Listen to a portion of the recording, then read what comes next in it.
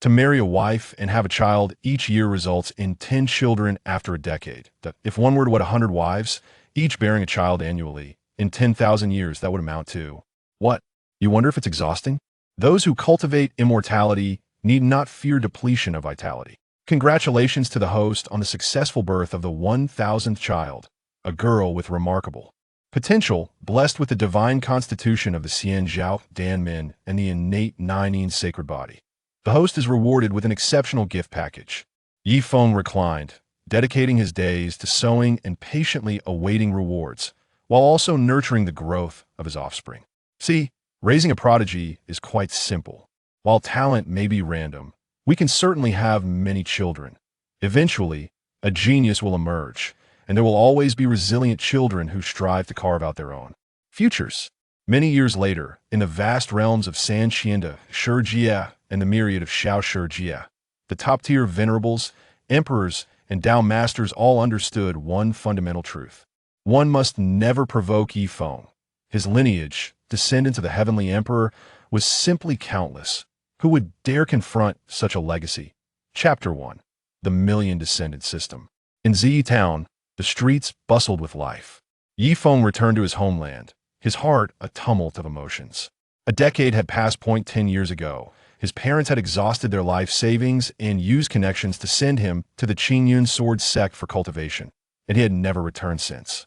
Now, upon his return, it could hardly be deemed a triumphant homecoming. His aptitude was merely at the fourth transition of the Danmen, surpassing that of an ordinary mortal but utterly incomparable to his peers who had reached the fifth and sixth transitions.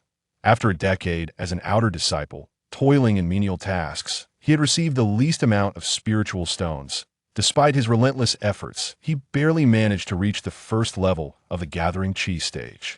The ranks of cultivation included Gathering Qi, Dan Hart, Spirit Infant, True Martial, Calamity Crossing, and Great Ascension, each divided into 10 levels. Yi Feng had been expelled from the sect and forced down the mountain for a straightforward reason: poor aptitude, slow progress, minimal contributions, and a waste of resources. He was advised to return home and live a simple life. As a cultivator, Yi Feng found it disheartening. Within the sect, he had no friends among his peers and lacked even the most rudimentary spiritual weapon that symbolized a cultivator's status. After a bitter smile, he found solace in his situation.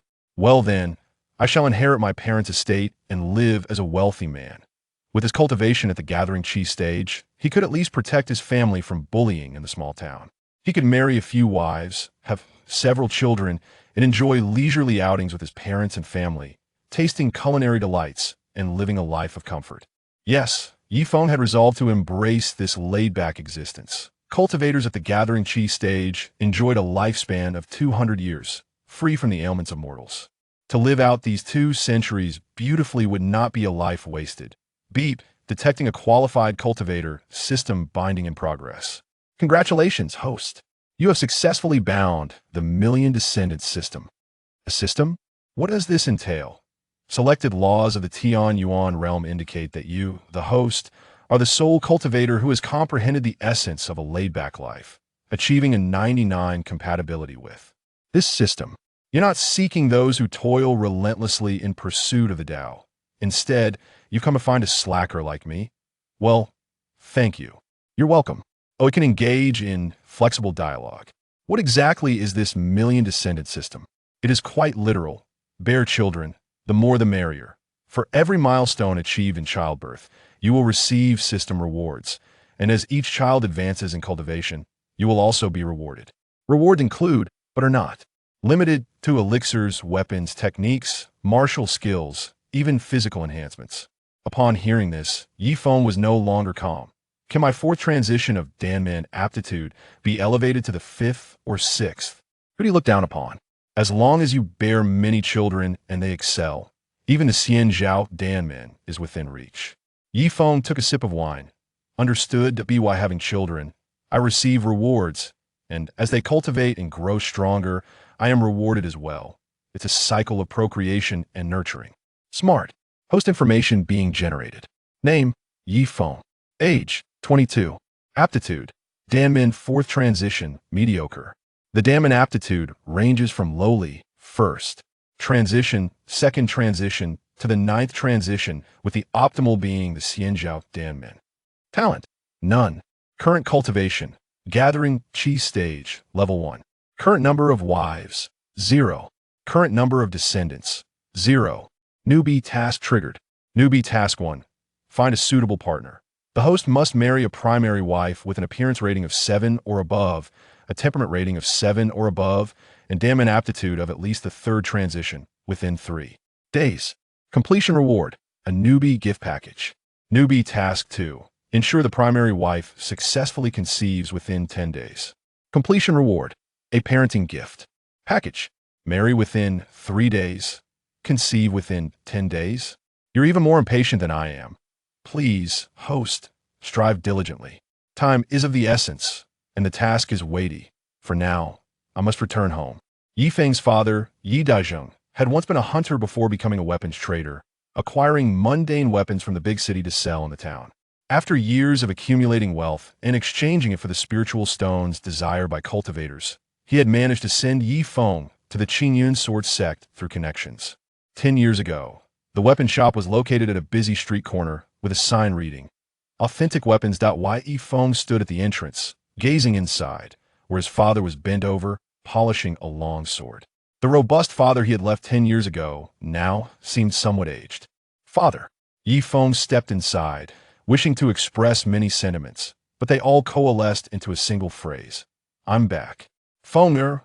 Yi Dazheng wiped his eyes, nearly unable to recognize his son. Father, it's me. The 7-foot-tall man could not help but weep as Yi Dazheng embraced his son.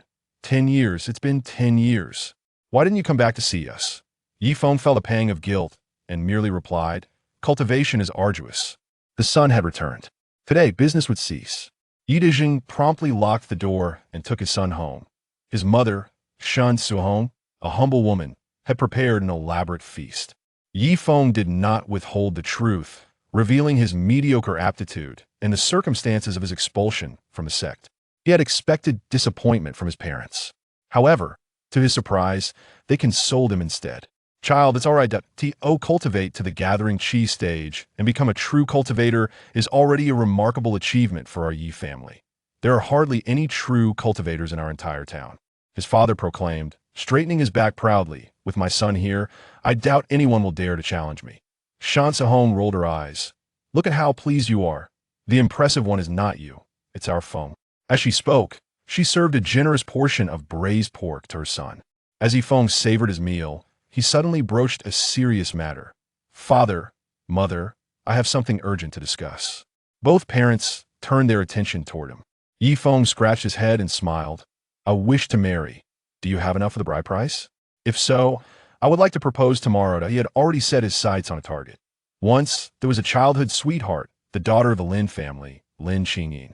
As night fell, Yi Feng declared, Lin Mei Zi, once I achieve my aspirations and attain the Tao, I shall return to marry you, Fengge.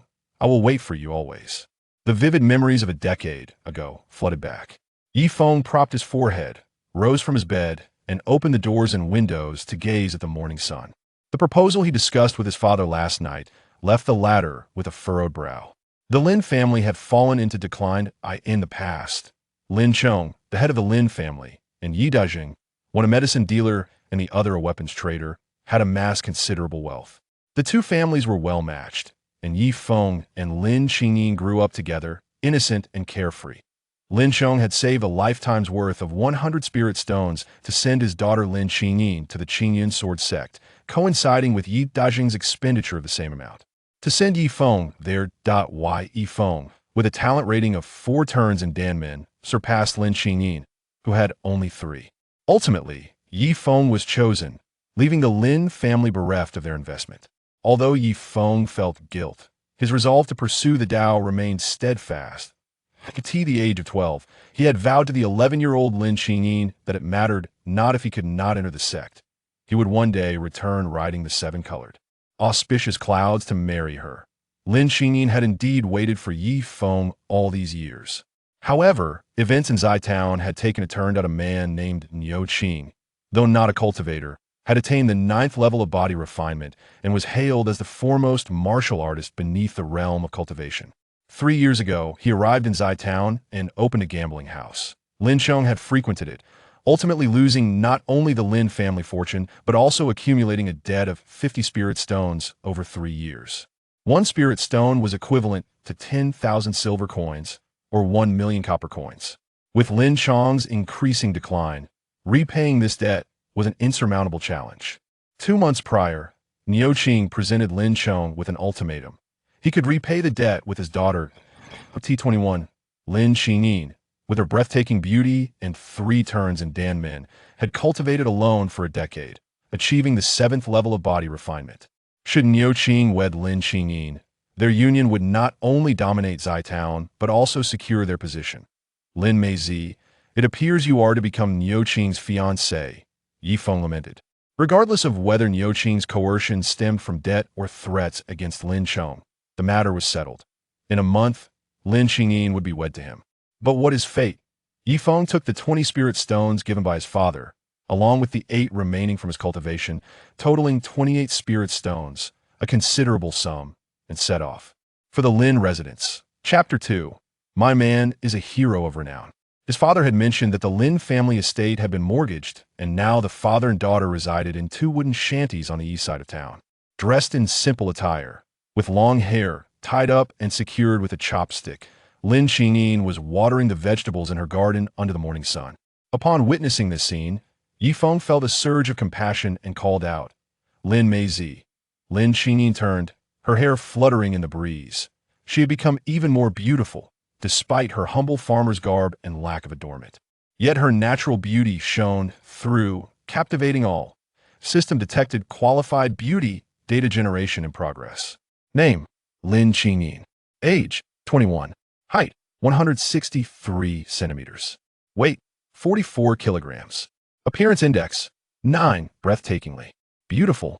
Charisma index, 7, charming and warm-hearted. Talent, 3 turns in Danmen. Current cultivation, 7th level of body refinement. System suggestion, eligible for marriage.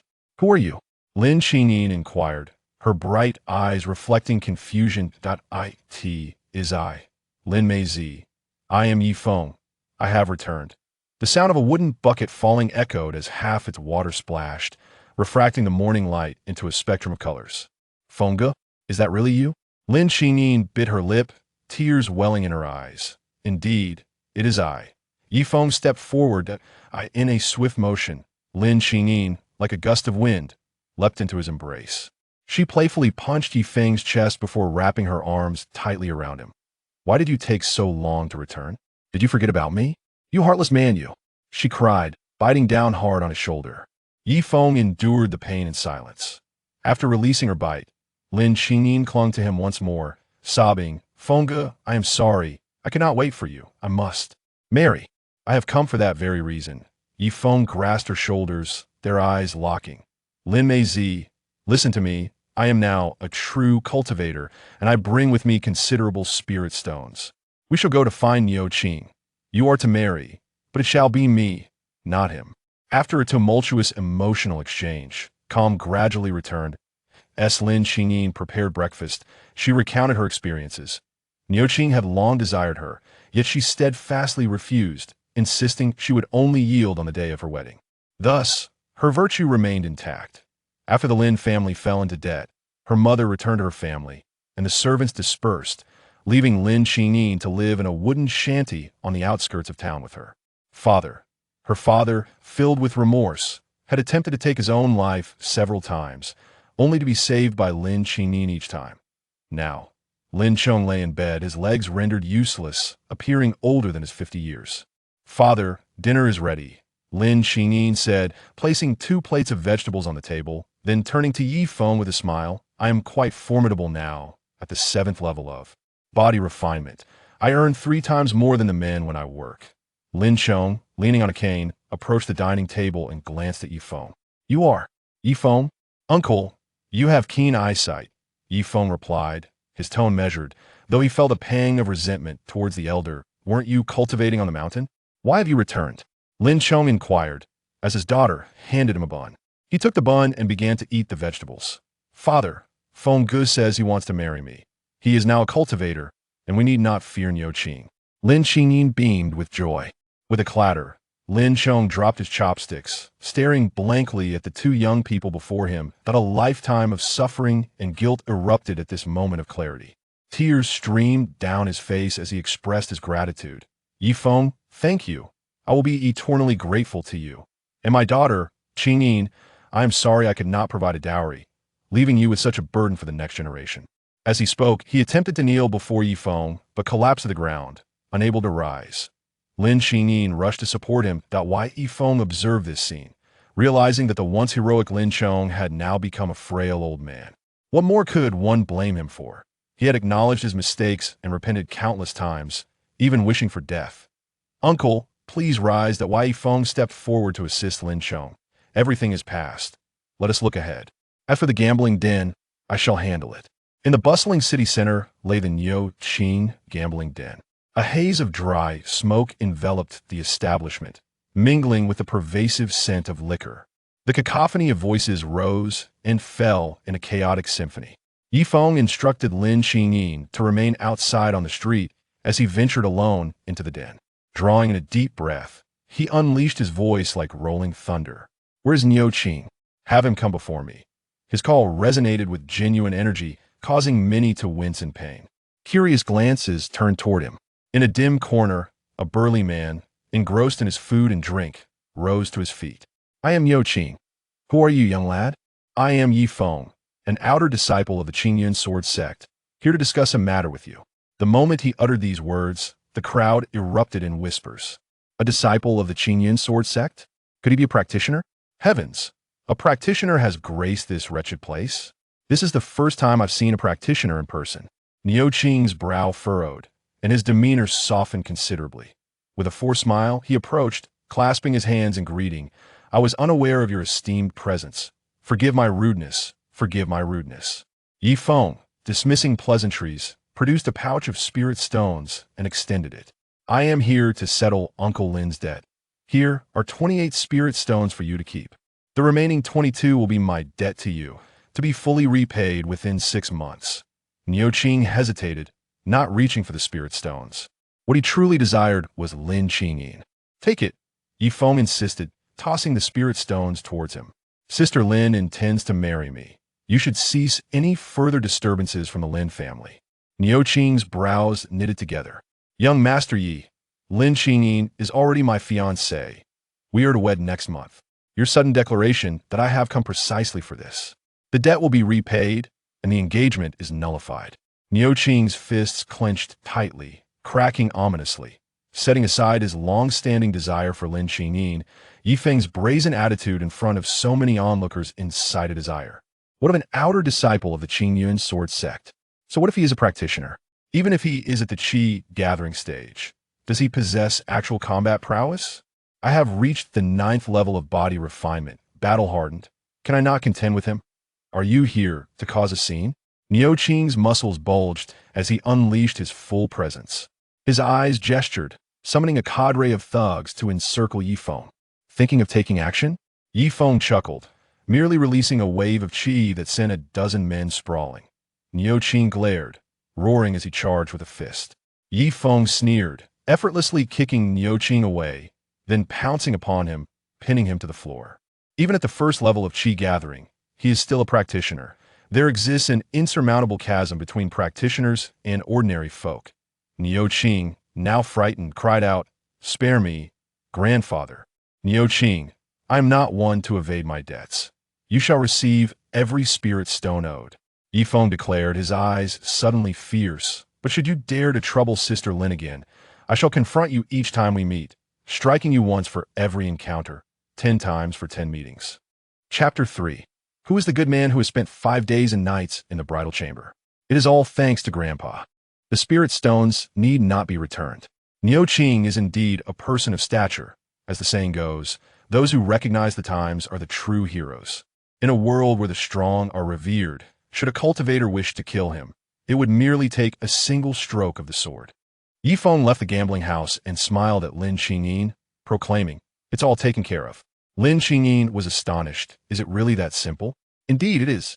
Those 3 simple words held profound significance for Lin Qingyin. Were it not for the man before her, the Lin family would have been ruined.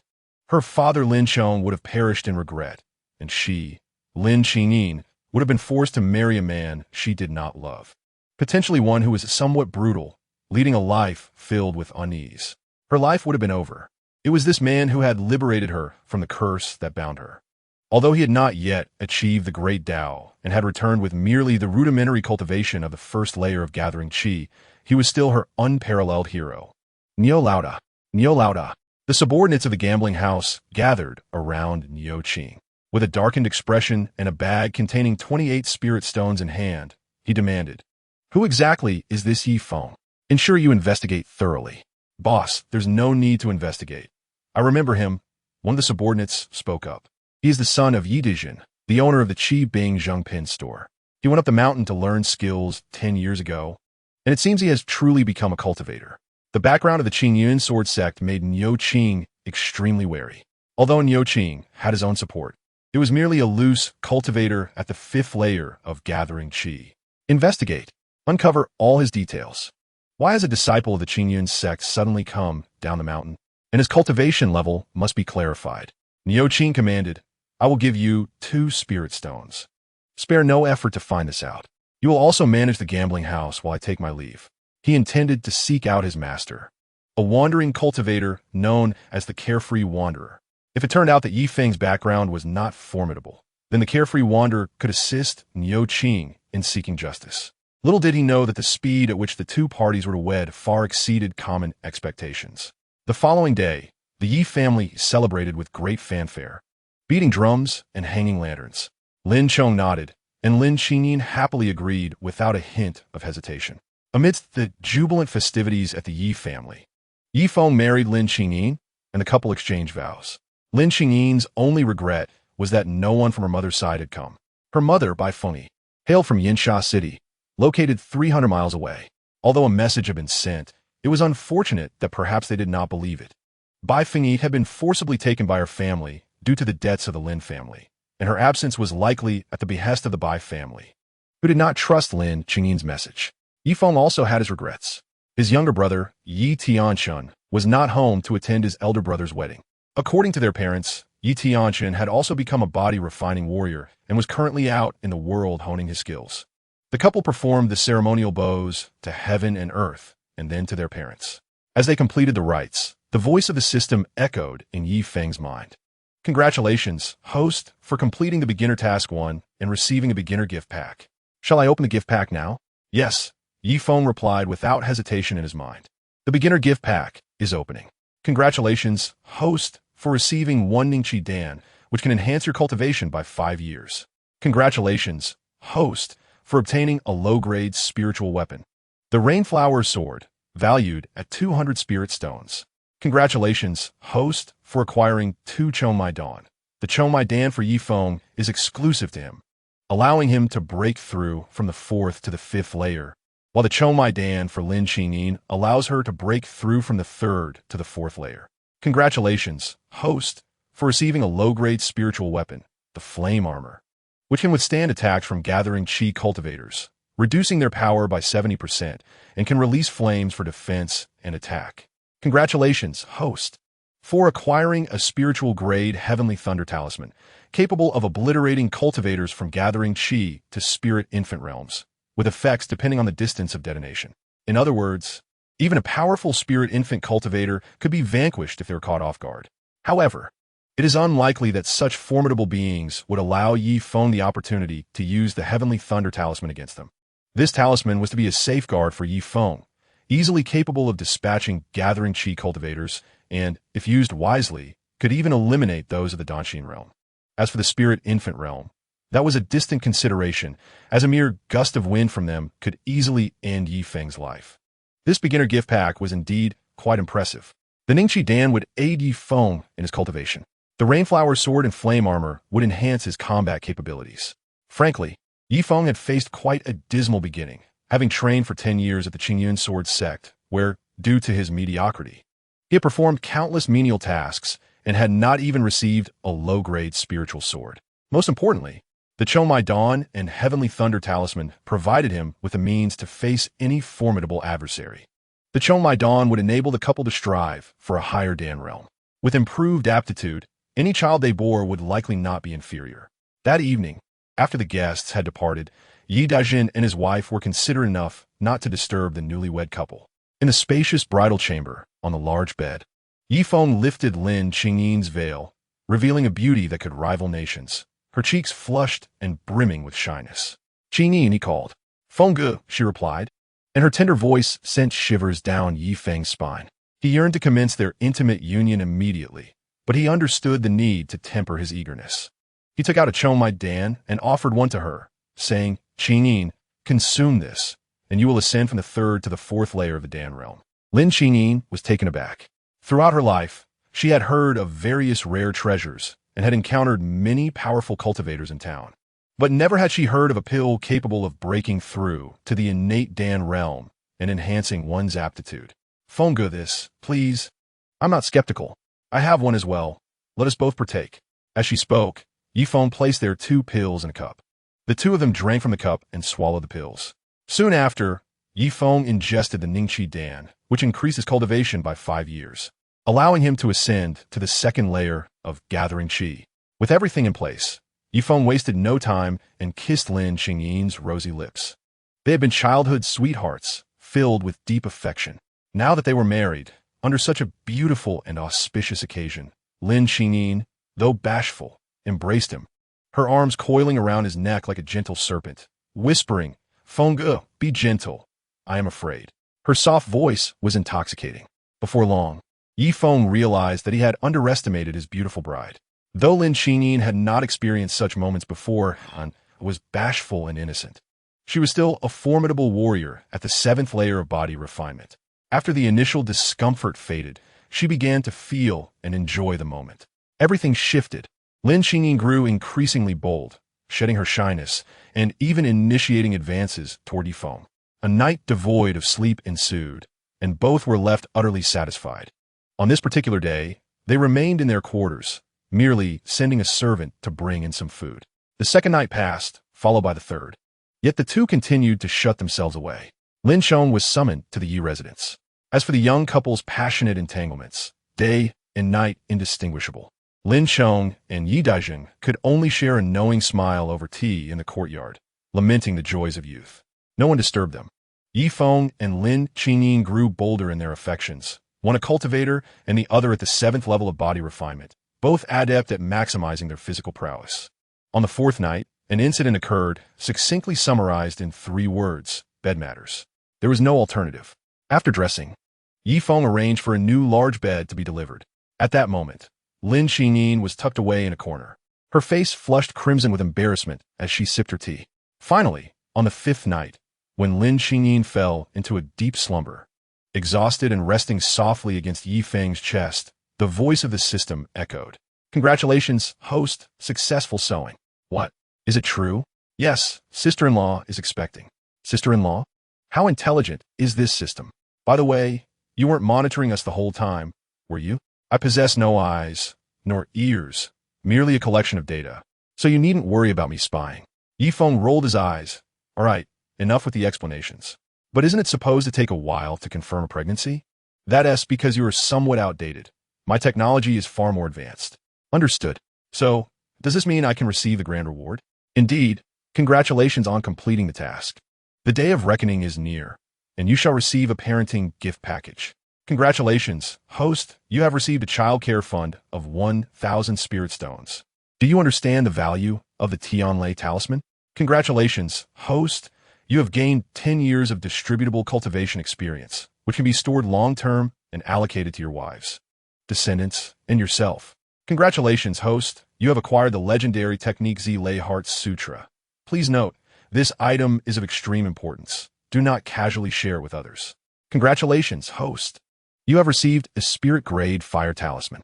"Congratulations, host, you have obtained a low-grade martial skill, Shunlei Step. Impressive indeed." Yi Feng felt elated, particularly with the Exiled Heart Sutra, the most significant of all. Why are the sects and prominent families so formidable? It is primarily due to their unique inherited techniques. Techniques are the essence of any cultivation faction's legacy and development. With the Exiled Heart Sutra, Yi Feng could enable his parents and relatives to cultivate this method, ensuring that no matter how many children he has, they too could inherit this technique, a precious asset for long-term planning. Yi Feng himself could also practice it. Although he had the Qing Feng sword heart method provided by the Qingyun sword sect, it was only the first volume, and reaching its peak would only lead to the 9th level of the Danshin realm. Factions maintained control over their disciples this way.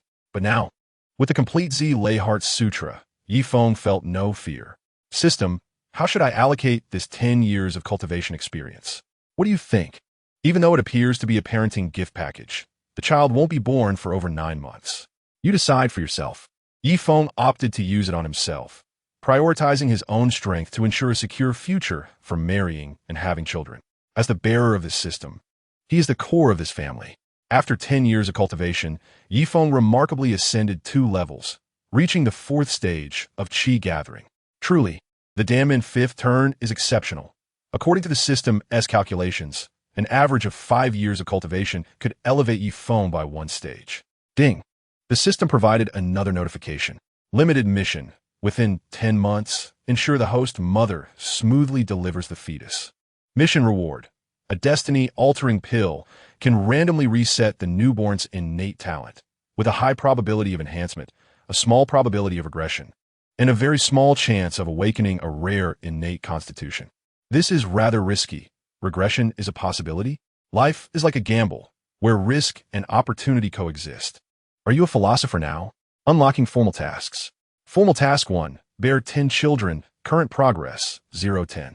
Formal task 2, cultivate 10 Qi, gathering children, current progress, 0-10. Please, host continues striving and cultivate diligently. What? It demands 10 children right off the bat? Is the formal task this harsh? Does it truly regard Yi Feng as a mere breeding machine?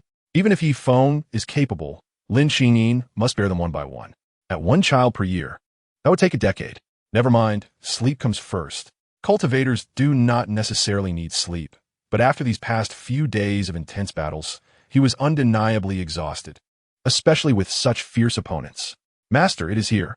Niu Qing brought a mysterious figure cloaked in black robes to the gates of the Yi residence. Though the figure was slender, their face was shrouded in black mist, emanating a chilling aura that sent shivers down one's spine. This was the Xian Yao Sanren. Technically, he could only be considered Niu Qing's half-master, having reluctantly accepted him years ago after Niu Qing had pleaded and ingratiated himself.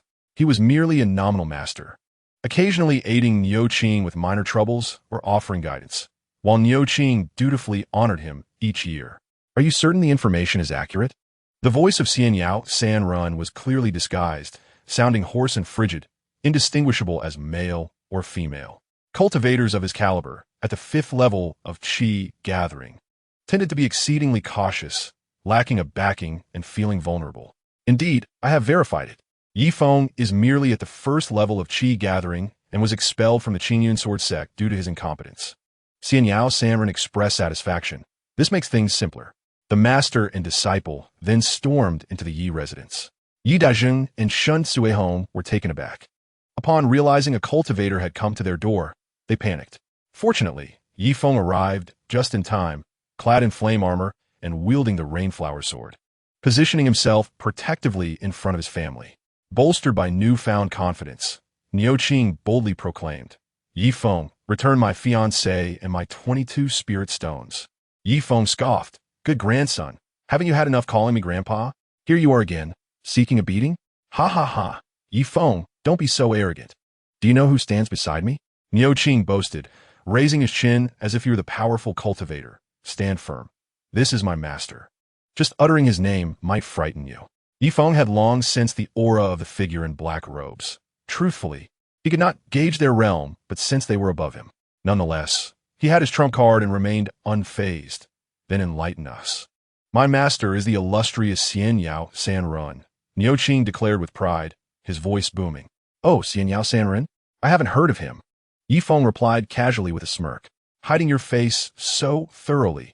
You dare consider yourself a notable figure? This time, before Niu Qing could retort, Xian Yao Sanren spoke directly. Young one, do not be so arrogant. Arrogant? You two barge into my home and seek to take my wife. Who is truly being arrogant here? Are you calling me a duck? He was a formidable loose cultivator at the 5th level of the Gathering Chi realm, having roamed the rivers and lakes for over 30 years. What do you say to me? The anger of the loose cultivator was palpable. Yifeng's family members were filled with concern. Lin Chong, who was supported by Lin Qingyin, felt a wave of guilt wash over him. Had it not been for him, they would not have provoked Niu Qing, and today's predicament would not have arisen. However, Yifeng remained unperturbed, drawing his sword on the spot. Qingyin, take my parents and father-in-law to the backyard. None of you shall leave today. Niu Qing shouted in frustration. Meanwhile, the carefree loose cultivator sensed something amiss. It was puzzling. How could a mere first-level Gathering Chi cultivator, expelled from his sect, possess such audacity and composure? That sword appeared to be a low-grade spiritual weapon. He began to regard Yifeng with a newfound seriousness, taking in his surroundings with heightened awareness. To his astonishment, Yifeng was clad in a set of low-grade spiritual armor. Moreover, the aura he exuded wasn't that the presence of a 4th-level Gathering Chi cultivator, who on Earth claimed he was merely at the 1st level. Over the years, the carefree loose cultivator had only possessed one low-grade spiritual weapon, the flying blood needle, and his cultivation methods were not as refined as those from prestigious sections. If he were to deal with the Yifeng without spiritual weapons, he would have been confident of a decisive victory. But against the Yifeng equipped with even one spiritual weapon, he had to consider the possibility of injury. Now, however, Yifeng had 2 weapons, one of which was an exceptionally valuable piece of protective armor. His master, in shock, listened as his disciple continued to boast. Yifeng, you dare to draw your sword? Today you are doomed. Let me tell you, my master is a 5th-level Gathering Chi loose cultivator with decades of battle experience. Crushing you would be as effortless as squashing an ant. The 4th-level Gathering Chi loose cultivator spoke in a grim tone. Niu Qing was momentarily stunned, his eyes darting around. We are not afraid of a 4th-level Gathering Chi cultivator. Master, you are undoubtedly far superior to him. With your flying blood needle, you could defeat him in one strike. The carefree loose cultivator was at a loss for words. It may not be that simple. He possesses a protective spiritual weapon, and his sword is also a spiritual weapon. Just then, Yifeng produced another object. The carefree loose cultivator was left dumbfounded. What on earth? A spiritual grade thunder talisman. How is this kid so wealthy? The thunder talisman, with its maximum power, could annihilate a spirit infant realm cultivator. And dealing with a mere 5th-level Gathering Chi loose cultivator would be too easy. Run. We must flee. Yet before his master could react, Niu Qing unexpectedly grasped him, saying, Master, you promised me. Hurry and strike. What if he has 2 spiritual weapons? Does he possess your extensive battle experience? Does he have your powerful techniques? Clearly not. Master, you are the strongest. Having said that, he glared with ferocity towards Yifeng, shouting, Yifeng, what are you doing with that worthless talisman? Who are you trying to scare? We are not easily intimidated. The carefree loose cultivator was exasperated. Damn it, Niu Qing. I'm afraid. You seek death, while I still wish to live. Do you know that talisman is worth 3,000 spirit stones? Do you know that if it were thrown at us, we would be blown to pieces? At that moment, Yifeng spoke, advancing toward them with the thunder talisman in hand, uttering 2 words in a tone that brooked no argument. Kneel. What? Niu Qing thought he misheard and screamed in disbelief. Simultaneously, the carefree loose cultivator knelt without hesitation. Master, why are you? Niu Qing began to question his existence. Chapter 5. My master cannot be this adorable.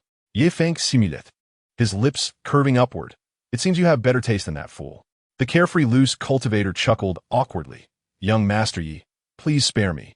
That thunder talisman is worth 3,000 spirit stones. Using it to deal with someone like me seems a bit wasteful, doesn't it? Niu Qing, terrified, collapsed to the ground. What? A thunder talisman? Worth 3,000 spirit stones? Although he still didn't understand what a thunder talisman was, any item valued at 3,000 spirit stones must be incredibly fearsome. I have another one, Yifeng said casually, producing a spiritual grade fire talisman. The carefree loose cultivator nearly lost control, prostrating himself in fear.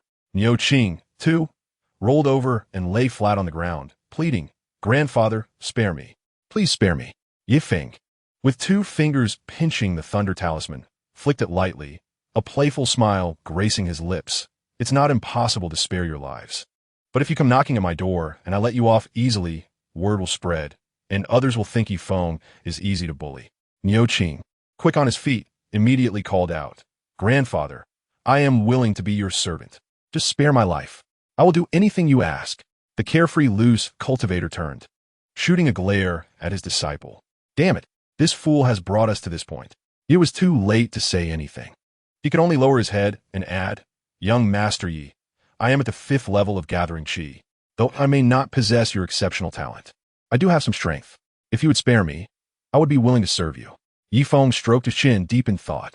The master and disciple duo, drenched in sweat, dared not even breathe. Having just returned to Zitown, Feng indeed needed capable individuals. Niu Qing, with his abundant spiritual energy, bowed low, expressing his gratitude. "Thank you for sparing my life, grandfather." The carefree, loose cultivator immediately followed suit. "Thank you, young Master Yi, for your mercy." These two were truly adept at leveraging the situation. Feng couldn't help but chuckle. "All right, you may both rise.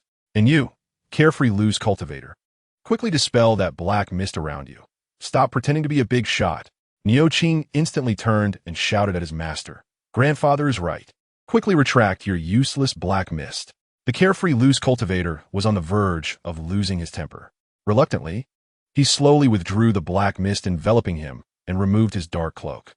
As the wind swept through, his long silken hair danced, revealing a delicate, fair face, with skin as smooth as jade and a captivating beauty, especially with those long eyelashes framing her sparkling eyes that seemed to speak. A woman? A woman? Even Yi Dezheng and the others, not far away, were left astounded. Niu Qing exclaimed, stumbling back several steps, pointing with a trembling arm and face. "Master, how can you be a woman? And quite an adorable one at that." Upon revealing her true form, the carefree, loose cultivator no longer concealed her voice. Speaking lightly and ethereally, this humble girl, Xiao Yao, pays her respects to young Master Yi. It was said that loose cultivators were cautious, but this level of caution was truly unprecedented. Xiao Yao, now over 50 years old, had become a cultivator at 18 and had disguised her voice and appearance for over 30 years. In the eyes of the world, the carefree, loose cultivator was seen as a somewhat shameless, cold, and terrifying old man. Little did they know that her true self was youthful, even a bit playful and charming. Quite interesting, Feng thought, reaching out to pinch her cheek. In a realm of cultivators, being over 50 is not considered old. For instance, certain gifted women from prestigious sects may emerge after a millennium of cultivation, still retaining the innocence of youth. Since Xiao Yao became a cultivator at the age of 18, her appearance has scarcely changed. The system detected a qualified beauty, generating data information. Here it is. Name, Xiao Yao. Age, 51. Height, 156 centimeters. Weight, 72 gene. Appearance index, 8. Charming and delicate. Temperament index, 7. Quirky and lively. Talent, 4 transitions in Danmin, mediocre. Current cultivation level, 5th layer of gathering qi. System suggestion, can take a concubine. Feng was somewhat speechless. They had only just married a few days ago, and now he was to take another? However, he quickly realized the system's formal task required him to father 10 children. Having only one woman would indeed be inefficient. Xiao Yao was oblivious to Feng's thoughts, only aware that he was gazing at her intently. "Young Master Yi, what are you staring at?" she asked softly. Feng continued to stare without a word. Niu Qing leaned in closer and whispered, "Master, you are so beautiful. Young Master Yi might have taken a liking to you." "Get lost," Xiao Yao retorted, kicking Niu Qing away.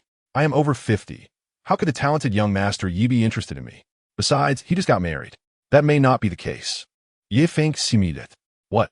Xiao Yao blinked in surprise. Feng remained silent, merely smiling meaningfully. This left Xiao Yao bewildered and somewhat frightened. What did young Master Yi mean? How did he intend to deal with her? In the Yi family hall, the group gathered for a meal. Niu Qing was not qualified to join them. His current task was to closely attend to Lin Chong, as it was he who had broken Lin Chong's leg. Now, he was to serve Lin Chong for a lifetime as a form of punishment. "Brother Feng, you are truly impressive," Lin Qingyin remarked, sitting beside Feng and whispering. "Is it satisfying?" Feng chuckled. "Yes, very satisfying. From now on, Niu Qing can be ordered around and bullied at will. If he dares to defy me, I'll simply kill him. Yi Feng's voice was not soft, causing Niu Qing to panic and hastily kneel in supplication. Esteemed elders and ladies, I have made many mistakes. I was wrong, so very wrong. Better to live in disgrace than to die. As long as Niu Qing was not killed, he would accept any task. Xiao Yao, preoccupied with her own troubles, could not concern herself with him. Father, Yi Feng inquired, how is business at our weapon shop? SOSO, Yi Dejin replied, putting down his utensils. In recent years, several other weapon shops have opened in the town with a wider variety than ours, and they occasionally showcase spiritual weapons, taking away a significant portion of our business. Shen Sohong added, recently, things outside the town have been unstable. Your father hasn't gone into town to procure goods in quite a while. Unstable? Yi Feng frowned slightly. Xiao Yao, are you aware of the situation? Xiao Yao nodded. Indeed, it's quite turbulent recently. Centered around Yinxia City, major cultivation forces like Qingyun Sword Sect, Tianlei Pavilion, and Huadao Sect are making significant moves, seemingly competing for resources and expanding their influence.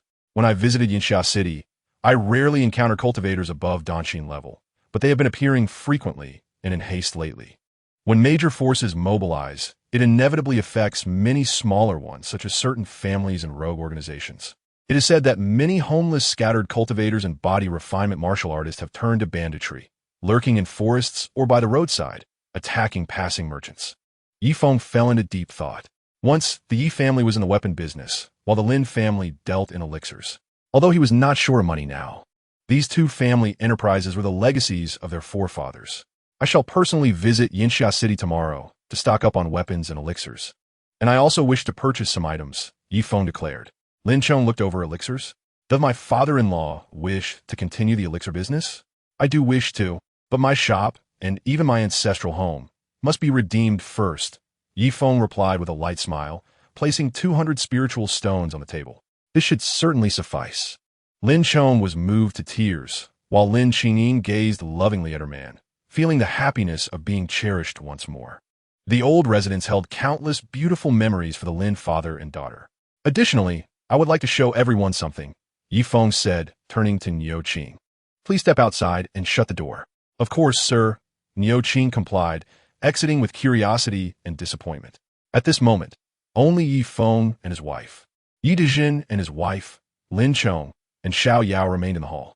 They did not dismiss Xiao Yao, for Yi Feng had already formed intentions regarding her. Feng, what is it that you wish to show us? Yi Dejin inquired, filled with anticipation.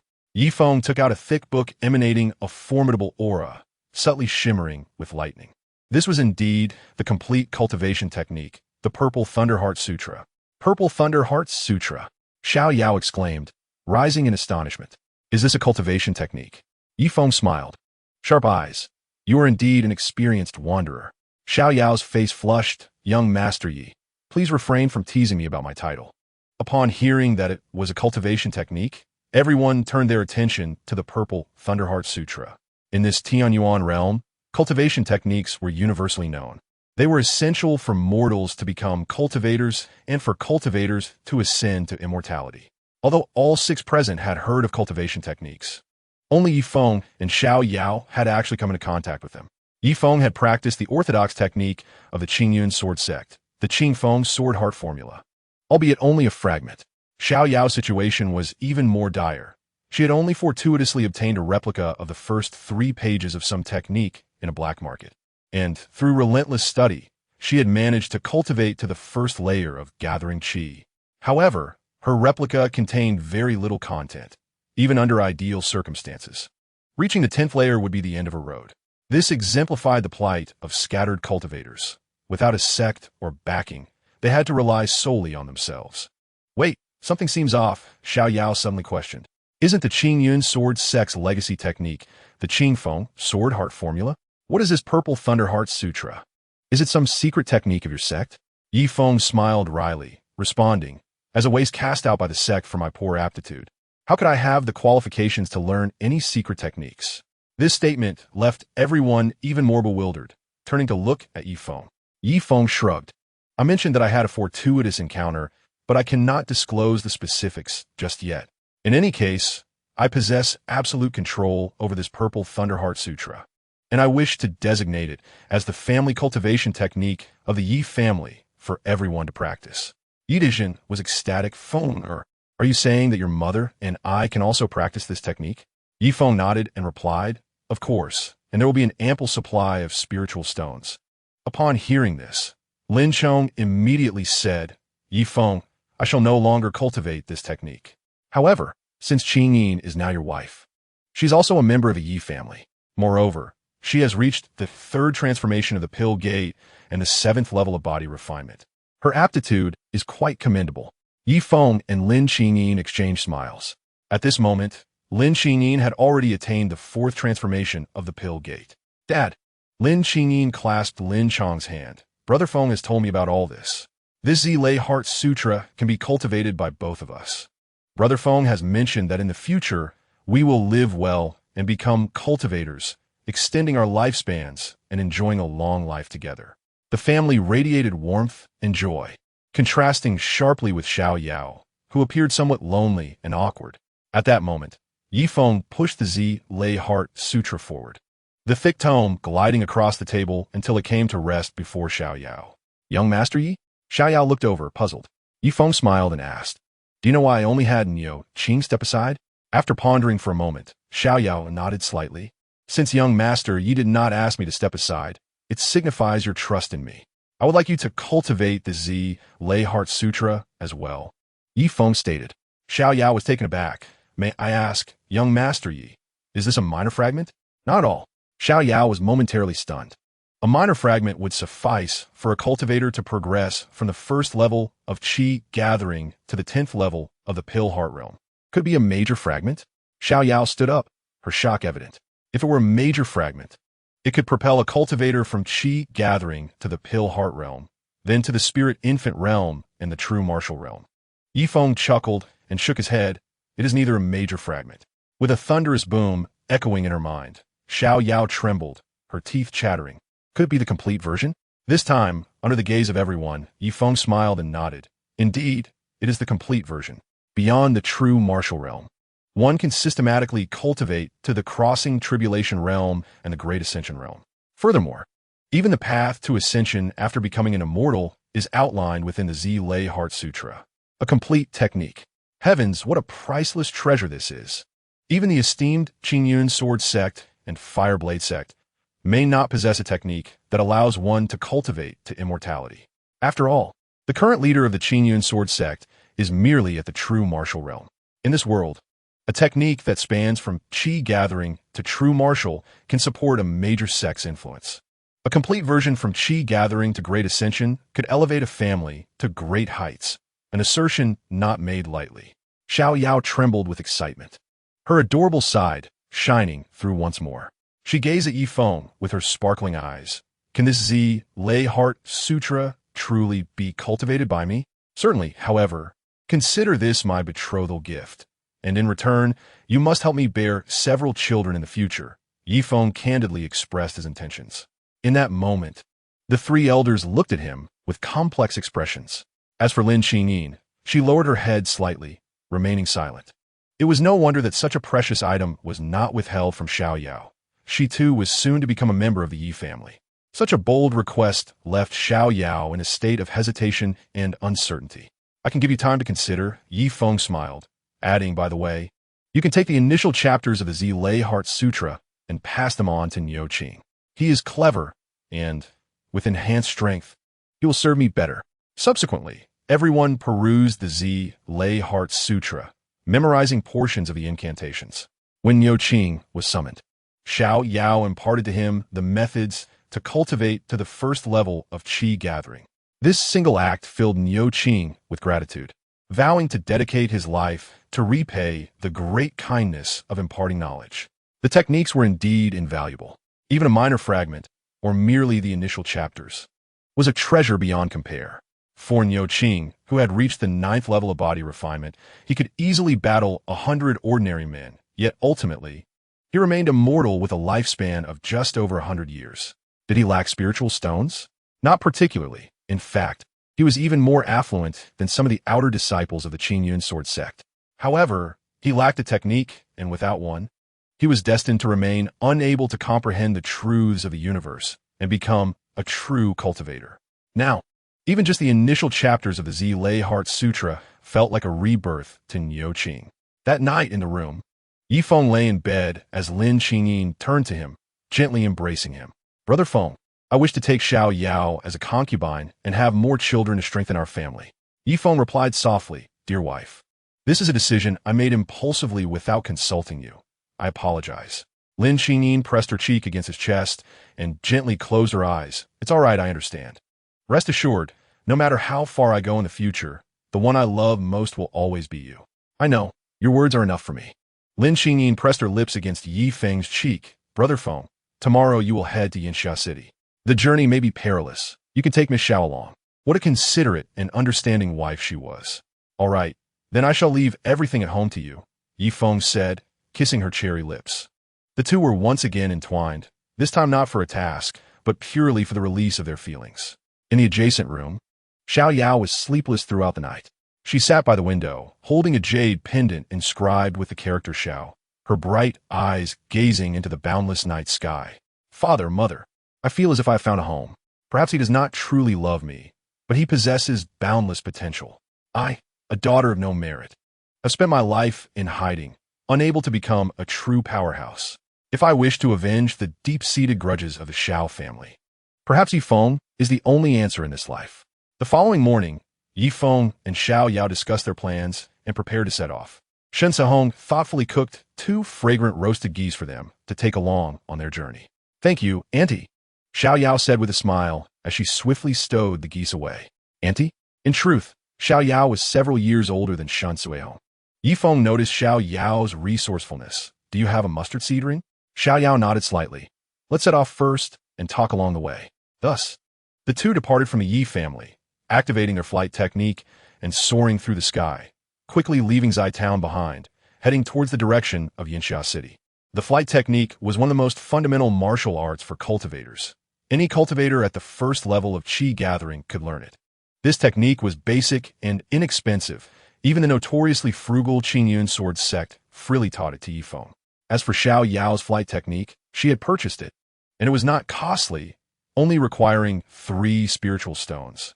"Young Master Yi," Xiao Yao suggested, "we can change how we address each other. There is no need for such formality, just call me by my name." "Very well, then Yifeng it is." Xiao Yao smiled sweetly. "You mentioned yesterday that you wish to take me as a concubine. Is that true?"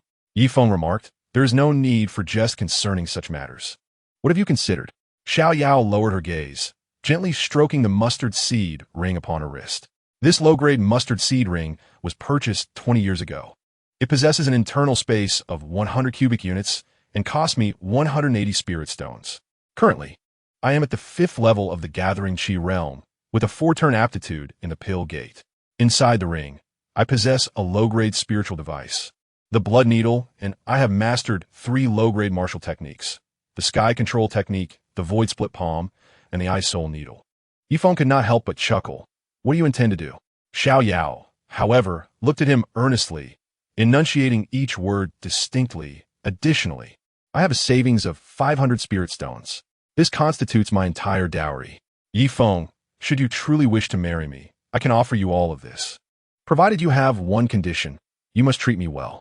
Upon uttering this, a rosy hue graced her delicate face. This unexpected proposal delighted Yifeng beyond his expectations. With no reservations, he embraced her warmly. He summoned forth more of his true energy, lifting Xiao Yao into the air. In that moment, Yifeng realized just how light her form truly was. The girl appeared petite, but in his arms, she felt even smaller than he had imagined. Xiao Yao, her cheeks flushed, remained silent, quietly removing her mustard seed ring and handing it to Yifeng. He accepted it without hesitation, adorning his wrist with it. "Once we reach Yanxia City, I shall procure a new one for you." The mustard seed ring is essential for cultivators. Despite his arduous existence within the sect, Yifeng had never even received a share of a mustard seed ring. Each month, he toiled tirelessly, only earning 5 spirit stones, barely enough to cover his daily training, let alone any luxuries. As they soared through the sky, they whispered sweet nothings to one another, their bond intensifying rapidly. Zai Town lies over 300 miles from Yinxia City. Upon reaching the halfway point, Yifeng spotted a beautiful lake below and descended with Xiao Yao for a brief respite. Sitting by the lakeside, he produced a roasted goose and offered it to her. Xiao Yao, seated beside him, accepted the dish. They exchanged smiles before indulging heartily in the meal. Delicious. Your mother's cooking is truly remarkable, Xiao Yao exclaimed. Her mouth smeared with grease. Still referring to her as mother, Yifeng teased, gazing at her. Xiao Yao's face reddened. The Queen Mother's culinary skills are indeed superb. Their eyes locked, and Yifeng took her hand in his. Soon, their faces drew closer, and they began to kiss, enveloping each other in warmth. Yifeng noticed Xiao Yao's clumsy attempts at kissing. Her little tongue seemed unsure of where to go. Yet, this only piqued his interest further. He began to guide her, and their hands wandered restlessly. Suddenly, Xiao Yao protested, "This is not appropriate. What are you afraid of? We are in the wilderness," Yifeng replied. Xiao Yao's face flushed deeper. For my first time, I would prefer it to be in a room, more formal. Yifeng respected her wishes and did not press further. At that moment, a voice echoed in his mind. You are becoming overly eager. Yifeng retorted mentally, what is it to you? Congratulations, host. You have acquired your second beloved. It seemed the system's criteria for recognition were rather lenient, not necessitating a marriage ceremony for validation. System, won't you offer a token of celebration? Yifeng mused, this is a joyous occasion. A gift would be appreciated. Host, I regret to inform you that such customs do not exist. How stingy, he thought. Do not be upset. I have yet to finish. Congratulations on triggering a temporary mission. If successful within 3 days, you shall receive a low-grade spiritual reward, which can be chosen from spiritual devices, elixirs, martial techniques, or mounts. 3 days? Yifeng pondered this while casting a glance at Xiao Yao, his expression becoming somewhat peculiar. After finishing the roasted goose, they resumed their journey, swiftly approaching Yinxia City. This city spans over 50 miles in area, boasting a high population density of over 1 million inhabitants. Yinxia City is the largest within 1,000 miles. Governed nominally by the Chu family of the city lord's mansion, overseeing not only Yinxia City, but also more than a dozen towns and nearly 1,000 villages, including the Qingyun Sword Sect, Fireblade Sect, and Tianlei Pavilion, all within its jurisdiction. From a height of 100 meters, they gazed down, taking in the pavilions, grand avenues, and bustling crowds. Xiao Yao educated Yifeng on local knowledge, explaining that the Yinxia City region is home to 6 major factions, 3 outside the city and 3 within. The 3 external factions include the Qingyun Sword Sect, located approximately 400 miles southeast, the Fireblade Sect, 300 miles to the west, and the Tianlei Pavilion, 250 miles to the north. The 3 internal factions are led by the Chu family, with the Han and Lu families being the other 2 prominent cultivator families. The market resources within the city are primarily divided among these 3 families, with the Qingyun Sword Sect and Fireblade Sect also owning some enterprises in the city. On the surface, the 6 factions maintain a cooperative and mutually beneficial relationship. Let us procure supplies, Yifeng declared, soaring downward. Which establishment offers the best value? Xiao Yao followed suit, responding, for common-grade weapons and elixirs, the best value can be found at Qingmu Hall, which is a shop established by the Qingyun Sword Sect within this city. The Qingyun Sword Sect boasts the most comprehensive internal system among the local factions, with elders dedicated to weapon forging and alchemy. They can produce not only common-grade items, but even intermediate-grade spiritual devices and elixirs. Then we shall go to Qingmu Hall, Yifeng decided. Lead the way. Together, they descended onto the main thoroughfare of the city and briskly made their way to Qingmu Hall.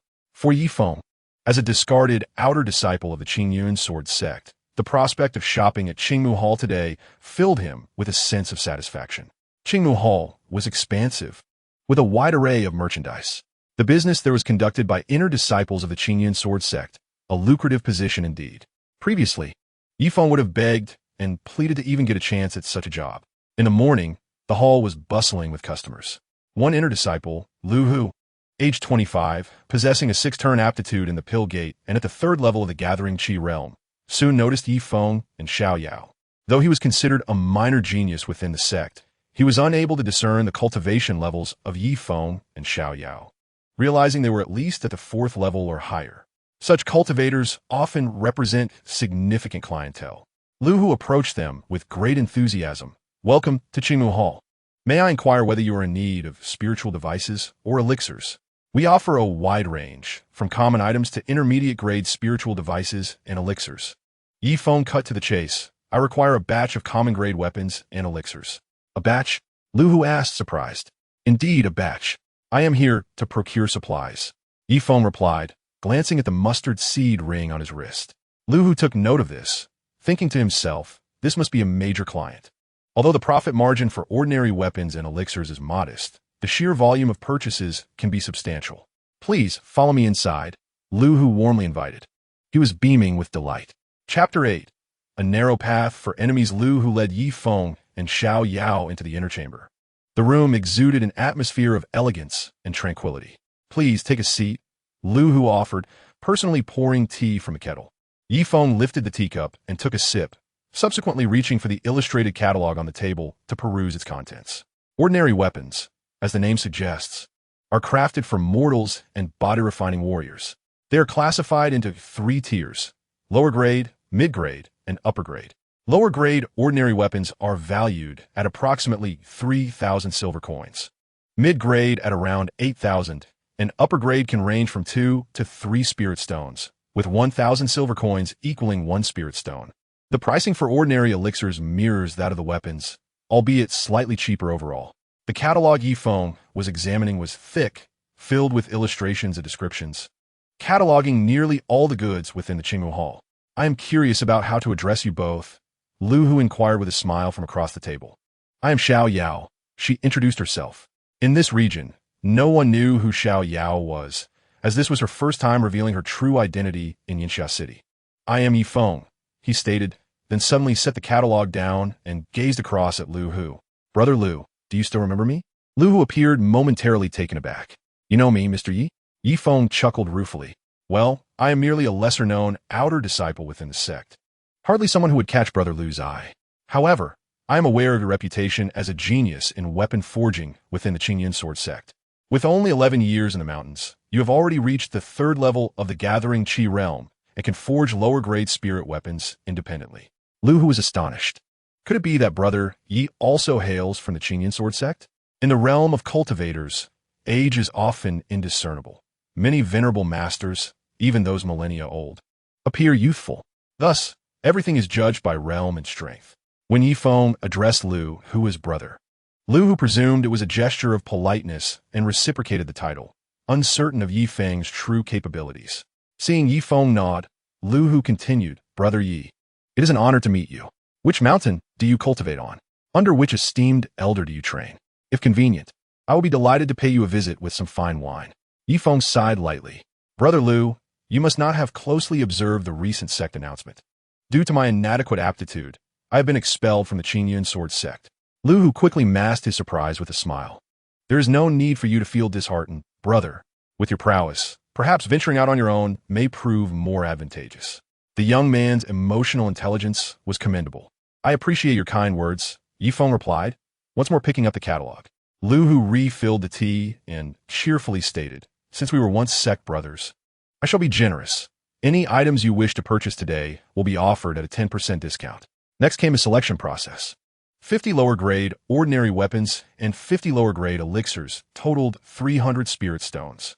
20 mid-grade ordinary weapons and 20 mid-grade elixirs amounted to 320 spirit stones. 10 upper-grade ordinary weapons and 10 upper-grade elixirs came to 400 spirit stones.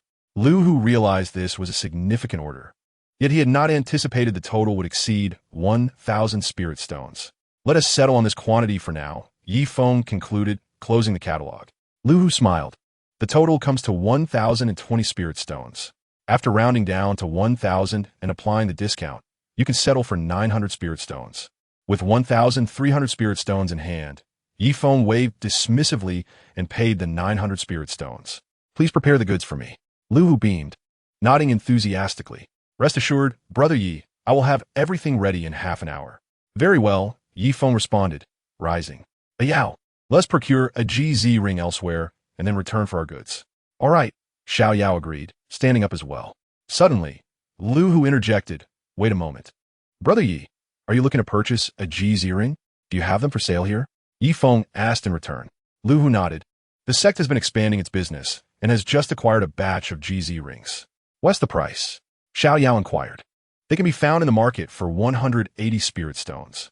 Lu Hu chuckled. Sister-in-law, would I dare to take advantage of my own brother? You may have one for only 170 spirit stones. Yi Feng and Xiao Yao exchanged glances. Upon Xiao Yao's nod, Yi Feng recognized the price was fair and readily agreed. All right, please prepare the goods and place them in the GZ ring. Brother Yi is too courteous. It is no trouble at all, Lu Hu insisted, eager to attend to his tasks. As he reached the door, he paused and added, by the way, Brother Yi, I am curious. Are you opening a shop with such a large order? Yi Feng nodded slightly. My parents run a business in Zaitown. Lu Hu's eyes lit up as he returned, speaking in a hushed tone. Brother Yi, next time you need goods, there's no need to come to Qingmu Hall. Why is that? Yi Feng inquired. Lu Hu lowered his voice further. I also take on private jobs.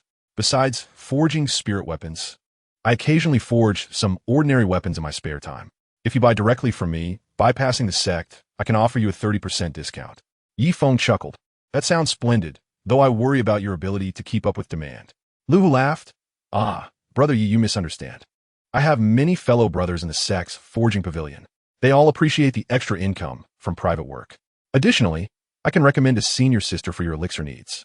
Your thoughtfulness is appreciated, Brother Lu, Yi Feng said, patting Lu Hu on the shoulder. Next time, I shall seek you out directly at Qingfeng Mountain. Absolutely, Lu Hu replied, brimming with joy. I must get back to work now. You and sister-in-law may explore the streets or stay here for tea. I will ensure the goods are ready within half an hour. With that, he merrily exited the room. This was a substantial order worth over 1,000 spirit stones, and he would earn a 10% commission, translating to over 100 spirit stones, a profit that would take him over a month to earn by painstakingly forging 2 or 3 lower-grade spirit weapons. Moreover, what thrilled him was the prospect of securing this private business. If Yi Feng were to continue sourcing goods from him, the profits would be a continual stream. The production cost of ordinary weapons was remarkably low, and for cultivators, the forging process was effortless. Given Lu Hu's capabilities, he could forge a lower-grade spirit weapon in half a month, but for ordinary weapons, he could produce several in a single day. Yi Feng and Xiao Yao left the room and wandered through the hall of Qingmu Hall. Before long, boredom struck. They conferred and decided to venture out for a drink, with Xiao Yao recalling a tavern renowned for its delightful offerings. However, as they stepped outside Qingmu Hall, they encountered 2 young male cultivators at the entrance. The tall, slender figure clad in white recognized Yi Feng immediately and shouted without reservation, "Oh, isn't this Yi Feng, the junior brother? After leaving the Qingyan sword sect, are you here in Yinxia City to make a living?" Yi Feng frowned at the sight of them. The 2 were named Shuel Yangjun, the tall and thin one, and Su Maokai, the more robust one. They are all senior brothers, 3 years older than Yi Feng, currently possessing the cultivation of the second layer of the gathering Qi realm. Their familiarity stems from being outer disciples tasked with internal chores, all situated in the same mountainous region. Brother Shui, Brother Su, have you also been expelled? Yi Feng remarked with a hint of sarcasm. What did you say? Are you seeking death? Su Maokai, known for his fiery temper, immediately prepared to strike. He had a habit of bullying Yi Feng during their 10 years on the mountain, often taking pleasure in beating him when there was nothing else to do. Brother Shuel Yangjun pulled Su Maokai back and smiled at Yi Feng. Apologies, junior brother Yi. But both Su and I have just barely passed the threshold and remain disciples of the Qingyan sword sect. Additionally, we have secured a new lucrative task. I know you envy us, but envy is futile, considering someone is simply too useless. Chapter 9. These 2 are not to be trifled with. Whom are you insulting? You little brat? Xiao Yao, also quick-tempered, was displeased at the mention of Yi Feng's supposed uselessness. Yao, do not act impulsively, Yi Feng said with a faint smile, raising his hand to stop her.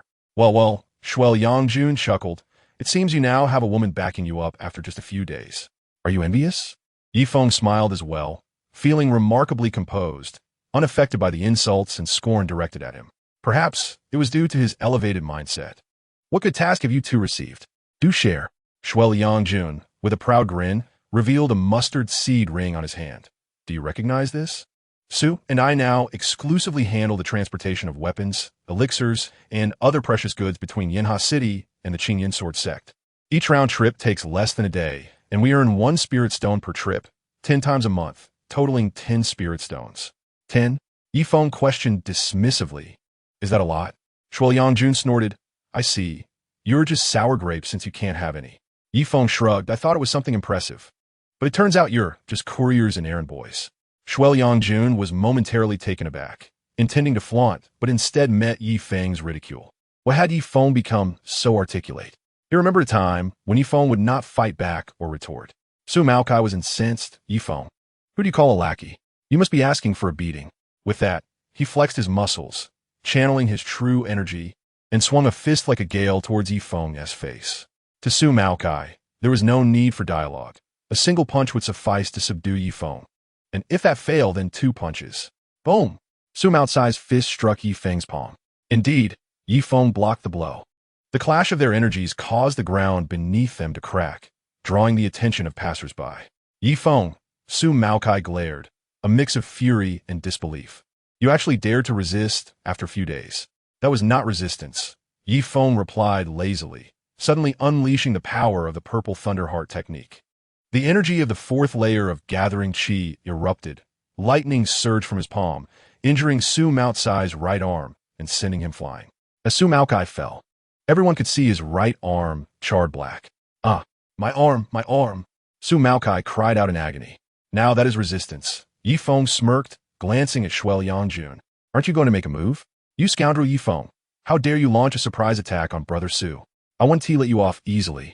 Shuo Yangjun immediately drew his inferior spirit sword. He was so familiar with Yi Feng that he failed to sense his true energy. He assumed Yi Feng had merely unleashed his energy unexpectedly to injure Su Maokai, believing that in terms of raw strength, Yi Feng was a mere joke, the lowest among the Qingyun sword sect. However, just as Shuo Yangjun pointed his sword at Yi Feng, a petite yet menacing figure zipped to his side. As Shuo Yangjun turned to look, slap, a resounding smack landed on him.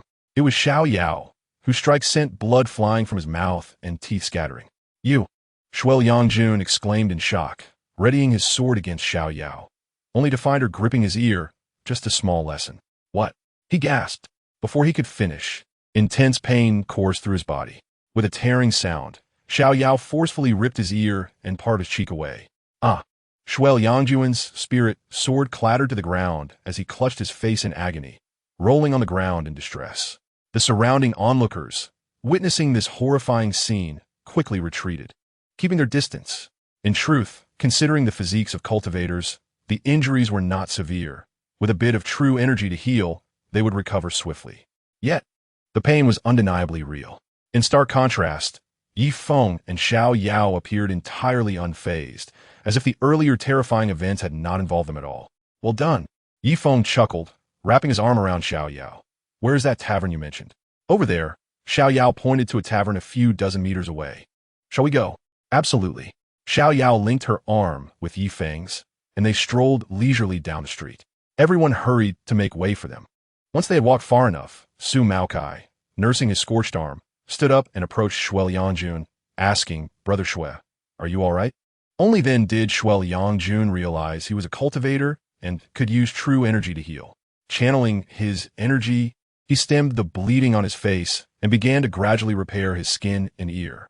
He stood up, and the two of them gazed at Yi Feng and Xiao Yao as they entered a tavern named Yaoqi Xinlu.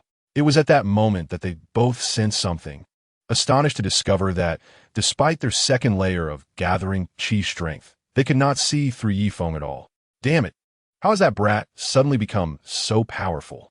Did he encounter some fortuitous event after leaving the mountain? Su Maokai Muta. A flash of anger crossed Shuo Yangjun's eyes. Regardless of what fortuitous event he encountered, he is no longer a disciple of the Qingyun sword sect. For injuring us, he must pay the price. Su Maocai's eyes lit up, right? He is no longer one of us. For injuring us, he has provoked the Qingyun sword sect. Let us find Brother Lu and have him address this matter for us. Shuo Yangjun declared as he strode into Qingmu Hall. Lu who? Is he a good person? Regrettably, he cannot be considered bad, but neither can he be labeled as particularly good.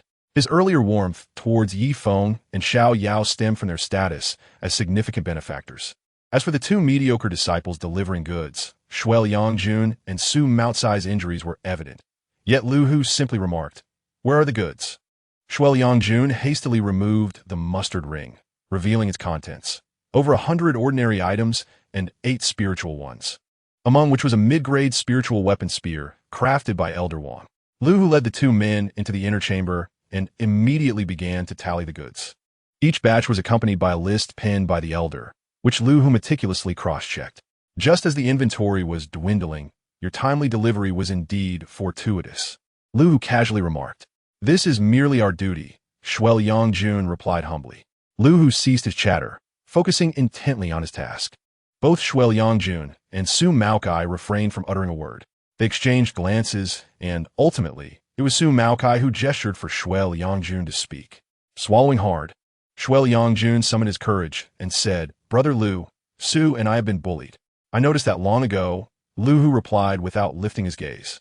It is a disgrace for disciples of the esteemed Qingyun sword sect to be so beaten. Shuel Yongjun felt deeply wronged, his voice tinged with a whimper. Brother. Silence. The fact that they could reduce you to this state indicates their superiority in strength. It is fortunate you are not killed. Lu Hu impatiently interjected. Save your words until I finish my work. Shuel Yongjun and Su Maokai dared not utter another sound. It was not until Lu Hu completed his inventory that he exclaimed, Excellent. I just received a large order and was worried about the stock, but now it has been replenished perfectly. Lu Hu smiled and said, Now you too. Explain what happened. Chapter 10. A sudden insight. Shuel Yongjun and Su Maokai initially believed that Lu Hu would not advocate on their behalf. However, upon hearing his inquiry, their spirits lifted. Shuel Yongjun began, Brother Lu, you have no idea how arrogant those two were. Just outside the gate of our Qingmu Hall, they attacked Su and me without provocation. Lu Hu frowned slightly. Is that so? Did you not declare yourselves as disciples of the Qingyun sword sect? If this occurred in a remote wilderness, it might be understandable. But here in Yinsha City, anyone would afford our sect some respect. We did. But they clearly disregarded our sect, Shuel Yongjun added, embellishing the tale. They even proclaimed their intention to beat us up right at the entrance of Qingmu Hall. Su Maokai chimed in, Brother Lu, this is clearly a sign of disrespect toward you. Lu Hu stroked his chin, lost in thought. He was a self-serving individual who preferred to avoid trouble. Wise individuals tend to be so. As an accomplished cultivator, Lu Hu's primary concerns revolved around 3 matters: refining tools, meditating, and conducting business. He never sought out conflicts. Given his aptitude and talent for tool refinement, simply adhering to the norm would guarantee him a notable future. Yet, if a dispute arose, it could lead to enmity, and enmity often results in unforeseen consequences. Nevertheless, neglecting this incident would be somewhat indefensible. Do you know where they are? Lu Hu casually asked. He initially intended to let it go if they had departed. However, Shuel Yongjun enthusiastically nodded. Yes, they are at the nearby Yaoqi Xinlu Tavern. Brother Lu, are you going to help us? Lu Hu's brow furrowed deeply. Rising slowly, he walked toward the door. Follow me, but I am not acting on your behalf. I must uphold the honor of the Qingyun sword sect. Indeed, Lu Hu would not intervene for the sake of 2 mediocre junior brothers. His involvement stemmed solely from the need to protect the reputation of the sect they represented. If members of the Qingyun sword sect were bullied at their own establishment, failing to address, it would lead everyone to believe that the sect was merely a soft touch, easily manipulated. Inside Yaoqi Xinlu Tavern, the atmosphere was bustling. Yi Feng and Xiao Yao exuded an impressive demeanor. As soon as they entered, the waiter greeted them warmly, seating them at a window-side private booth. A sumptuous array of fine wines and dishes filled the table. The two enjoyed their drinks and engaged in delightful conversation. Xiao Yao was a genuine girl, provided she wholeheartedly accepted you. In her presence, Yi Feng felt an unparalleled joy. This joy differed from his interactions with Lin Qingyin. With Lin Qingyin, their relationship was characterized by mutual care, understanding, tolerance, and trust. In contrast with Xiao Yao, Yi Feng felt liberated, able to indulge in laughter and banter. If he was a responsible husband and a reliable man before Lin Qingyin, in front of Xiao Yao, he seemed to revert to the carefree youth he once was, reveling in reckless abandon. Indeed, Yao, that felt so satisfying, Yi Feng exclaimed, downing a hearty gulp of wine. I tell you, if they had dared attack us in the wild, I would have cleaved them in 2. Brother, why use a butcher's knife to kill a chicken? I, Xiao Yao, could handle them myself, she retorted. What did you just call me? Brother? No need to dwell on such details, Xiao Yao laughed. Among cultivators, age is irrelevant. If you regard me as a good sister, I shall consider you a good brother. Remember, I will stand by you steadfastly, and you must treat me well for a lifetime. Now, brother, let's drink again." Raising his cup, Yi Feng downed it in one go. Suddenly, 3 cultivators approached nearby. Shuel Yangjun pointed, "Brother Lu, look, it's them." Lu Hu glanced over, just as Yi Feng and Xiao Yao turned their heads at the sound. Their eyes met, and Lu Hu's lips twitched. "Brother Yi." Upon seeing the duo, Yi Feng burst into laughter, waving them over. Come, join us for a drink." Lu Hu stood at the table, motionless, while Shuel Yangjun and Su Maokai were utterly dumbfounded. Shuel Yangjun swallowed hard and quietly asked, "Brother Lu, do you know Yi Feng? Why do you call him Brother Yi? He is even younger than us." Silence. Lu Hu retorted, striking Shuel Yangjun across the face. His already bruised cheek was once again wounded, causing him to wince in pain but not dare to cry out. "You two have some nerve deceiving me. Brother Yi is from our Qingyun sword sect and cannot be considered an outsider." Lu Hu glared, questioning them. The two were so frightened they didn't dare to breathe. Yi Feng waved his hand. "Brother Hu, it's a minor matter. No need to get worked up. Come, sit down and have a drink. It's on me." "All right." Lu Hu took a seat. Xiao Yao, with a glint of mischief, leaned on the table, propping her chin with one hand, and smiled at Shuel Yangjun and Su Maokai. "Do you know why my brother is called Brother Yi?" Shuel Yangjun mechanically shook his head. Yi Feng swirled the wine in his cup. "I'm currently at the 4th layer of the Gathering Qi realm, slightly surpassing Brother Hu. Correct, Brother Hu?" Lu Hu nodded with a smile.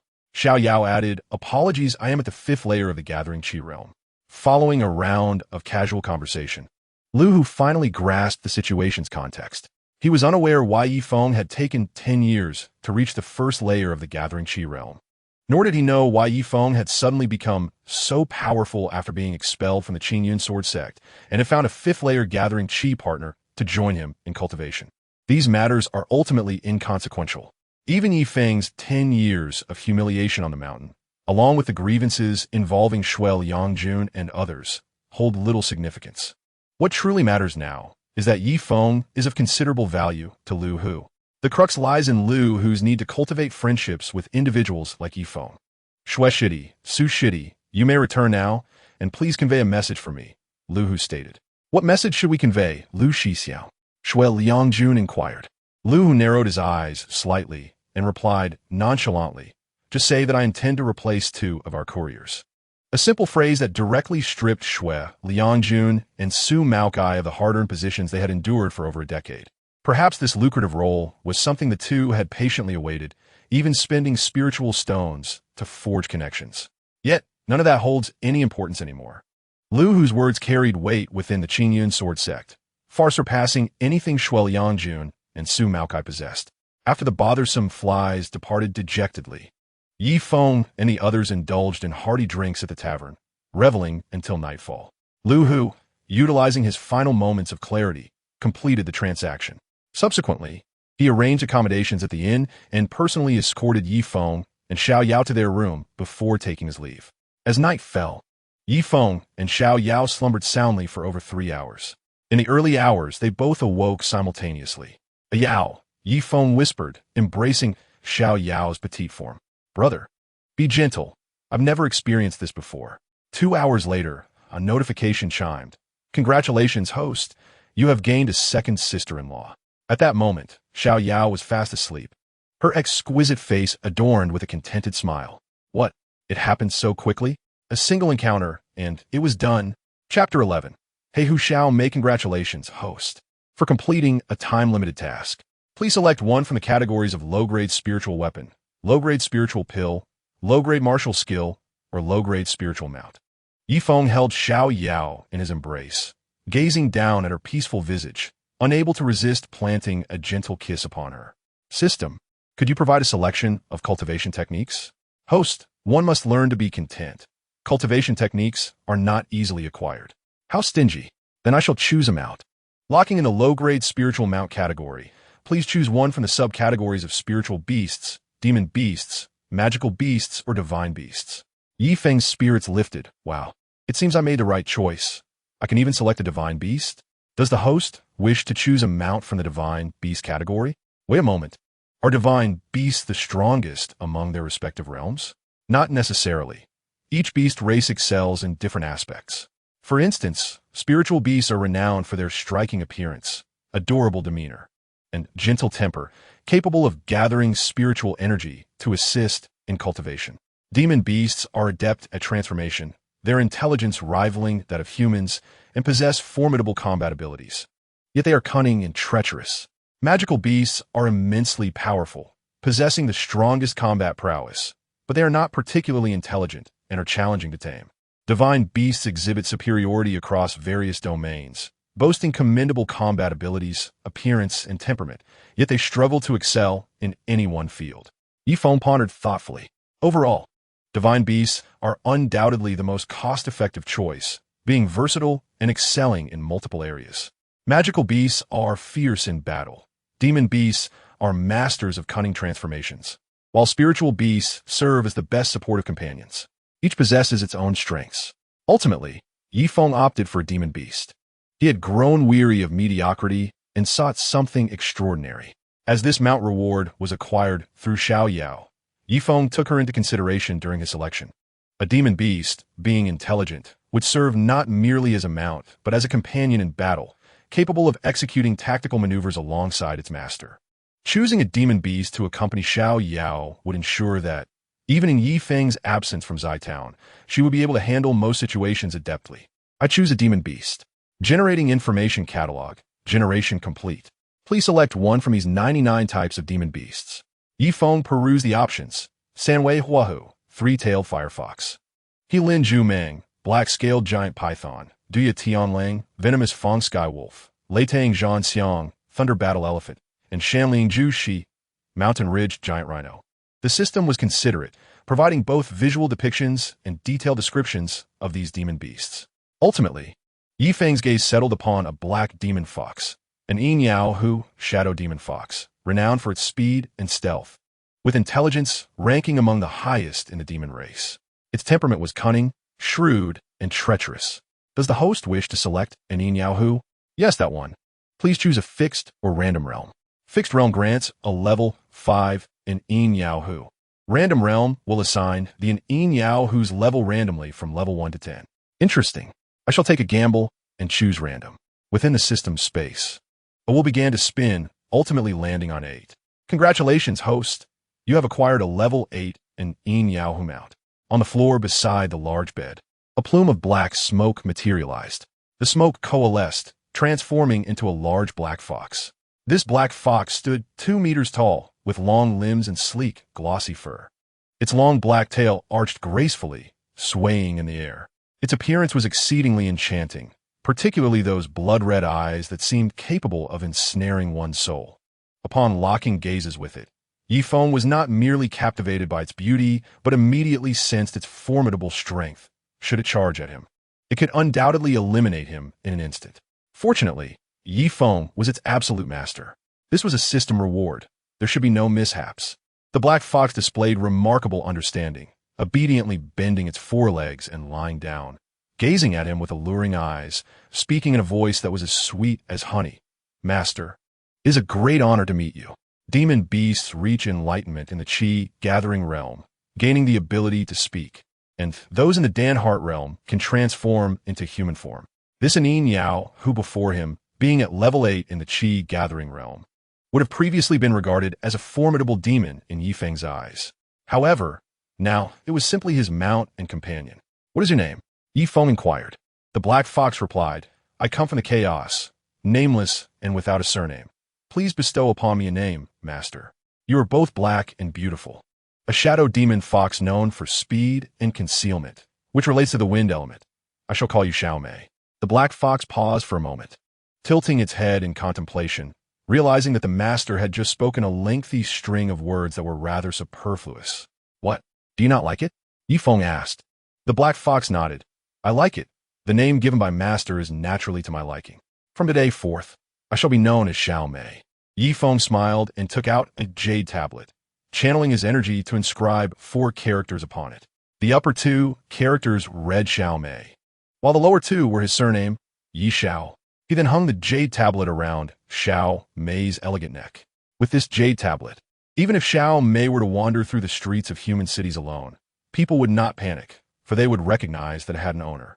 The following day commenced. Yi Feng and Xiao Yao rode atop the magnificent He Hu, a creature standing 2 meters tall and measuring approximately 4 meters in length. As they departed from Yin Xiacheng, the strikingly beautiful and formidable demon beast, coupled with the affectionate pair of cultivators, drew envious glances from passers-by as they left the city. Xiao Yao was particularly fond of Xiao Mei, leaning forward to nestle against the creature's soft fur. Her arms wrapped around its neck, petting it incessantly, much to Xiao Mei's mild exasperation. Notably, Xiao Mei possessed remarkable speed. It galloped across the land, leaping over hills and effortlessly clearing rivers in a single bound. Its swiftness rivaled that of many cultivators flying on their journeys. In Ziyizhen, during the morning hours, a luxurious carriage came to a halt before the Lin family estate. Lin Qingyin alighted first, extending her hand to assist Lin Chong. "Father, take your time." Lin Chong, supported by her, carefully descended from the carriage. The coachman, Niu Qing, hurried over, cane in hand. "Madam Lin, allow me to assist you." Niu Qing had transformed, appearing exceedingly attentive, ensuring Lin Chong was never neglected. The Lin father and daughter gazed at the entrance of the Lin family estate, their minds flooded with countless fragmented memories. The old residence represented not merely a house, but a home filled with reminiscences. Together, they approached the door. Lin Qingyin knocked gently. "Is anyone there?" She had brought 200 spirit stones from Yifeng, intent on reclaiming their former home. An elderly servant opened the door from within. "May I inquire who you seek?" Lin Qingyin smiled softly. "Good sir, might I ask if the owner of this house is present?" "Young Master Su is not here, but Steward Song is available." "Do you have business?" Lin Qingyin nodded. "I am Lin Qingyin. This was originally my family home, and I wish to buy it back." Upon hearing this, the old servant was taken aback. "This is indeed significant. Please wait here. I shall summon Steward Song." With that, he closed the door. The old servant hurried to the back courtyard, where he soon heard the sounds of youthful laughter. In a pavilion, the young steward Song Tianxin was enjoying the company of 2 youthful maidservants, one in his embrace while the other offered him wine and fruit. The trio was engaged in playful banter, relishing the moment. The old servant sighed internally but feigned ignorance. "Steward Song, there are visitors seeking you." "Who might it be?" Song Tianxin inquired lazily. "It is someone by the name of Lin Qingyin." At the mention of her name, Song Tianxin immediately released the maidservants and stood, clearly intrigued. The maidservants exchanged puzzled glances. As Song Tianxin's expression shifted from a medley of emotions to a knowing smirk, he remarked, "This is rather interesting." "Let her in." The old servant asked, "Steward, shall we meet them here?" "Of course not." Song Tianxin dismissed with a wave of his hand. "Have them go to the main hall." Moments later, in the grand hall of the estate, several attendants arranged tea and snacks, standing respectfully to the sides, ready to obey Song Tianxin's commands. Meanwhile, he took his seat in the prominent redwood chair, a place once reserved for Lin Chong, now usurped by young Master Su. With young Master Su absent, all matters of the household fell under Song Tianxin's authority, and his presence in that seat was a clear display of arrogance. The old servant led Lin Qingyin, Lin Chong, and Niu Qing into the hall. Upon seeing Song Tianxin, both Lin Qingyin and Lin Chong furrowed their brows. "Old Lin and Qingyin, it has been quite some time." Song Tianxin greeted with a smirk and a wave. "Xiao Song," Lin Chong managed to say, his voice heavy with mixed emotions. "It has been a while." Gulme, Gulme. "Please take a seat," Song Tianxin urged, rising to invite the 3 to sit at the round table. He snapped his fingers, and a maidservant promptly came to pour tea. Lin Chong lifted his teacup and smiled at Song Tianxin. "Xiao Song, it has indeed been a while. Are you assisting young Master Su now?" Song Tianxin laughed, spreading his arms in a gesture of nonchalance. "If I weren't helping young Master Su, would I starve? That's not what I meant." "I find it rather comforting to see you again," Lin Chong replied. Song Tianxin scoffed. "Let us not dwell on the past, old Lin. I've heard you've been faring quite well. I understand Qingyin has taken a liking to a cultivator. It seems you are also enjoying some of the benefits." Lin Qingyin set her teacup down and looked at him. "Song Tianxin, what do you mean by that? I have known Yi Feng since we were children. We are merely friends." "Enough," Song Tianxin interrupted dismissively, returning to his seat and crossing his legs. "Let us discuss why you are here today." Lin Qingyin produced a bag of spirit stones and placed it on the table. "Here are 200 spirit stones. I wish to buy back the Lin family estate, as well as my father's former alchemy shop. Song Tianxin regarded the bag, with a shadow crossing his features. 200 spirit stones? That is quite a substantial offer, especially with a cultivator backing you. Impressive indeed. His tone dripped with sarcasm. Song Tianxin had once been a refugee from another town, taken in by the young Lin Chong, who had shown him kindness and even made him a disciple. However, Song Tianxin's greed had led him to covet Lin Qingyin's beauty, prompting a request for her hand in marriage, which Lin Chong had firmly rejected, sowing the seeds of resentment in Song Tianxin's heart. When Lin Chong had later sold the ancestral home and shop to young Master Su, he had received only 120 spirit stones. Now, as he sought to reclaim them with 200, he believed young Master Su would have no reason to refuse. Unfortunately, you may find it difficult to reclaim them, Song Tianxin replied with a smirk. Lin Qingyin interjected. This matter is not solely within your purview. A transaction of this magnitude requires young Master Su's decision. We must speak with him directly. A transaction of this magnitude? Song Tianxin scoffed dismissively. Do you truly believe this is the same situation as before? To be frank, ever since the Dan Yao Pu has been taken over by young Master Su, its annual profits have exceeded 200 ling shi. What caliber is the Su family? And what caliber is your Lin family? This statement is undeniably accurate. The Lin family's Dan Yao Pu has thrived due to its early establishment, securing the prime geographical location. In terms of heritage, the Lin family pales in comparison to the Su family. The Su family boasts cultivators among its ranks. Not only is the clan leader Su Xiuyuan a cultivator, but even young Master Su Jia is a practitioner. They're a bona fide family of cultivators. One of the most prominent clans in Ziyi town, far superior to the likes of the Lin and Yi families. It is no wonder that Song Tian Xian now feels triumphant. After all, his master is quite formidable. Lin Qingyin slammed her hand on the table, exclaiming, Song Tian Xian, must you speak so harshly? Have you forgotten that if it weren't for my father taking you in, what would you be shouting about? Song Tian Xian glared back, raising his voice even higher. Do you know whose territory this is? Do you believe I could simply have you all thrown out with a single word? Lin Qingyin was about to retort, but Lin Chong raised his hand to stop her and spoke gently. Young Song, please inform young Master Su that if the shop is unwilling to sell, then so be it. We only wish to reclaim this residence.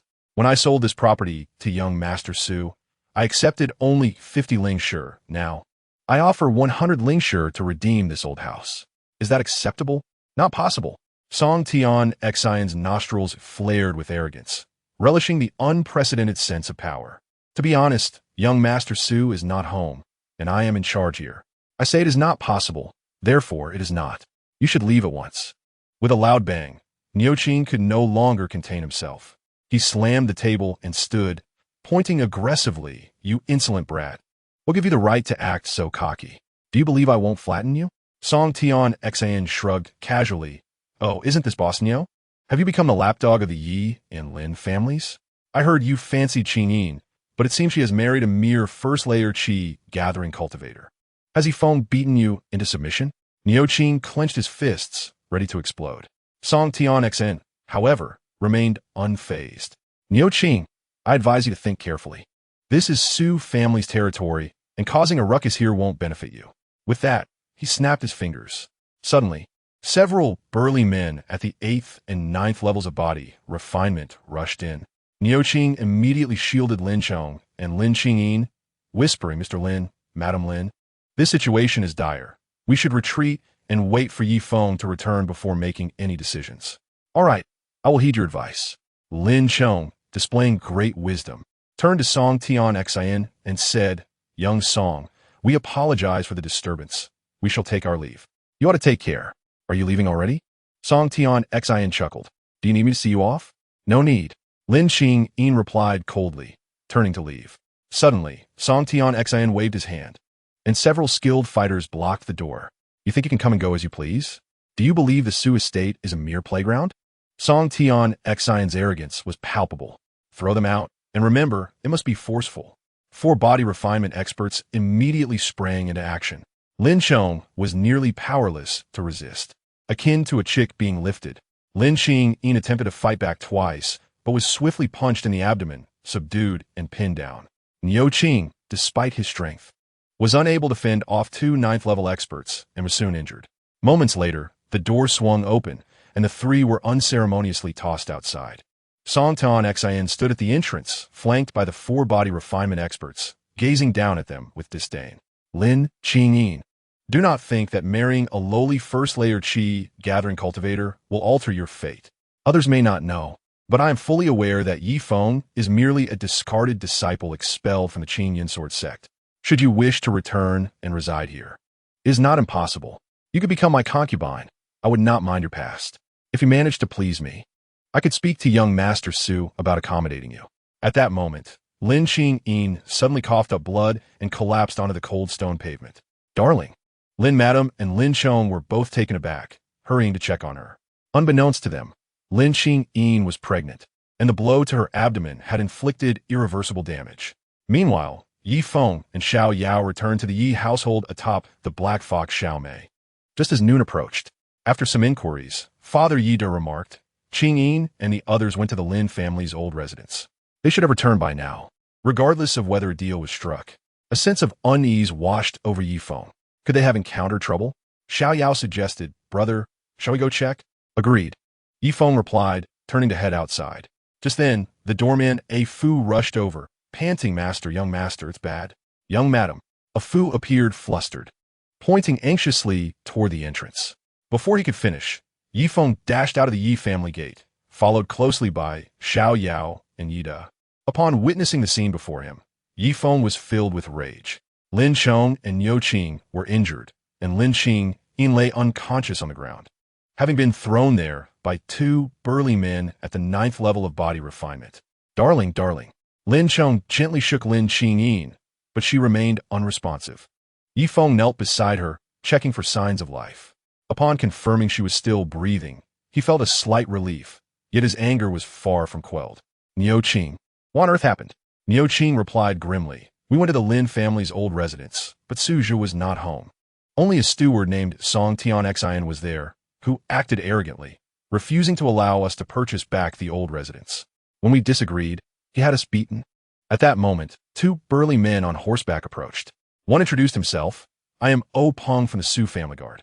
It seems we may have been a bit heavy-handed today, so we have brought them back to you. Here are 2 ling shi to cover their medical expenses. He tossed 2 ling shi at Yi Feng's feet. Yi Feng did not reach for them. The ling shi fell to the ground and rolled near his feet. Unfazed, Peng turned his horse around, saying, We are leaving. Stop. Yi Feng's voice was frigid. Peng halted his horse and turned to look. You must be Yi Feng from the Yi family, right? What? Do you think 2 ling shi is insufficient? Or are you looking to fight us? The other man chuckled. Yi Feng, let me offer you some advice. Those who know their place are the wise ones. We are aware you have just descended from the mountain and become a cultivator, but the Su family is a family of cultivators, a dominant force in Ziyi Town. Do not overestimate your capabilities. These 2 guard from the Su family, though mere subordinates, exhibited an audacity that was astonishing. As the saying goes, when one person ascends, even their pets benefit. The Su family's numerous cultivators had emboldened their servants to act with such arrogance. This audacity displayed by Song Tianxin, as the steward under Su Zhe, was the very reason for their reckless behavior. However, they were gravely mistaken. They could provoke anyone, but they should never have dared to challenge the person before them, the one they ought to fear the most. Yi Feng gently lifted Lin Qingyin and a Princess Carrie and callously turned away, making his way home. At the moment he crossed the threshold, he coldly commanded a Yao. Eliminate them. At that moment, Peng, witnessing Yi Feng's retreat, wore a triumphant grin, convinced that his opponent had succumbed. That was until Yi Feng uttered his chilling directive. Peng's brow furrowed tightly. Yi Feng, do you dare to kill us? Aren't you afraid of offending the Su family? Yet, Yi Feng had already returned home. The one who struck was Xiao Yao. Purple lightning flickered in her beautiful eyes, enveloping her entire being. With measured steps, she advanced, declaring, 2 mere lackeys are not worthy of my brother's direct intervention. As for the Su family you speak of, rest assured, they will not escape after your demise.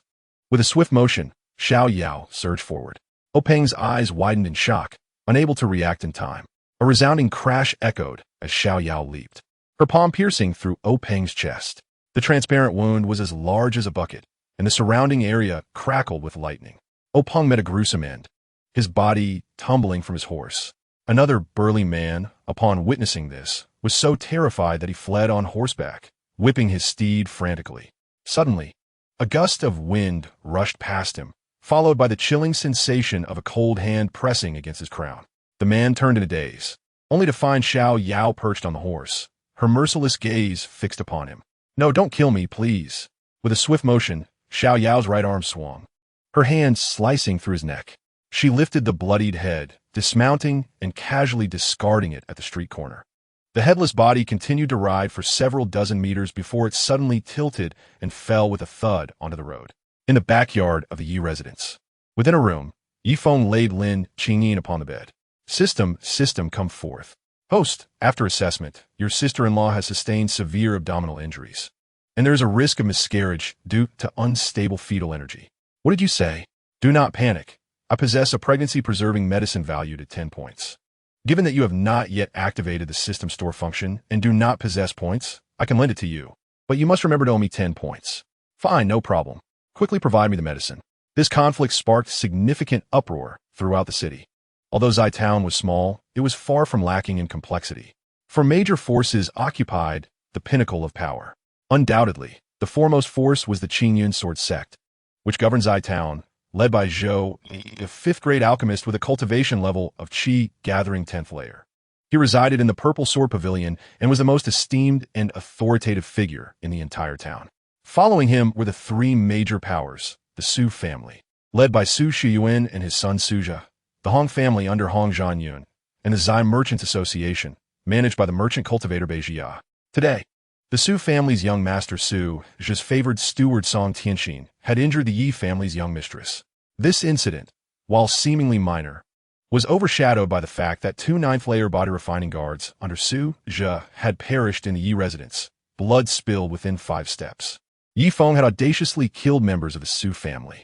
In the courtyard of the Lin family's old residence, Su Zha sat glumly at a stone table, facing Song Tianxin, who knelt before him. "Young master, please punish me. It is all my fault that O Peng and the others met their end. O Peng's death is not your fault. No one could have anticipated that Yi Feng, that lunatic, would dare to kill my men," Su Zha replied sternly. "You may rise." "Thank you, young master." Song Tianxin feigned contrition while his heart remained unperturbed. He was well aware that he would not be punished, for Su Zha held him in high regard. When Su Zha first took over the elixir shop, he had heeded many of Song Tianxin's good suggestions, resulting in flourishing business and considerable profits. That Yi Feng brazenly slaughtered our Su family subordinates in broad daylight shows utter disregard for you and the master. Song Tianxin began to incite further conflict. His reasoning was simple. Yi Feng's killing of O Peng was, in fact, advantageous, as it provided him with grounds to instigate the Su family against Yi Feng. Su Zha rose, stating, "Although you share some blame in this conflict, it does not justify Yi Feng's actions. He is far too arrogant. Lead the way. I have heard he has just returned from learning at the Qingyun Sword sect, and I shall confront him personally to ascertain the extent of his arrogance." Suddenly, a massive shadow descended from the sky, crashing down with a thunderous boom. The Black Fox, Xiao Mei, landed, shattering the stone slabs, her crimson eyes locking onto Su Zha and the others. On the back of the Black Fox were none other than Yi Feng and Xiao Yao.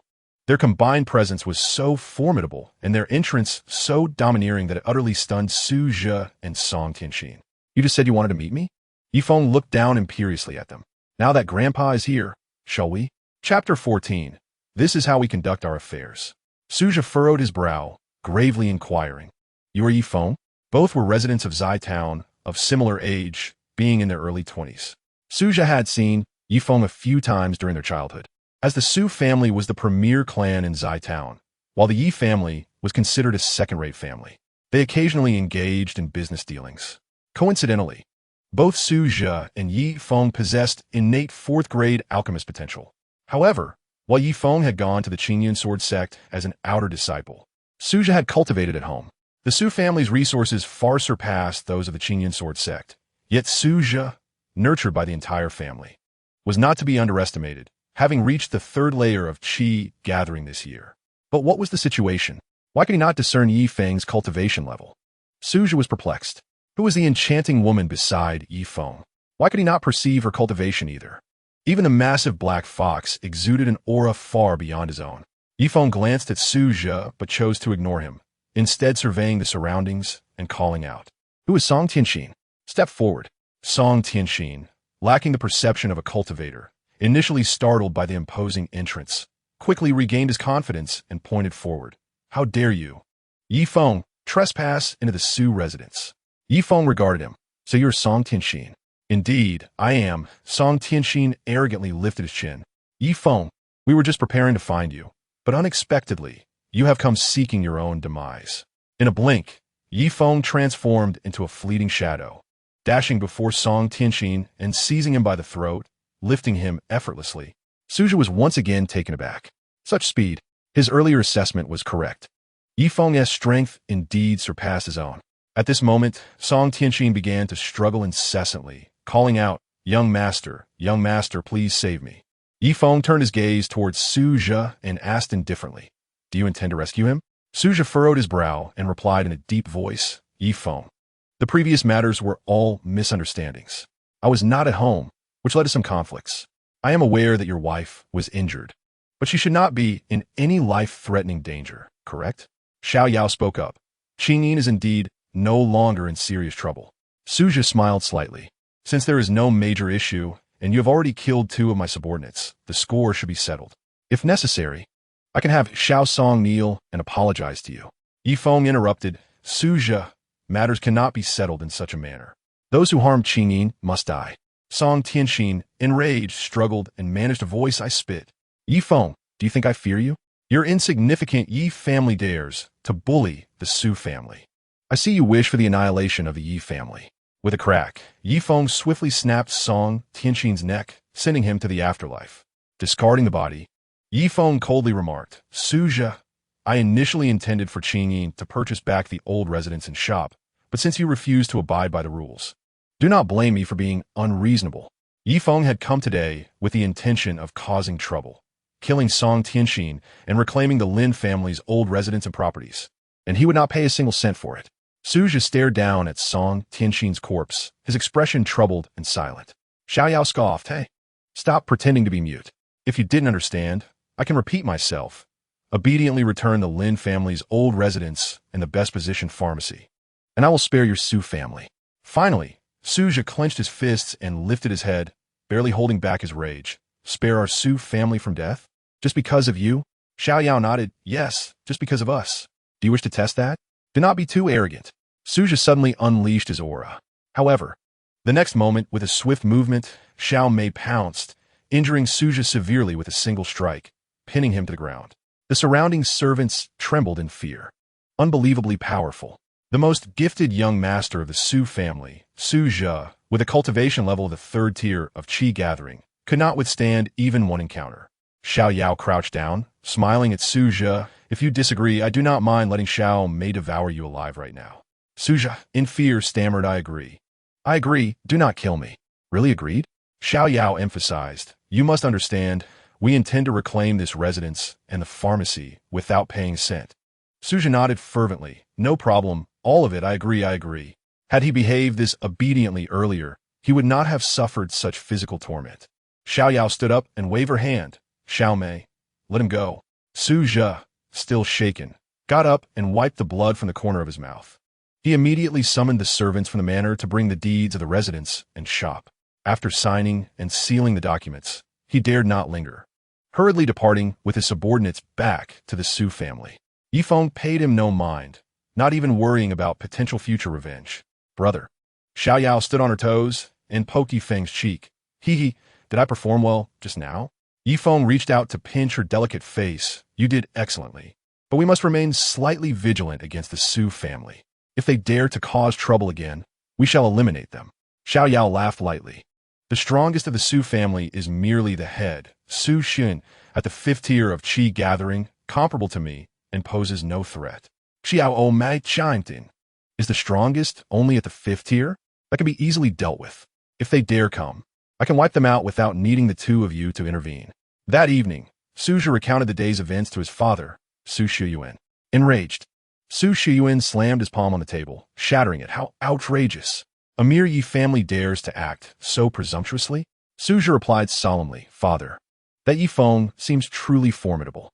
Su Xuan calmed slightly, sitting down to contemplate. Indeed, if Su Zhi's description was accurate, Yi Feng was not to be underestimated. Conservatively estimating Su Zhi's inability to discern the cultivation levels of Yi Feng, Xiao Yao, and Xiao Mei implied that at least 3 of them were the 4th tier of Qi gathering. 3 individuals at such a level, especially with one being a shadow demon fox, could easily obliterate Su Xuan, who was at the 5th tier. Moreover, this was merely the most conservative estimate. No one could ascertain whether the opposing forces were above the 4th tier, or even at the 5th or 6th. The Su family had established deep roots in Zai Town over the years. Their leader was certainly no fool. After careful consideration, Su Shiyuan made a decision. This matter required long-term planning. Xiaozhe, follow me. We must report this to Mr. Zhou, so he can take charge for us. Mr. Zhou referred to Zhou Yi, the primary authority of the Qingyun sword sect stationed in Zai Town. In other words, Zai Town fell under the jurisdiction of the Qingyun sword sect, and Zhou Yi, as an inner disciple, was a special envoy responsible for managing the town's affairs. The order and resources of Zai Town needed to be maintained through Zhou Yi. The following morning, Xiao Mei, who had been resting in the courtyard, suddenly sprang up. Its enormous form bristled with fur, exhibiting signs of agitation. Its blood-red eyes reflected wariness and trepidation. In the sky, Zhou Yi, clad in white, gracefully descended to the ground. He turned a glance at Xiao Mei, and just that one look made Xiao Mei bristle, baring its teeth and emitting low growls. It sensed an incredibly terrifying and dangerous aura emanating from Zhou Yi, with a mount at the 8th tier of Qi gathering. Even I do not dare to aspire to such a beast. Yi Feng indeed possesses something extraordinary. Zhou Yi spoke with a calm demeanor, then drew in his energy, declaring in a clear voice, Yi Feng, brother Yi, Zhou Yi has come uninvited. May I request a cup of tea? Chapter 15. Zhou Yi's desire at that moment. Yi Feng was playfully frolicking with Lin Qingyin and Xiao Yao in the room, thoroughly enjoying himself. Upon hearing Zhou Yi's deep and resonant voice, the 3 immediately paused. Zhou Yi. Xiao Yao turned to look outside. Lin Qingyin also reacted strongly to the name. Zhou Yi was the head of Zai Town, belonging to the faction of the Qingyun sword sect that held real power. Young as he was, he had reached the 10th tier of Qi gathering, just a step away from achieving the pinnacle of his cultivation, a genuine genius among the core inner disciples. Presently, it would not be an exaggeration to call him the foremost figure in Zai Town. Yi Feng, however, remained unfazed, calmly stating, You all stay inside. I will meet with him. Moments later, Yi Feng arrived in the courtyard to see Zhou Yi. It is rare to have brother Zhou grace us with your presence. Please follow me. Zhou Yi smiled. This marked the first meeting between the two, as their status within the Qingyun sword sect was vastly different. In the past, Yi Feng lacked the qualification to even converse with Zhou Yi. Upon first glance, Zhou Yi found Yi Feng rather agreeable. The younger disciple, with an air of confidence, displayed no signs of nervousness or restraint even in the presence of his senior brother. The two strolled into the pavilion, where Yi Feng instructed the maid, Xiao Chun, to brew the finest tea. The exquisite tea was refreshing and invigorating, as Zhou Yi remarked with a smile. Yi Feng raised his teacup and inquired, What brings you here today, Zhou Shixiang? Zhou Yi, setting down the tea set, replied, Are you genuinely unaware, or merely feigning ignorance? The Su family has come to complain about me. Yi Feng chuckled. That was to be expected. Are you planning to intervene on their behalf? A hint of helplessness crossed Zhou Yi's face as he said, I have gathered some understanding of the situation between you two. Both parties share blame, though your fault is more substantial, considering you have taken a life. They deserved it. If they had harmed your partner, how would you feel? Yi Feng retorted. I am yet to have a partner, Zhou Yi replied. Then think of your family, your parents, or your siblings. What if they were harmed? What would you do? Zhou Yi chuckled and lightly poked Yi Feng. You have a knack for analogies. Truth be told, I cannot claim to be completely impartial. I might act in a similar manner and take a life myself. However, Yi Shidi, you are not me. I am responsible for maintaining order in Zai Town, and I must uphold justice. Yi Feng shrugged. So, are you here today to mete out justice against me? Not at all, Zhou Yi said, a smile gracing his face as he shook his head. I would not bear a grudge against you over a trivial matter concerning the Su family. I stand neutral. My aim is to resolve conflicts and maintain peace in Town. Through this exchange, Yifeng gleaned insight into Zhou Yi's character. Despite being a high-ranking genius cultivator, Zhou Yi was humble and appeared amiable on the surface. This impression left Yifeng feeling quite positive. Regarding his stance, Zhou Yi's position was clear. He subtly indicated his support for the principle of strength prevailing, stating that should anyone in the town dare to provoke him, he would retaliate tenfold. Moreover, he needed to consider public sentiment, which necessitated his involvement in mediating this matter and striving for a resolution that was as fair as possible. In essence, he was a person who appeared outwardly just and was mostly just internally, but not entirely so. In conclusion, he was someone worthy of friendship and alliance. Yifeng filled the teacups with tea and asked, Zhou Shixiang, how much of the taxes collected from Town for the Jianpai is yours? This was a rather sensitive topic, yet Zhou Yi remained unfazed, replying calmly, naturally, it is all submitted. However, I do not perform this duty for free. The sect rewards me monthly. It was common knowledge that while Zhou Yi would never embezzle taxes, he undoubtedly received numerous gifts from various factions and merchants.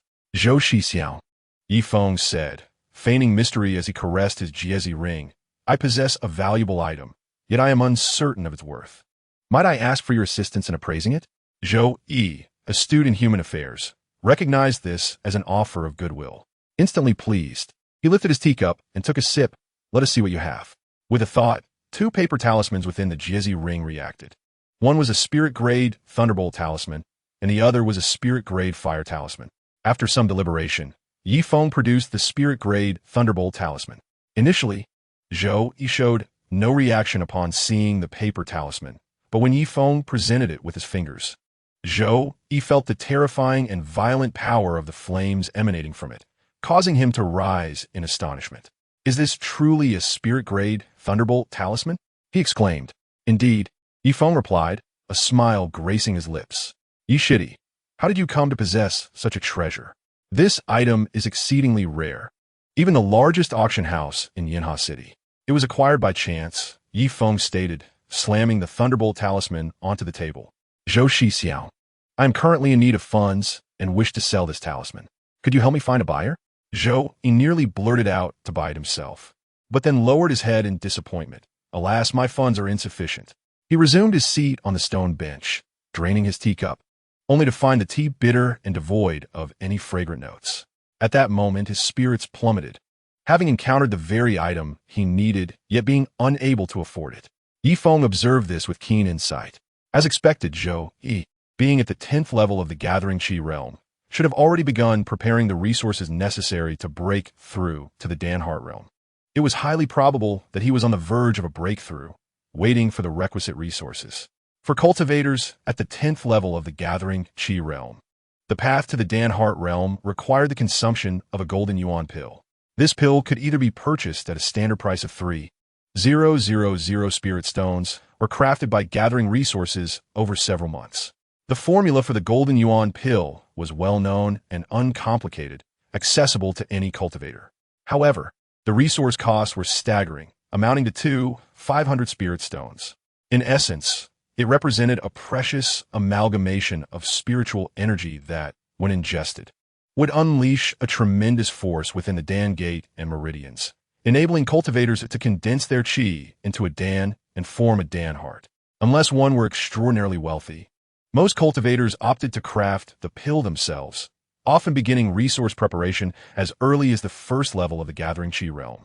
After decades or even centuries of cultivation, by the time they reached the 10th level, they would have nearly gathered the necessary materials for the golden yuan pill. However, the arduous path to immortality is fraught with challenges. The breakthrough to the Danhart realm is not merely about consuming the golden yuan pill, it is the first step. A formidable tribulation exists between each major realm, a so-called heavenly tribulation. This is a punitive lightning strike delivered by the will of the world, from which no one can escape or avoid. When a cultivator at the 10th level of the Gathering Qi realm is on the verge of breaking through to the 1st level of the Danhart realm, the corresponding heavenly tribulation will inevitably descend.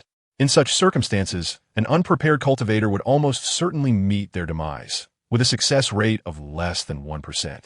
For instance, Zhou Yi had meticulously prepared numerous life-saving items, including 3 sets of low-grade spirit armor, a protective spirit jade gifted by his master, and several recovery and enhancement low-grade spirit pills.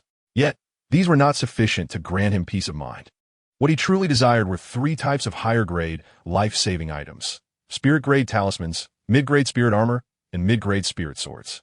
Among these, spirit-grade talismans were of the highest priority, as they were relatively inexpensive compared to mid-grade spirit armor, yet wielded immense power.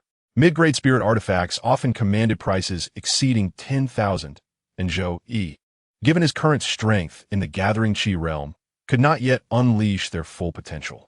As Zhou Yi gazed longingly at the spirit-grade Thunderbolt talisman, feeling the frustration of his financial constraints, Feng made a gesture. He pushed the spirit-grade Thunderbolt talisman toward Zhou Yi. With a look of astonishment, Zhou Yi exclaimed, "Shitty, what is the meaning of this? Surely, Zhou Shixiang desires this Thunderbolt talisman." Feng smiled. "If that is the case, please accept it." Zhou Yi was utterly astonished. "This is too precious. I cannot afford it." "No worries. Take it first. Just pay me when you can." However, he could only retrieve all the spiritual stones he had stored in the GZ ring. Counting them carefully, "I have 826 pieces, but the market price for the Tianlei Fu starts at no less than 3,000. Feng wasted no time and waved his hand, collecting the spiritual stones. "Then I shall take these for now. Zhou Shixiang can keep the Tianlei Fu, and you can settle the remaining amount when you have saved enough." Was this truly the case? Zhou Yi could hardly believe it. Feng nodded. Zhou Yi was overwhelmed with excitement, trembling all over. This was not due to a lack of composure. Rather, he had already spent a considerable sum preparing for his breakthrough, having successfully refined Jin Yuan Dan and gathered many other essentials. What he needed most now was this Tianlei Fu. With this talisman, his chances of successfully overcoming the tribulation and advancing to a higher realm soared to at least 90%, essentially meaning he could attempt the breakthrough immediately. He reached out and grasped the Tianlei Fu, disregarding any concern for appearances. The allure of this talisman was simply immense. "A great favor deserves gratitude," Zhou Yi stated earnestly as he stored the Tianlei Fu in the GZ ring.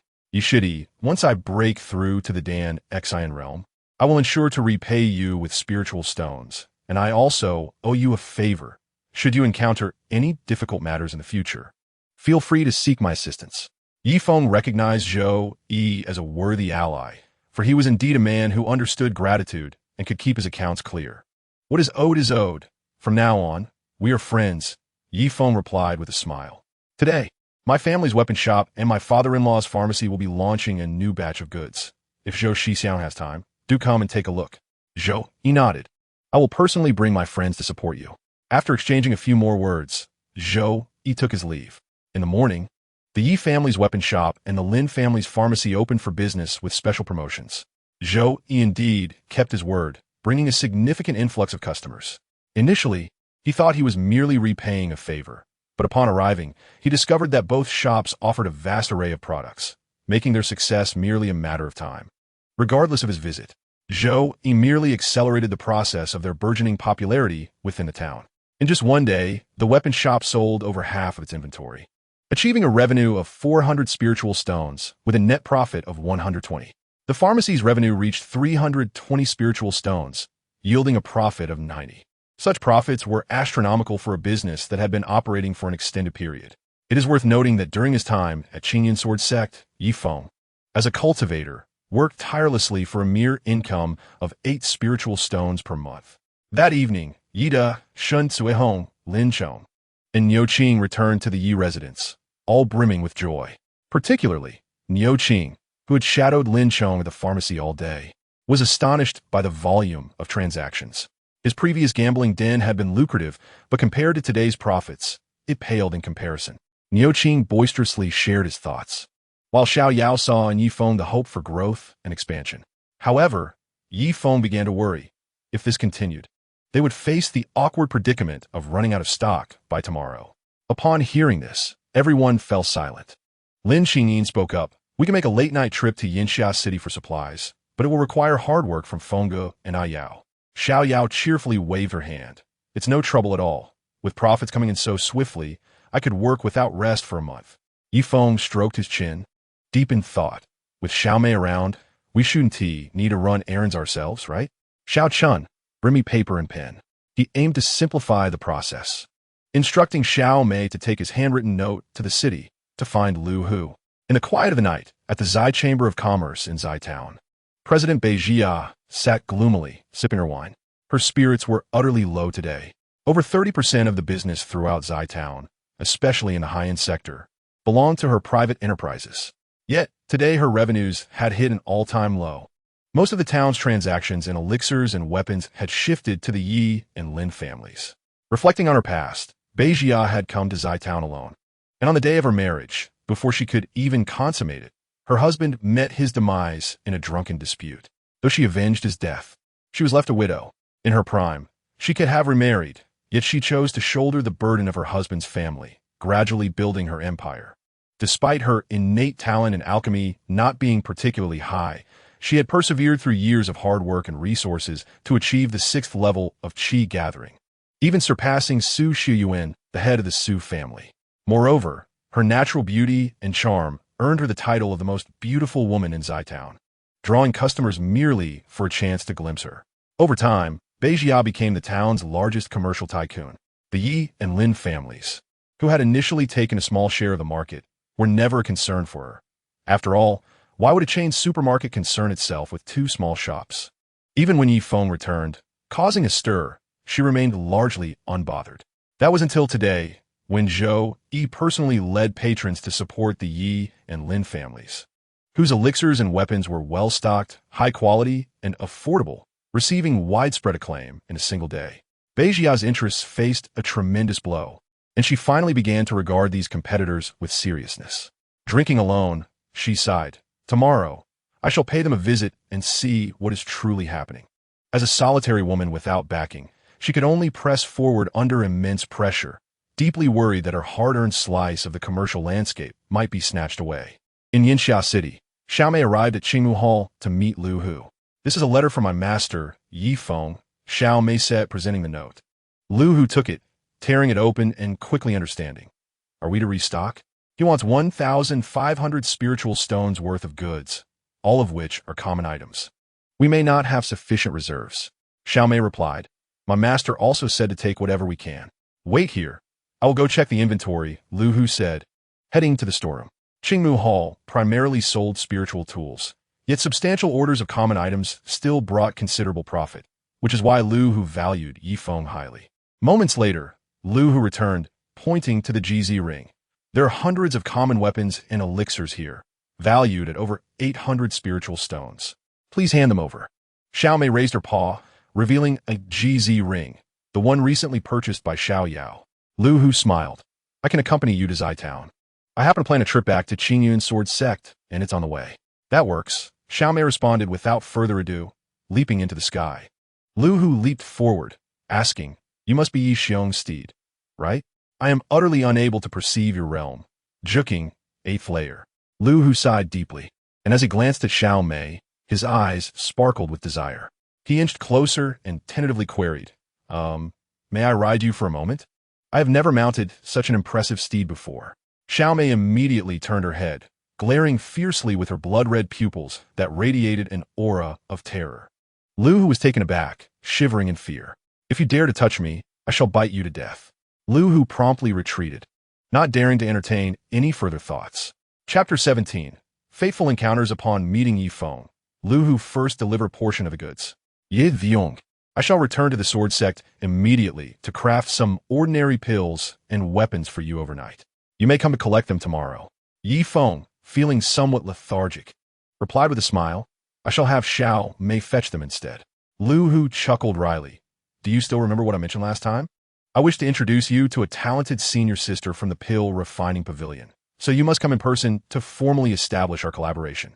Seeing Yi Feng nod, Lu Hu did not linger any longer. He was indeed pressed for time and soared into the sky, heading towards Qingyun Sword Sect. A night passed without incident. The next day, Yi Feng set off alone, riding Xiao Mei, soaring towards Qingyun Sword Sect. The distance of over 100 li was traversed in an instant. The Sword Sect's residence consisted of more than 10 towering peaks, housing over 1,000 disciples. Surrounded by mountains and shrouded in mist, it appeared as a realm of immortals. Riding Xiao Mei above the clouds, Yi Feng gazed ahead.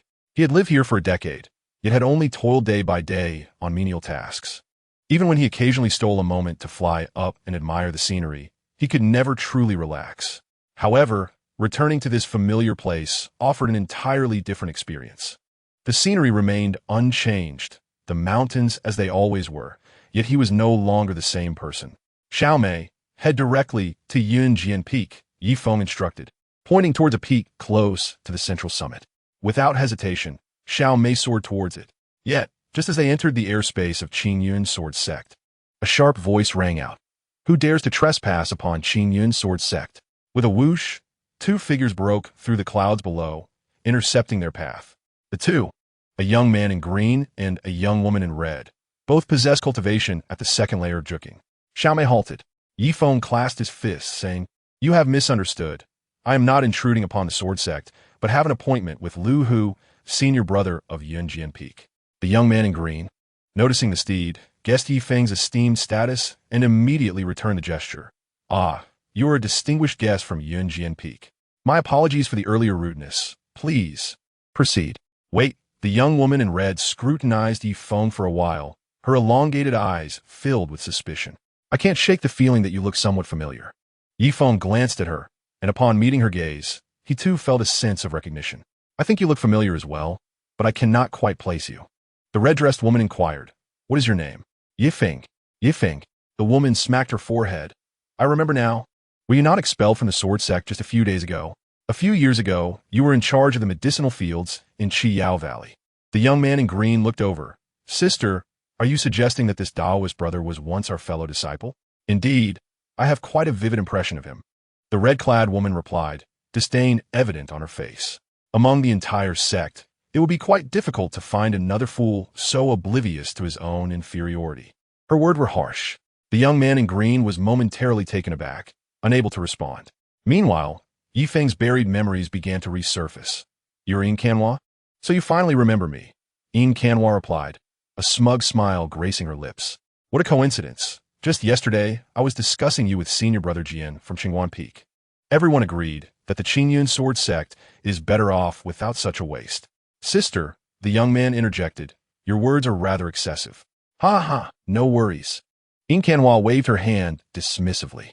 "Brother Zhu, you simply do not understand this fool, and have thus been deceived. I find even a glance at such a lowly, brainless waste utterly repulsive." Yi Feng and Yin Kanhua indeed had a history of conflict. 3 years prior, Yi Feng, still not a practitioner of Juking, had spent 7 years on the mountain, only achieving the 10th level of body refinement. Even his master had given up on him, relegating him to tending the medicinal fields in Qiyao Valley. He dedicated himself to nurturing every seedling with utmost care. However, one day, Yin Kanhua and Jian Bailu, that pair of miscreants, drove a spirit rabbit down from the mountain, inadvertently trampling upon the medicinal plants worth hundreds of spirit stones. When they realized the gravity of their mistake, they threatened Yi Feng into silence. He refused to comply, as the enormity of the incident was beyond his capacity to bear. Jian Bailu, having grown accustomed to his status as the direct disciple of the sect leader, beat Yi Feng on the spot and issued further threats, vowing to kill him if he dared to report the matter. Ultimately, Yi Feng reported the truth, yet Jian Bailu and Yin Kanhua somehow flipped the narrative. It made sense. Yi Feng's lowly status prevented him from ever facing the higher-ups, rendering the truth inconsequential. Whatever Jian Bailu declared became the truth. Yi Feng was punished, losing half a year's wages and receiving a severe reprimand. 2 offenses in one: negligence in managing the medicinal fields and falsely accusing his seniors. What a profound injustice that was. Yi Feng, indignant, sought to appeal, but he was rebuffed, unable even to meet his master. That very night, Jian Bailu and Yin Kanhua returned with several fellow disciples and broke both of Yi Feng's legs. In that moment, Yi Feng was consumed by rage and despair, contemplating ending his own life. Yet, thinking of his parents back home, he ultimately chose to endure. Upon learning of his expulsion from the sect, he came to terms with it. In a world where strength reigns supreme, weakness is indeed a sin. This event had transpired 3 years ago, and the grievances and fury of the past had long been dulled by time. Had he not encountered Yin Kanhua today, he might have forgotten it all. At this moment, Yin Sanhua's words were sharp and cutting. Zhu Lin, standing beside her, could only urge, Dao brother, you should proceed with your matters. We cannot let him pass. Yin Kanhua declared, drawing her sword and pointing it at Feng. Who knows if this fellow is here to steal? How could someone of his caliber possibly know senior brother Lu Hu? Zhu Lin felt helpless. He was of a gentle disposition, inclined towards moderation, and preferred to avoid conflict. He could see that Yin Kanhua was escalating the situation. Sister, after 3 days apart, we should treat one another with respect. How can you judge another as circumstances so readily? Zhu Lin remarked. The presence of this Dao brother's beast mount already attests to much. Yin Kanhua could not suppress her laughter, as if hearing the greatest joke. A mount? This little creature? It seems more like a mere facade. Whether it possesses any intelligence is uncertain. Who knows where he procured such a large wild beast to masquerade as a demon beast, merely to inflate his own importance. In this world, there are always those who are self-righteous, living in their own reality where no amount of persuasion can sway them. As the saying goes, good words cannot convince the damned. Yin Sanhua could not possibly fathom that the once meek Feng, whom she had so carelessly bullied, had now matured to the point where even a single word exchanged with her would diminish his stature. Consequently, Feng felt neither anger nor the urge to engage in quarrelsome verbal exchanges. Instead, he merely cast a glance at Xiaomei. In an instant, Xiaomei dashed forward, swaying her hips, and executed a graceful strike. Her massive tail, reminiscent of countless slender steel rods, struck mercilessly against Yin's face. The impact left Yin Sanhua bloodied, sending her hurtling backward for dozens of meters before she finally managed to regain her balance. Ah, my face, she cried, feeling the searing pain and watching the blood drip from her visage. Enraged, she charged forward with her sword, shouting, I will kill you. With a swift motion, Xiaomei swatted away Yin Sanhua's spirit sword. Following that, her enormous claws seized Yin Sanhua by the crown of her head, lifting her effortlessly. Xiaomei leaned in close, their noses nearly touching, and in that moment, the beautiful fox's face twisted into a terrifying snarl, particularly accentuated by her blood-red pupils. Woman, dare to insult my master again, and I shall swallow you whole, she declared, revealing her menacing fangs. In that instant, Yin Sanhua was so frightened that she lost control of her bodily functions, and the unidentifiable liquid cascaded through the air. Nearby, Zhu Lin was equally terrified, realizing that this black fox could articulate human speech, indicating was a sentient beast. Moreover, the ease with which it dominated suggested that the black fox was at least at the 3rd level of the gathering Qi realm. The most terrifying aspect was that such a formidable beast was merely a mount for Feng. How could Feng be an ordinary individual? However, at that moment, Yin Sanhua cried out, Zhu Shixiang, save me. Kill them. Zhu Lin stood frozen in disbelief. Have you lost your mind? We are both at the 2nd level of the gathering Qi realm. You were defeated in an instant. I would meet the same fate if I intervened. You think too highly of me. His expression was grim. Yet Yin Sanhua was not foolish. Her eyes darted, do not worry. We are above the sword sect. He would not dare to kill us. Zhu Shixiang, you must go to the main peak immediately and summon Jin Shixiang to stand up for me. Just as Zhu Lin hesitated, a figure broke through the air. Upon witnessing the scene before him, he was momentarily stunned. Ye Xiong, what is this? The trio, along with the fox, turned to face him. The newcomer was none other than Liu Hu from the refining hall of Yinjian Peak. Zhu Lin reacted the fastest. Bowing respectfully, Liu Shixiang. Yin Sanhua's heart sank, wondering if Feng and Liu Hu truly knew each other. With a swish, Xiaomei flung Yin Sanhua aside. Liu Hu, this woman has insulted our master. Deal with her as you see fit. Liu Hu, seeing Yin Sanhua flying toward him, exhibited a flicker of disdain in his eyes and pushed forward with a single palm, catching her. As Feng flew forward slightly, landing beside Liu Hu, he remarked, this woman harbors a long-standing grudge against me and is now maliciously obstructing me. What do you think, Liu Xiong, should be done? Liu Hu glanced at Feng, then at Yin Sanhua. After a mere second of contemplation, he swung his right arm and slapped Yin Sanhua away. You dare to obstruct my esteemed guest? Do not think that with Jian by Liu shielding you, you can act with impunity. Furious, Yin Sanhua retorted, you dare strike me? I am indeed striking you. You are merely an outer disciple, I would not hesitate to eliminate you, Liu Hu declared, flames surging in his palm. Do you wish to test that? Realizing the situation had escalated, Yin Senhua felt a surge of trepidation. Get lost, Liu Hu commanded once more. Gritting her teeth, Yin Senhua retreated in defeat. Julin clasped his fists in salute. I shall take my leave as well. He was not familiar with Yin Senhua and had only been on duty together today. This was not a place for prolonged stay. He wished to avoid any conflict. Observing his departing figure, Ye Feng remarked, that lad is quite commendable. Do you know him, Liu Xiong? Oh, his name is Julin. His aptitude is average, but his character is commendable. I would consider him first whenever I require assistance. Liu Hu replied with a smile. Everyone is waiting for you at Yinjian Peak. Please follow me. As Ye Feng walked alongside Liu Hu, he inquired, I see not only do you know Julin, but you are also acquainted with Yin Senhua. Acquainted is an understatement, Liu Hu said, his tone darkening. To be candid, I have long wished to eliminate that group of miscreants. However, it must be noted that your feud with her is personal. While my conflict with Yin Senhua and Jianbai Liu is rooted in ideological differences, this matter transcends mere grudges. It concerns the future and even the lives of many. The atmosphere within the Qingyun sword sect was far from harmonious. Alas, Ye Xiong, you acted too impulsively today.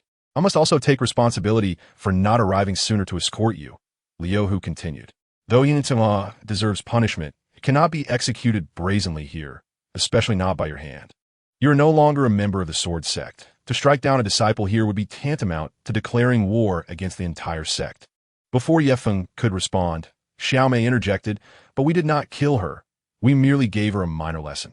In the blink of an eye, they arrived at Yinjian Peak. This is trivial. Let's not dwell on it. If Ye Xiong requires assistance, I shall seek an opportunity to discreetly eliminate Yin Senhua soon. To grant you some satisfaction, Liu Hu proposed, gesturing toward a cluster of pavilions halfway up the mountain. That is my residence. Please come in, Ye Xiong. The trio flew towards the courtyard within the pavilions. Upon closer inspection, Ye Feng sensed two immensely powerful presences there. Upon landing, he beheld a man and a woman seated at a jade table. The man, clad in white, exuded an imposing aura and striking features, while the woman donned a stunning blue gown, her beauty unparalleled, captivating enough to bring nations to ruin. Ye Xiong, allow me to introduce you.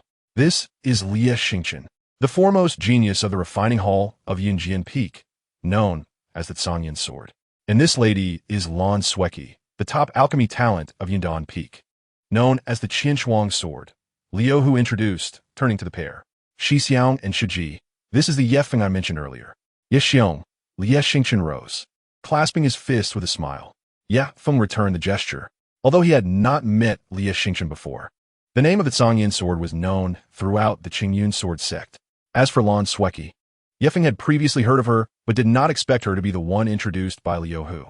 Both were top-tier geniuses among the inner disciples, having been powerful cultivators long before Ye Feng ascended the mountain over a decade ago. Please take a seat, Ye Xiong, Lan Sueki said with a gentle smile, conveying a sense of goodwill and respect upon their first meeting.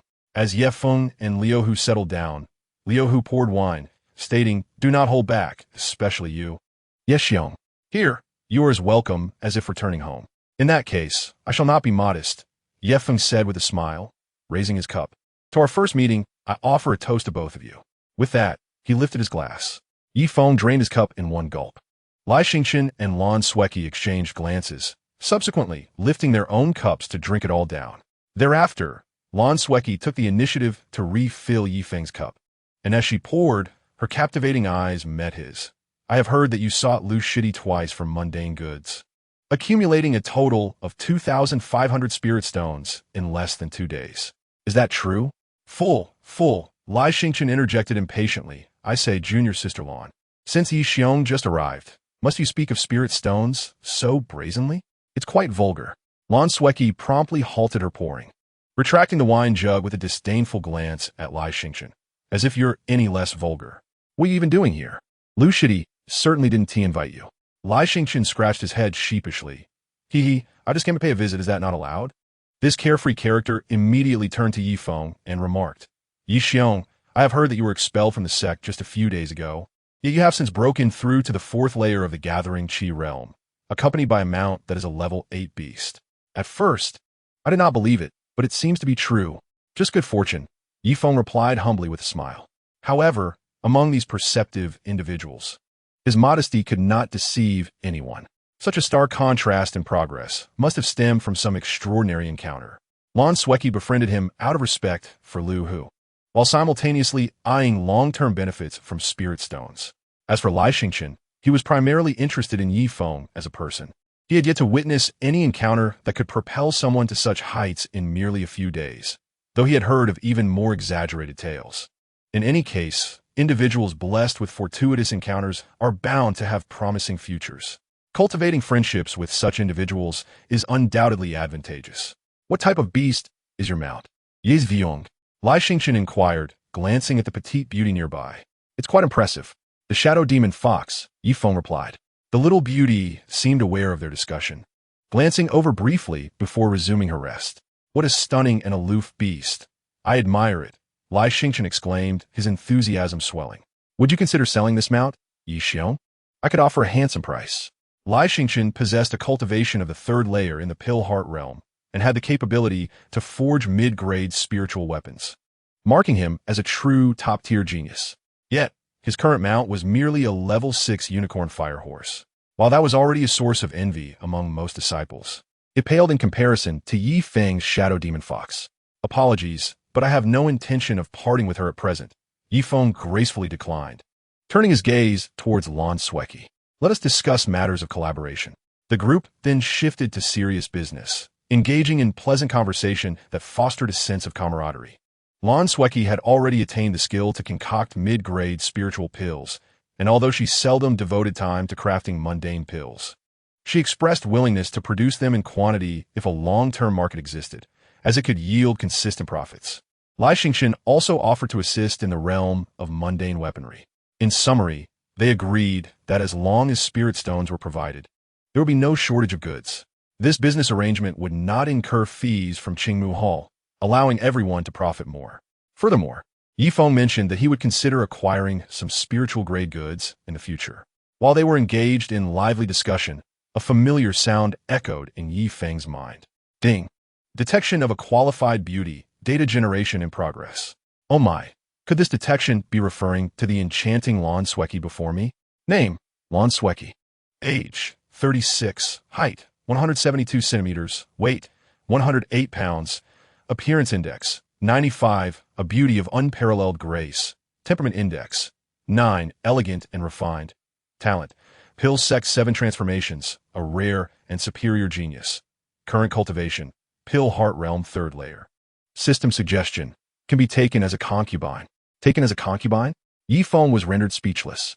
This system truly has audacity. At this stage, he was in no position to consider such an impressive concubine. However, it would be disingenuous to say he was not tempted. Why not give it a try? Chapter 19. The system, you truly dare to dream. Although he wished to explore this possibility, he knew better than to rush into it. Haste makes waste. Currently, Yifeng was nowhere near Lan Sweki's caliber. To pursue her directly would only end in embarrassment. Women are never won over by mere pursuit. The foundation of a relationship lies in mutual admiration, attraction, and shared benefits.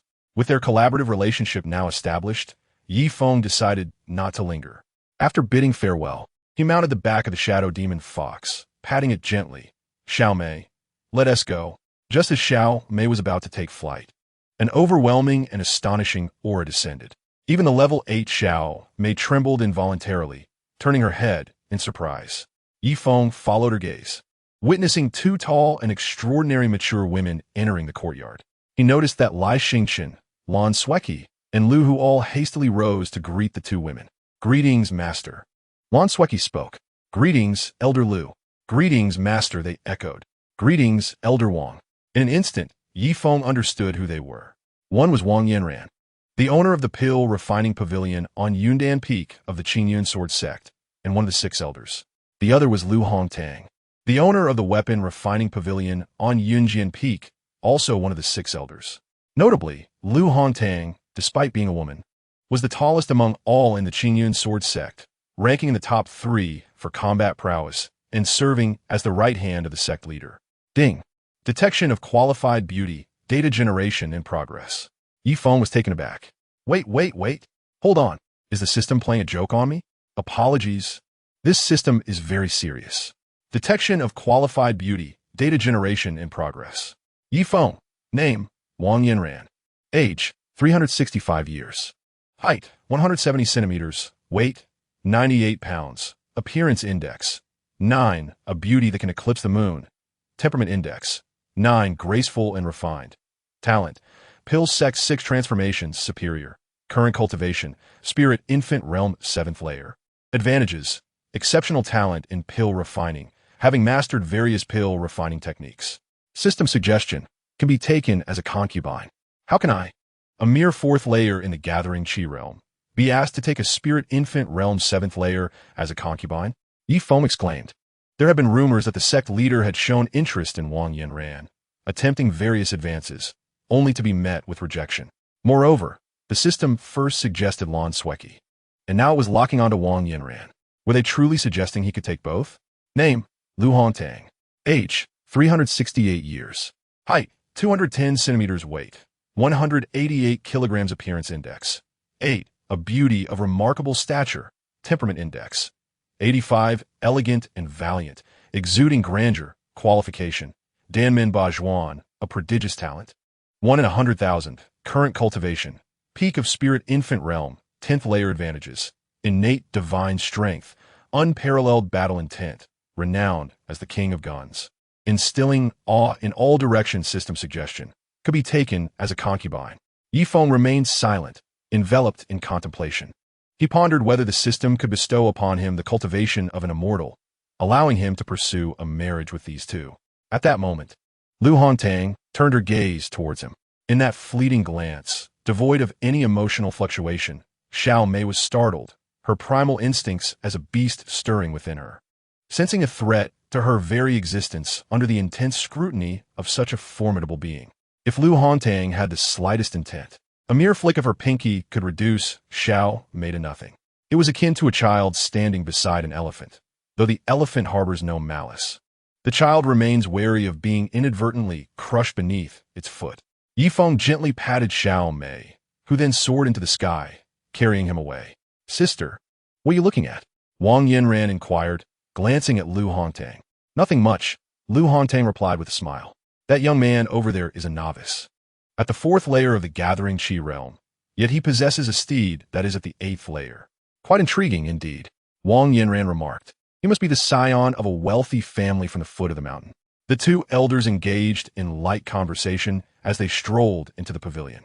At that moment, the elders from the 2 significant peaks of Qingyun sword sect, along with their most outstanding disciples, gathered together. Wang Yanran spoke. There remains a year until the next disciple competition. This competition holds great importance as it pertains to the succession of the next sect leader. Sweki, Xingqian, you both must prepare in advance. Upon returning to Zai Town, Yi Feng was not idle. He practiced the martial technique of Shun Lei Bu diligently throughout the day. After dinner, he returned to his chamber and found Lin Qingyin engrossed in her writing at the desk. Upon closer inspection, he realized she was maintaining the accounts. She meticulously recorded the sales of pills and weapons, detailing the revenue, costs, and profits with great precision, even noting the time of sale and the name of the attendant responsible. She organized who had the highest sales and who deserved a bonus. Just glancing at the ledger overwhelmed Yi Feng. He could hardly fathom undertaking such tasks himself. Qingyin, what are you doing? Yi Feng inquired. Lin Qingyin looked up, her gentle smile illuminating her face. I find myself with idle time and feel compelled to contribute. You could simply have the servants keep the accounts, and besides, your parents and father-in-law are overseeing things.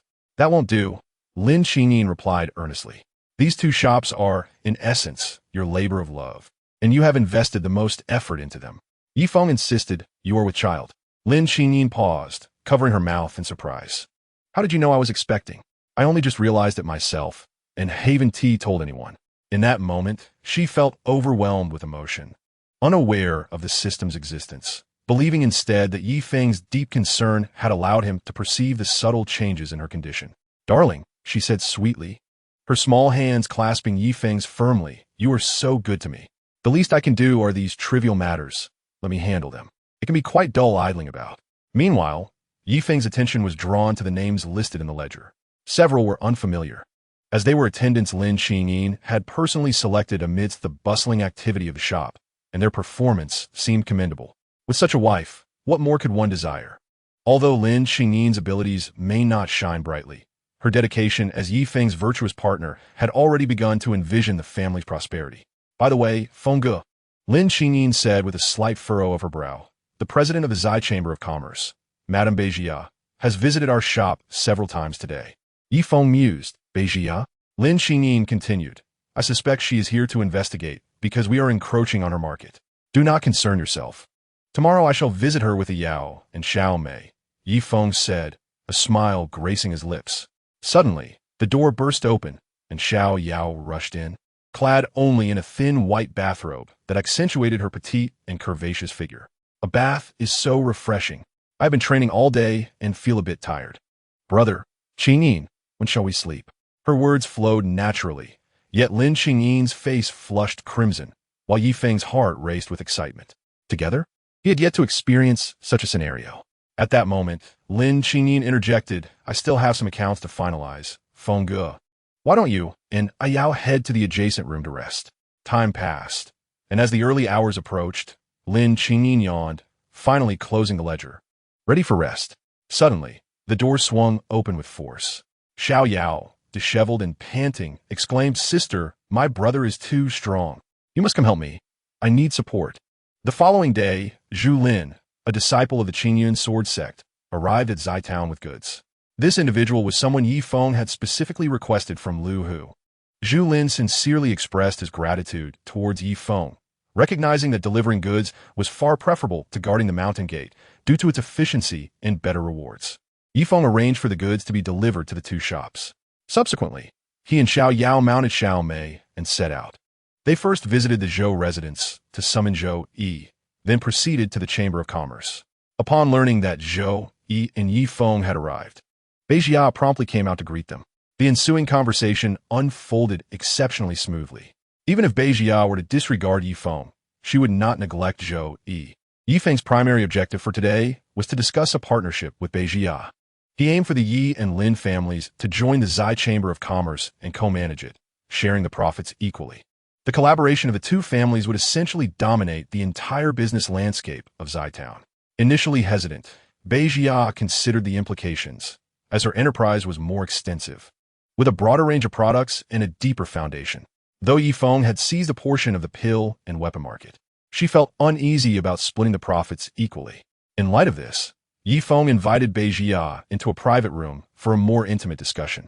Zhou Yi observed with curiosity as the two emerged hand in hand, smiling, clearly having forged a cooperative alliance. In truth, Yi Feng had not exerted much effort. His ace was simply allowing Beijia to glimpse the major fragments of the Zile Heart Sutra.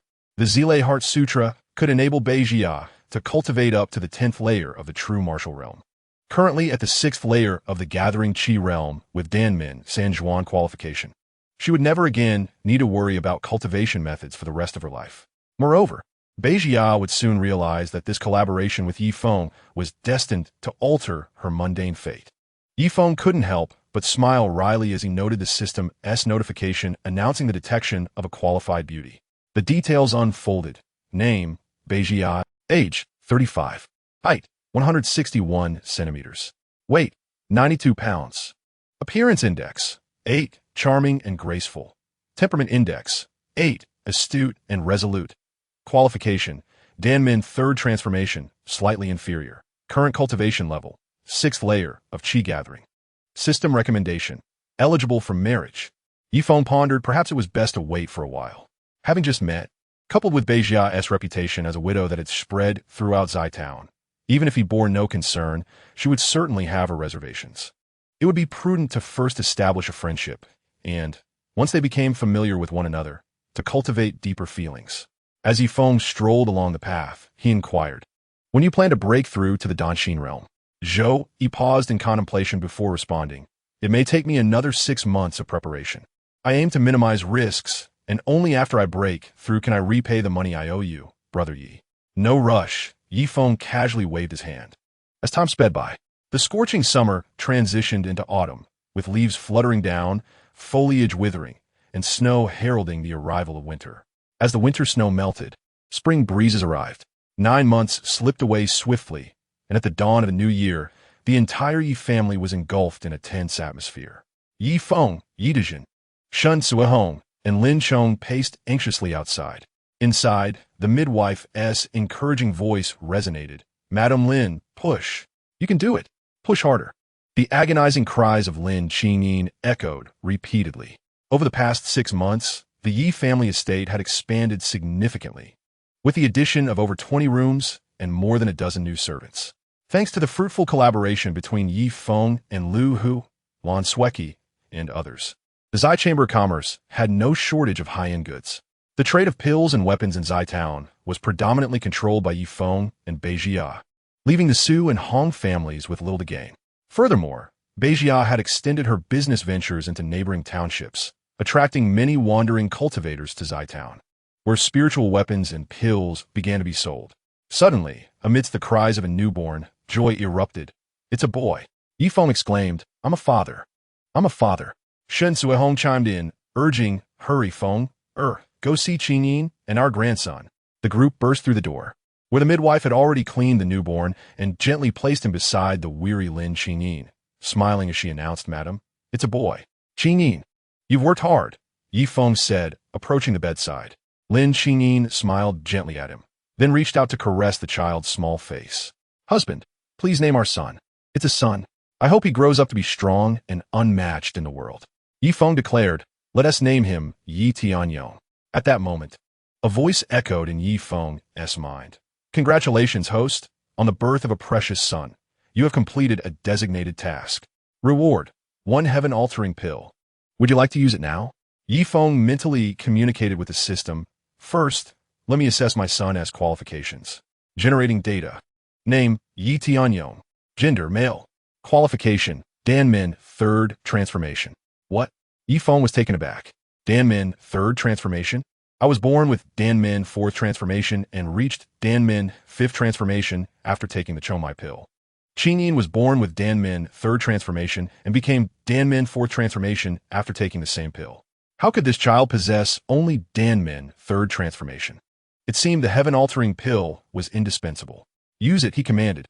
Using the heaven-altering pill on Yi Tianyong, innate qualifications are being reshaped. In his mind, Yi Feng saw 2 spinning wheels.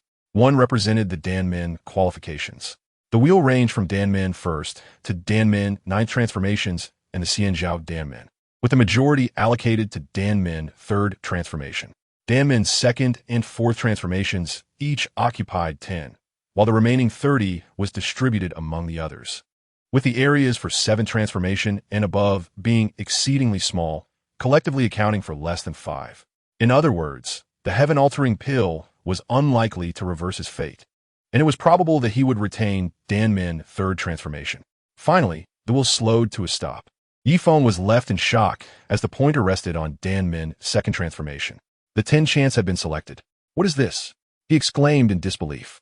"This is worse than the initial Danmin 3rd transformation."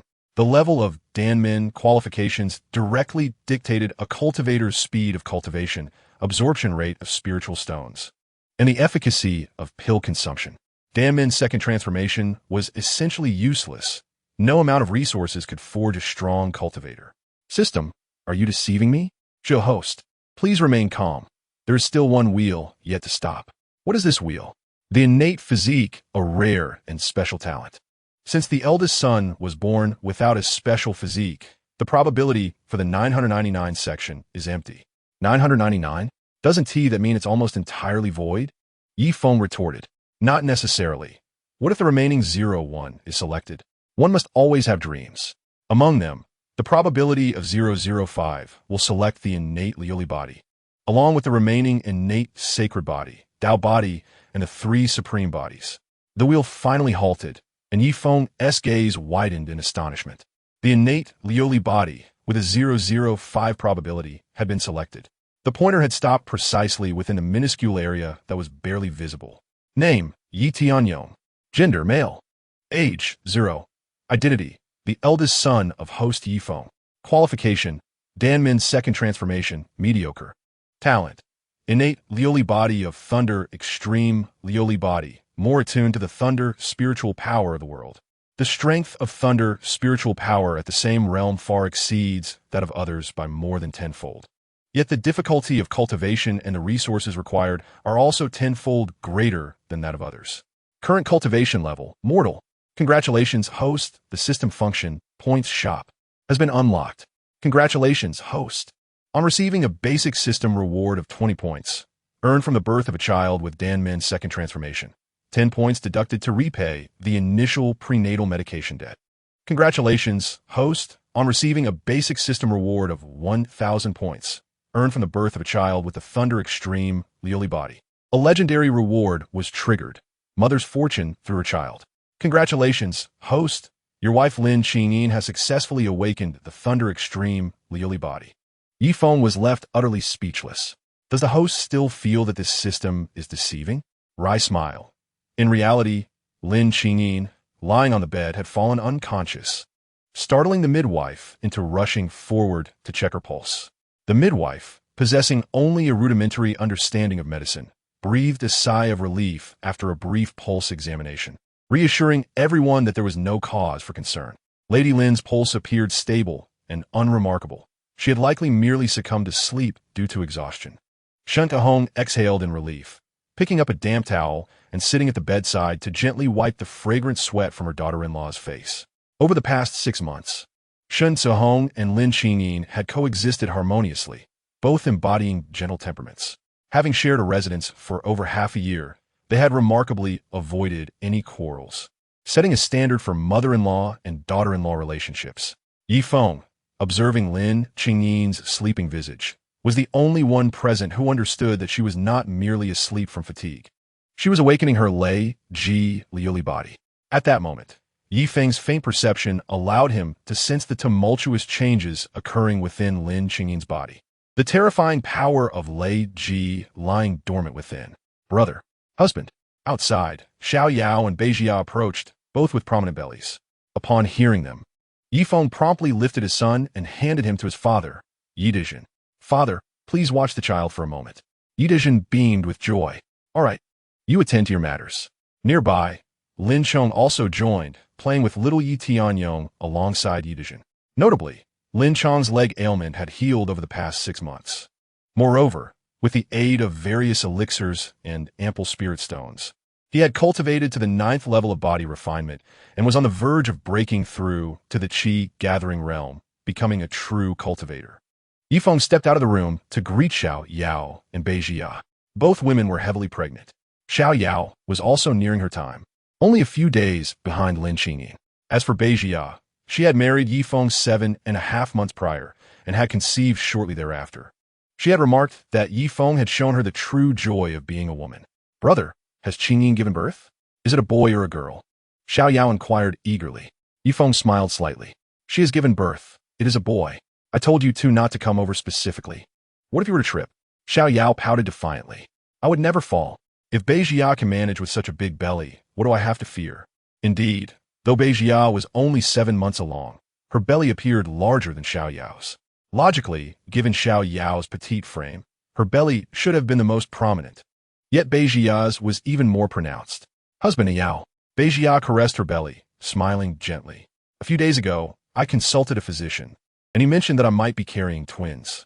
Xiao Yao's eyes sparkled with intrigue, contemplating that if Bei Jia were indeed to have two at once, it would certainly shift the balance in their favor.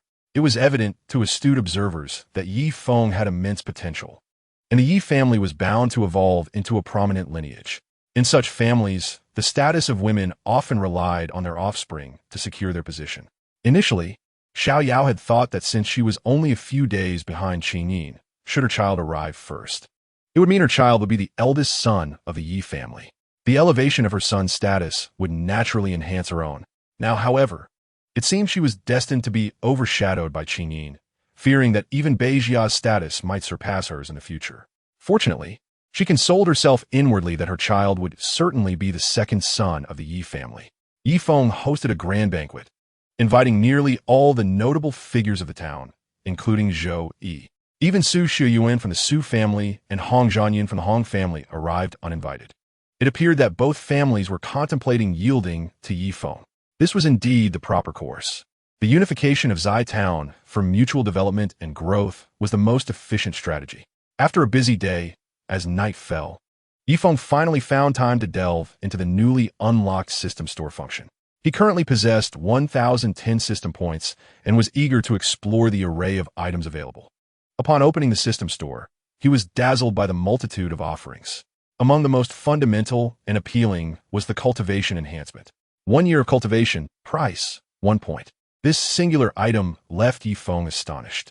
With 1,010 points, did that mean he could directly exchange for over 1,000 years of cultivation?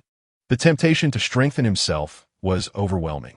Presently, he possessed the aptitude of a 5th-tier Danmin and was at the 4th level of the Qi gathering realm, typically requiring 5 years of cultivation to elevate to a minor realm. A millennium of cultivation would be.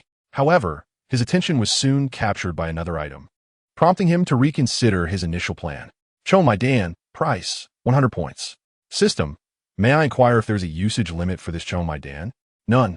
This implied that as a 5th-tier Danmin, if he consumed 4 Chou Mai Dan, he could become a 9th-tier prodigy of Danmin. Indeed, should you consume 5, you would become a Xian Zhao Danmin, which implies that within a century, you will assuredly ascend to immortality. What does it mean to attain immortality within a century? Such speed was unimaginable to many cultivators.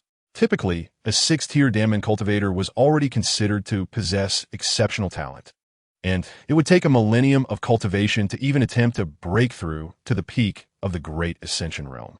Moreover, this path was fraught with various tribulations and shortages of cultivation resources. In essence, under normal circumstances, it would take 1,000 6th-tier Danmin cultivators to produce one who could reach the Great Ascension realm and gain a lifespan of 10,000 years. And among those, only 1 in 100 would successfully transcend to immortality. In contrast, a genius of Xian Zhao Danmin qualification would require merely a century to achieve immortality. And such prodigies were never lacking in mentors and resources. Each tribulation would be met with ample resources to aid them in overcoming challenges. Logically, under such temptation, it would be nearly impossible for Yi Feng to restrain himself. He simply needed to spend 500 points to become a Xianzhao Danmin, and then use points to purchase cultivation. Wait, no. Each major realm transition required tribulation. Yi Feng quickly regained his composure. This newfound clarity led him to consider many factors. For instance, if he were to break through too rapidly and undergo successive tribulations, would such an unusual phenomenon not attract the attention of a powerful entity? While such beings would not be aware of his system, they would undoubtedly suspect him of possessing miraculous treasures and would likely attempt to seize them from him. Of course, there was another possibility.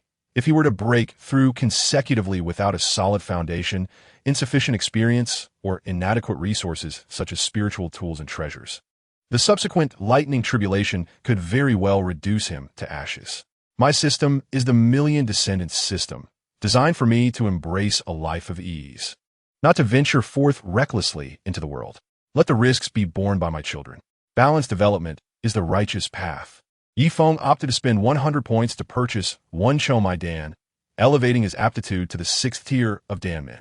He then allocated 50 points to acquire 50 years of cultivation, propelling himself 6 levels forward to the pinnacle of the Qi gathering realm. At this juncture, he decided to pause. He would first undergo tribulation and break through to the Danshin realm. With 860 points remaining, he continued to peruse the other offerings in the store. Low-grade spiritual weapon, Overlord Spear, price, 3 points. The inferior spiritual artifact, Black Scale Armor, priced at 5 points of Yi Feng, was surprisingly inexpensive. Yi Feng finally realized that each point of System Ji Feng held considerable value, which explained the stringent conditions under which the system granted them. Birthing a child of the second transition in the Danmin would only yield 20 points. Had it not been for his extraordinary luck in drawing the rare Lei Ji Lioli Ti, a congenital physique with odds of 1,000,000 to 1, how could Yi Feng possibly have accrued 1,000 Ji Feng? These Ji Feng needed to be meticulously planned for expenditure. In Chapter 22, he found himself lacking. Indeed, it was far from sufficient. Yi Feng had already devised a life plan that emphasized balanced horizontal development rather than singular vertical advancement. He aimed for comprehensive stability rather than elevating any one individual disproportionately. Naturally, cost-effectiveness remained a crucial consideration. With a clear objective in mind, the selection process became considerably simpler. His first priority was to enhance his wife, Lin Qingyin. She was now a lei ji liuli ti, and her cultivation had progressed to the 8th stage of body refining since their marriage, bringing her closer to the qi gathering realm.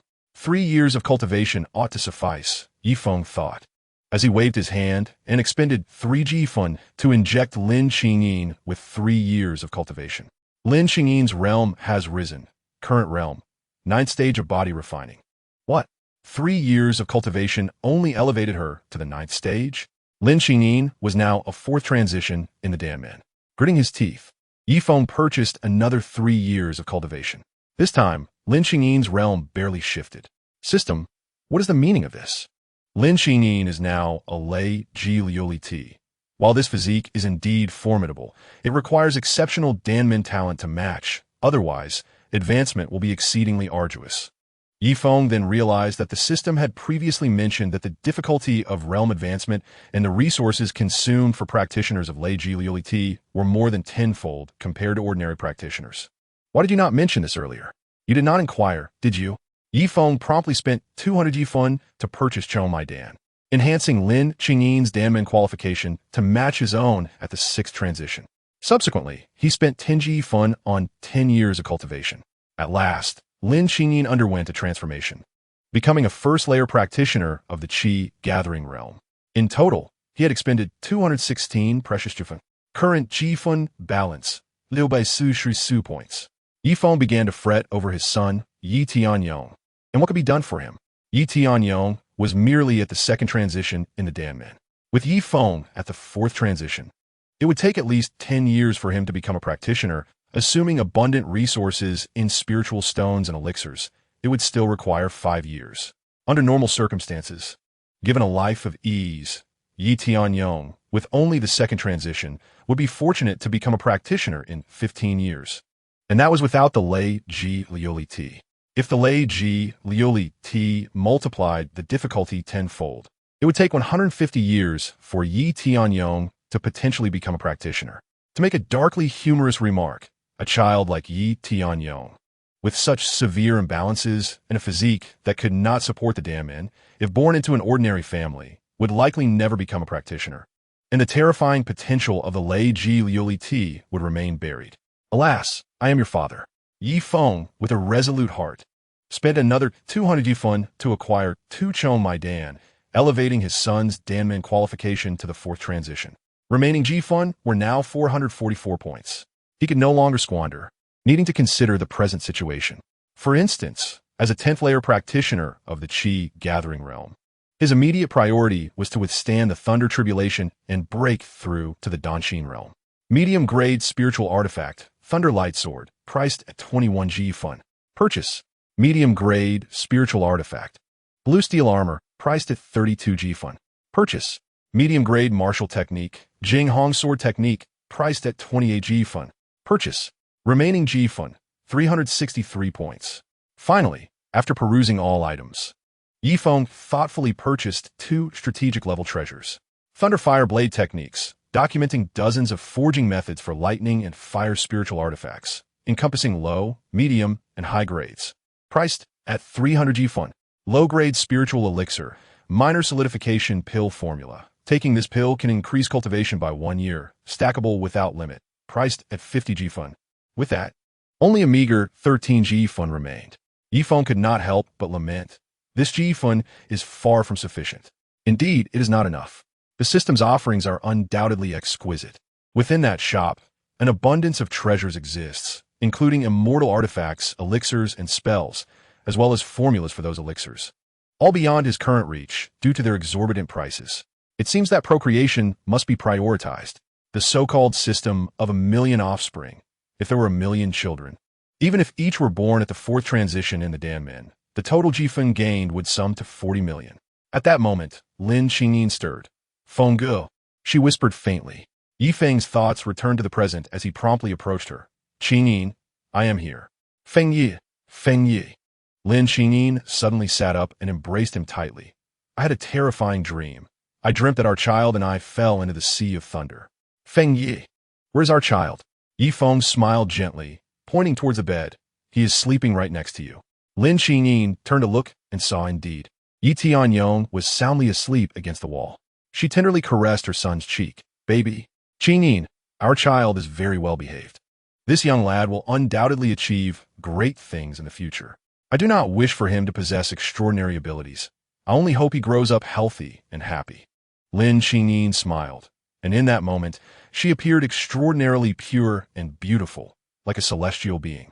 Yi Feng wrapped his arm around her shoulder. Do you feel any changes within yourself?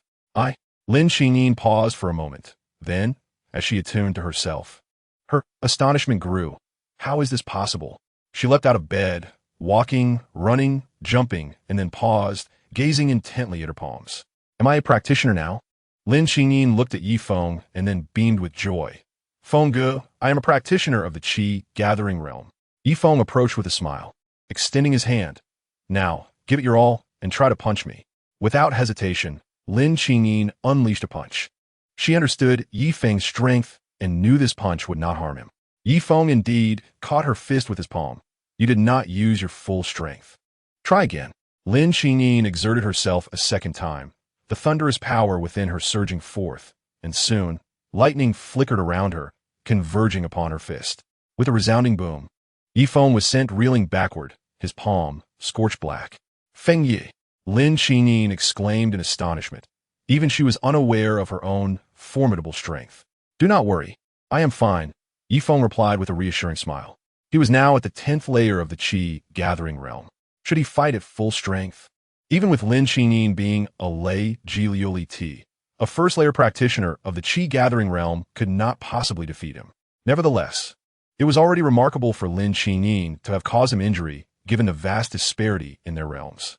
The rare lay Jilioli Ti truly proved its worth. Lin Qingyin lowered her gaze once more to her body and hands, struggling to fathom the reality of her situation. Feng Ge, how could this happen so suddenly? Yi Tianyong burst into tears, awakened by the commotion. Lin Qingyin quickly scooped her son into her arms, soothing him with gentle words. Turning to glance at Yi Feng, she found him gazing back with a warm expression. In that fleeting moment, Lin Qingyin felt an overwhelming urge to refrain from questioning anything. Ever since Feng Ji's return, everything had been improving, with extraordinary occurrences beyond her wildest dreams unfolding around her. She sensed that Feng Ge must harbor secrets, yet she deemed such knowledge unnecessary. All that mattered was that Feng Ge treated her with kindness, serving as her guardian angel, and that was sufficient. The following day, the entire Yi residence was abuzz with excitement. Hurry, everyone! Madame Bei is about to give birth. The maid's cries echoed throughout the estate. However, this was unexpected. It had only been 7 months. Wait a moment. Could it be a premature birth? Chapter 23. The literary and martial twins Beijia had unexpectedly given birth to twins. And this early in her pregnancy posed significant risks. Fortunately, being a practitioner at the 6th level of the Gathering Qi realm, her constitution was robust. With the assistance of the midwife, both children were delivered safely, and mother and babies were well. Congratulations, Madame Bei. Both are boys, the midwife beamed.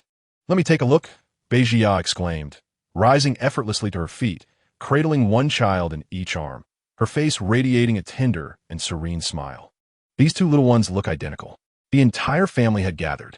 Lin Qingyin and Xiao Yao extended their congratulations to Beijia.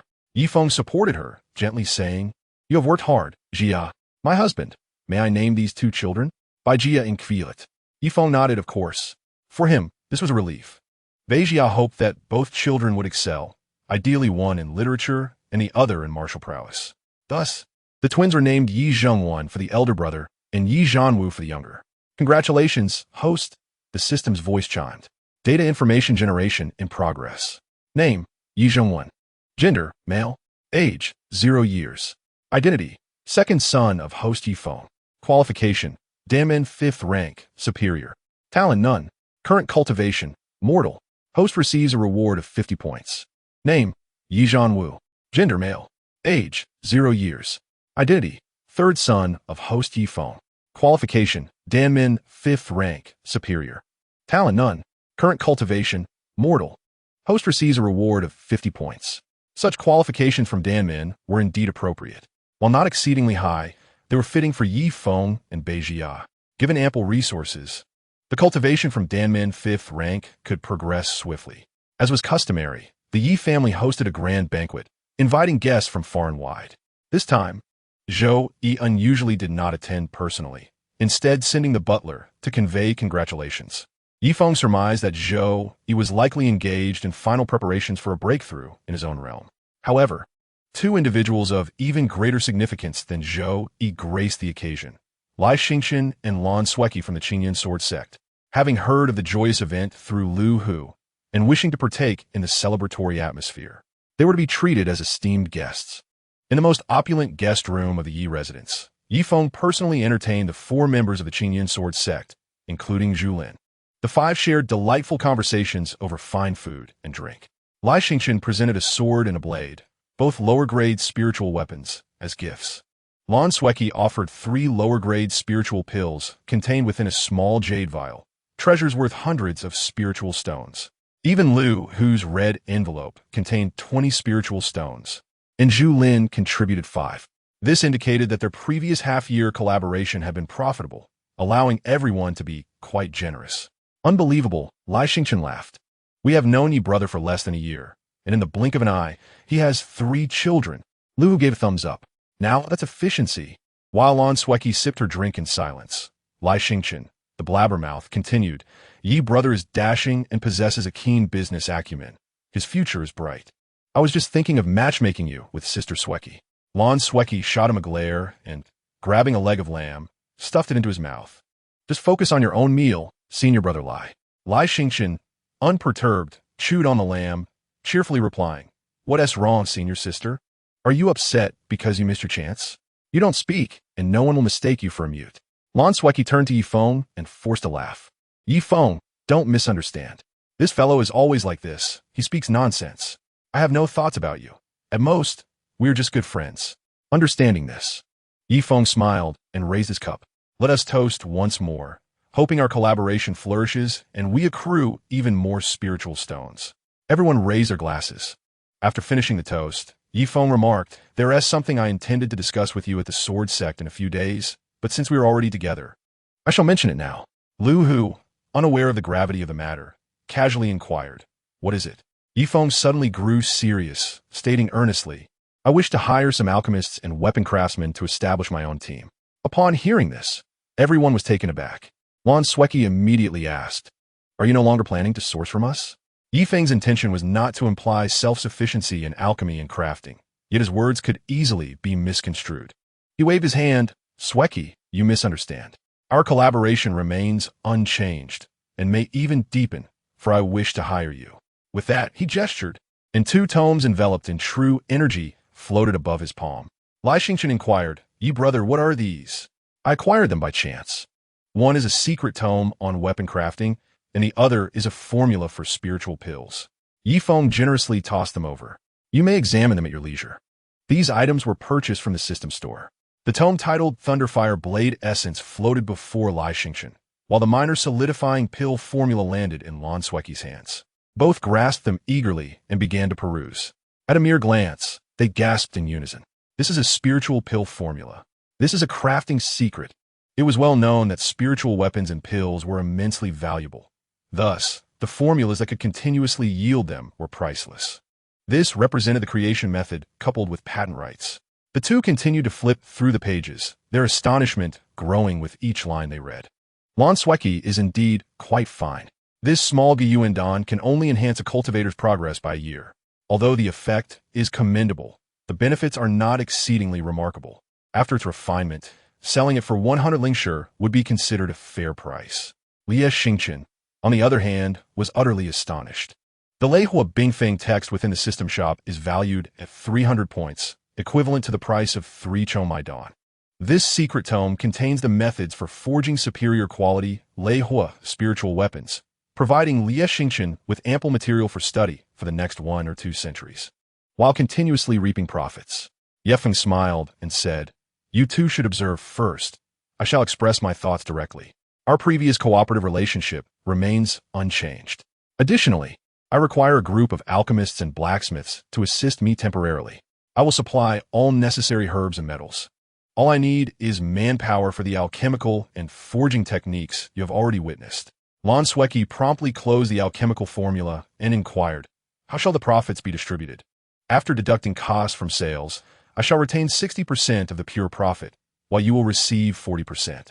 As for how you distribute to others, that is beyond my concern, Ye Feng replied. Without incurring any costs, retaining the formula, and not needing to manage sales, they could merely provide labor and receive 40% of the profits. Lon Sweki found this agreeable. I accept this arrangement and will endeavor to introduce as many of my junior disciples from Yundan Feng as possible. However, I am concerned that this small Guyuandan may not sell well. Ye Feng chuckled. Sweki, do you think this small Guyuandan is akin to other pills? Where consuming one results in resistance, diminishing the effect of the next. Isn't it so? Most pills of the same type behave this way, Lon Sweki asserted. Ye Feng beamed with greater confidence. To be frank, this small Guyuandan retains its efficacy for at least the first 10 doses consumed by an individual. In other words, once this pill is released to the market, it will undoubtedly sell exceptionally well without any risk of stagnation. Is that truly the case? Lon Sweki's eyes widened in disbelief. If so, she would have to consume 10 doses herself once it was refined. Even Lia Xingqian and Liu, who were taken aback, gazing at Ye Feng in astonishment. In truth, Ye Feng had exaggerated, or perhaps concealed the truth. The small Guyuandan had no limit on consumption. As long as there was sufficient quantity, one could swallow 100 at once, thereby enhancing their cultivation by 100 years. However, he could not reveal this, as no one would believe him, and it would invite trouble. Whether my words hold truth will be evident once the small Guyuandan is released, and you can test its effect for yourselves, Ye Feng said, producing 2 sheets of white paper. He bit his finger and used his essence blood to draft a Tiandao contract. The so-called Tiandao contract is akin to a commercial agreement. Ye Feng is the first party, the investor and largest shareholder. Lia Xingqian and Lon Sweki, in turn, represent the technical stakeholders akin to agents holding a portion of the equity. Both understood the implications of this arrangement and recognized they were benefiting from Ye Feng's initiative. After all, they could both carve out time to refine pills and forge weapons for commissions, while also profiting from the endeavors of their junior disciples. Ye Feng offered a generous 40% of the profits. As long as Lia Xingqian and Lon Sweki were not overly altruistic, they would undoubtedly take their share. Even so, many disciples of Qingyun would eagerly compete for the opportunity to exchange their time for Lingshi. Once everything was settled, Lon Sweki was the first to rise and leave, appearing quite invested in her endeavors, eager to return and attempt the refinement of the small Guyuandan.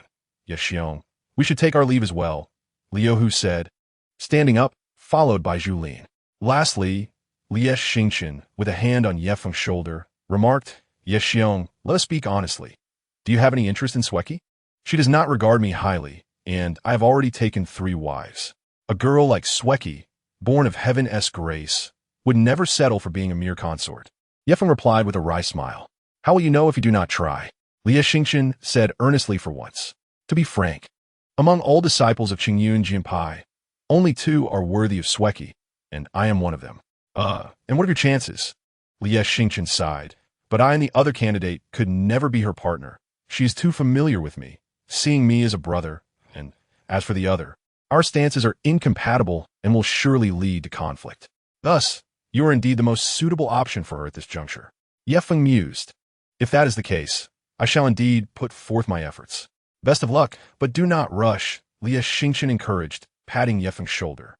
Good things come to those who wait. As long as you possess this determination, I have a premonition she will eventually become yours. What was initially thought to be swift in the matter of Xiao Yao's child has extended into another week, yet Xiao Yao remained unresponsive. She felt quite disheartened, especially since Lin Qingyin and Bei Jia had already conceived Ye Feng's children for the second time. To reward these 2 loyal aides, Ye Feng spent several hundred lingshi to procure a complete set of spiritual weapons and armor, along with an abundance of exquisite jewelry and garments for Lin Qingyin and Bei Jia. Naturally, Xiao Yao received gifts as well, but she always sensed that Ye Feng was merely attempting to appease her, fearing she might feel slighted. Weapons of the Lei Hua Bing Feng series and the small Gyuan Dan had commenced mass production. Generally speaking, an alchemist at the Gathering Qi realm could refine a small Gyuan Dan in 3 days, while one at the Dan Heart realm could do so in about a day. Each small Gyuan Dan was priced at 100 lingshi, with a cost of 30 lingshi, yielding a pure profit of 70 lingshi, of which Yefeng would take 60%, leaving Lan Sueki with 28 lingshi. Even after Lan Sueki took a few lingshi as her share, over 20 lingshi would still find their way to those she employed. The profitability of the Lei Hua Bing Feng weapons was comparable to that of the pills. Although the unit price was higher, the production cycle was also longer, and the costs were elevated. Within the span of a week, Feng and his companions amassed substantial fortunes, with Feng accumulating several thousand lingshi. Furthermore, all enjoyed the benefits of the small Gyuan Dan. Liuhu, originally at the 3rd level of the Gathering Qi realm, purchased 6 small Gyuan Dan at a discounted price and ascended directly to the 5th level. Even Zhu Lin exhausted his savings and borrowed extensively to acquire 4 small Gyuan Dan, elevating himself to the 3rd level. Lie Xingchen and Lan Sueki also consumed small Gyuan Dan, each taking 10. Lie Xingchen broke through to the 4th level of the Dan Heart realm, while Lan Sueki's realm remained unchanged. The reason was straightforward. 10 years of cultivation did not constitute much for the Dan Heart realm, and Lie Xingchen was already on the verge of a breakthrough. Although Lan Sueki did not advance, she felt content, sensing the subtle signs of a potential breakthrough following her cultivation enhancement. As for Yefeng's family, they were flourishing splendidly. His father, Ye Dezheng, successfully advanced to the 1st level of the Gathering Qi realm after consuming 8 small Gyuan Dan. His mother, Shen Cuihong, required 9 small Gyuan Dan to attain the status of a cultivator. Lin Chong became a cultivator after only 3 doses, alongside a few lingshi. Niuqing also became a cultivator using just 2. Bai Jia and Xiao Yao each consumed 10 small Gyuan Dan, with Xiao Yao reaching the 7th level of the Gathering Qi realm. The Jingjie of Bai Jia has ascended to the 7th layer of Zhi Qijing. The entire Yi family consists of cultivators. While they may not rival the larger powers, they have become an unassailable superfamily in Zitown, causing the Su family and the Hong family to bow their heads. Previously, they had no fear of Yi Feng, but now, upon encountering Xiao Yao and Bai Jia, Su Shiyuan, the head of the Su family, and Hong Zhanyun, the head of the Hong family, are compelled to lower their heads and respectfully address them as Madame Xiao and Madame Bai. Everything is progressing towards a brighter future. The only source of concern is that Xiao Yao has been pregnant for over 10 months without any sign of labor, which is exceedingly unusual.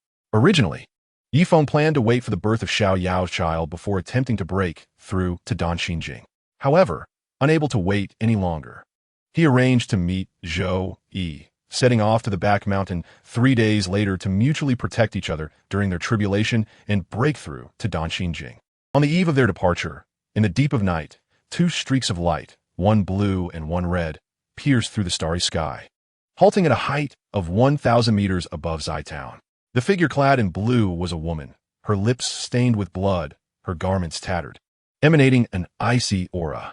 She had been pursued to this location and was gravely injured. The figure in red was a robust man, with molten lava-like pupils and his entire being engulfed in fierce flames. "You cannot escape, Chu Yun. This is your grave," he declared with a hearty laugh, a massive fireball coalescing in his palm. "Qiu Qingya, you deranged wretch, how dare you chase me here? Do you not fear the Qingyan sword sect's wrath?" Zhu Dun Ga Pet, maintaining a fierce facade despite her weakness. "Ha ha! Indeed, the Qingyan sword sect is in the same region as your Chu family, but as far as I know, your 2 factions are not on amicable terms, are they? Killing you, the foremost genius of the Chu family, would actually benefit the Qingyan sword sect. They have no enmity with me, nor do they see me as a rival," Qiu Qingya taunted. Chu Yun, unable to flee and severely wounded, retorted, "If you have the courage, come, I will gladly perish with you. Regrettably, you are your last breath, incapable of even achieving that," Qiu Qingya replied, thrusting the fireball forward. Chu Yun unleashed her water spiritual power, striking the fireball with both palms, causing the fire and water energies to cancel each other out. However, unexpectedly, as the fireball dissipated, a mid-grade spiritual sword surged forward, piercing through Chu Yun's abdomen. Who would have imagined that despite being in a position of dominance over Chu Yun, Qiu Qingye would still employ cunning, concealing the spiritual sword within the fireball for this lethal strike? This old wretch is exceedingly cautious and terrifying, utilizing the principle of exerting full force even when hunting a rabbit. Blood sprayed forth as Chu Yun's body plummeted like a butterfly with broken wings. Yet Qiu Qingye remained unperturbed, his body ablaze, launching his most formidable mid-grade martial technique, Liuhua Tianyu, towards the ground. Boom, boom, like a meteor shower, countless fiery streaks bombarded Chu Yun, charring her as each explosion hastened her descent. Furthermore, the fiery rain fell upon Zai Town, each droplet creating deep craters in the earth, approximately 10 meters wide and 2 to 3 meters deep. In an instant, dozens of houses were obliterated and hundreds of townsfolk perished. Flames engulfed Zai Town, painting half the sky crimson. For Qiu Qingye, this was merely a casual attack, but for the mortals below, it was a cataclysm akin to a natural disaster. Of course, did Qiu Qingye care? Not in the slightest. The lives of mere ants held no significance to him. Even if he were to shatter the entire Zai Town and annihilate all its inhabitants, as long as he could eliminate Chu Yun, it would be worth it. A human does not ponder whether the blade that slays an enemy will also crush thousands of ants beneath it. The tremendous roar roused Yi Feng, Zhou Yi, Beijia, Su Xiuyuan, and Hong Zhanyun. Yi Feng dashed out of his room, witnessing the flames across Zai Town and hearing the cries of fleeing townsfolk. He raised his gaze to the sky. 3 figures swiftly flew over Ye's residence, the leaders being Zhou Yi, Su Xiuyuan, and Hong Zhanyun. Without hesitation, Yi Feng ascended to join them in the air, 100 meters high. What is happening? Yi Feng inquired of Zhou Yi. I have no idea, Zhou Yi replied, equally bewildered.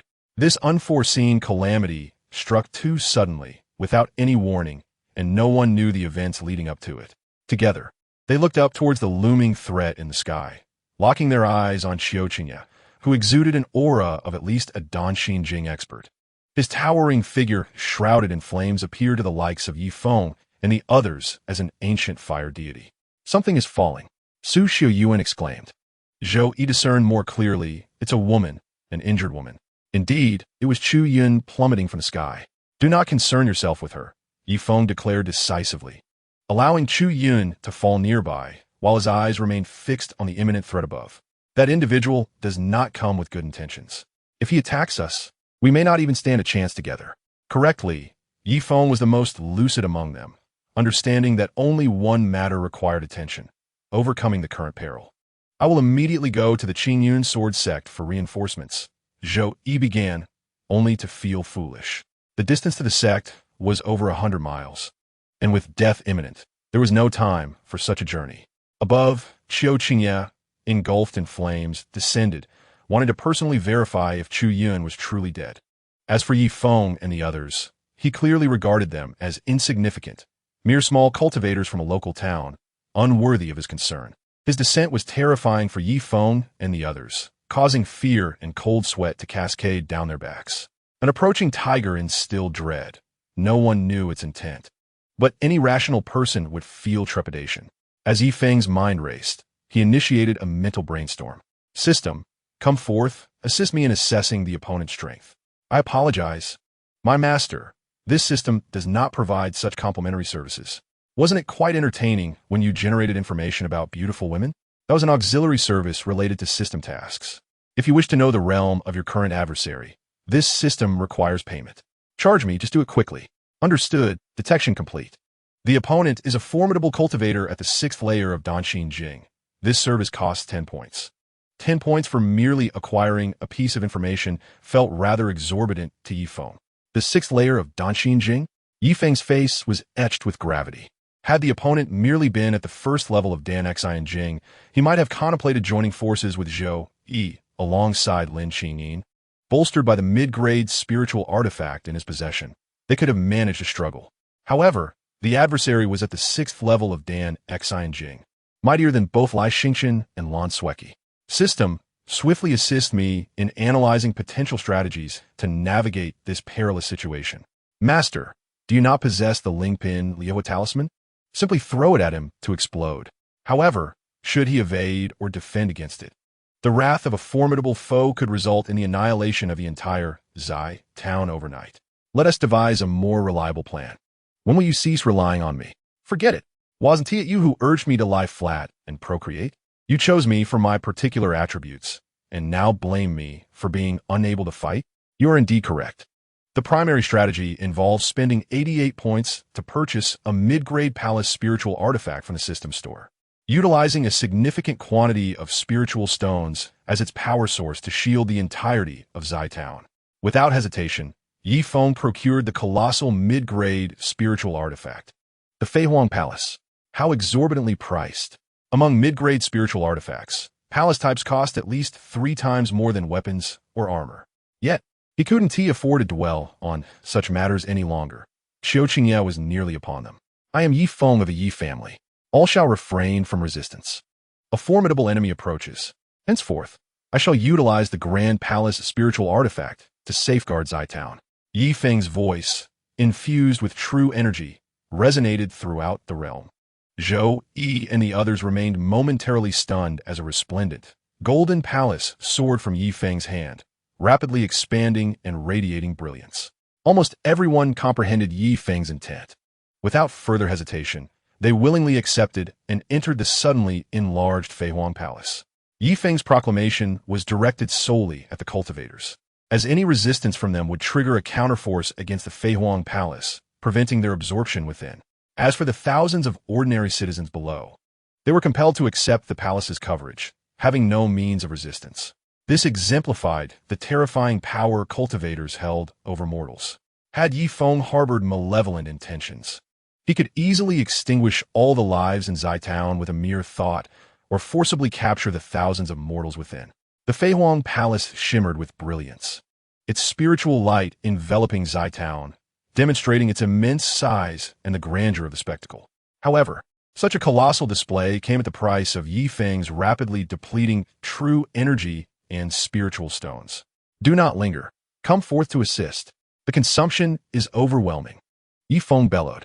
What assistance do you require? Zhou Yi was the first to inquire. Channel your true energy to me, every last bit. In an instant, Zhou Yi, Hong Zhanyun, Su Xian, Su Zhe, along with Lin Qingyin, Xiao Yao, Beijia, Yi Dezhen, Shun Sihong, Lin Chong, and Niu Qing from the Yi family. Even the elusive He Hu Xiaomei were all transmitting their spiritual power to Yi Feng. Meanwhile, outside, the formidable Qiu Qingye was momentarily taken aback by the sudden emergence of the Fei Huang Palace, a mid-grade palace spiritual artifact. Who would have thought such a high-level practitioner was concealed within this small town? Qiu Qingye furrowed his brow, stroking his beard in contemplation. After a brief pause, he called out, Fellow in the palace, what obstructs my path? Yi Feng, centering his energy, responded, his voice resonating through the palace like an ancient bell. A formidable foe approaches, necessitating defense. Zai Town has always maintained a non-aggressive stance towards the outside world. I implore you to withdraw swiftly to avoid conflict. Unbeknownst to Yi Feng, his words revealed much to Qiu Qingye. Firstly, Qiu Qingye could ascertain that the opponent did not recognize him. Secondly, he confirmed a crucial factor. The other party likely did not even know the local Chu Yun, implying that they were not a core figure among the 6 major powers of Inxia City. This simplifies matters. You are mistaken, Qiu Qingye chuckled. I harbor no ill intent. I merely pursued a thief and happened upon this place. You may safely retract your palace. Upon capturing the thief, I will depart. Yi Feng recalled the severely injured female cultivator who had fallen from the sky, surmising that there might be enmity between them, leading to the battle spilling over in Zai Town. Retracting the palace is out of the question. You should rather withdraw promptly. Yi Feng was no fool. He would not easily trust a stranger's words.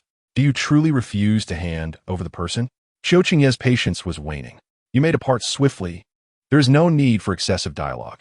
Yi Feng retorted defiantly. This is my territory. I dictate the terms. What audacity! Qiu Qingye sneered, if I am not mistaken. You are merely a mere 10th-level practitioner of Juqi Jing, are you not? How long can you sustain such a powerful mid-grade spiritual artifact? It was evident that negotiations had failed, and the matter would be settled through force. Qiu Qingye unleashed a barrage of fiery attacks, unleashing 2 powerful mid-grade martial techniques that struck the Fei Huang Palace. The entire Feihuang Palace, along with Zitown and the land beneath, trembled violently. Yi Feng, possessed of a fiery temperament, could no longer tolerate the aggression. How dare you? I possess a system. I will not allow you to bully me. Come on, old thief. If you have the ability, continue to strike and see whether your true energy exceeds that of over a dozen cultivators and thousands of spiritual stones combined. Yi Feng shouted defiantly. Qiu Qingye, incensed, wielded his flying sword to continuously assault the Feihuang Palace. Yet, the palace merely trembled, showing no signs of collapse. Although the rapid consumption of spiritual stones pained Yi Feng, the palace remained steadfast. After numerous strikes, Qiu Qingye was fatigued. He had already engaged in a lengthy chase with Chu Yun, exhausting considerable energy. Moreover, he was increasingly concerned about the proximity to the Qingyun sword sect. While brief skirmishes may not pose much of a threat, the commotion stirred now, coupled with the prolonged duration, could yield dire consequences. Let us negotiate a truce. How about we strike a deal? Qiu Qingye initiated discussions once more. Negotiate? You are merely fearful. To be frank, this is the territory of the Qingyun sword sect. You are but a mere practitioner of Dan, Xi, and Jing. Once the stronghold of the Qingyun sword sect arrives, your fate is sealed. Yi Feng growled fiercely. In Qiu Qingye's eyes, a sinister killing intent emerged. Brat, do not underestimate me. Do you truly believe I cannot deal with you? If you have the guts, come at me. Do you think I won't obliterate you right here and now? Yi Feng shouted. Zhou Xiong, take out your Lingbin Tianlei talisman. Huh? Zhou, he was momentarily taken aback. Yi Feng continued to call out loudly. Old thief, look closely. This is the Lingbin Liuhua talisman and the Lingbin Tianlei talisman. Do you dare test them? The two talismans radiated a ferocious aura.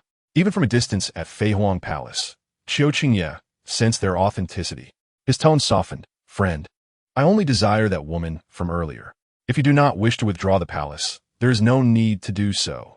Simply toss her to me, and I will exchange her for a medium-grade spiritual weapon sword. What do you say? Stop with the nonsense. There is nothing to negotiate. Yi Feng began to curse vehemently. Old thief, you burned down the streets of Zitown and killed its people. We will settle this score. Very well, very well. Qiu Qingye realized the negotiations had completely collapsed. He had not anticipated that the young man opposite him would be so hot-tempered, filled with rage. He laughed bitterly. Let us see how this unfolds. Just wait. This matter is far from over. With that, he began to retreat slowly. Ha, are you afraid? Hurry up and leave. Yi Feng shouted again, inciting Hong Zhangyun to join in with curses. What are you running for? Weren't you quite arrogant just now? Keep fighting. Zhou Yi, usually elegant, also shouted, Cowardly turtle, if you're going to flee, then go far away. Otherwise, I might just throw the Tianlei talisman. A strange sense of exhilaration filled the air. Soon, everyone realized why. They had followed Yi Feng and triumphed over the lofty opponent from the Danqing realm. Although a formal battle had not ensued, it was clear that Qiu Qingye had been intimidated and fled. It was a rare opportunity to act tough and insult someone from the Danqing realm, especially when the other party dared not retort. How could they not feel exhilarated? Yi Feng did not immediately dismantle the Feihuang Palace, fearing Qiu Qingye might return. Having already consumed over 2,000 spiritual stones, a few more would not matter. It was only as dawn approached that Yi Feng finally waved his hand to dismantle the palace. Lin Xingyin went to comfort the townspeople, some of whom were injured, while others had lost family and homes. Yi Feng took responsibility for the losses, personally funding the reconstruction of their homes and promising financial assistance to the injured townsfolk.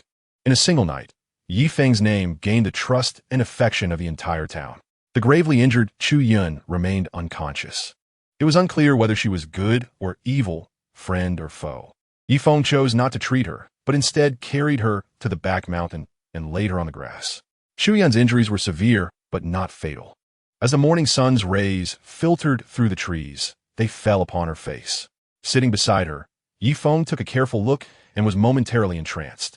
It was hard to believe that such a weak and pale visage could still exude beauty, despite the bloodstains and the tattered clothing, with burn marks scattered across her skin and her hair in disarray.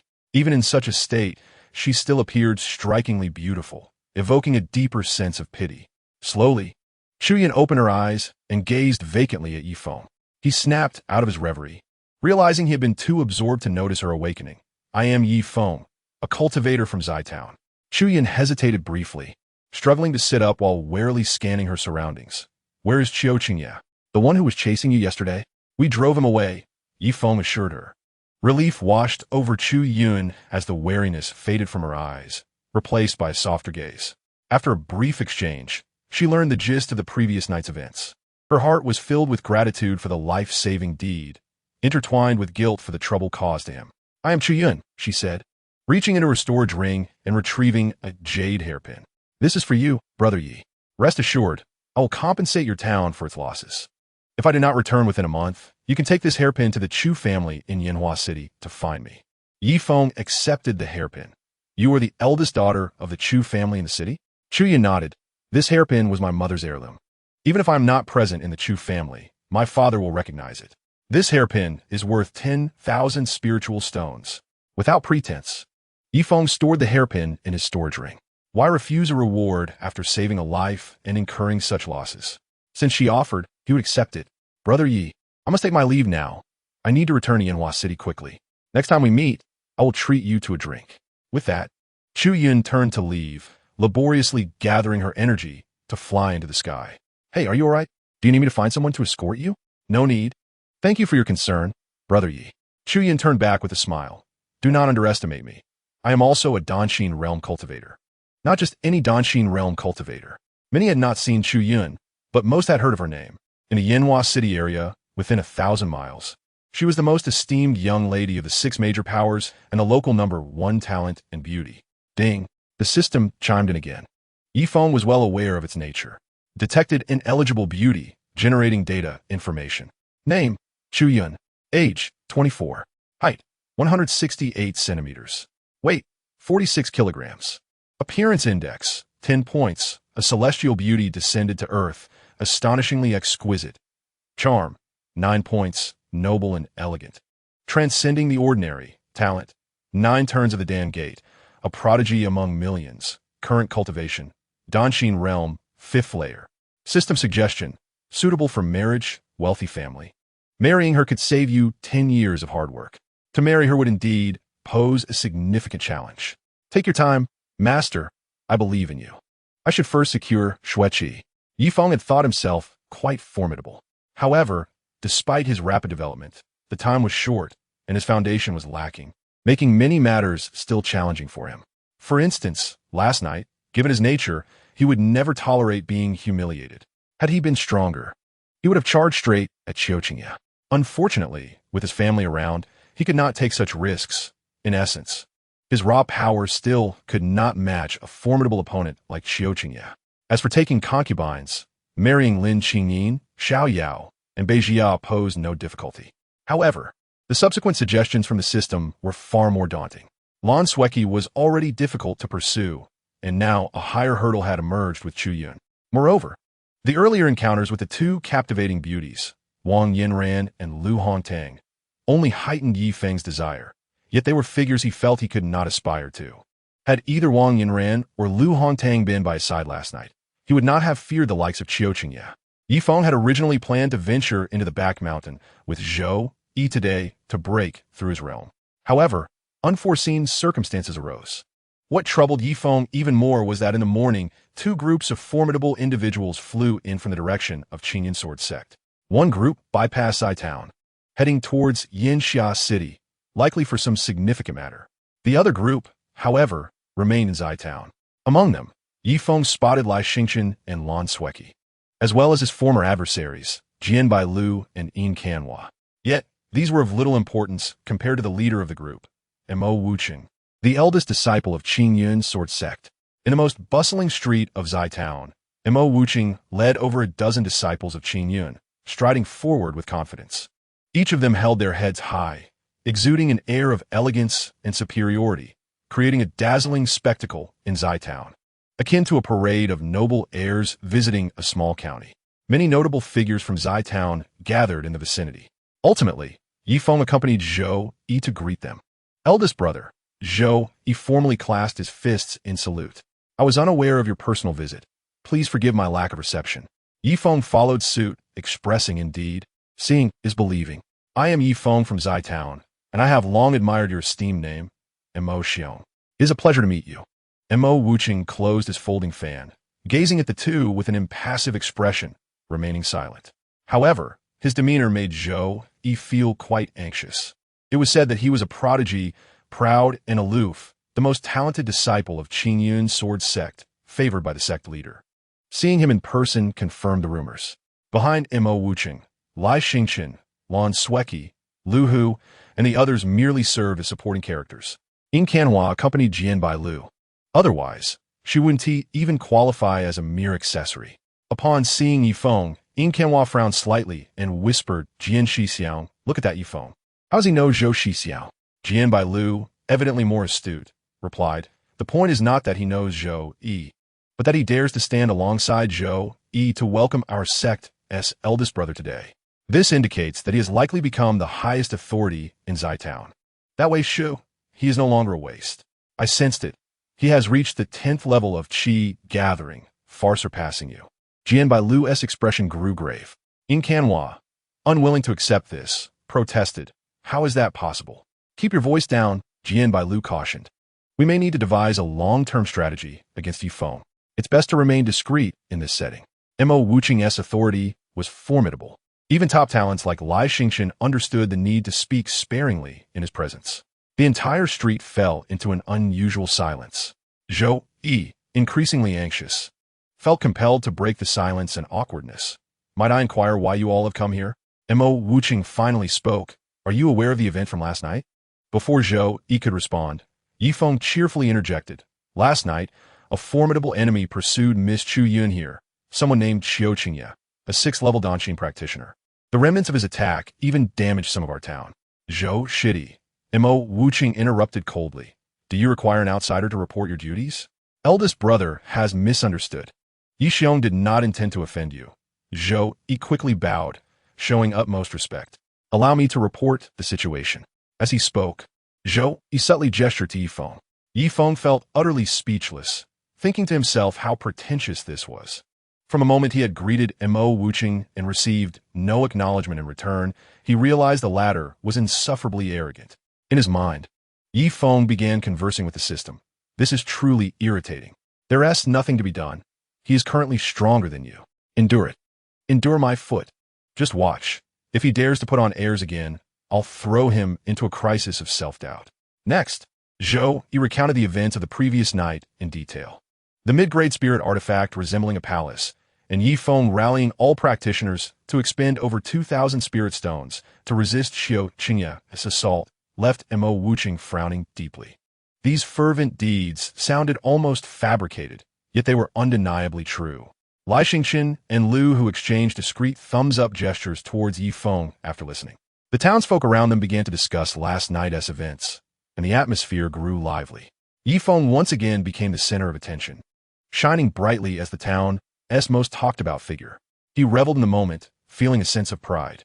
However, this scene was rather displeasing to certain individuals. Who was Mo Wuqing? The top prodigy of Qingyun's sword sect will be pursued and revered even in Yanxia City. Logically, Zitown, being under the jurisdiction of Qingyun's sword sect and paying taxes annually, required the sect's protection. Zhou Yi, as the responsible party, though unable to contend with Qiu Qingye, had at least made efforts to mitigate the damage with Yi Feng's assistance. In this matter, Yi Feng had contributed the most, even performing duties that should have been handled by Qingyun's sword sect. Mo Wuqing strode in with an air of superiority, ostensibly to address this matter and uphold the sect's reputation locally. He ought to commend Yi Feng, express gratitude, even take responsibility for the losses and offer compensation, along with additional rewards. This would be the reasonable course of action for any sensible individual. Yet, Mo Wuqing chose to embellish his own role. Zhou Shidi, tell me, how many innocent citizens perished in Zitown last night? Everyone was taken aback. Why bring this up now? Is he out his mind? Does he genuinely care for those innocent citizens? Zhou Yi, unable to remain silent, responded, several hundred. Several hundred? For the first time, Mo Wuqing displayed a dramatic expression of surprise and sorrow. What were you doing? Why didn't you protect the townspeople at the first opportunity? Why didn't you seek help from the sect immediately? Qingyun Sword Sect entrusted you with this area. The citizens here are your responsibility. Did you manage to protect them? Zhou Yi lowered his head. No, it was my incompetence. Please punish me, eldest brother. Fellow townsfolk, Mo Wuching suddenly raised his arm, calling out with fervor, "Rest assured. I am Mo Wuching, the eldest disciple of Qingyan Sword Sect. I have come here today on behalf of the sect to help you all through this difficulty." Difficulties? What difficulties? Haven tea they already passed? The townsfolk looked bewildered. Mo Wuching remained engrossed in his self-congratulatory speech, continuing, "I have brought 100 spirit stones dispatched by the sect, all of which will be used for disaster relief, to help you rebuild your homes and treat the wounded." He waited for a while, anticipating a chorus of cheers and applause, yet all that greeted him was silence. With a sudden burst of enthusiasm, Jian Bailu began to clap, exclaiming, "Master Brother speaks eloquently." Yin Qinhua followed suit, and soon the other disciples joined in. Their intention was to galvanize the crowd. But regrettably, the common folk wore expressions of bewilderment. Mo Wuchun furrowed his brow and muttered, "A bunch of mundane fools, utterly insensitive." "What are you talking about?" Yi Feng interjected, unable to tolerate disparagement against his compatriot. Mo Wuchun, accustomed to ignoring Yi Feng, then made a shocking move. He openly slapped Zhou Yi, stating, "Junior brother Zhou, do you recognize your error?" Yi Feng stepped forward, shielding Zhou Yi behind him. "Mo Wuchun, are you out of your mind?" This accusation startled Zhou Yi greatly, and even Lai Xingchun and Lan Shuiqi were taken aback. Who was Mo Wuchun? This was the first time Yi Feng had dared to call him insane to his face. Yi Feng, Jian Bailu seized the moment, jumping in to defend his master brother. "How dare you speak so disrespectfully to master brother? You must be tired of living." Unmoved, Yi Feng simply dug into his ear, extracting a piece of earwax and blowing it away. "What is that barking noise? Did I mishear? Can someone help me identify which dog is barking?" Chaptur Yimisikis, Yi Feng. A man of action when it matters. "Yi Feng, you seek death." Jian Bailu was enraged at being called a dog. However, at that moment, the voices of the people around them were boiling like a cauldron. At least hundreds of townsfolk were present, their discussions buzzing like a swarm of bees, overshadowing the entire area. What are these people here for? How can they resort to violence? I heard they are important figures from the Qingyan Sword Sect. Yet, they cannot just come and strike Lord Zhou. Why blame Lord Zhou? At the most perilous moment, it was Lord Zhou and young Master Yi who protected us. If you were so formidable, why didn't we see you last night? A mere 100 spirit stones to appease us? Who the hell cares for your 100 spirit stones? What does that person mean? Is he attempting to harm young Master Yi? Young Master Yi is not afraid of such lackeys. Young Master Yi speaks the truth. It was indeed that dog that ran out. These individuals, dressed in extravagant attire, could hardly fathom the hardships faced by the common people. I suspect they are merely here to put on a show. Now that the disaster has passed, they emerge to buy our favor. They speak sweetly, claiming to help us through tough times. Yet where were they when we truly needed assistance? It was Lord Zhou and young Master Yi who came to our aid. Why should they strike Lord Zhou? Have they consulted the townsfolk? Do they grasp the real situation? Young Master Yi had long arranged for the town's restoration, healing the injured. Did they need to play the benefactor? If they truly cared for us, they would have inquired about our wishes first. Indeed, had they bothered to consult even a few common folk and put forth genuine effort, they would not have misunderstood Lord Zhou nor been oblivious to young Master Yi's prior arrangements for the entire town. Do they really believe that a few flattering words could establish their authority and win us over? Are we to be treated as fools? The truth is, the masses are not fools. Their eyes are always sharp. Only sincerity can beget sincerity. If you treat the populace as imbeciles, do not be surprised when they do not welcome you. Get out of Zi town. We do not welcome you. Leave. The people's discontent swelled. Just as Jian Bailu stood stunned, preparing to reprimand Yi Feng, Mo Wuchun intervened, his expression dark as a bitter melon. This situation had spiraled out of his control. He had not anticipated that his carefully prepared speech, coupled with the 100 spirit stones he brought, would yield a counterproductive effect. This was a far cry from his expectations. He had envisioned that with his status, charisma, and strength, along with his earlier rallying cry, he would instantly win the adoration of the townspeople. Indeed, he was sorely mistaken. What had backfired on him? He was merely a man with a little cleverness. But his mindset and conscience were flawed from the outset. He came to offer disaster relief, yet his intentions lacked genuine compassion. He regarded the townsfolk as fools, never genuinely acknowledging or respecting Zi Town.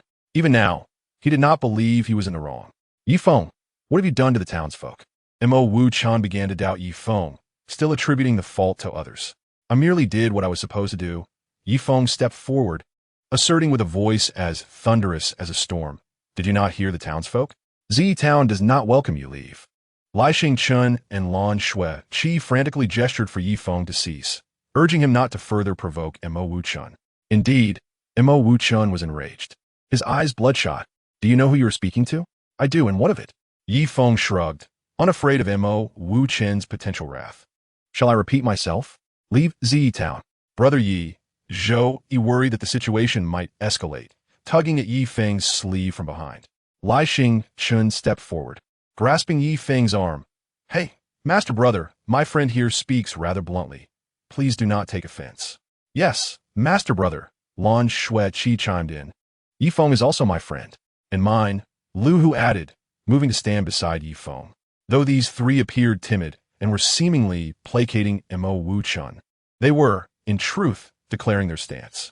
They were using their identities and strengths to protect Yi Feng, ensuring that Mo Wu Chun felt at least a measure of trepidation. In fact, the immense public sentiment risk deterred Mo Wu Chun from acting recklessly. If he were to openly lash out and slay Yi Feng, he could be tarnished by rumors for decades to come, likely branded a madman. Even more alarmingly, the Qing Yun Sword sect could suffer collateral damage, potentially ruining its long-standing reputation. This burden was one Mo Wu Chun dared not shoulder. Moreover, with Lai Xingchun and Lan Shui Qi stepping in, it was evident they intended to shield Yi Feng. Mo Wu Chun and Jian Bailu were now even more hesitant to act impulsively. The crowd continued to chant, "Leave! Get out! Depart from Zi Town!" With gritted teeth, Mo Wu Chun turned and soared into the sky, declaring, "We leave. Yi Feng, you are finished." Jian Bailu spat a harsh remark and followed suit, along with over a dozen disciples. Only Lan Shui Qi, Lai Xingchun, and Lu Hu remained, not joining the retreat. Amidst the blue skies and white clouds, Mo Wu Chun angrily crushed his paper fan, lamenting, "A bunch of ignorant fools." It was a pity that he failed to realize his errors, oblivious to why the common people stood in solidarity with Yi Feng. Master Brother speaks truly. Jian Bailu extolled. It is an honor for them that Master Brother personally came to offer disaster relief. Yet foolish people will always be foolish. It is no wonder they remain mere mortals, incapable of comprehending someone as exceptional as Master Brother. Others echoed their flattery, offering consolation. Perhaps this was the crux of the matter. Mo Wuching stands high above, perhaps destined to live his life ensconced within an information cocoon, forever unable to grasp the entirety of the world. Get lost. Yi Feng shouted again, directing his ire upward. He then turned to Zhou Yi and asked, "Brother, do you feel relieved now? If not, I can curse a bit more for you." "Yi brother, what is the need for that?" Zhou Yi maintained a calm fajade. Though internally, he was profoundly moved. What does need mean? That fellow dared to strike my brother. I must stand up for him. Yi Feng thumped his chest. Just wait. Once we grow stronger, Zhou brother, I will take you to return the slap. Zhou Yi striking Mo Wuching? The thought alone was exhilarating, thrilling, intoxicating. Zhou Yi was momentarily dumbfounded, envisioning that scene in his mind, but he quickly shook his head, dismissing the fantasy as utterly impossible. Yet today, everyone witnessed the most magnificent aspect of Yi Feng. This lad is firmly on the side of the people of Zi Town, regardless of who the opponent is. Yi Feng will defend the dignity of Zi Town. Simultaneously, Yi Feng's actions for Zhou Yi made Lai Xingchen, Lan Shui, and Lu Hu realize that this friend is someone with whom one can forge a lifelong bond. When it matters, he truly stands up.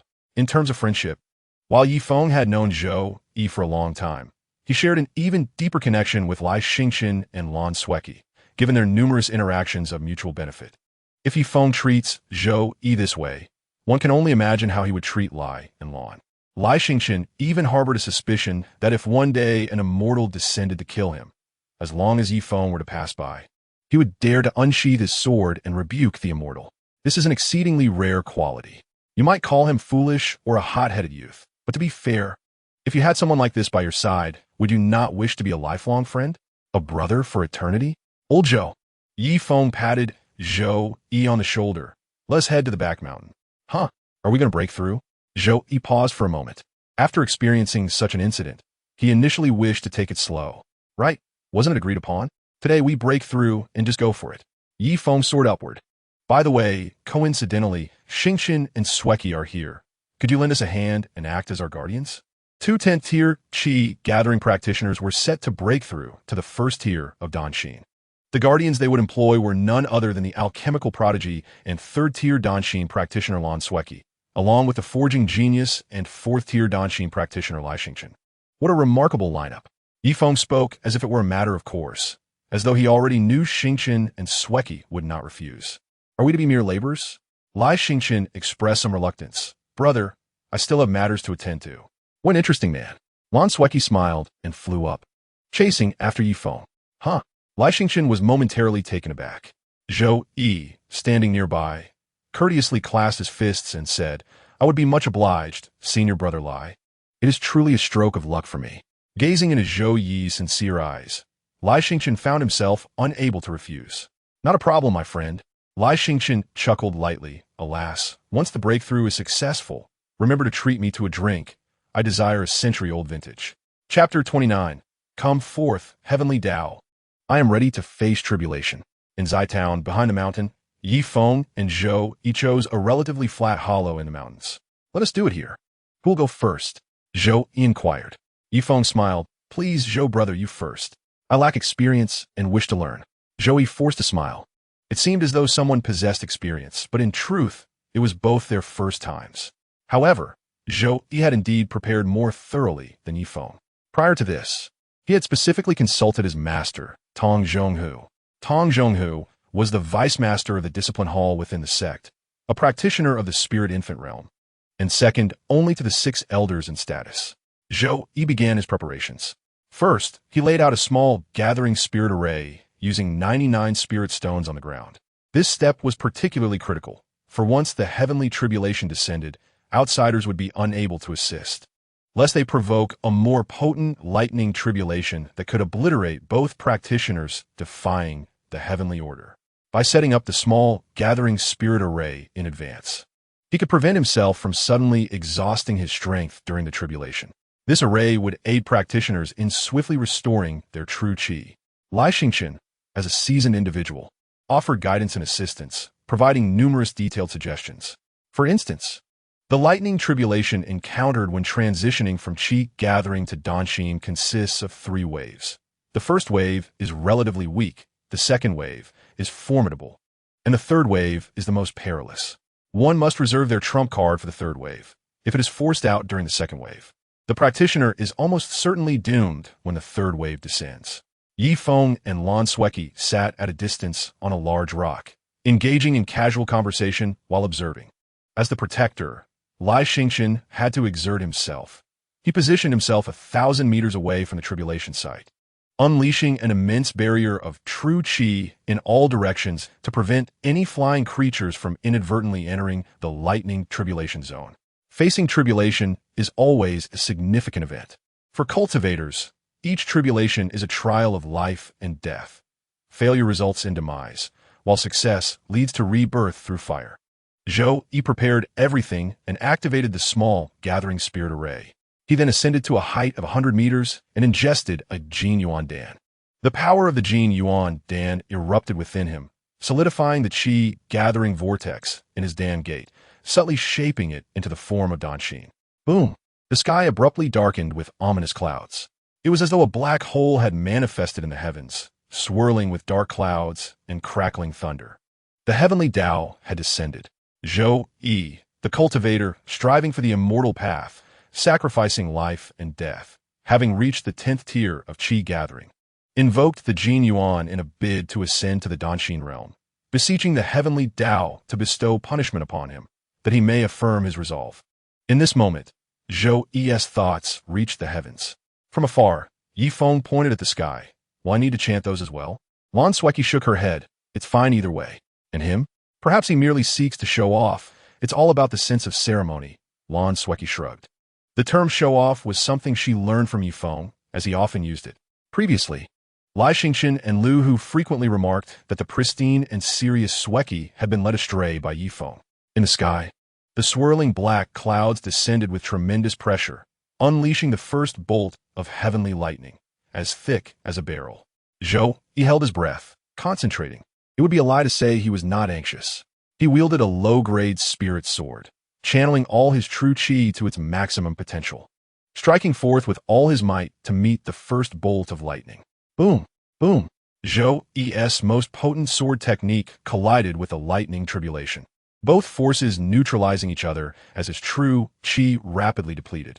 Finally, when his spirit sword shattered under the force of the lightning, he swiftly unleashed his second low-grade martial technique. This time, he finally endured the first wave of the lightning tribulation. He made it through. Zhou Yi exhaled slightly in relief. Do not let your guard down. The next wave is coming. Lai Xingqian warned loudly. Zhou Yi swallowed hard, his expression once again grave. He knew better than to relax, as the previous strike had already consumed half of his true chi. Suddenly, a tiger's roar resounded through the heavens. The second bolt of lightning descended, taking the form of a lightning tiger, akin to the king of beasts descending from the mountain, pouncing toward Zhou Yi. A glimmer flashed in Zhou Yi's eyes. He spread his arms wide and unleashed all 6 prepared flying swords. Those 6 flying swords, infused with his remaining true chi, surged toward the ferocious lightning tiger. Meanwhile, the small gathering spirit formation below was activated, continuously channeling spiritual energy that flowed into Zhou Yi's body, replenishing his true chi. Zhou Yi immediately utilized this true chi to erect a barrier of sword energy around him, while simultaneously donning 5 layers of inferior quality spiritual armor. The sounds of shattering echoed as a fierce tiger roared, demolishing 6 flying swords. The pain in his flesh was palpable. Yet this was not the moment for Zhou Yi to lament his expenses. He was wholly focused on maintaining his sword energy barrier and unleashing the maximum power of his spiritual armor. The sword energy barrier shattered, and the 5 layers of armor followed suit. The ferocity was astounding. Despite Zhou Yi's strength at the 10th level of the Gathering Chi realm, augmented by various resources, all of it combined was insufficient to entirely counteract the second wave of the heavenly tribulation. However, the force of the thunderous tiger dissipated, and while it did not obliterate him, it left him grievously injured, his body a mangled mess. One of his eyes and half of his skull had been blown away.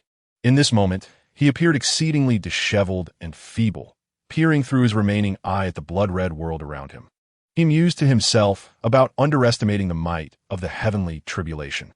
With a dry chuckle, he gazed at the thunder dragon in the sky, tumultuous as a raging sea, fully aware that the third wave of the tribulation would be even more formidable than the first 2 combined. Fortunately, he had prepared for this eventuality. No, rather, he was grateful for this preparation. Zhou Yi retrieved an item from his bosom, an exceptional thunder talisman. With the last of his strength, he seized a moment to throw the talisman into the air, where it adhered perfectly to the forehead of the thunder dragon. A resounding boom followed as the talisman erupted, a treasure capable of severely injuring or even slaying a spirit infant realm expert, instantaneously annihilating the thunder dragon. Impressive, isn't it? Though costly, at 3,000 spiritual stones per talisman. Yet, he had to commend Zhou Yi for his decisiveness. Had he hesitated even slightly, he might have lost his very life. The ominous clouds dissipated, and Zhou Yi fell, utterly exhausted. His heart now resolute, Li Xingqian rushed forward to catch him. Concurrently, Yi Feng and Lan Sueki arrived. The 3 of them joined forces to heal Zhou Yi's wounds, with Yi Feng generously providing him a healing elixir. Yi Feng, do not deplete your true chi. You will need it for your own tribulation soon, Lan Sueki cautioned. Haha, it's nothing, Yi Feng responded with apparent ease, as if he were not facing a trial at all. Zhou Yi, with bloodied hands, grasped Yi Feng's wrist tightly, warning, Brother Yi, do not be careless. The heavenly tribulation is far more terrifying than we anticipated. Yi Feng continued to smile, assuring, rest assured, just watch. Sueki, come help me guard. Having witnessed Zhou Yi's plight, Yi Feng seemed unfazed. He approached the impending tribulation as if it were merely a trivial matter. As Lan Sueki assumed her protective position, Yi Feng began arranging the small, gathering spirit formation, tossing in 500 spiritual stones without hesitation. Zhou Yi, observing from a distance, could not help but reflect upon his own meager 99 stones. How fortunate it was to possess wealth. Yi Feng ascended hundreds of meters into the air without a second thought, consuming a golden origin pill and pointing his sword at the sky, declaring, come forth. I shall face the tribulation. The first bolt of lightning descended upon Yi Feng in a manner reminiscent of Zhou Yi's experience. However, Yi Feng did not evade, counter, or even attempt to defend himself. With a thunderous crash, the lightning struck him, yet failed to inflict any harm. What was happening? Zhou Yi was taken aback. Li Xingqian, with his keen perception, noted he is wearing a medium-grade spiritual armor worth at least 5,000 spiritual stones. Indeed, it was the Qinggang armor purchased from the system store. As the second bolt descended, a thunderous tiger emerged, but Yi Feng met it without hesitation, summoning the affluent version of the small, gathering spirit formation. A torrent of spiritual energy enveloped him as he summoned 10 inferior-quality spiritual swords, unleashing them all at once. The might of the thunderous tiger was partially neutralized. In an even bolder move, Yi Feng wielded his long sword and charged directly at the lightning bolt. Instead of preparing a defensive stance, he initiated a counterattack. Armed with the medium-grade Thunderlight sword and employing the medium-grade martial technique, the stunning swan sword art, he effortlessly cleaved the thunderous tiger in two. The ease with which he accomplished this was striking. Li Xingqian was now visibly unsettled, exclaiming, "That is a medium-grade spiritual sword, along with medium-grade martial arts." Zhou Yi remarked, "Using medium-grade martial arts across realms is indeed taxing." It nearly drained Yi Feng's true qi. Nonetheless, that was of little consequence. The third bolt of lightning coalesced in the sky, the thunder dragon howling as it surged downward. Yet, Yi Feng turned his back, casually tossing a spiritual fire talisman into the air. A cacophonous explosion erupted, unleashing a torrent of flames that engulfed the thunder dragon, obliterating it entirely. It was over. Yes, just like that, it was over. Yi Feng, impeccably composed, leisurely returned to his companions, producing a bottle of exquisite spiritual wine and a spiritual elixir. He took a sip of the wine before swallowing the elixir. Observing this, Lan Sweki inquired with concern, "Are you injured?" "Not at all," Yi Feng replied. Zhou Yi perplexed. Question, "Then why consume the elixir?" "Oh, that. I thought I could treat myself since I felt a bit fatigued," Yi Feng replied with wide eyes. "What is wrong?" Li Xingqian, Lan Sweki, and Zhou Yi exclaimed in unison, "How extravagant!" The outcome was splendid. For the first time in the history of Zitown, there were 2 experts at the Danshin realm in residence. Upon returning home that evening, Yi Feng hosted a banquet for his friends. During the feast, he announced significant developments. Currently, the Yi family's business had expanded to several neighboring large towns: Hongshi Town, Huangyang Town, Qingfeng Town, and Chidai Town. Yi Feng made arrangements, stating, "I will remain here at the headquarters, and with Qingyin managing, that will suffice. Therefore, I plan to entrust the businesses in Hongshi Town and Huangyang Town entirely to you." Jia. Additionally, you're nearing childbirth. For now, let Niuqing manage the businesses in Qingfeng Town and Chidai Town. Once you have given birth, you will take over these responsibilities. Furthermore, regarding Yanhua City, I'm also planning to open a store there. Zhou, would you be willing to assist with this endeavor? Zhou Yi was elated. "Brother Yi, if you hold me in such esteem, I would gladly accept." Although Zhou Yi would oversee Zitown, he would not need to be present 24 hours a day. Moreover, with Yi Feng in town, Zhou Yi had effectively become a figurehead, or rather a symbol of the Qingyun sword sect's presence. Lan Sweki raised a concern. "Yi Feng, with your rapid business expansion, I fear our production may not keep pace." Yi Feng smiled. "This leads to another matter I wanted to discuss today. I plan to enlarge our scale of weapon and elixir crafting by recruiting skilled artisans from the populace. In fact, Qingyin is already preparing for this." Lin Qingyin smiled gently at the crowd, stating that after issuing the recruitment order, many wandering cultivators came seeking her, including a second-layer Dangxinjing artifact refiner. To be honest, both Lan Sweki and Li Xingqian had considered this possibility, but they had nothing to add. Yi Feng merely expanded the scale without halting their collaboration or diminishing their profit share. Lan Sweki remarked that expanding the scale was a positive development, as the demand for Xiao Guyuan Dan far exceeded supply. With an increase in production, their Qingyun sword sect could purchase a portion in bulk, and many junior disciples had approached her seeking Xiao Guyuan Dan. After the meeting, Yi Feng returned alone to his room, reflecting on his newfound status as a Dangxinjing cultivator. Now it was time to undertake the most crucial task.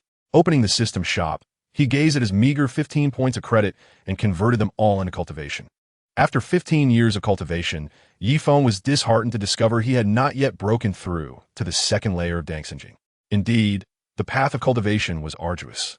Previously, during the fifth transformation of the Danmen, one could advance a small realm in the gathering Qi realm every 5 years.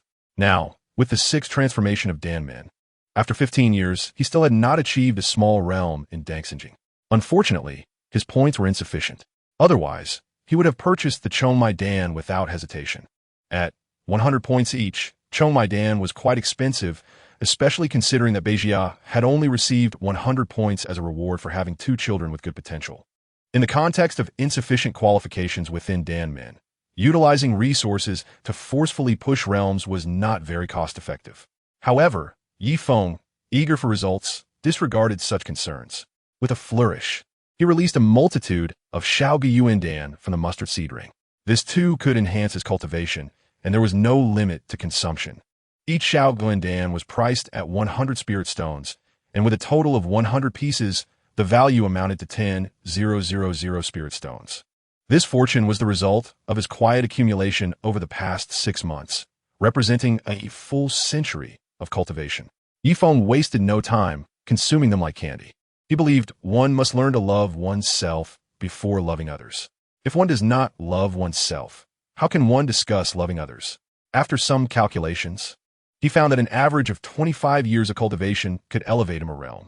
His cultivation had risen to the 5th layer of Dangshenjing, surpassing Lai Xingqian of the 4th layer and standing shoulder to shoulder with Mo Wuchen, the master brother of Qingyun Sword Sect, as well as Chu Yun, the top genius of the Yanhua City area.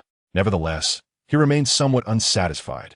Previously, he had exchange points for 15 years of cultivation, and now he was on the verge of breaking through to the 6th layer of Dangshenjing.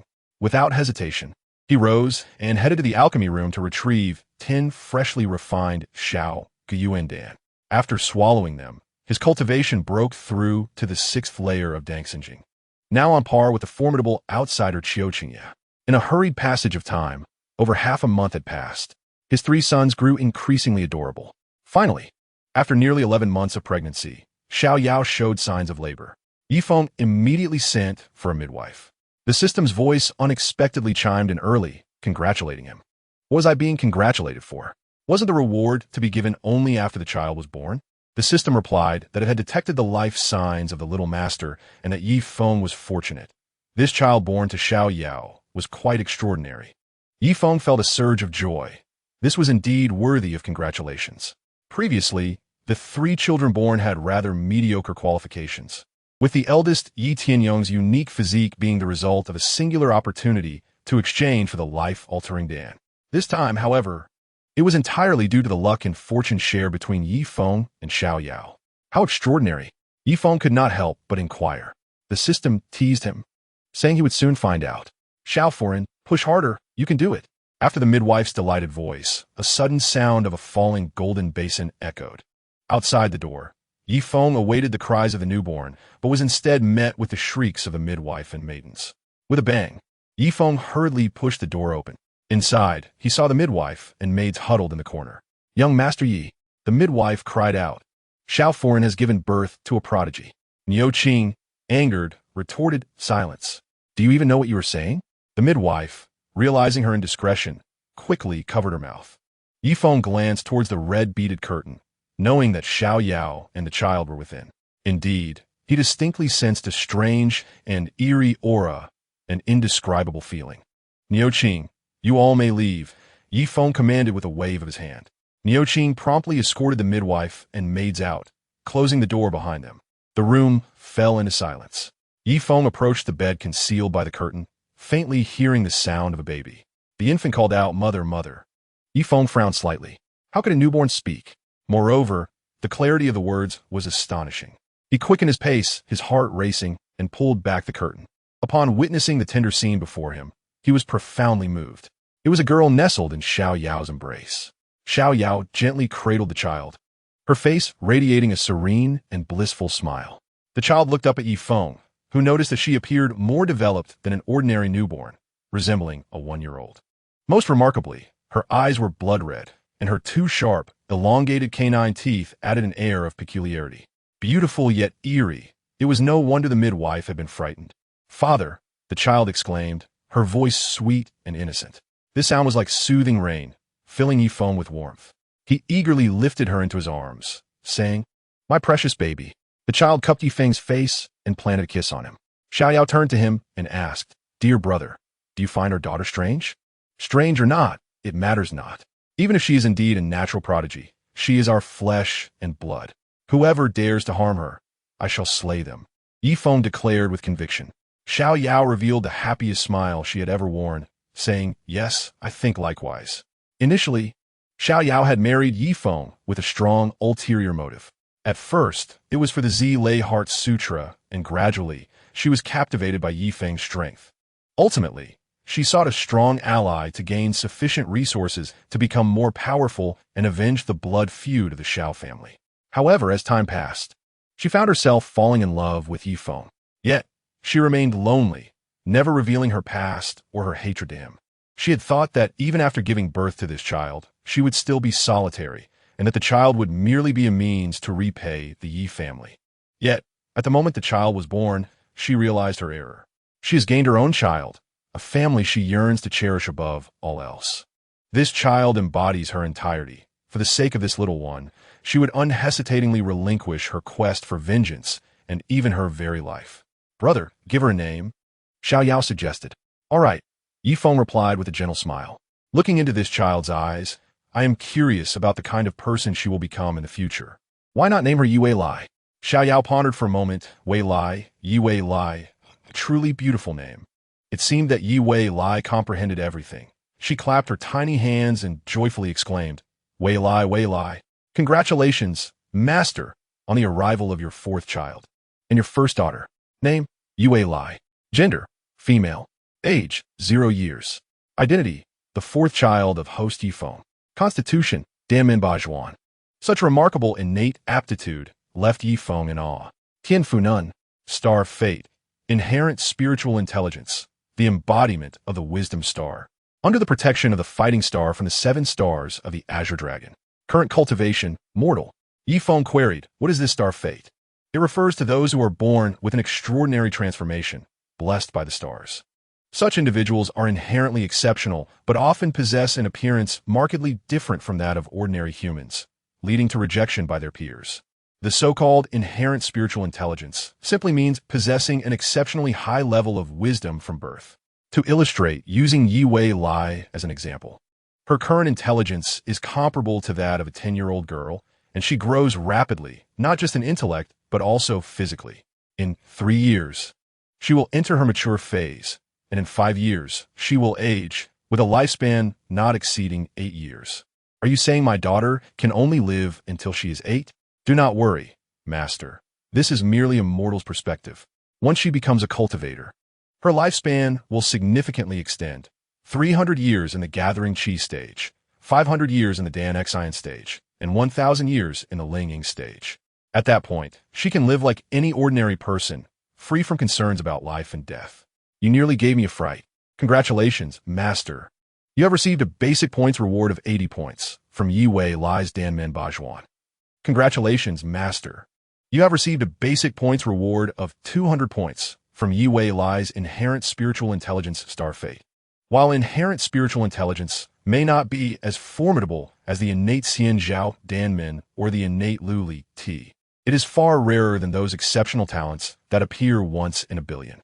In battle, inherent spiritual intelligence can play a supporting role, while it possesses no inherent power. There is no absolute in this regard. Those with inherent spiritual intelligence are exceptionally clever, and their intellect can indeed be an asset during combat, potentially proving as effective as the tenfold might of an innate Lu Li Ti. Currently, among Yi Feng's 4 children, Yi Tianyong, born of Lin Qingyin, and Yue Lai, born of Xiao Yao, are the most extraordinary. However, Yi Tianyong's Damen aptitude is rather poor, and Alei Ji Lu Li Ti requires vast resources to advance in cultivation, which will take time. Conversely, nurturing Yue Lai appears to be the most cost-effective choice.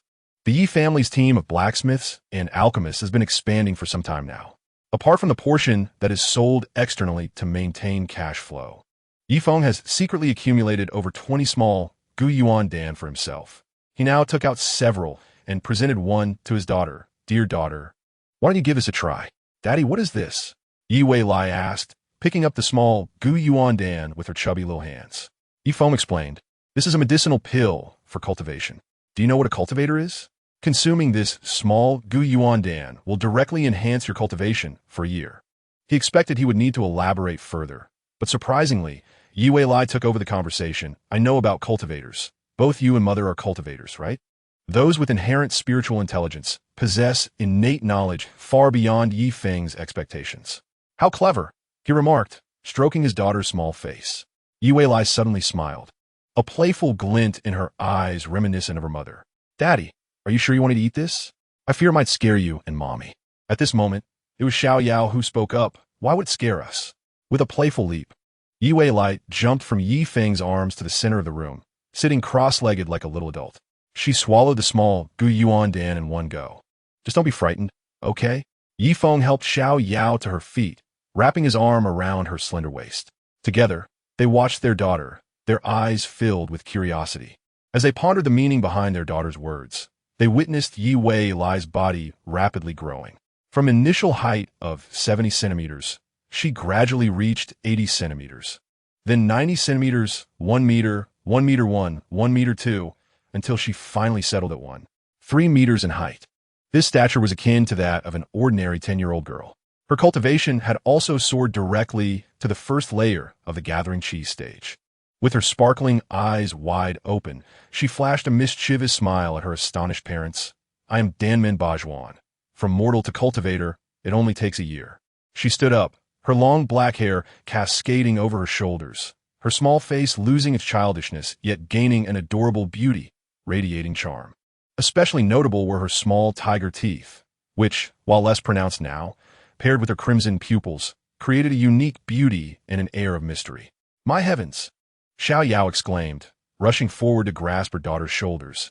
How did you grow so much all at once? Congratulations, master. Your fourth daughter Yi Wei Lai has become a gathering cheese stage cultivator, earning a points reward of 100 points. At that moment, Yi Feng had no interest in acknowledging the system. Like Xiao Yao, he was utterly astonished, gazing at his daughter. Chapter 32. A world of the survival of the fittest. Because I am a being of inherent spiritual intelligence, I grow rapidly under normal circumstances, and my cultivation increases at an astonishing pace. Concurrently, my wisdom also develops. My brain has matured to a level comparable to that of an adult, and the knowledge inherited from my star fate has awakened significantly, Yi Wei Lai patiently and intricately explained. Xiao Yao listened in confusion, turning to Yi Feng, brother. Yi Feng nodded. What Wei Lai says is true. Our daughter is destined to be extraordinary from birth. I still don't quite understand. Xiao Yao shook her head in bewilderment. There's no need to comprehend it all, Yao. You only need to know that little Wei Lai is likely already the wisest and most knowledgeable person in our entire Yi family. Yi Feng approached and embraced his daughter. Without a doubt, the future ahead of you is boundless. Receiving such praise, Yi Wei Lai's eyes squinted into crescent moons as she beamed with happiness. At that moment, Xiao Yao voiced a poignant thought. Then my daughter will not even have the initial, most beautiful, and carefree childhood? Her tone carried a hint of sorrow. In an instant, Yi Feng was left speechless. Yi Wei Lai, too, looked at her mother in surprise, her expression shifting from astonishment to a subtle sadness, then to tranquility, ultimately transforming into a warm smile. Even a being of inherent spiritual intelligence could be touched by the profound love of a mother in that moment. Seeing her daughter excel, the first thought that crossed her mother's mind was not of the heights she could soar to like a phoenix, but rather a sorrow for the lack of a carefree time in her youth.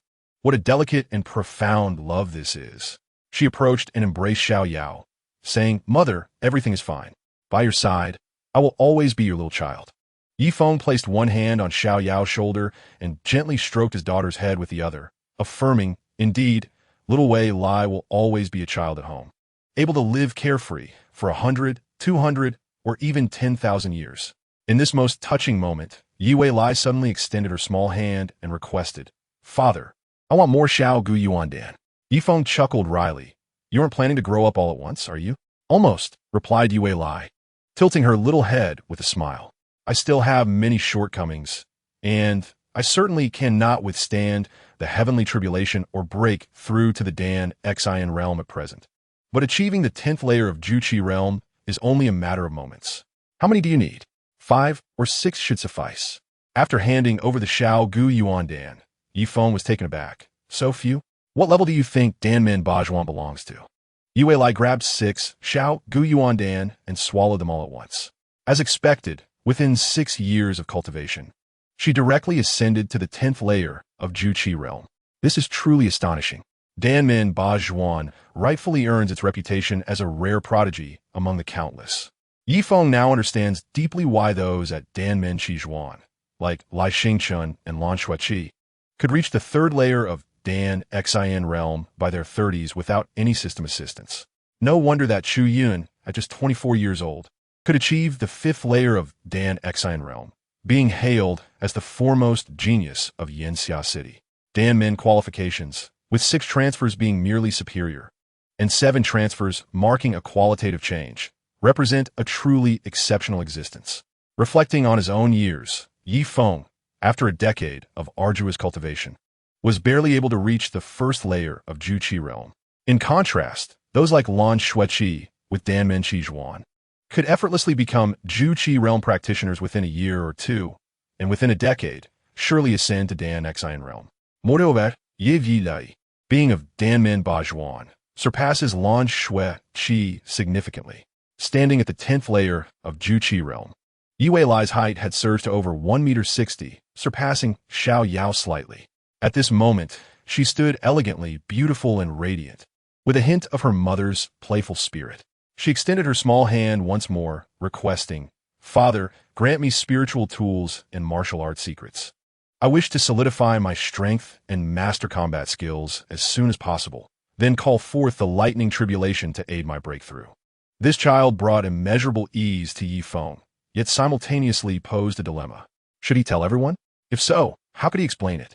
Even Yi Dezheng and Shun Cuihong. Yi Feng wondered if he should let them meet their granddaughter. It would be absurd to say, "Father, mother, let me introduce you to my daughter, who is also your granddaughter Yue Lai." Do not be misled by her appearance at the 10th layer of Juqi realm and her height of 1.60 meters, as she looks like an 18-year-old. In truth, she is the baby that Yao just gave birth to today. Ultimately, he chose to reveal everything except for her innate spiritual intelligence. He could not allow his daughter to hide for a lifetime. As expected, the entire Yi family was left in shock. From Yi Dezheng to the servants like Niu Qing and Afu, all were utterly astonished upon meeting Yue Lai. The news spread rapidly, first in Zi town, then to neighboring towns. Within days, it even reached Yanxia City and Qingyun Jianpai. Most remarked that the Yi family had produced an anomaly. Some considered her a prodigy, while others believed she was the reincarnation of a spirit, a blessing for the Yi family. However, all discussions were held behind closed doors, as no one dared to mention it in front of Yi family members. Within the Yi family, everyone gradually accepted Yue Lai. She was genuinely intelligent, sensible, and polite. She respected every family member and wore a confident and charming smile almost constantly. She possessed a unique aura that inspired comfort and reliability. She would sweetly call out grandma and help Shen Cuihong with cooking, quickly developing many delectable new recipes. She assisted Lin Qingyin with accounting and even devised advanced algorithms and statistical methods, saving her considerable effort. Despite being the youngest sister, Yue Lai began to help care for her 3 older brothers. That scene was remarkably amusing. The mature, beautiful, gentle, and wise Yue Lai, in the bamboo grove of the backyard, soothed the 3 children in their cradles, saying, "Big brother, be good. Oh no, second brother, don't cry, are you hungry? And third brother, you are the most obedient, though your little eyes look fierce." Yi Feng once observed this scene from a distance, feeling it was quite peculiar. One evening, as a disciple of Qingyun Jianpai named Zhu Lin delivered goods and messages to Zi town, he handed a jade token to Yi Feng for private viewing. The token recorded Lan Shueqi's voice. "Yi Feng, be cautious. The higher-ups of the Jianpai have set their sights on you. Brother Lai and I are preparing for an internal martial arts competition and cannot visit you soon. Please take care of yourself." Upon crushing the jade token, a cold light flickered in Yi Feng's eyes. Is the Qingyun Jianpai coveting my reputation among the common folk, as well as my Xiao Gu Yuan Dan and Lei Huabing Feng? Master, Lady Lan is right. one must be vigilant. The system, known for its intelligence, frequently engages in casual conversation with Yi Feng beyond mere mission tasks. What do you mean? In this world governed by the survival of the fittest, great fish consume small fish, and small fish devour shrimp. Though the Qingyun Jianpai appears to be a righteous sect, it is merely a facade to garner support. Those in high positions rarely act without ulterior motives. Interests are the foundation of any formidable power. You have become a significant player among the common folk, and for those larger sharks, it is time to reap the rewards of your labor. Not to mention the alchemical formulas and weapon crafting methods.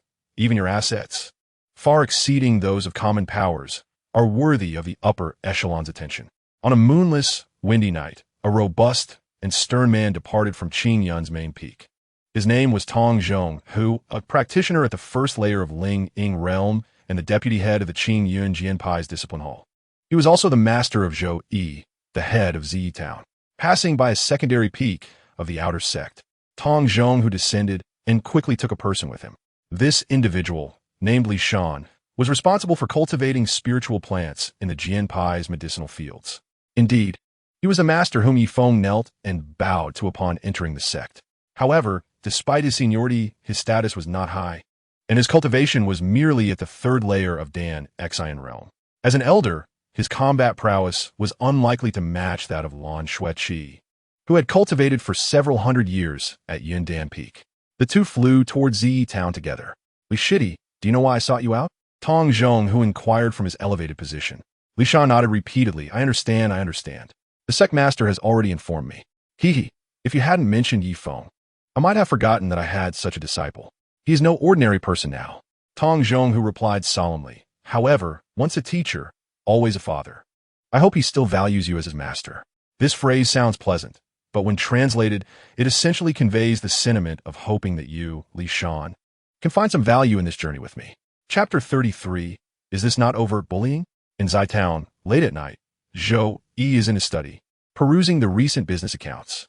The inferior spiritual artifacts produced by Lei Hua Bing Feng Pian, as well as the Shao Gu Yuan Dan, are selling remarkably well in Yinxia City, with demand exceeding supply almost daily. Within Zhou Yi's Jiezi Huan, he has already amassed over 10,000 spiritual stones, and this figure only reflects sales from the past week. To put it bluntly, he could abscond with the funds without issue. This sum of spiritual stones would suffice for him to steadily cultivate to the 10th layer of Dan Xian Jing. However, he does not wish to betray Yi Feng's trust. Moreover, aligning with Yi Feng promises a bright future, rendering any temptation from trivial financial gains unnecessary. Suddenly, a gust of wind bursts open the study door. Disciple. The deep voice of Tong Zhonghu resonates. Zhou Yi is momentarily stunned, looking up to see Master Li Shu. He hastily rises. You've been making significant moves in the town lately. Tong Zhonghu strides in, his sleeves flowing. If I hadn't come to see you, would you have forgotten your master? Disciple would never dare. Zhou Yi responds with utmost respect, first inviting his master to take a seat, then kneeling. Master has taught me cultivation and imparted skills.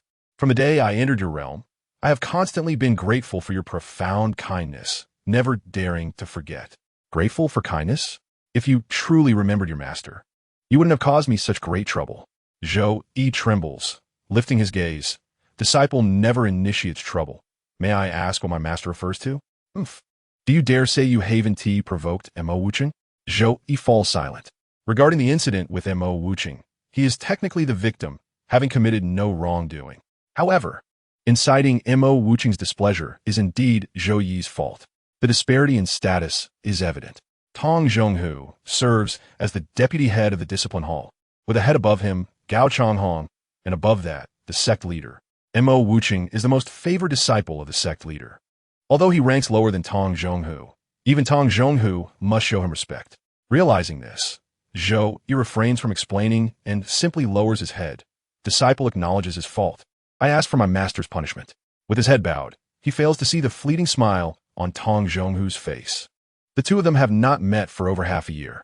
Today, Tong Zhonghu's show of authority is merely to gauge how much respect this dispatched disciple still holds for his benefactor. The outcome pleases him greatly. Disciple. The master is aware that Mo Wuching is arrogant and often looks down upon fellow disciples. I'm somewhat aware of your grievances.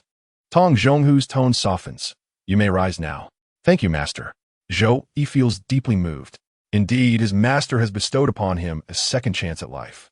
Although he often appears indifferent, even a slight understanding or concern from him can leave a lasting impression on Zhou Yi. Zhou Yi personally brews tea and presents it to the two venerable ones. Tong Zhonghu accepts the cup, but does not drink. I have come today not to admonish you, but by the order of the sect leader, to offer you an opportunity to achieve great merit for the Jinpai. Tong Zhonghu then reveals his purpose. The Qingyun Jinpai seeks the patent rights for the Shao Gu Yuan Dan. Although Lan Sueki and many renowned alchemists within the sect can concoct Shao Gu Yuan Dan, they are forbidden from producing it for the sect or themselves and must not disclose any secrets of the formula. After all, they have all signed a heavenly Dao soul contract, and any thought of betrayal would result in severe consequences from the heavenly Dao. Tong Zhonghu has come specifically to obtain the patent rights for the Shao Gu Yuan Dan, aiming to generate continuous profits for the Qingyun Jinpai. In plain terms, the goal is to oust Yi Feng and become the new master of Shao Gu Yuan Dan. Zhou Yi lowers his head, his expression grave, caught in a dilemma. Tong Zhonghu smiles. I know you share a close friendship with Yi Feng, so I will not make it difficult for you. I have also brought Yi Feng's master. Tomorrow, we will invite him to persuade Yi Feng to sell the rights to the Shao Gu Yuan Dan to Qingyun Jinpai. Zhou Yi inquires, how many spiritual stones does the sect leader offer? Tong Zhonghu holds up a finger. 10,000 spiritual stones. Is that not considerable? Zhou Yi breaks into a sweat.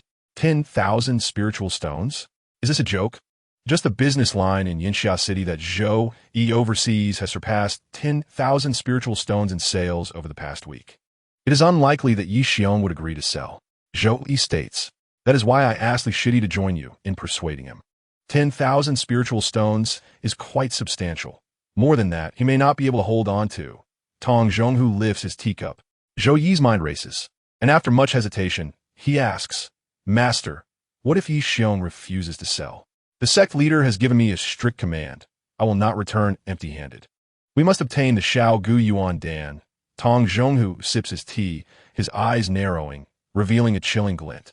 I have heard he has a wife, concubines, and children. He should not be too afraid of death. He does not elaborate further, but anyone with sense understands. This is clearly a plan to employ force if persuasion fails.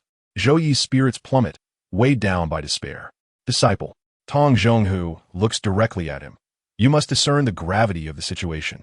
As long as I obtain the formula for the Shao Gu Yuan Dan, you can completely replace Yi Feng's position in Zhaitown. At that time, the sect will expand the market for Shao Gu Yuan Dan, and you will still be responsible for the business line in Yinxia City. Master, I do not speak. There is still some time before dawn. Reflect carefully on whether following the Jinpai offers a brighter future than following that mere Yi Feng, Tong Zhonghu states. Also, if you must choose between me and Yi Feng, which side will you take? The following day, in the Yi family courtyard, laughter and cheer fill the air. Yi Feng is playfully training his daughter, the two engaging in joyous banter.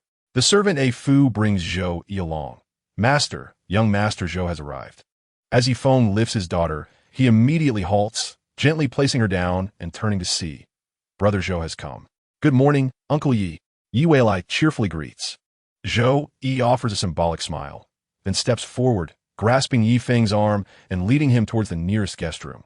Yi Xiong, there's an urgent matter. Let's discuss it inside. Seeing Zhou Yi's serious demeanor, Yi Feng says nothing, complying as they enter the room. Yi Weilai follows gracefully behind. Once inside, Zhou Yi firmly shuts the door and glances at Yi Weilai. Yi Feng understands his intent, smiling lightly. Brother Zhou, please take a seat. Feel free to speak. My daughter is here. Is there anything I need to conceal from her? Zhou Yi nods, solemnly stating, Yi Xiong, you have caught the attention of the Qingyun Jinpai. Last night, the sect leader sent my master to acquire your Shao Gu Yuan Dan formula. Zhou expected Yi Feng to be shocked. However, Yi Feng appears unfazed, as if he anticipated this, still smiling calmly. By my formula? That is fine. How much are they offering? 10,000 spiritual stones. Zhou Yi finds it difficult to voice, feeling it is blatant bullying. Even Zhou Yi feels embarrassed for the Qingyun Jinpai. Chapter 34. The war begins now. 10,000 spirit stones? Hee hee, Yi Feng chuckled. This was the most ludicrous joke he had ever heard in his life.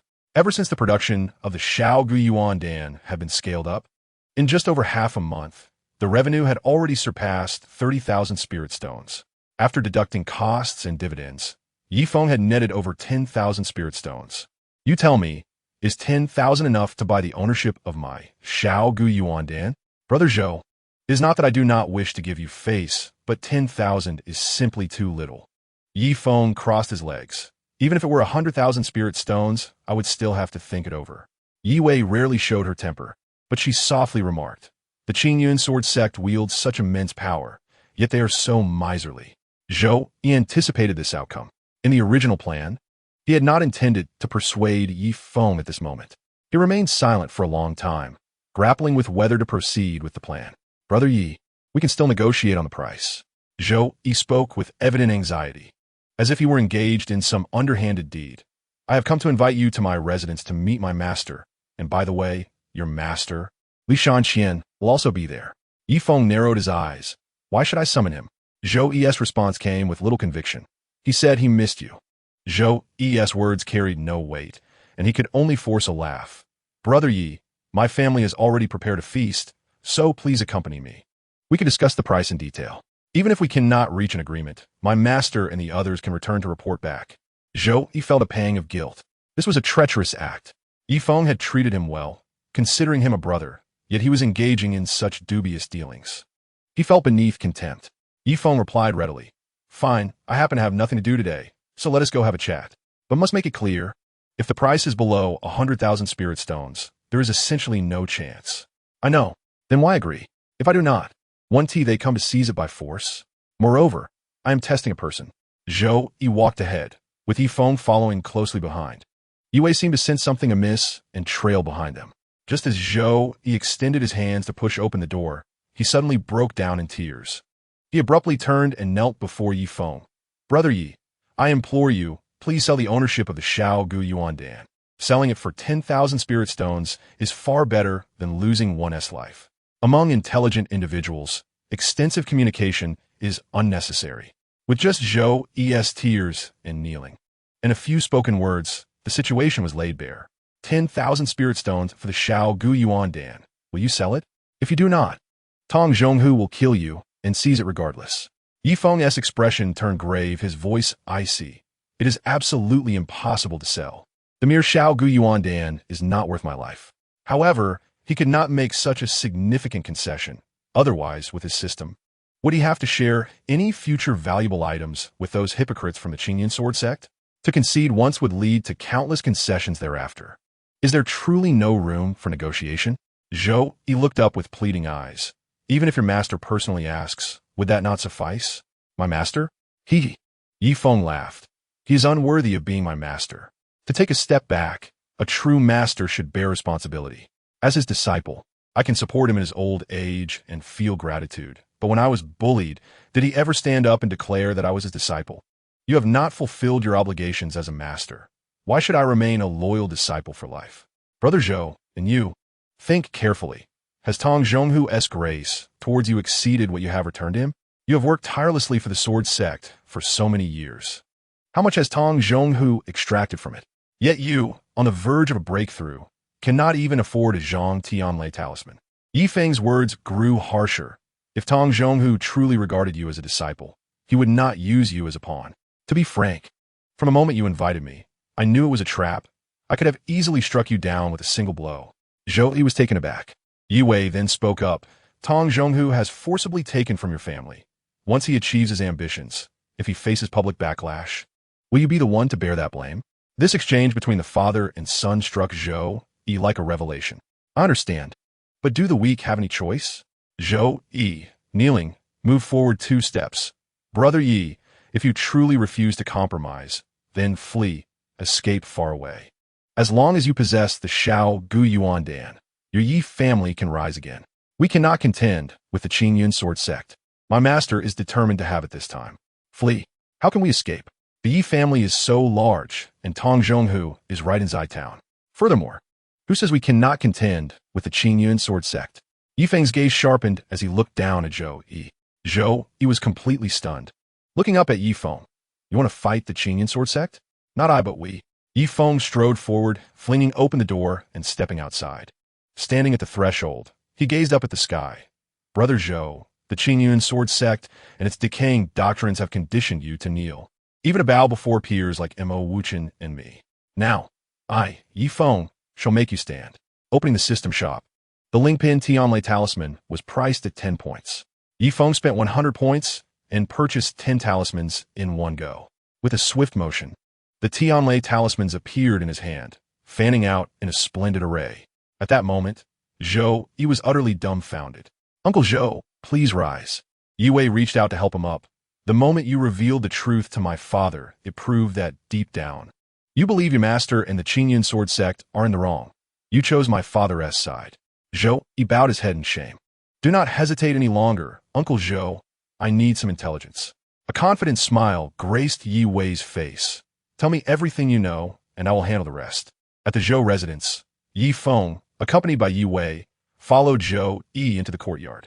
With a leap, Yi Feng and Yi Wei landed on the rooftop, while Zhou Yi carried a jade box that could block external energies, heading towards the backyard. In the backyard, there were 2 high-quality guest rooms prepared for Tong Zhonghu and Li Shan to rest. In one room, Tong Zhonghu, sitting cross-legged, sensed the aura and smiled. Good disciple. You indeed brought Yi Feng here. Reaching this point signified that the plan had succeeded. Regardless of whether the upcoming negotiation would be fruitful, it mattered little. At worst, he could use overwhelming force to threaten Yi Feng into handing over the formula for the Xiao Gu Yuan Dan and then eliminate him afterward. As the door swung open, Zhou Yi entered, holding the jade box. Brother Yi is waiting in the front courtyard. He said he has long admired your esteemed name and specially sent 10 Xiao Gu Yuan Dan ahead. Zhou Yi presented the jade box with both hands. Ha. This lad is not as ungrateful as the rumors suggest. Tong Zhonghu laughed heartily as he received the jade box. I have heard that consuming 10 of these Xiao Gu Yuan Dan can enhance one's cultivation by 10 years. As he spoke, he reached to open the box. With a whoosh, Zhou Yi dashed outside, disappearing in the blink of an eye. Tong Zhonghu, bewildered, had no time to react before he saw endless lightning erupting from the jade box in his hands. Crack! With a sharp crack, the jade box shattered. 10 Tianlei talismans were simultaneously detonated. Only at the last moment did Tong Zhonghu realize that they were Tianlei talismans stacked together. The explosion was deafening, instantly reducing the house to dust. Simultaneously, atop a nearby roof, Yi Feng activated the power of the Fei Huang Hall, enveloping the back courtyard of the Zhou residence, completely isolating the sound and presence of the explosion. What an injustice for Tong Zhonghu, after cultivating for over 5 centuries. With formidable strength at the first level of the Lingying realm, he had not even used a fraction of his power before being instantly obliterated by the combined might of 10 Tianlei talismans at close range. This was merely the first step in Yi Weilai's plan. If a life-or-death separation from Tong Zhonghu was to be made, what need was there for further words? It was better to strike first and eliminate him without delay. It was not that Tong Zhonghu was foolish or reckless, but rather, who could have anticipated that prior to negotiations, the gifts presented by his disciple would consist of 10 Tianlei talismans? Even if one were to tell Tong Zhonghu directly that there were 10 Tianlei talismans inside, he might not have believed it. Yi Weilai's slender figure stood tall on the roof, her long hair billowing in the wind. Her face remained expressionless. Father, she even smiled calmly, her lips curling slightly. The war begins now. Chapter 35. The dead do not speak. The explosive power of the Tianlei talismans remained unchanged, yet the blast radius was compressed, demolishing only 2 houses. Even Li Shan, positioned at the edge of the explosion, managed to survive, albeit with half his body devastated, lying helplessly on the ground and using his true qi to mend his injuries. Zhou Yi stood a short distance away, waving at the distant Yi Feng and his daughter. The father and daughter flew over, astonished that Li Shan was still alive. Yi Feng caught sight of Li Shan's disheveled appearance and muttered to himself. The 3 converged. Yi Feng punched Zhou Yi on the shoulder. Zhou, brother, well done. However, Zhou Yi could not share in the joy. I killed my own master, he lamented. What should we do next? Yi Feng turned to his daughter, who was thoughtfully stroking her chin. Before proceeding to the next step, there is someone who needs to be dealt with. The 3 simultaneously turned their gazes to Li Shan. For the timid and fearful Li Shan, He now felt like an injured lamb, while the three young individuals before him resembled ferocious wolves. You dared to kill Tong Shixiang. You are truly rebellious. Li Shan shouted blindly. Tong Shixiang is the deputy head of the Discipline Hall of the Sword Sect, with a high status. You will certainly face punishment from the Sword Sect. A spark of realization flashed in Yi Weilai's mind as she drew her lower-grade spiritual weapon, the Liuhui sword, and gracefully walked towards him. The dead do not speak. No one will know it was us who killed Tong Zhonghu. Li Shan froze. Even the true qi he used to heal his wounds came to a halt. He realized he was doomed. You are the legendary genius, Yi Weilai. Who grew up from birth? Li Shan asked, dazed. He could detect no trace of emotion on Yi Weilai's face, especially in her blood-red, deep-set eyes, which sent shivers down his spine when locked in gaze. Yi Weilai raised her spiritual sword and swung it toward Li Shan. Do not kill me. Li Shan trembled. Speaking rapidly, I am your father's master. You cannot kill me. The sword halted just an inch from his crown. Just when Li Shan thought his words had made an impact, the mouse-like master would hardly be valued by the tiger-like disciple. Yi Weilai smiled slightly. I offer you two choices. 1. Sign a soul contract with my father and become his servant, forever loyal. 2. I kill you. Li Shan had no choice. The fear of death consumed him. This man was indeed useful. Possessing over 500 years of experience in spiritual field cultivation and having reached the 3rd level of the Danshin realm. Most importantly, he had never harmed Yi Feng, even if he had no debt of gratitude towards him. Their relationship was more akin to that of colleagues, rather than master and disciple. Yi Weilai's plan was quite simple, reiterating, the dead cannot speak. Currently, Li Shan was restricted by the will of heaven, making it impossible for him to betray Yi Feng. With Tong Zhonghu dead and no outsiders aware, all Yi Feng and Zhou Yi needed to do was craft a plausible story. Upon hearing Yi Weilai's subsequent plans, they were left utterly astounded. Zhou Yi turned to gaze at the Qingyun sword sect's location. I never dreamed that as a disciple of the Discipline Hall, I would one day choose to side with the Dan Refining Hall and the Weapon Forging Hall to plot against the sect leader and the Discipline Hall's dominion over the sword sect. Li Shan was completely dumbfounded. It was well known that the Qingyun sword sect was rife with internal discord. Sect leader Li Kuan and the Discipline Hall's Gao Changhong were of the same faction, the most radical and tyrannical, always suppressing Wang Yanran of the Dan Refining Hall and Lu Hongtang of the Weapon Forging Hall. The two factions had been in open and covert conflict, and although Lu and Wang were at a disadvantage, they had never yielded. There are also two halls that remain neutral. In fact, this latent danger had been sown 300 years prior when the sword sect's founder went out to wander and never returned, merely stating that Li Kuan was to act in his stead, yet did not formally pass the leadership to him. Gradually, Li Kuan's ambitions were revealed. After merely 5 or 6 years of restraint, he announced that the founder would never return, forcibly ascending to the position of sect leader. Many high-ranking members, aside from his close allies like Gao Changhong and Tong Zhonghu, were dissatisfied with this. Now the Yi family faced a life-and-death crisis. Yi Weilai conceived that it would be better to assist Lu and Wang in toppling the superficially virtuous yet greedily cunning Li Kuan. Naturally, a frontal confrontation was out of the question. Her plan was meticulously crafted, unfolding step by step without any apparent flaws. Li Shan fled from Zaitown, severely injured, returning to the sword sect. With a flourish, Yi Weilai donned a black robe, declaring, Father, I must set off as well. Is it absolutely necessary to rely on you for this mere facade? Yi Feng frowned. If we simply send a more powerful cultivator, it would suffice. Our family's strong members are well known. If they suddenly go missing for many days, suspicions will surely arise. As for outsiders, they are untrustworthy. Yi Weilai smiled reassuringly. Do not worry, Father. I am at the 10th level of the Gathering Qi realm. My mother was able to wander alone for decades when she was much weaker. Yi Feng placed his hand on his daughter's forehead. But you have never ventured far. This will be your first time. Think of it as a trip. Yi Yinai responded lightly. Yi Feng chose not to dissuade her further. He silently opened the system shop, spending 30 points to purchase a Tianlei talisman, a Lihua talisman, and an ice explosion talisman.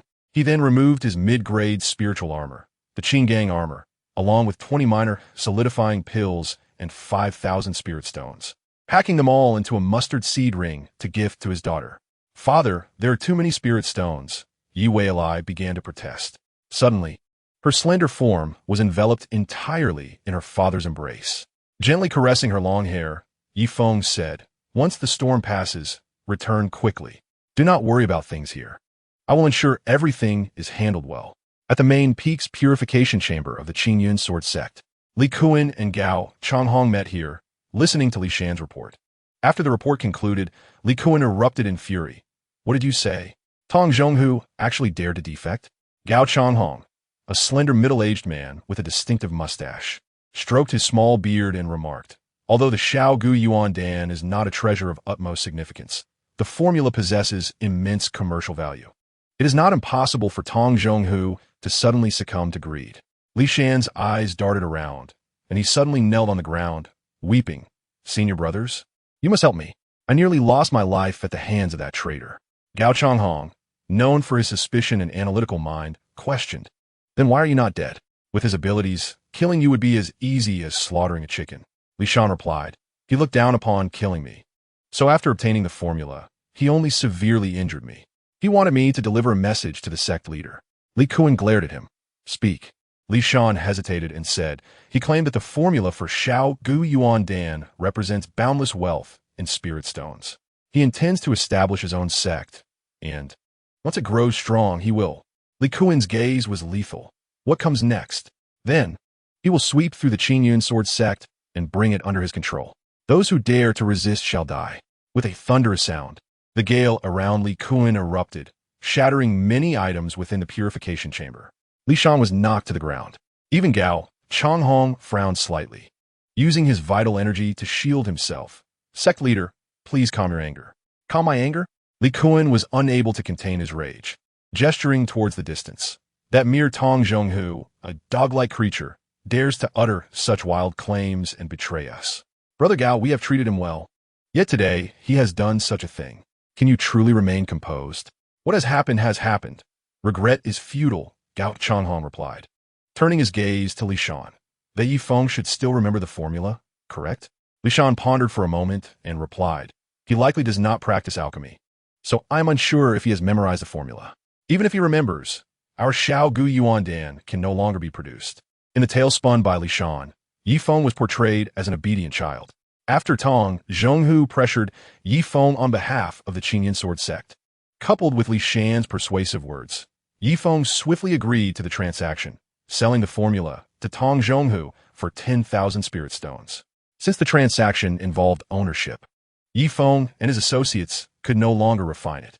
Yi Feng publicly swore an oath to the heavens, binding not only himself, but also those he employed. In truth, apart from Tong Zhonghu's side, the production of Xiao Gu Yuan Dan had ceased. Li Shan spoke solemnly. According to his account, the mission had been executed flawlessly. However, who could have anticipated that Tong Zhonghu would betray them on the return journey? Meanwhile, Yi Weilai had already arrived at Yinxia City, disguising himself as Tong Zhonghu of the Qingyun sword sect, and shamelessly sold 20 Xiao Gu Yuan Dan at a bargain price. The next day, news from Yinxia City reached the Qingyun sword sect. Upon learning of Tong Zhonghu's sales, Li Kuan also discovered that after selling the 20 elixirs, Tong Zhonghu hastily left Yinxia City, heading northward.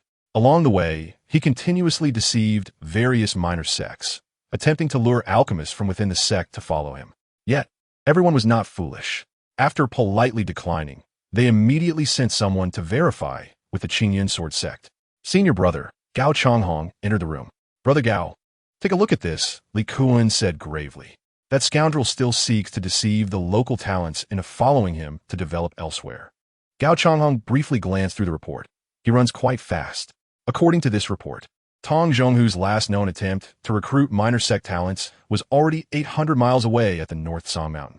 "I wonder if sending someone to pursue him now will still be timely." "We must pursue," Li Kuan exclaimed in anger. "Then we will act in two phases. One group will track Tong Zhonghu, while the other will investigate the Yi family." "Why investigate the Yi family? They're no longer of use." Gao Changhong replied, "Li Shan's word alone cannot be fully trusted." "Does Li Shan dare to deceive me, Li Kuan?" As he spoke, he noticed the solemn expression on Gao Changhong's face.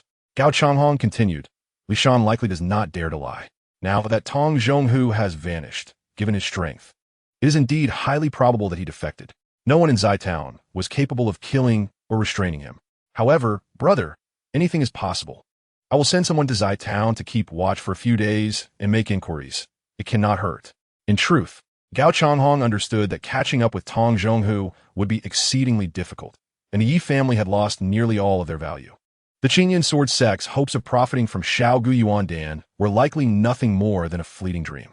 Yet, as the head of the discipline hall, he had to put on a show. After making an effort and achieving no results, the sect leader would probably have cooled down by then. In any case, this matter was coming to a close. Greetings, Master, Senior Uncle Gao, and Mo Wuqing arrived at the door, bowing deeply. Li Kuan and Gao Changhong turned to look. The Chu family from the Yinxia City Lord's mansion has arrived, and Mo Wuqing continued. Li Kuan and Gao Changhong exchanged glances and promptly rose. This was a matter they needed to take seriously. The Yinxia City region had never been harmonious with the neighboring Hangyue City. Last time, Shuyan had been pursued because she had secretly ventured into Hangyue City, resulting in her identity being exposed. Fortunately, she was rescued by Yi Feng just as the pursuers reached Zai Town. It is worth mentioning that the Yinxia City Lord still owed Yi Feng a favor. The reason he had not come to visit was that he was preoccupied with a significant matter. The Hangyue City had been too overbearing, daring to pursue the daughter of the Yinxia City Lord. Enraged, the Yinxia City Lord was preparing to unite the 6 major local forces to launch an assault on the Hangyue City region.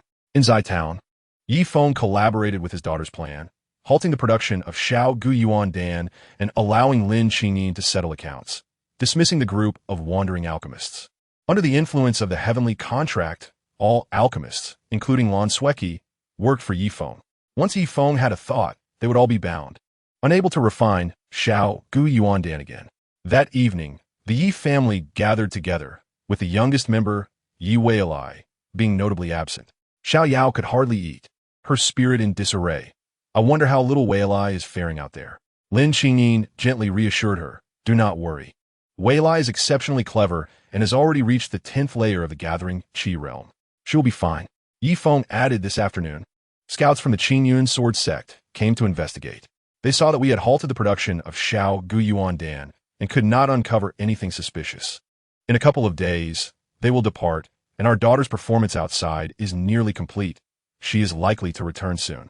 But she has not even turned 1 month old. Xiao Yao suddenly stood up. Her eyes reddened as she glared at Yi Feng. How could you allow her to bear such a heavy and dangerous responsibility? Yes, she is intelligent and understanding, but she has only been born for a few days. Should such a young child bear the weight of family responsibilities? Yi Feng, have you ever considered whether she feels lonely out there? Whether she feels scared? As I think of her now, Xiao Yao clutched her heart, striving to suppress her tears. I apologize, I lost control of my emotions. Ah Yao, Yi Feng reached out to steady her. Brother, Xiao Yao tiptoed and placed a gentle kiss on Yi Feng's cheek. I'm sorry, I shouldn't blame you. I understand you are also in a difficult position. I will go rest now. With that, she exited the hall. Outside, a sudden storm erupted, accompanied by flashes of lightning and torrential rain. Yi Feng stepped into the courtyard, gazing at the deluge-darkened sky. Have I made a mistake? In the next moment, determination filled his eyes. Qingyin, Jia, you stay home tonight. Do not go anywhere. I need to step out. With that, he soared into the sky, heading towards Qingyun Sword sect. At Yundan Peak, in the quarters of Lan Shueqi, she was in the midst of a bath. Her flawless skin and exquisite beauty were surrounded by the mist of warm water. Sister Lan, there's someone named Yi Feng outside, claiming urgent business with you. Yi Feng. Lan Shueqi rose from the lotus pool. Let him in. With a thought, a white bathrobe flew from the space ring and draped over her shoulders. Yi Feng entered and found Lan Shueqi barefoot, her wet hair cascading, wearing only a bathrobe, seated on a smooth stone by the lotus pool. She turned, offering a light smile. What brings you here? Speak your mind. Yi Feng approached quickly. This matter concerns our futures, our very lives. Lan Shueqi hesitated for a moment, but then relaxed, patting the stone beside her. Sit down. I have nothing to do tonight, and can accompany you for as long as you wish. Yi Feng sat down, turning to gaze at Lan Shueqi. The two mere inches apart. He could even scent her unique, refreshing fragrance. Do you know that Tong Zhong, who has gone to Zai Town? Yi Feng inquired. Lan Shueqi nodded slightly. I am sorry. I could not prevent him, which has caused you great loss. So, you're aware of everything? Indeed. Our sect leader and the discipline hall have their spies. It was unexpected for Tong Zhonghu to defect. As she spoke, she suddenly felt a warm hand caressing her back. Yi Feng. Yi Feng continued to explore without words, his palm moving upward. Remarkably, Lan Xueqi made no effort to resist, even as his hand reached her nape. Ah, she gasped softly, yet did not act to stop him. It was clear she felt no aversion towards Yi Feng. He leaned forward and kissed her lips. Lan Xueqi finally offered a gentle struggle, but it was fleeting. She closed her eyes, letting her arms fall, surrendering to the moment, until Yi Feng's other hand brushed against her slender waist. No, Lan Xueqi quickly pushed him away, panting. No, we're just friends. Yi Feng tilted his head to regard her. Xueqi, you must think I have capitulated too easily, lacking in resolve, correct? Lan Xueqi shook her head. Not at all. If I were in your position, I would also yield to Tong Zhonghu. Wealth cannot outweigh life. She understood Yi Feng but felt a twinge of disappointment, as her impression of him was of a man with great charisma, not one who would readily compromise. What if I told you that your entire Qing Yun sword sect has been deceived by me? Yi Feng tisit, burushink aside herdamp heur. I have not compromised with anyone. Tong Zhonghu has long since met his demise. You killed Tong Zhonghu? How? Lan Xueqi's expression was one of disbelief. He was a Ling-Ying realm cultivator. As long as his dantian remained intact, even a shattered head could regenerate. Yi Feng chucked. 10 thunder talisman detonated simultaneously, turning him to ashes. Was that so difficult? Faced with Yi Feng's playful grin, Lan Xueqi found herself at a loss for words. Subsequently, Yi Feng recounted his experiences and plans, which had been devised by Yi Weilai. The strategy was simple. First, eliminate Tong Zhonghu. The dead do not speak, and a plausible story would suffice. Second, develop discreetly an ally with Yundan Peak and Yunjian Peak, betting all of the Yi family's resources on Lu Hongtang and Wang Yinran.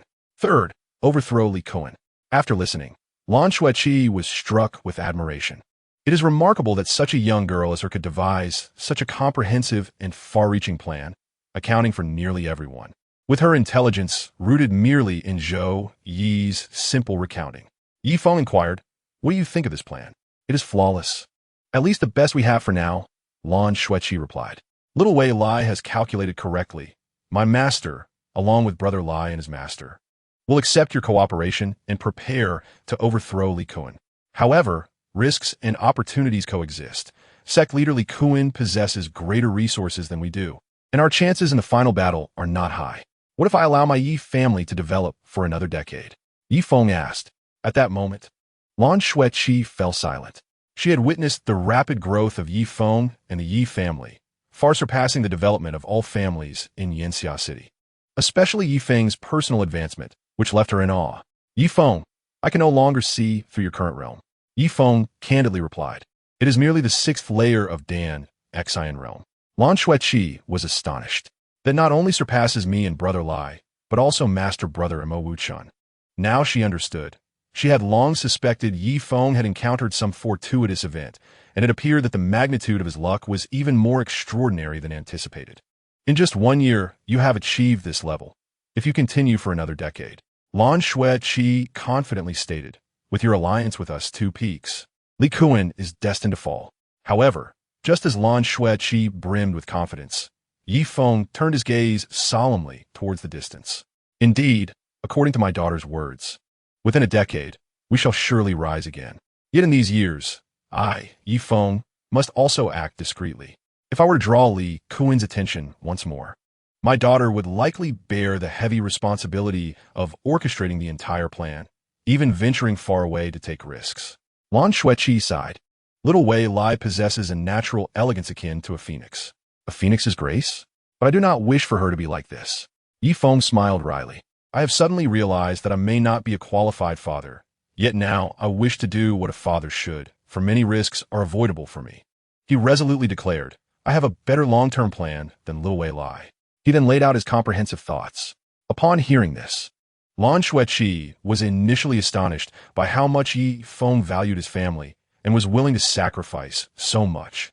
Then, she felt envy, yearning for the happiness, ease, and familial joy that the Yi family had chosen.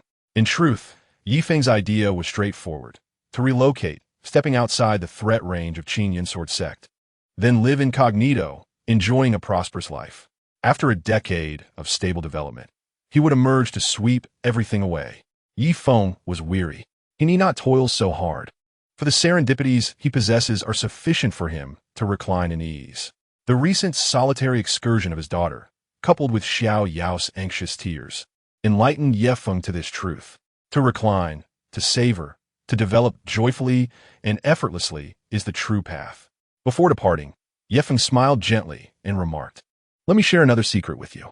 Last time I mentioned that the limit for the Xiao Yuandan is merely 10. That was a ruse." "What do you mean?" Lan Sueki inquired, puzzled. Feng replied with a smile, "There are no restrictions on the consumption of Xiao Yuandan. To put it simply, if you possess 100 of these pills, you can directly enhance your cultivation by 100 years. Lan Sueki was utterly astonished. She had never conceived of such a wondrous elixir existing in the world. If that is the case, the value of Xiao Yuandan could multiply several times over. Feng shook his head, saying, "An innocent man bears no guilt, yet the one who possesses treasures may suffer. I am weary of scheming.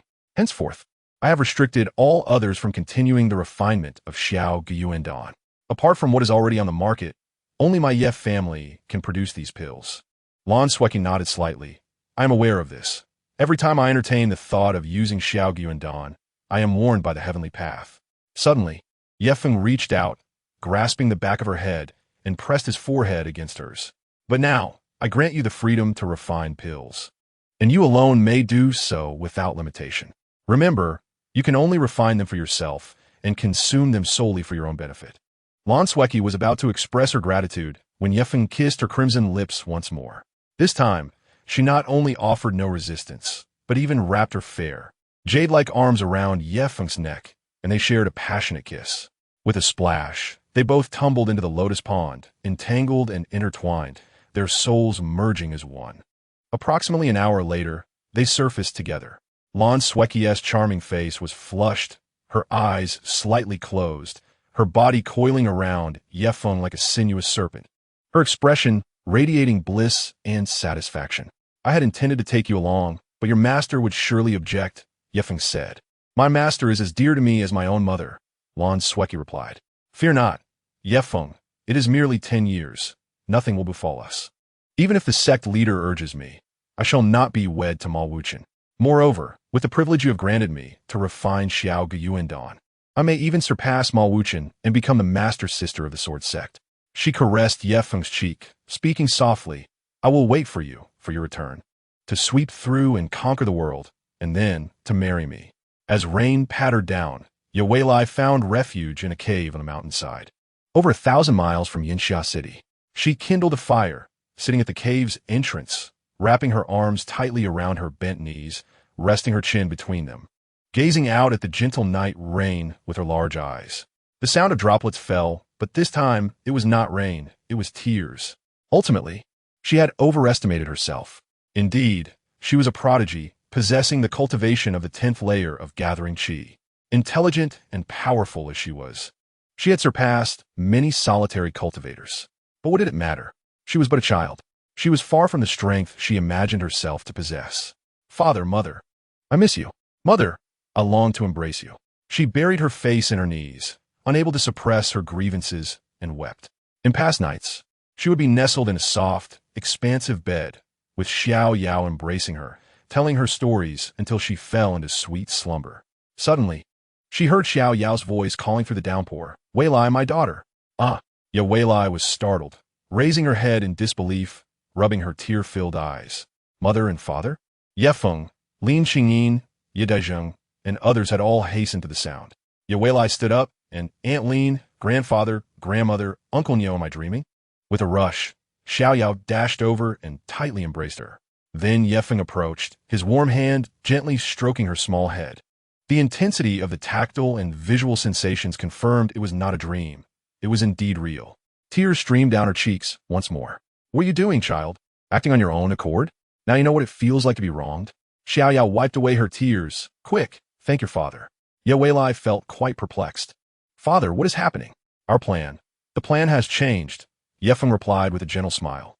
"No matter how clever or strong you are, I do not wish for you to bear such burdens from the outset. We are on a long vacation now. Our entire Ye family is taking a 10-year break, not engaging in any conflicts. We will recline, relax, and do as we please. Indulging in food, drink, and leisure is now your essential curriculum, with napping in your mother's embrace being your primary task for the next decade. The Fei Huang Palace took flight, carrying the entire family to a more distant place. It descended into a tranquil valley, over 3,000 miles from Yinxia City, where various birds and beasts roamed amidst green mountains and clear waters, with fragrant blossoms filling the air. The Fei Huang Palace transformed into a resplendent palace, housing over 100 rooms, reminiscent of a royal abode, where the Ye family resided. One day, Ye Weilai asked about the prior events. "Father, how did you handle that matter?" Ye Feng sat on the grassy ground, embracing his daughter Ye Weilai, and began to recount with a gentle tone. The progress of his daughter's plan had gone smoothly. The Qingyun Sword sect had come to believe that Tong Zhonghu had stolen the pill formula and had ceased their interest in Xiaogu Yuandan. Subsequently, Ye Feng took the initiative to grant the refining rights for the Lei Hua Bing Feng Pian to the Qingyun Sword sect, with sect leader Li Kuan and Lu Hongtong of Yunjian Peak each holding a 50% share of this authorization. The Lei Hua Bing Feng would not only provide the Qingyun Sword sect with long-term profits, but also enhance the equipment system of their disciples. In this transaction, Ye Feng not only received 30,000 spirit stones, but also gained Li Shan, who is currently tending to the medicinal fields nearby. Ye Weilai pondered for a moment before looking up at her father. "Father, will our family's sudden departure not raise suspicions within the Qingyun Sword sect? What could they suspect? The Xiao Yuandan they sought has become unusable to me, and I have authorized the Lei Hua Bing Feng to them. I, Ye Feng, harbor grand ambitions for the development of my family, but have been oppressed to the point of stagnation. So, I chose to embark on a journey with my family, seeking a tranquil and blissful life. What grounds do they have to criticize me? Hee, you truly are wise, father." Nearby, Niuqing yelped as Lin Chong knocked him to the ground. "Come again." Lin Chong brandished a low-grade spirit weapon spear, pointing ahead. Niuqing picked himself up, grasping a large blade. "Lord Lin, I shan't come again. You are already at the second layer of gathering qi, while I am only at the first layer. I cannot compete with you. You certainly did not say that when you broke my legs." "Oh my, you still remember that?" Niuqing was pursued and beaten by Lin Chong as those around them found it amusing. Bei Jia called out with a smile, "Husband, little Weilai, dinner is ready." During this retreat into the mountains, Ye Feng had preemptively spent 10,000 spirit stones to acquire an abundance of living supplies, and in addition, they could occasionally hunt in the mountains for wild game. The remaining thousands of spiritual stones are intended for cultivation. For the next decade, they plan to reside here without leaving. Before long, Xiao Yao became pregnant again. In the blink of an eye, 6 months had passed. Ye Weilai felt he had reached the right moment and ventured out for 100 miles with Yi Feng providing protection. Ye Weilai initiated the heavenly tribulation and successfully overcame it. Congratulations to the host. Your child, Ye Weilai, has broken through to the Danshin realm, earning a foundational reward of 200 points. Yi Feng was filled with emotion, recalling the system's official tasks. One was to have 10 children, and the other was to have 10 children who reached the gathering qi realm. Yet, before completing these tasks, one of the children had already achieved the Danshin realm. Could this be considered a serious disparity? More than 2 months later, Lin Xingyin gave birth to Yi Feng's second child, once again a boy named Yi Lin, with the character Lin chosen for its phonetic resemblance to her surname. Shortly thereafter, Bei Jia delivered a daughter named Yi Ping, who possessed a talent of Danmen's 5th transformation. In the 10th month after moving, Xiao Yao welcomed her second child, a girl named Yi Qianqian, who had a talent of Danmen's 6th transformation. Yi Feng finally accumulated 500 points and purchased the alchemical insights from his system store, the Dan Wang Jing Shangwan. All members of the Yi family began studying the Yao Wang Jing. Yi Weilai grasped the concepts most swiftly. During the first New Year celebration after their relocation, Yi Weilai took only about 2 months to successfully refine the Xiaogu Yuan Dan, which was then presented on the table. From that moment on, the supply of Xiaogu Yuan Dan within the Yi household was secured. The following year, the eldest Yi Tianyong finally learned to walk and speak, followed by the second, Yi Zhongwen, and the third, Yi Zhanwu, who also learned to walk. The children grew day by day, and the bond between Yi Feng and his 3 wives deepened. Yi Feng's vigor allowed him to satisfy all 3 wives, ensuring none felt lonely or empty. In a memorable instance, Yi Feng faced off against the three stunning beauties, maintaining his composure without faltering. He had already left to comprehend the Yao Wang Jing, yet the three ladies remained sprawled on the ground, lost in slumber. The second individual to master the refinement of Xiao Gu Yuan Dan was Li Shan. Initially, he harbored some resentment towards Yi Feng, feeling forced to become a servant to his own disciple. However, after more than a year, he gradually began to relish this tranquil and comfortable life, where he only needed to tend to the medicinal fields and study the Yao Wang Jing. Particularly after successfully refining Xiao Gu Yuan Dan, he gained the recognition and respect of the Yi family. Yi Weilai's pressure and alchemy lessened somewhat, as their combined efforts enhanced efficiency.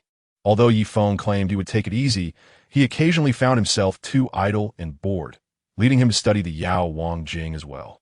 Soon, he learned the method for refining Xiao Gu Yuan Dan himself, achieving a steady output of 100 Xiao Gu Yuan Dan each month. The realms of all continued to rise steadily and rapidly, especially for Yi Weilai, who was favored most by Yi Feng. Every 8 years of cultivation enabled Yi Weilai to break through a small realm in the Danxin realm. Unknowingly, during the summer of the second year after moving, Yi Weilai became a 10th-layer cultivator of the Danxin realm, the strongest in the Yi family. At the same time, her remarkable intelligence allowed her to self-teach the art of refining, beginning with the crafting of low-grade spiritual weapons from the Lei Huabing Fengpian. In the autumn of the same year, Lin Xingyin finally gave birth to a daughter, a Danmin 7 transformation with talent comparable to Lan Sueki, named Yi Qiuyue. Beijia had a son, a Danmin 6 transformation named Yi Bai.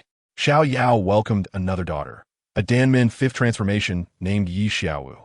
Congratulations to the master for completing the first official task. The first 10 children are now in place. Task reward: 1,000 points for the cultivation method Jiu, Zhuan Tian Huiju, and the Leihua martial arts 18 chapters. The points in Jiu Zhuan Tian Huiju required no further explanation. Yi Feng was the first to delve into the 18 chapters of Leihua martial arts, which included 6 low-grade, 6 mid-grade, and 6 high-grade martial arts techniques. This was clearly designed for Yi Feng to select and allocate to his children for their learning and comprehension. Subsequently, Lin Xingyin, Beijia Xiao Yao, and others began to master parts of the Yao Wang Jing, independently refining Xiao Gu Yuan Dan. The production of Xiao Gu Yuan Dan increased significantly. Yi Feng conceived a bold idea. At this point, he had over 1,200 points, ignoring the various temptations in the system store. He dedicated all of it to purchasing 12 Chomai Dan. The price of Chomai Dan was high, and its short-term effects were minimal. However, there was no doubt that these system-produced Chomai Dan were the most cost-effective items in the world. Natural talent cannot be altered, but Chomai Dan can. Seated around the round table were Yi Feng, Lin Xingyin, Xiao Yao, and Beijia, engaged in a discussion regarding the distribution of the Chomai Dan. The 3 women, all with their children's best interests at heart, wished to allocate the Dan to them. In particular, when Xiao Yao learned that her daughter Yi Weilai only needed 2 Chomai Dan to reach the Xianzhao Danmin, she nearly lost her sanity. However, at that moment, Yi Feng stated, "I hope these 12 Chomai Dan will be distributed solely among the 4 of us, ensuring that at least 1 Xianzhao Danmin is produced." Beijia voluntarily relinquished her claim. "Husband, my talent is the weakest, and I excel more in business than in battle. Using a precious Chomai Dan would be a significant waste for me. So please exclude me and allocate them to Qingyin and Yao." Xiao Yao spoke up, suggesting that Qingyin should be the one to receive it. Qingyin's Lei Ji Luli body is exceptionally powerful, and its only flaw lies in the difficulty of elevating her realm. However, once she possesses the Xianzhao Danmin, this challenge can be surmounted. As Qingyin's realm ascends, the safety of our entire Yi family will be assured. Yet, my physique requires 10-fold resources for each advancement. Lin Xingyin remarked that this would deplete everyone. Yi Feng smiled lightly, reassuring that there was no need for concern. The cultivation speed of Xianzhao Danmin is 100 times that of ordinary individuals. With our Xiao Gu Yuan Dan, we can certainly manage the consumption of 1 or 2 Luli bodies. After a thorough discussion, Yi Feng commenced the allocation of resources, focusing on the overarching developmental prospects of a Yi family. First, as the sower, Yi Feng consumed 4 Chomai Dan, propelling himself from Danmin's 6th turn to Xianzhao Danmin. He then provided 4 to Lin Xingyin, enabling her to evolve from Danmen's 6th turn to Xianzhao Danmen as well. The remaining 4 were distributed to Beijia and Xiao Yao, 2 for each. Xiao Yao proposed once more to give her 2 Chomai Dan to her daughter Yue Lai, but Yi Feng insisted she consume them herself. Yue Lai is not suited for rapid independent advancement. For the long-term development of the Yi family, it is essential to elevate this generation first. As the saying goes, dragons beget dragons, and phoenixes beget phoenixes. 2 Xianzhao Danmen may not always yield another, yet the probability of producing children of at least 7th turn, 8th turn, or 9th turn is high. Thus, both Xiao Yao and Beiji Yi consumed their 2 Chomai Dan. Xiao Yao's aptitude rose to Danmen's 7th turn, while Beiji Yi's reached Danmen's 5th turn. Subsequently, the 4 began to elevate their realms. The Xianzhao Danmen is undeniably formidable, even in the Gathering Qi realm. One can enhance their realm merely by breathing, and minor advancements in Dan Exiled realm are as effortless as drinking water. Possessing the talent to become an immortal within a century is no jest. Yi Feng utilized only 3 Xiao Gu Yuan Dan to elevate himself to Dan Exiled realm 10th layer. Simultaneously, despite the tenfold difficulty of advancement for Lin Qingyin's Luli body, she managed to ascend from Gathering Qi 1st layer to Gathering Qi 10th layer with only a handful of Xiao Gu Yuan Dan. Xiao Yao and Beijia also consumed several dozen Xiao Gu Yuan Dan to elevate their realms to Gathering Qi 10th layer. All 4 were now poised to undergo tribulation and challenge new realms. The sole concern remained with Lin Qingyin, while her Lei Ji Luli body is immensely powerful. Each breakthrough at higher realms would exponentially amplify the heavenly Tao's thunder tribulation. In the near term, Lin Qingyin's only task was to master the thunder martial techniques from the 18 volumes of Lei Hua martial arts, striving to augment her strength. Fortunately, both her Lei Ji Luli body and Xianzhao Danmen have elevated her comprehension to an unparalleled height, allowing her to learn at an extraordinary pace. As the year drew to a close, under the protection of Yi Feng and Yue Lai, Xiao Yao and Beiji Yi successfully transcended tribulation, becoming practitioners of Dan Exiled realm. Meanwhile, Yi Feng and Yue Lai were preparing various resources for their own tribulation to break through to the spirit infant realm. One day, a tempest arose. The little black fox, Xiao Mei, lying outside the Fei Huang palace, suddenly lifted her head to behold the endless dark clouds above. She could not help but tremble and turned to the palace, howling in alarm. The first to emerge were Niu Qing and Li Shan, who, upon stepping outside, were met with the ominous sight above. What is happening? Niu Qing shouted, only to look up at the sky and become paralyzed with fear, exclaiming, "Oh my goodness!" Even Li Shan, a practitioner of Dan Exiled realm, wore a grave expression, trembling as he said, "This is an extraordinary phenomenon. It envelopes the heavens and earth. Is a powerful being engaged in battle, or is an ancestor of the great ascension realm transcending tribulation?" Swiftly, Yi Feng, Yue Lai, Lin Qingyin, and Xiao Yao flew out from the palace. Yue Lai took one glance at the dark clouds and soared into the sky, scanning the distance. Yi Feng followed. "Wei Lai, father." Yue Lai pointed in horror. "Look over there." Even she was shaking uncontrollably. Yi Feng glanced and was utterly taken aback. Soon, everyone beheld the sight. A giant, towering at 80,000 zhang, standing amidst the clouds, gazing down upon the world. The mere aura radiating from him stirred up dark clouds for hundreds of thousands of miles, obscuring the sun and shaking the earth. "Brother Feng." Lin Qingyin flew over, gripping Yi Feng's arm tightly, overwhelmed with fear. In that moment, Yi Feng's expression darkened, resembling a startled tiger. His gaze was icy and somber, his demeanor fierce. He felt his own insignificance, extreme insignificance. Under the shroud of these dark clouds, it seemed that everyone was merely an ant in a wooden tub, while the giant stood at the edge, looking down upon them. The vast land, spanning hundreds of thousands of miles, lay under the giant's shadow. Should he casually wave his hand and unleash a tempest, mountains would crumble and countless lives would be obliterated in an instant. Li Shan, Yi Feng turned to ask, "Do you know anything about this?" Among those present, Li Shan was the eldest with the most experience, yet he shook his head. "I have never witnessed such a terrifying phenomenon." At that moment, Yue Lai spoke. "That is an immortal, a true immortal. She possessed innate intelligence and a fragment of star knowledge from the depths of her soul. What we see is the legendary divine power of the immortal, manifesting the law of heaven and earth. Yi Wei pointed at the giant. An immortal? The law of heaven and earth? Li Shan exclaimed suddenly. I know who he is. He knelt in mid-air, bowing thrice and knocking his head 9 times. I pay my respects to the national sovereign. May the national sovereign endure through the ages, his merits overshadowing the universe. In this realm of 10,000 miles, there is but one immortal, the sovereign of the Dezhou dynasty, Descendants, Zhou Tong Tian. The people of this land recognize only this ruler. They revere only this immortal. Clans such as the Chu family of Yinsha City and the Qingyun sword sect may seem to be independent powers, yet within their ranks, they all pay homage to the Tong Tian Guizhou. When summoned, the Chu family, Qingyun sword sect, and others must obey. For these territories all belong to the dominion of the Dezhou dynasty. The Yinsha City region spans merely a few thousand miles, while the Dezhou dynasty encompasses 100,000 miles. It can be said that Yinsha City is but one of the hundreds of inconspicuous city-states. Today, the Tong Tian Guizhou utilized his divine power, soaring into the clouds with his towering form, proclaiming to the world. This signifies that something monumental is about to unfold. At this moment, not only Yi Feng and the others were watching. Figures like Li Kuan, Gao Changhong, Wang Yanran, and Lan Xueqi from the Qingyun sword sect also gazed skyward.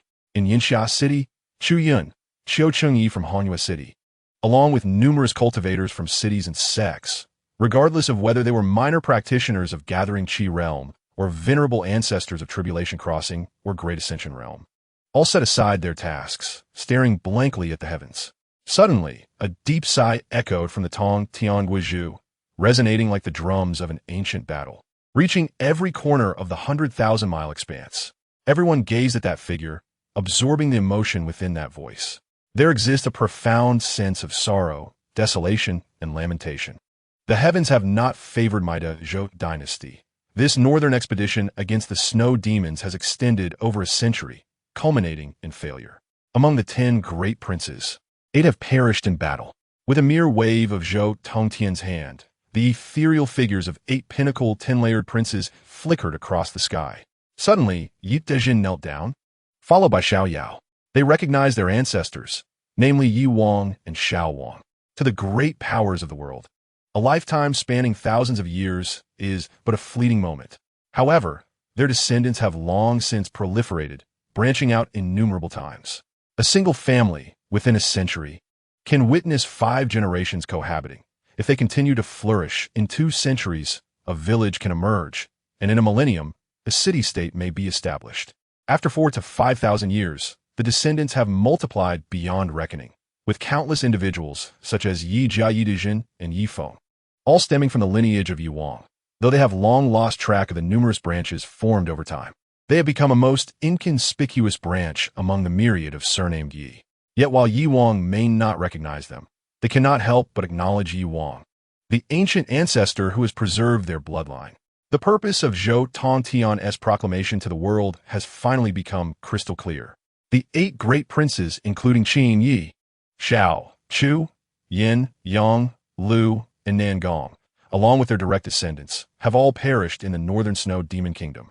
This represents a significant defeat, one that has nearly shaken the foundations of the Dezhou dynasty. Nevertheless, the populace of the Dezhou dynasty is vast, numbering in the billions. The ruler of Tongtian has issued a bloodline summons across the nation, calling upon all descendants of the princes to assist in governance. This time, no regard will be given to relationships or connections, nor to the proximity of blood ties. Only ability matters. For instance, the title of Yi Wang awaits inheritance. As long as one is a descendant of Yi Wang, even if one is as distantly related as Yi Feng, should one possess the highest capability, one shall become the next Yi Wang. Even if one competes against Yi Wang's own nephew, should he fall short in ability, the ruler will undoubtedly support the more capable individual in inheriting the title. This represents a national summons of strength, utilizing bloodlines as sentiment and titles as enticement. Over thousands of years, innumerable remarkable individuals have emerged from the various collateral branches of the 8 great princes. Previously, during times of prosperity, They were overlooked and deemed unnecessary by the ruler and princes. Now, however, the entire dynasty requires their assistance, and they are poised to showcase their talents. Father, Yi Weilai remarked, I can already foresee that before long, numerous factions claiming to be the foremost branch of the Yi family will sprout forth like mushrooms after rain. Yi Feng pondered aloud, I wonder if we should also contend for our position. Within the magnificent confines of Fei Huang Palace, in a lavish bedroom designated for his parents, Yi Dajin and Shun Cuihong returned with Yi Feng. With a wave of his hand, Yi Dajin retrieved an antiquated box from the mustard seed ring. After rummaging for a moment, he finally unearthed a tome. Fenger, take a look at this. Yi Dajin presented the book. As Yi Feng opened it, he realized, this is our Yi family genealogy? Upon perusal, he discovered that the genealogy was far from complete, with the earliest recorded ancestor dating back 500 years, named Yi Tsongsong. This individual still lives and holds the esteemed title of Lord of Songyun City. In his early days, before his rise to prominence, Yi Tsongsong fathered 3 children, with the youngest possessing the least talent, opting for a life of commerce. He later bore a dozen sons, who, armed with capital, spread far and wide, expanding their enterprises. One of them ventured beyond Songyun City, cultivating barren lands, and over a century, established a town named Yi Jiazhan. More than a century later, a youth from Yi Jiazhan departed the town for a remote village, gradually branching out, leading to over 100 households bearing the Yi surname. This continued until over 50 years ago when Yi Dajin was born. In his youth, he faced famine, with his family largely succumbing to starvation. He fled with fellow villagers, eventually getting lost in the mountains. Surviving solely through his hunting prowess, he eventually reached Ziyi Town, where he encountered Shun Cuihong. After so many generations, the ties to Yi Wang have become tenuous. Even the connection between Yi Feng and Yi Tsongsong is hardly significant.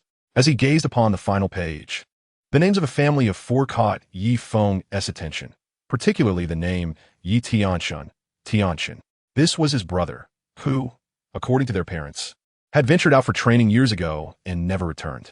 Shun Cuihong softly remarked, I dreamed of your brother yesterday. Alas, I wonder how he fares alone in the world. Yi Dajin responded, that rascal hasn't come home in years. We are left in the dark about his fate. Father, mother, there is no need for concern. Tianxun has always been clever. Perhaps he has encountered great fortune out there, which is why he hasn't returned. Yi Feng reassured them. I previously instructed Zhou Yi to keep an eye on the old Yi residence. Should Tianxun return to Ziyi Town, Zhou Yi will help us look after him. In the spring of the 3rd year after moving, Lin Xingyin consumed a Jin Yuan Dan and, under Yi Feng's protection, successfully endured the Thunder Tribulation, breaking through to the first layer of Dan, Exiled realm. During the trial against the Heavenly Thunder, she utilized no spiritual artifacts, for she herself was the most formidable weapon. With a mere wave, she severed 10 bolts of heavenly lightning. The tempestuous storm clouds, embodied as thunderous palms, were forcibly torn apart by her. Ultimately, her thunder transformation withstood the onslaught of 10 thunder dragons. This exemplifies the formidable nature of the Lei Ji Luli body. Despite the tribulation being tenfold more challenging than that faced by ordinary individuals, her inherent strength was sufficient to meet it. By the summer of the 3rd year, both Yi Feng and Yi Weilai had achieved considerable success in intermediate martial arts. Their strength magnified exponentially compared to when they first broke through to the 10th layer of Dan, Exiled realm. As fate would have it, they had accrued points. Lin Xingyin gave birth to a son, a Dan Min Jiuzhuan. Beijia once more bore twins, both Dan Min Qizhuan. Xiao Yao delivered another daughter.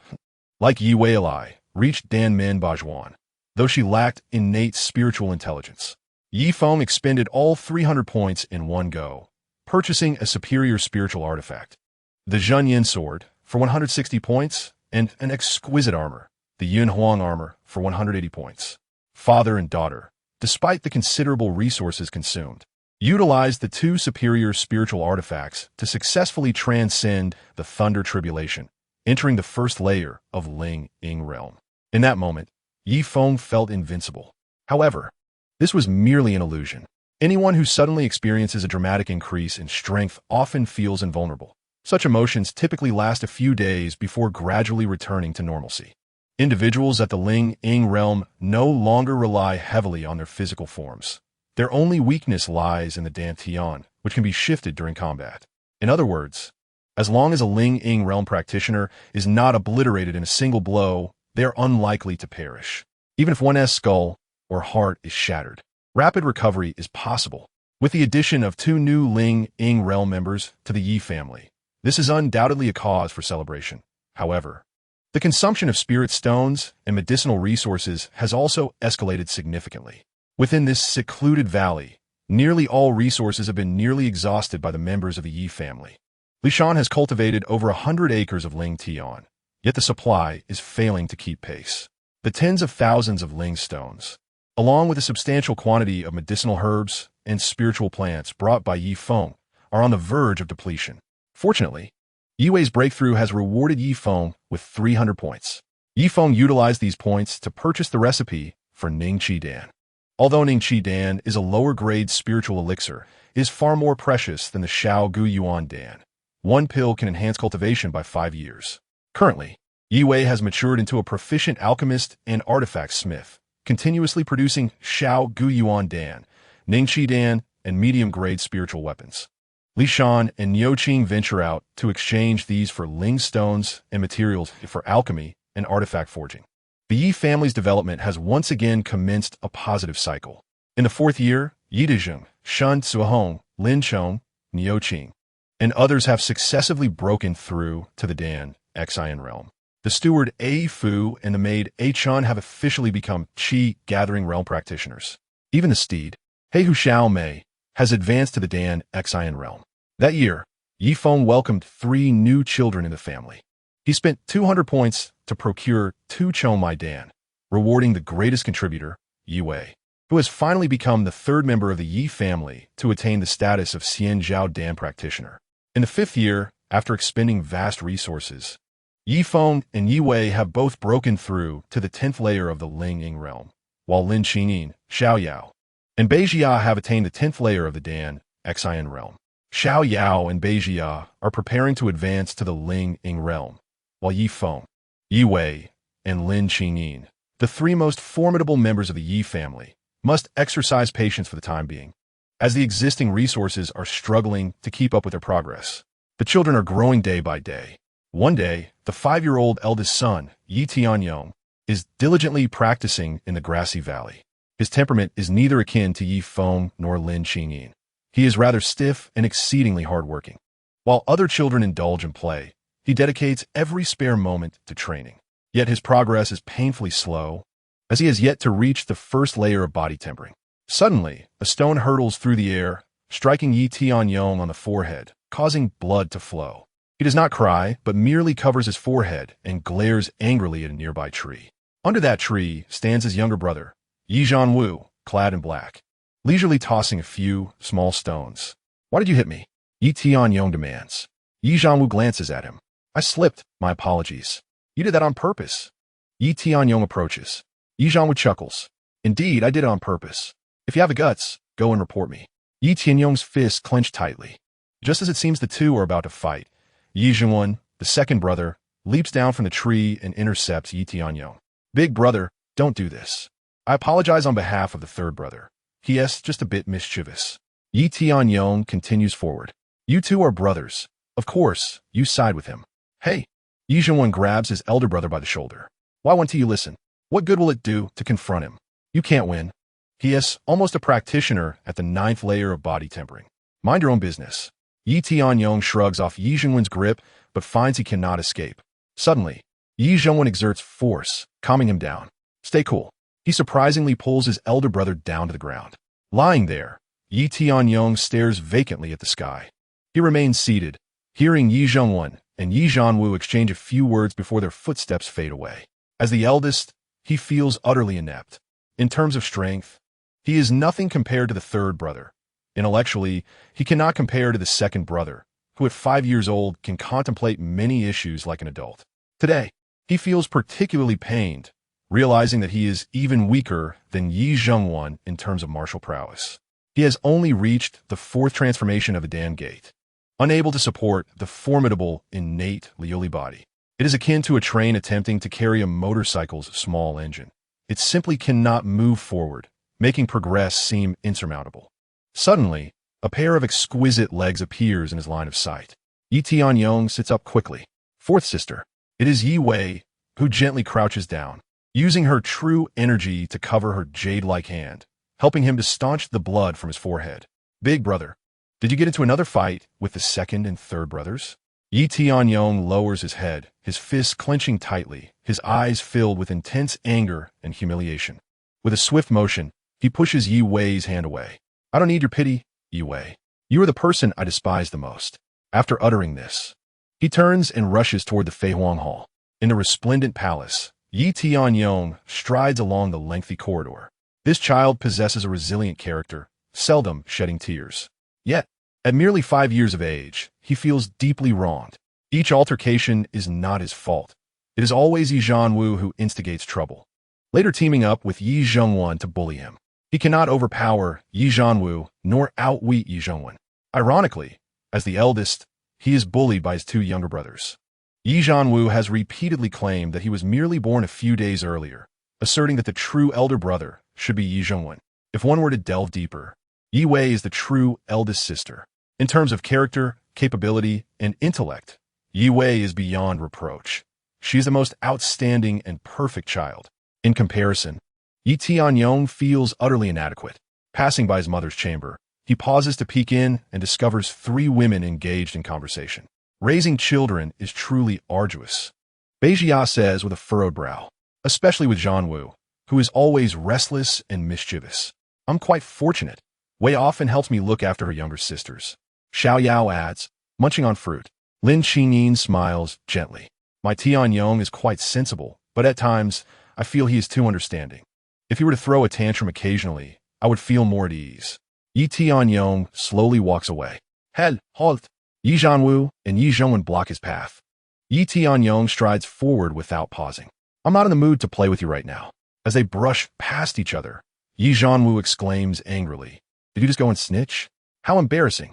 We're all boys. If you're dissatisfied with me, you can settle it with your fists. Snitching is not the act of a true man. I do not.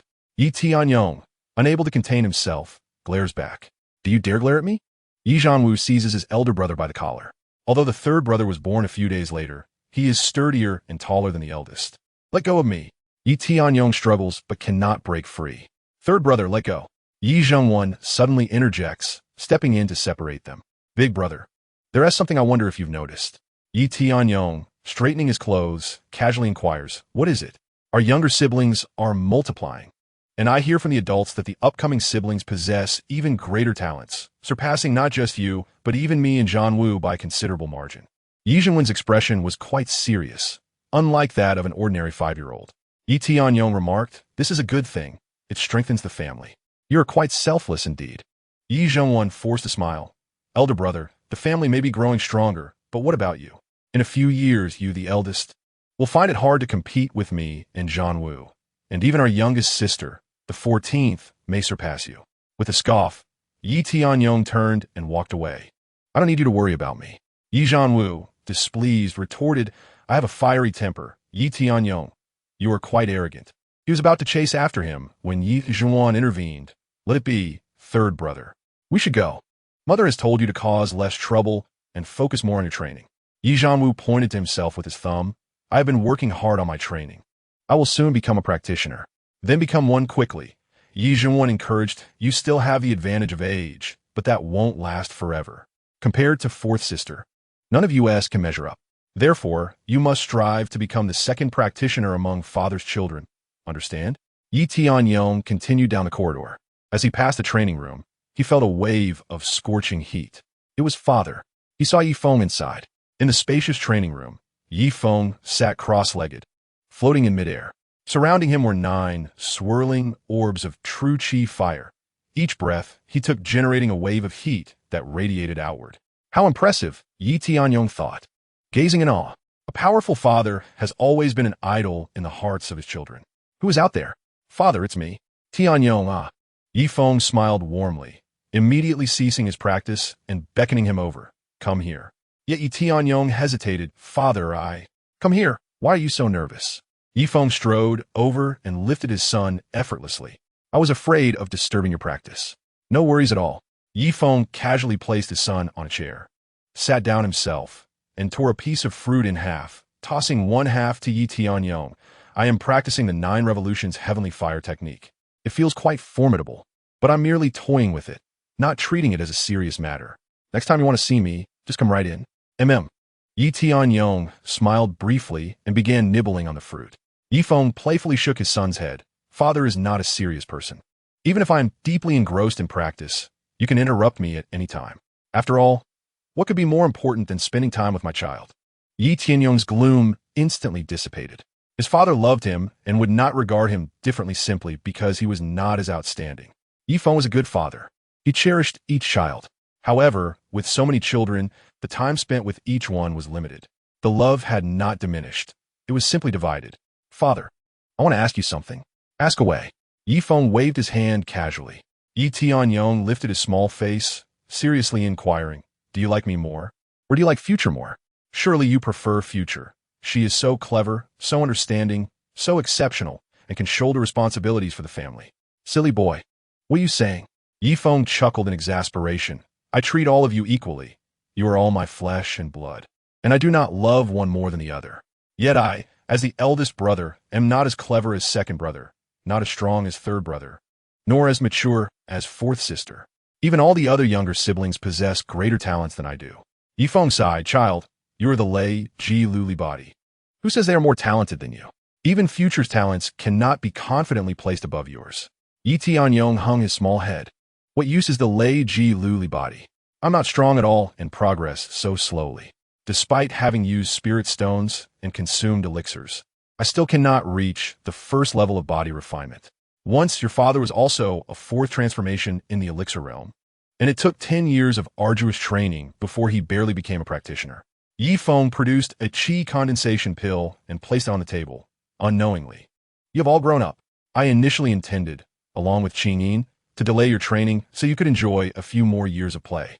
However, I have recently discovered that not only the eldest, but even the second and third have been secretly working hard, occasionally even coaxing adults for small solid elixirs, spirit stones, and other training resources. Yi Feng recognized that his educational approach had been misguided. Providing children with a carefree and relaxed childhood does not mean forcing them to play incessantly or study relentlessly. Rather, it involves respecting their own wishes while guiding and educating them sensibly. Tianyong, your Lei Ji Luli body is indeed powerful, but it may also slow your training progress. Yi Feng said, I have overlooked this point. If we, as adults, do not lend a hand, it will take you 100 years to normally reach the qi gathering stage. Take the qi condensation pill on the table. It should help you reach the first level of body refinement. When you feel your strength is solidified and wish to continue improving, come find me again. Yi Tianyong was overjoyed. Thank you, father. That evening, he showed great understanding by yielding their mother to his younger siblings. At the age of 5, he began living alone in a large room and practiced diligently through the night. He was cultivating the Z Lei Heart Sutra. One qi condensation pill was equivalent to a 5-year advancement in cultivation, finally allowing him to step into the first level of body refinement. His 4 transformation in the elixir realm could not absorb or store too much thunder spiritual energy. However, his body could, his muscles, bones, meridians, and even skin and hair could absorb and reserve a substantial amount of thunder spiritual energy, releasing it freely in combat. This was the remarkable strength of the Luli body. At this moment, although he was only at the first level of body refinement, far from being a practitioner, he could summon violet lightning strands to illuminate his entire being with just a thought. He felt an inexhaustible strength coursing through him. The following day, as usual, he practiced his punches on the grass outside the hall. Yi Zhanwu mischievously tossed small stones at him again. With a snap, Yi Tianyong caught the small stone, and a flicker of lightning flashed through his fist, instantly crushing the stone into powder. Turning to look, he said, unless I give you a good beating, you will never settle down, will you? You are quite correct, Yi Zhanwu retorted, rolling up his sleeves as he approached. If you want me to acknowledge you as my elder brother, you must defeat me. Otherwise, I will bother you every day. Or you could just admit defeat and call me brother. Chapter 42, Advancement Task. The hasty decade, the eldest and third brothers were about to fight again. This was not the first time. In a nearby tree, Yi Zhuan, dressed in white, lounged on a branch reading a book. He was not in the mood to intervene today. Or rather, he had grown numb to it. Sometimes he would step in to stop them, and sometimes he wouldn't, depending on his mood. For instance, today, he chose to ignore it. Third brother, don't go too hard. Having said that, he continued to turn the pages of his book. With a resounding crash, the two below exchanged blows. This time, the first level of body refinement, Yi Tianyong, surprisingly sent Yi Zhanwu, who was at the 9th level, flying with a punch. Yi Zhanwu flew back over 10 meters before crashing to the ground. Yi Zhanwan, witnessing this, was utterly dumbfounded. How could this happen? He rolled over from the tree and leaped down. Are you convinced? Yi Tianyong inquired. What a load of nonsense. Yi Zhanwu suddenly sprang up, feeling embarrassed, and directly activated the Jiuzhuan Tian Huiju, igniting a vast amount of fire spiritual energy that enveloped him in roaring flames. Are you serious about this? A flicker of lightning flashed in Yi Tianyong's eyes. If you get seriously injured, don't blame me. Yi Zhanwu shouted, unleashing a punch that transformed a mass of flames into a fireball, which shot forth from his fist. Whoosh! In a flash of lightning, Yi Tianyong surged forward, his right arm delivering a punch that resembled a razor-sharp bolt of lightning, shattering the fireball and arriving before Yi Zhanwu in the blink of an eye. The fist halted a mere inch from Yi Zhanwu's face. Brother, I concede. Yi Zhanwu was utterly terrified. Children are indeed children. When they feel powerful, they seek to show off, but the moment they realize their opponent is stronger, they quickly wilt. Challenge me again once you become a cultivator, but by then, I may have already advanced to the 2nd level of body refinement. With that, Yi Tianyong turned and walked away. Yi Zhongwen shouted forward, Hey brother, what about the Ning Qi Dan that father gave me? It increased my cultivation by 5 years. You can ask for it too. Yi Tianyong waved his hand without turning back. In terms of demeanor, he indeed maintained an air of an elder brother. In the ensuing time, Yi Zhanwu became the first to reach the gathering Qi realm, while Yi Feng received a foundational reward of 100 points. Soon after, Yi Zhenwen also became a cultivator. Yi Lin, Yi Ping, Yi Qianqian, Yi Chue, Yi Bai, and Yi Xiao all grew up year by year, successfully becoming cultivators with the aid of medicinal pills. Ding! Congratulations, Master, for having 10 children who are cultivators of the Gathering Qi realm or above, completing formal task 2. You have received reward points, 1,000 points. You have obtained 5 Chomai Dan. You have received a skill reward, Xin Bing Jian Xin Judi. Unlocking advancement tasks. Advancement task 1. Total number of children, 100. Current progress, 18,100. Advancement task 2. Number of cultivator children, 100. Current progress, 10,100. Advancement task 3. 10 children in the spirit infant realm. Current progress, 110. Advancement task 4. 10 grandchildren. Current progress, 010. In response to this, Yi Feng had only one thing to say. I shall continue to work hard. Cultivators do not age. Their skin and muscles do not sag. On the contrary, with the elevation of their realm, Yi Feng appeared increasingly tall and robust, maturing into a handsome figure. Lin Qingyin, Xiao Yao, and Bei Jia all became more beautiful, their overall elegance soaring to a new level. Particularly, Lin Qingyin, with her Lei Ji Luli body, exuded a crystalline radiance. Her eyes were like deep thunderous seas, mysterious and splendid, drawing one in with an irresistible urge to explore. Bei Jia, compared to before, carried an added air of nobility, exuding grace, while her figure became even more upright and full, exuding charm. Xiao Yao remained petite, yet she appeared increasingly youthful, sometimes even playfully tussling with children. In the blink of an eye, it had been a decade since the relocation. The spiritual fields in front of the Fei Huang Palace had expanded to 1,000 acres. Li Shan, with an extraordinary demeanor, stood in the air, overseeing this vast expanse of spiritual fields. This was the fruit of his labor, and today marked the harvest day. Now, at the spirit infant realm, he merely waved his hand, summoning the mountain streams from miles away, transforming them into countless raindrops that evenly irrigated every plant. Alongside this, he also sprinkled true energy nutrients. Finally, a multitude of plants began to glow, a clear sign of ripeness. They are ripe, all ripe. Li Shan stroked his beard, happily observing. Indeed, I have cultivated high-grade spiritual plants. Over there is another one. No, 3 more. His joy knew no bounds. In 10 years, no, it should be said, for the first time in his life, he had independently cultivated high-grade spiritual plants. As usual, Yi Zhongwen was passing by with a book in hand. At 10 years old, he was tall and had a head of short, flowing hair, already resembling a dashing young lad. "Zhongwen, come here." Li Shan smiled and beckoned from the sky. Closing his book, Yi Zhongwen soared up. "Uncle Li, did you call for me? Help me check the harvest this time." "All right." Yi Zhongwen looked down at the 1,000 acres of spiritual fields, merely rolling his eyes a few times, taking no more than 5 to 6 seconds. "I've calculated it. There are 14 high-grade spiritual plants, 1328 mid-grade spiritual plants, and 8,972 low-grade spiritual plants, totaling 10,314 plants. Uncle Li, you did well. The harvest has increased by 30% compared to last season, and you successfully cultivated high-grade spiritual plants for the first time." Li Shan gave a thumbs up, as expected of the little genius known as the God-eyed Yutong. Yi Zhongwen humbly smiled. "Uncle Li, please continue with your work. I shall take my leave." "Wait a moment. Aren't you going to help me harvest the crops?" Yi Zhongwen transformed into a gust of wind and swiftly departed. "I still need to read. Such menial tasks should be left to Chief Niu." Chief Niu referred to Niu Qing. Li Shan, using his treasured wine, persuaded Niu Qing to assist. Although Niu Qing grumbled, his skills were genuine. With a single move of high-grade martial arts, Qianji Shou, his profound, true energy manifested in thousands of large hands, each carefully and accurately harvesting the spiritual plants. Suddenly, a thunderous roar echoed from the distant valley.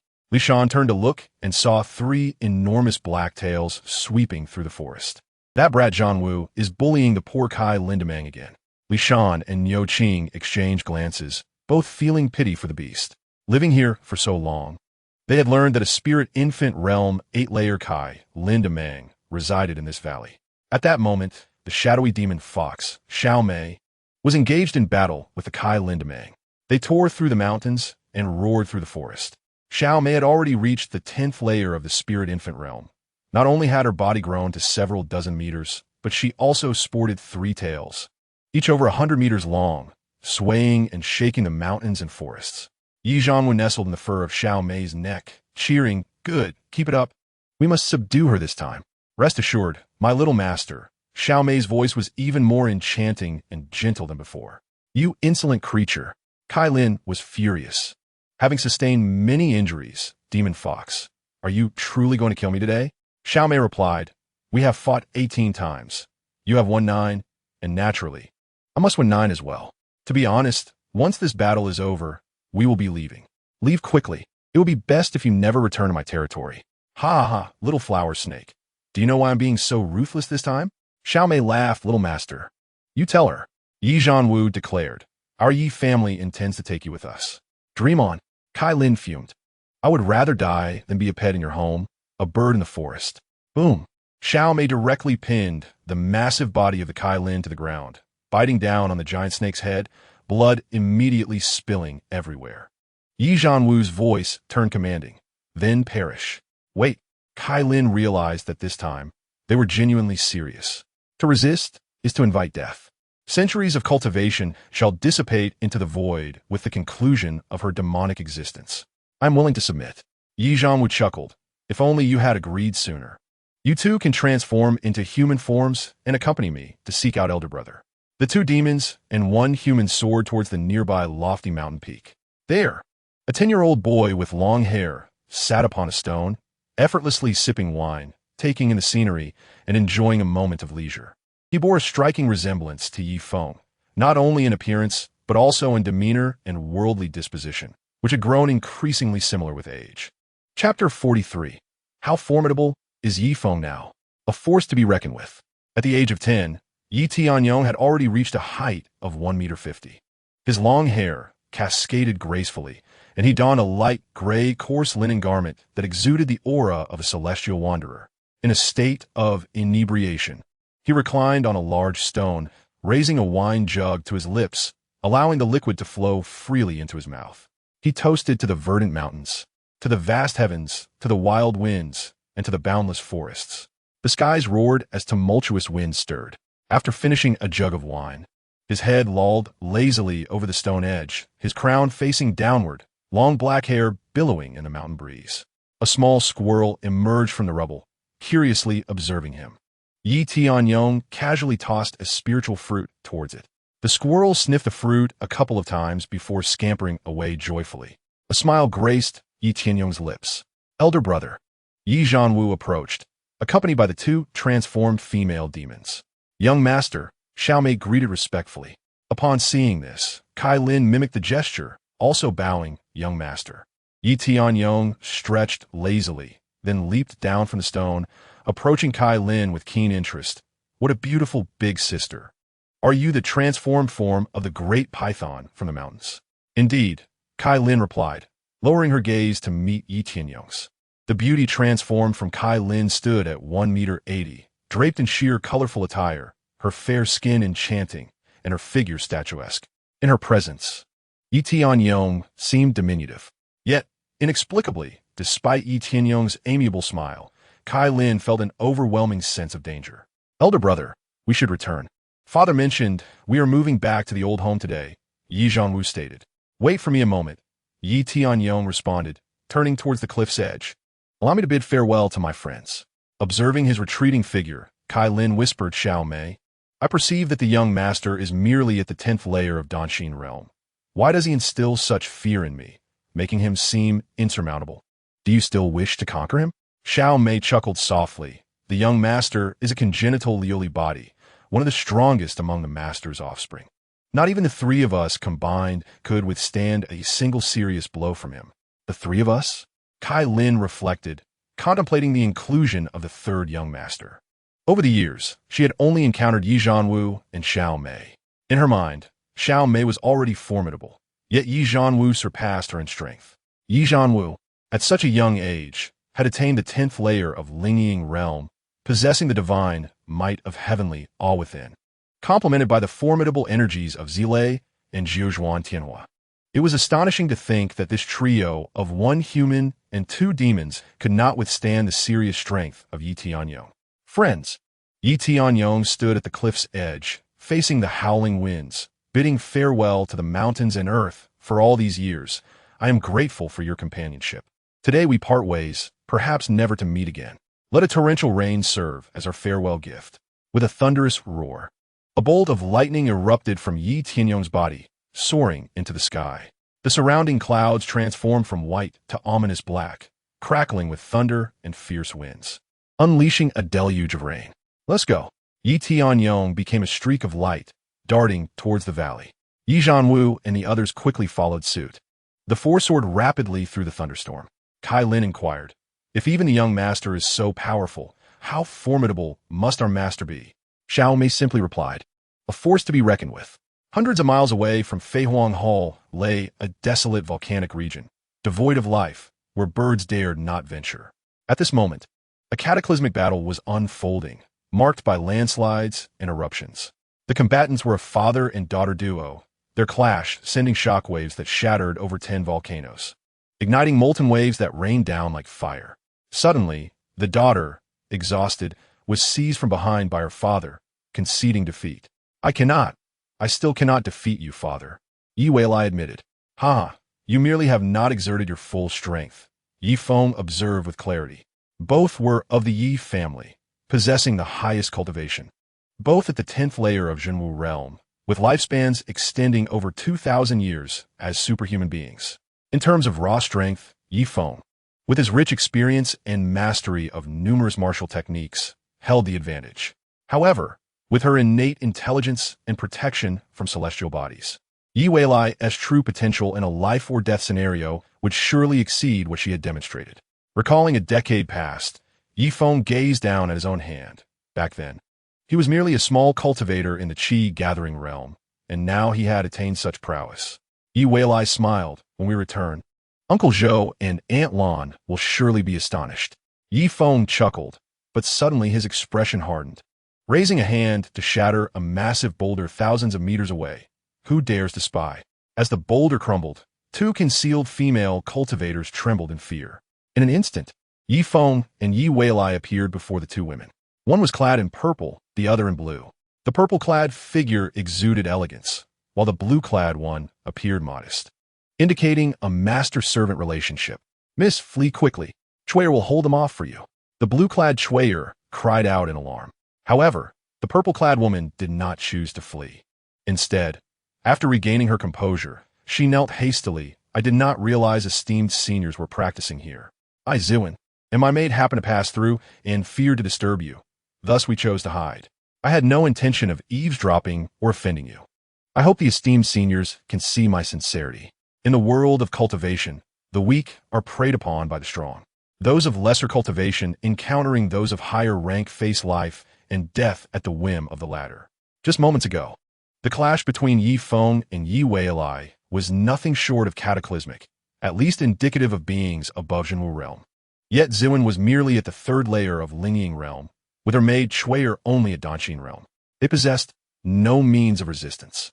Thus, Ziwin's choice to apologize was wise. Should the esteemed seniors be in a good mood, they might choose not to hold it against them. Chui'er followed suit and knelt down as well. Yi Feng raised a hand. Rise and speak. Thank you, esteemed senior, Ziwin replied as she slowly stood. Yi Weilai whispered to her father, Father, this sister is truly beautiful. Mischievously, Yi Feng tapped his daughter's forehead before turning serious. Which family do you come from? Before Ziwin could respond, Chui'er interjected, Esteemed senior, my young lady is the daughter of the Lord of Lake Light City. Lake Light City. Yi Feng gazed into the distance. It is said that within the great Zhou dynasty, there are several extraordinary figures, and the Lord of Lake Light City is among them. Chui'er nodded vigorously. Yes, indeed. It is this Lord of Lake Light City. That Lord is a pinnacle being of the Great Ascension realm. The distance from Hu Guangcheng to this location is a staggering 80,000 miles. Yi Feng tilted his head and chuckled. Have we run too far? Ziwan bowed again, explaining, Xiao Chui'er and I do not enjoy idling at home. We relish traversing the world. It has been 3 years since we left home. Have you heard of Yin Xiacheng? Ye Feng Imweedit. Ziwan nodded. I have heard of it, but I have yet to visit. It is said that there exists a Qing Yun sword sect there, renowned for its breathtaking scenery. Yeoi Egerdi Intergestet. My father and I are on our way back to our homeland. Would you two care to join us? After all, encountering each other is a twist of fate. Let's forge a friendship. This girl is more adept at socializing than her father. Since it is an invitation from esteemed predecessors, it would be an honor for me. Ziwan replied with a gentle smile, feeling unable to decline. Thus, the four of them traveled together towards the valley where Fei Huangdian is located. Along the way, both parties engaged in speculation about each other's identities. Chapter 44. This family seems to lack normalcy. Ziwan and Xiao Chui'er had traversed nearly the entirety of the Dezhou dynasty. Even in places they had not visited, they were likely to possess some knowledge. Ziwan knew that Yin Xiacheng was a small place, with its strongest cultivators barely reaching the first or second level of Zhenwu realm. Yet, this father-daughter duo before her must undoubtedly be Zhenwu realm cultivators, and, judging by their demeanor, they were at least at the 6th level or higher. Could they possibly be distant relatives of a powerful faction from Yin Xiacheng, or perhaps wandering masters? Why would they invite Xiao Chui'er and me? Do they genuinely seek friendship? Or are they interested in my status as the daughter of Hu Guangcheng? If that is the case, they are likely to be disappointed. Contemplating these thoughts caused Z want to involuntarily smile wryly. Meanwhile, Yi Feng and Yi Wei, flying ahead, were equally pondering Z Wan's identity. This girl, at the 7th transformation of Dan Min, possesses notable talent, currently at the 3rd level of Ling Ying realm, and should not exceed 300 years of age. In contrast, the Lord of Hu Guangcheng has long been renowned, allegedly over 8,000 years old. A Ziwan, under 300, is the daughter of the peak master of Hu Guangcheng, who is over 8,000 years old. Is that not peculiar? In truth, it is not particularly strange. The Lord of Hu Guangcheng holds a high status and enjoys a long lifespan, inevitably leading to numerous consorts and offspring. Ziwan must be one of the less conspicuous among many children, as a Ling Ying realm cultivator, unless she has an exceptionally formidable mother.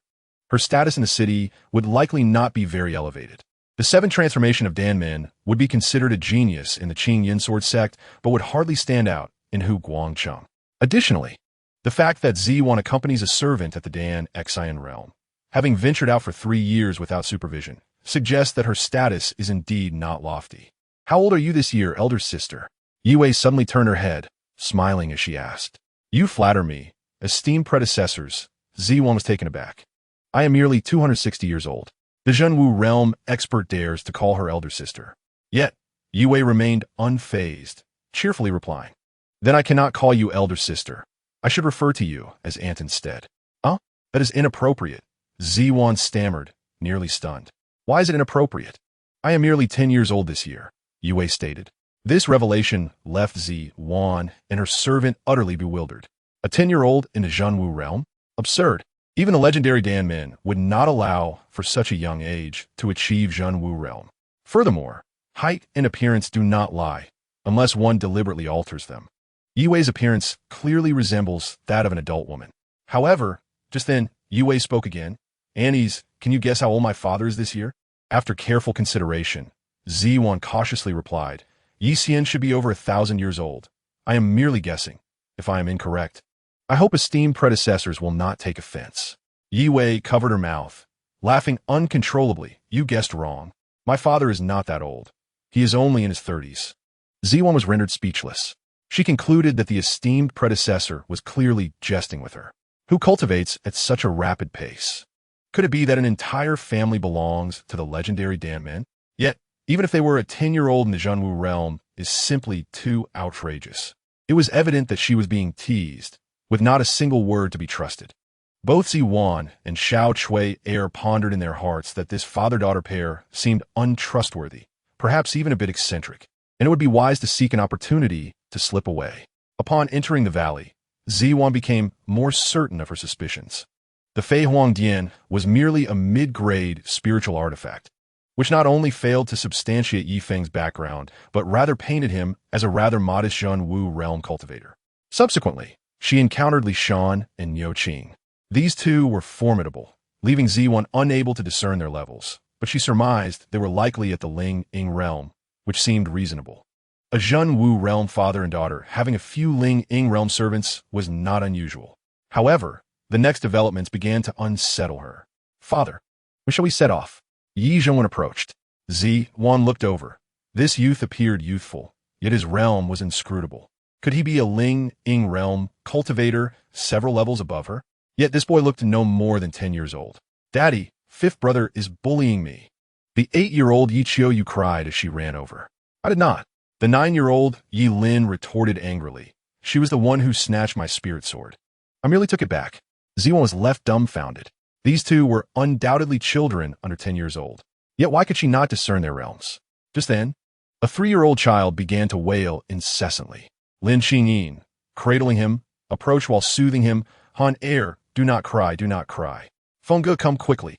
This child has been asking for you to comfort him." This child, named Yi Jianghan, is Lin Xingyin's 7th child and Yi Feng's 23rd son. Notably, he is the only one born with the innate talent of Dan men. Over the years, Yi Feng accumulated numerous system points in Dan to enhance his 3 wives cultivation to Dan men, and several of his children also reached that realm. However, Yi Jianghan was the sole child born with such innate capability. As the saying goes, with the innate talent of Dan men, even breathing can lead to a breakthrough. Yi Jianghan was such a child. Upon birth, he cried once, and his body was enveloped by the spiritual energies of heaven and earth, attaining the first level of body refinement within an hour. Thereafter, he grew stronger every couple of days, and by the time he was a month old, he had already reached the first level of Qi gathering realm. Now at 3 years old, he remains in a state of innocent bewilderment. Yet he has already achieved the Dan Xian realm without consuming any medicinal pills. Upon receiving Yi Jianghan, Yi Feng comforted him for a moment, and the child immediately broke into laughter. Ziwan, observing from the side, was left agape. "Esteemed predecessor, you have quite a few offspring." However, what she truly thought was, what on earth is going on with these children? Even this 3-year-old is already at the Dan Xian realm. Lin Xingyi noticed Ziwan's presence and inquired, "Feng, who is this?" "Oh, this is Ziwan, and beside her is Xiao Chui Air. They are friends I met outside with Yue and intend to accompany us to Yin Xiacheng," Yi Feng casually explained while soothing his son. Lin Xingyin smiled warmly at Ziwan, welcome. Simultaneously, she shot Yi Feng a playful eye roll, her expression tinged with a hint of grievance. She clearly understood that Yi Feng bringing back this stunning and talented female cultivator carried a particular implication. As Lin Xingyin assessed Ziwan, The atmosphere thickened with unspoken tension. Ziwen was also observing Lin Qingyin, unable to discern her realm. Despite Lin Qingyin's exquisite beauty and gentle demeanor, radiating kindness, Ziwen felt as though she was confronting an immensely terrifying force. At that very moment, another presence, reminiscent of Lin Qingyin's formidable aura, approached. Everyone turned to see Ye Tianyong returning with Ye Zhanwu and the others. As soon as they landed, Ye Tianyong smiled and inquired, "Father, Mother, have we returned too late?" Lin Qingyin introduced, "Miss Ziwen, this is my eldest son, Ye Tianyong." Ziwen sensed that he was at the 10th level of Danxin realm, the only seemingly normal child among them. Yet, upon further reflection, she realized he was anything but ordinary. The impression Ye Tianyong left on Ziwen was that within him lay the essence of a primordial beast. If she, at the 3rd level of Lingying realm, were to face Ye Tianyong, her instinct would be to flee as far away as possible. This day marked the most perplexing moment for Ziwen.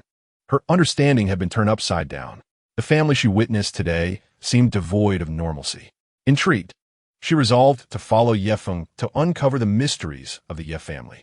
The Feihuang Palace ascended, and they bid farewell to the valley where they had lived for a decade. The Grand Feihuang Palace soared toward Yinxia City under Ye Feng's control. In Zai Town, Xu Shiyuan and his son, Xu Zhe, were distributing kanji to assist the victims of disaster at the town's entrance. Once a flourishing town, it now lay in tatters, with more than half of its streets and buildings collapsed. Refugees, emaciated and in rags, were scattered throughout the streets and outskirts. When would this suffering come to an end? Xu Zhe handed a half bowl of thin kanji to a refugee, gazing skyward and lamenting, "If only Lord Zhou, you were still here." Xu Xiuyuan sighed. Indeed, when Lord Zhou was present, no one appreciated him. Now that he has departed, we realize there is no one to compare. He pondered how, had the Ye family not moved away, Zai Town's fate might have been different. Moving away was indeed wise, Xu Zhe said with a bitter smile. If Brother Ye were here, he too would be struggling under the weight of the new arrivals. Chapter 45. The Return of the Ye family. Old Xiu. Hong Zhanyan hurried over with 2 attendants. Seeing his serious expression, Xu Shiyuan and Xu Zhe understood that it was not good news. They instructed their attendants to continue distributing kanji and followed Hong Zhanyun to the pavilion. "Uncle Hong, what is the situation?" Xu Zhe asked. Sighing, Hong Zhanyun replied, "This morning, I went to pay my respects to Lord Feng Tianji. He mentioned that taxes will be collected again this year." "How much?" Xu Xiuyuan inquired. Hong Zhanyun gestured a number, 300. Xu Xiuyuan erupted in anger. 300? Are you kidding me? After years of disaster, with the population of Zai Town halved and the industries in ruins, how can we provide for him? Hong Zhanyun raised a hand to calm him. "Old Xiu, don't be so agitated.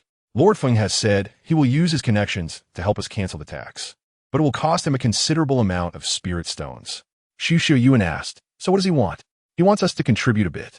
Both our families, Xiu and Hong, need to gather 50 spirit stones, each to total 100. He will then take care of the rest," Hong Zhanyun explained.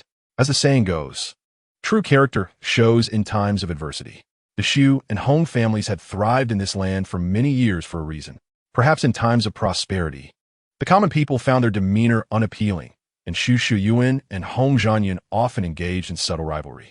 However, now, during these hardships, it was the 2 of them who genuinely aided the common folk. This was their foundation. The people of Zai Town were intertwined with the legacies of these 2 families. And thus, despite the suffering, even if the Qingyun sword sect abandoned Zai Town, Xiu and Hong would remain steadfast in their commitment to the town. Even if, hypothetically, they were not virtuous individuals, they at least understood the distinction between home and the outside world. Zai Town was their home, and they alone felt compassion for the thousands of elderly, weak, and ill within its bounds. "Old Xiu," Hong Zhanyun urged, "I have given this much thought. We must come up with this money. Otherwise, if Lord Feng is recalled by the sword sect, he may never again look after our town." Xu Xiuyuan retorted, "Even if we give him money, he has done little to assist us. At least he can slay demonic beasts and intimidate bandits, rogue cultivators, and outsiders," Hong Zhanyun stated. "Even so, Zai Town cannot simply vanish," he added. "Uncle Hong," Xu Zhe interjected, "I have a few friends who are merchants from neighboring towns. They have mentioned that they haven't paid taxes in years. Although the Qingyun sword sect has been negligent towards us, they haven't gone as far as to exploit us." The disciples stationed in their towns haven't demanded a single coin from them. Enough. Hong Zhanyun shot a glare at him. However, Xuzhe frowned, feeling indignant. If this reaches Lord Feng's ears, do you know what the consequences will be? Hong Zhanyun warned. Xu Xiuyuan interjected. Zhe, listen to your Uncle Hong. Alas, we are under his roof and must bow our heads. We can only swallow our grievances. In the end, both family heads chose to compromise. Despite knowing that Feng Tianji was unscrupulous, deceiving both above and below to extract the meager resources of Zitown, they recognized that the weak ultimately lacked the power or means to resist. If their plight were to be exposed, Feng Tianji could easily walk away, and the sword sect would not punish him for a town that had become a burden, perhaps even forsaking Zitown altogether. Currently, Zitown was in need of Feng Tianji, not the other way around. Ultimately, the two families pooled their last reserves of spirit stones and gathered contributions from the few merchants remaining in the town, managing to collect the required 100 spirit stones. This amount in the civilian market was worth 1,000,000 copper coins, sufficient to sustain the entire town for years. Indeed, natural disasters are not the most terrifying aspect. It is the human heart that truly poses a threat. Suddenly, a streak of golden light flashed across the sky. The weary townsfolk looked up, some recalling that brilliance as reminiscent of the light that once protected the entire town, the light of the Feihuang Palace. Inside the Feihuang Palace, Yefeng beheld the desolation and decay of the town. A mere decade had passed. How could Zitown have fallen to such a state? Yefeng furrowed his brow. After all, this was the place that had nurtured him. What a wretched town, Yazhanwu remarked casually. Many younger siblings echoed his sentiment. Are we going to live here from now on? I don't want to live here. Is this truly where father and mother came from? It's not as good as the valley we used to live in. I want to go to the city. Last time I went with mother, it was so beautiful, with so many fun things to do. Silence. Beijia suddenly reprimanded. What do you know? This is our home. If you don't want to stay, you can return to the valley on your own. Beijia seldom scolds the children, and this instance of her losing her temper is indeed rare. Yi Zhengwan, standing nearby, was taken aback. As for the leader, Yi Zhanwu, he lowered his head and dared not speak further. Jia, Lin Qingyin gently placed a hand on her shoulder. Subsequently, Lin Qingyin addressed the children. This is also my hometown. For a long time, your mother's been teaching you to read and write, to learn etiquette. Now, through practice, we shall revisit a word, respect. This land is where your grandparents and parents were raised. Without this soil, our family would not exist. Thus, you must respect it. Honor every inch of this earth and every river. One must not forget their roots. To disrespect this land is to disrespect your parents. At this moment, Lin Qingyin and Bei Jia spoke with a gravity that left a profound impression on the children, planting a positive seed in their hearts. Even Ziwang, standing aside, felt a tremor in her heart and said softly, Xiao Chui, let us return home soon to visit my mother and grandparents. The Feihuang Palace gradually diminished to the size of a courtyard and slowly descended into the open area at the town's entrance. The hundreds of townsfolk gathered curiously around. As the grand doors of the Feihuang Palace swung open, the first to emerge were Yi Feng and Lin Qingyin, followed by Yi Dajin and his wife, as well as Lin Chong. Initially, some of the elders recognized Yi Feng, but they were not well acquainted with him, thus hesitating to approach. It was not until an elderly man recognized Yi Dajin that he leaned on his cane and stepped out of the crowd. Dajin, is that you? You are Uncle Jio? Yi Dajin hurriedly stepped forward to support him. This man was the eldest among their former neighbors. Dajin, Uncle Jio exclaimed, tears of joy streaming down his face as he patted Yi Dajin's hand. If you had returned 2 years later, you would have missed seeing this old man. Yi Dajin inquired, Uncle Jio, you seem so frail. What has happened? Where is Zhuzi? Zhuzi is Uncle Jio's only son. The old man lamented. During the years of famine, Zhuzi went to the city to find work. Alas, when he left, he said he would earn money and bring me to the city to enjoy a better life. But it has been 2 years since he left, and we do not know if he is alive or dead. As he spoke, the old man began to weep again. Yi Dajin frowned and glanced at Yi Feng, who gestured for his father not to be saddened. In the crowd, Yi Feng spotted several familiar faces, Su Shiyuan, Hong Zhanyun, and Suzhe were all gazing intently in their direction. Understanding his parents' kind-heartedness, Yi Feng said, Mother, please fetch the remaining spirit fruits and other provisions we have to help the villagers regain their strength. Qingyin, please lend a hand. Lin Qingyin responded affirmatively. Xiao Yao and Yi Weilai also went to assist, while the other children eagerly joined in, drawn by the excitement. Children, in their innocence, often do not discern good from evil. They engage in many activities simply for fun.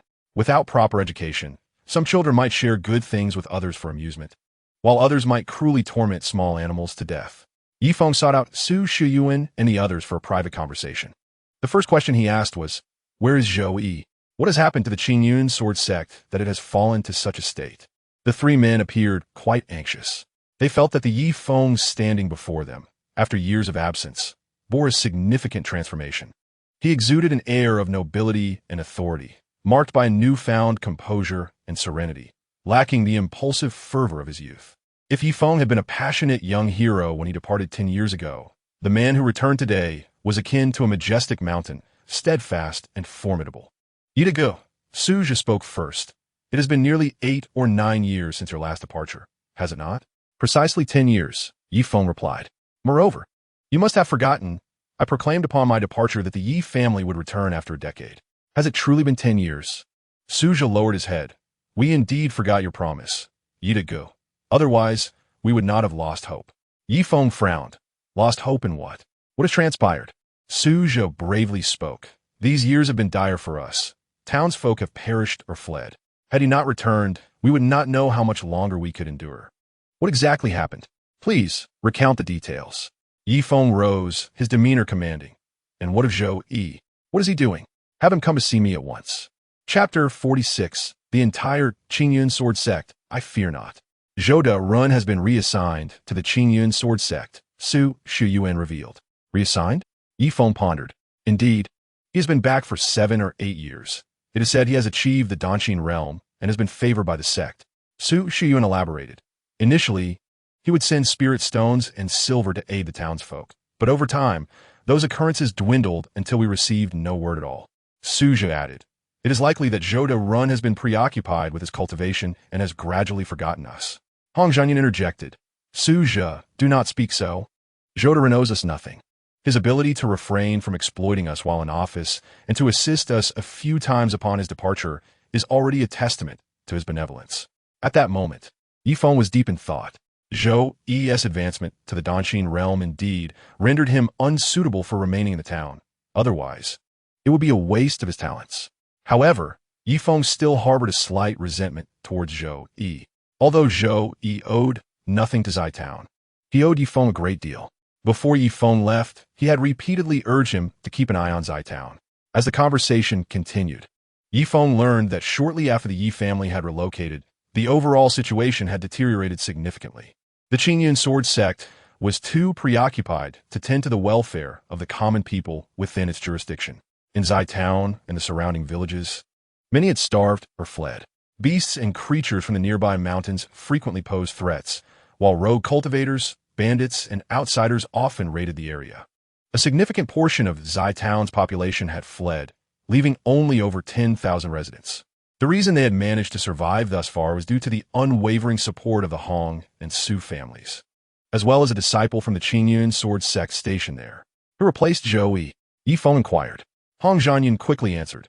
His name is Feng Tianji, also from the sect's discipline hall, and he is reputedly a disciple of Gao Changhong, currently at the 9th level of the Gathering Qi realm. Yidago. Suja suddenly spoke up. This Feng Tianji has not truly governed us. He merely exploits the Qingyun sword sect's reputation to assert dominance here, even maliciously siphoning off our meager resources. Silence. Su Shiyuan suddenly reprimanded. Do not speak further. Do you wish to drag Yi Gongzi into the mire? Suja bowed his head in submission. Yi Feng observed their exchange, his understanding growing clearer. Just then, commotion arose among the disaster victims. Feng Tianji, accompanied by a group of subordinates, arrived at the scene. He had noticed the flying spiritual palace in the sky and sensed its aura. Upon arrival, he was taken aback. This was evidently the presence of a super-rich benefactor, distributing spirit fruits worth several spirit stones to the disaster victims. Even Feng Tianji could not help but feel envious at the sight of those spirit fruits. Consuming this singular item greatly surpasses the absorption rate of spiritual stones. Naturally, the optimal course of action would be to return to the sect and sell it to those at Yundan Feng. which could yield a considerable amount of spiritual stones. He was curious to ascertain the true identities of these kind-hearted passers-by. Upon seeing Feng Tianji, the crowd instinctively parted, offering respectful bows. Feng Tianji strode forward with an air of confidence, adorned in a striking red robe that exuded a rogue charm. Perhaps he fancied himself quite dashing, as a pink flower was conspicuously affixed to his head, adding to his flamboyant demeanor. Before him, Yi Zhanwu, emulating his elders, was methodically distributing spiritual fruits to the townsfolk. Suddenly, Feng Tianji, accompanied by his retinue, approached. Yi Zhanwu looked up and remarked, "Uncle, you hardly appear to be a victim of disaster." To his surprise, Feng Tianji burst into laughter. "Of course I am not," he exclaimed, extending a large hand to press against Yi Zhanwu's forehead. "You're quite the compassionate little fellow. May I inquire if your parents are present?" "Remove your hand." Yi Zhanwu narrowed his eyes, irritation creeping into his voice.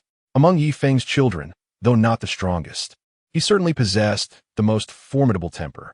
He brusquely swatted Feng Tianji's hand away. "Oh, this little brat has some spirit." Feng Tianji chuckled, his attendants joining in the mirth. Yi Zhanwu felt an overwhelming annoyance swell within him. What is so funny? If you're not a disaster victim, then be on your way. As for my parents, they are not for the likes of you to meet. One of the attendants bristled at this. "Do you know who you're speaking to, little boy? This is Lord Feng, the master of Zitown. No need to bicker with a child." Feng Tianji waved dismissively at his attendant, then bent slightly to grin at Yi Zhanwu. "Child, this is my jurisdiction. While your intentions may be noble, you must first seek my permission." A commotion of footsteps approached. Yi Zhenwen, Yi Zhanwu's second brother, had arrived. "I heard everything," he said with a smile, fixing his gaze on Feng Tianji and his entourage. "Lord Feng, I see you're a cultivator. If this is indeed your jurisdiction, how do you justify the poverty that plagues the citizens within it?"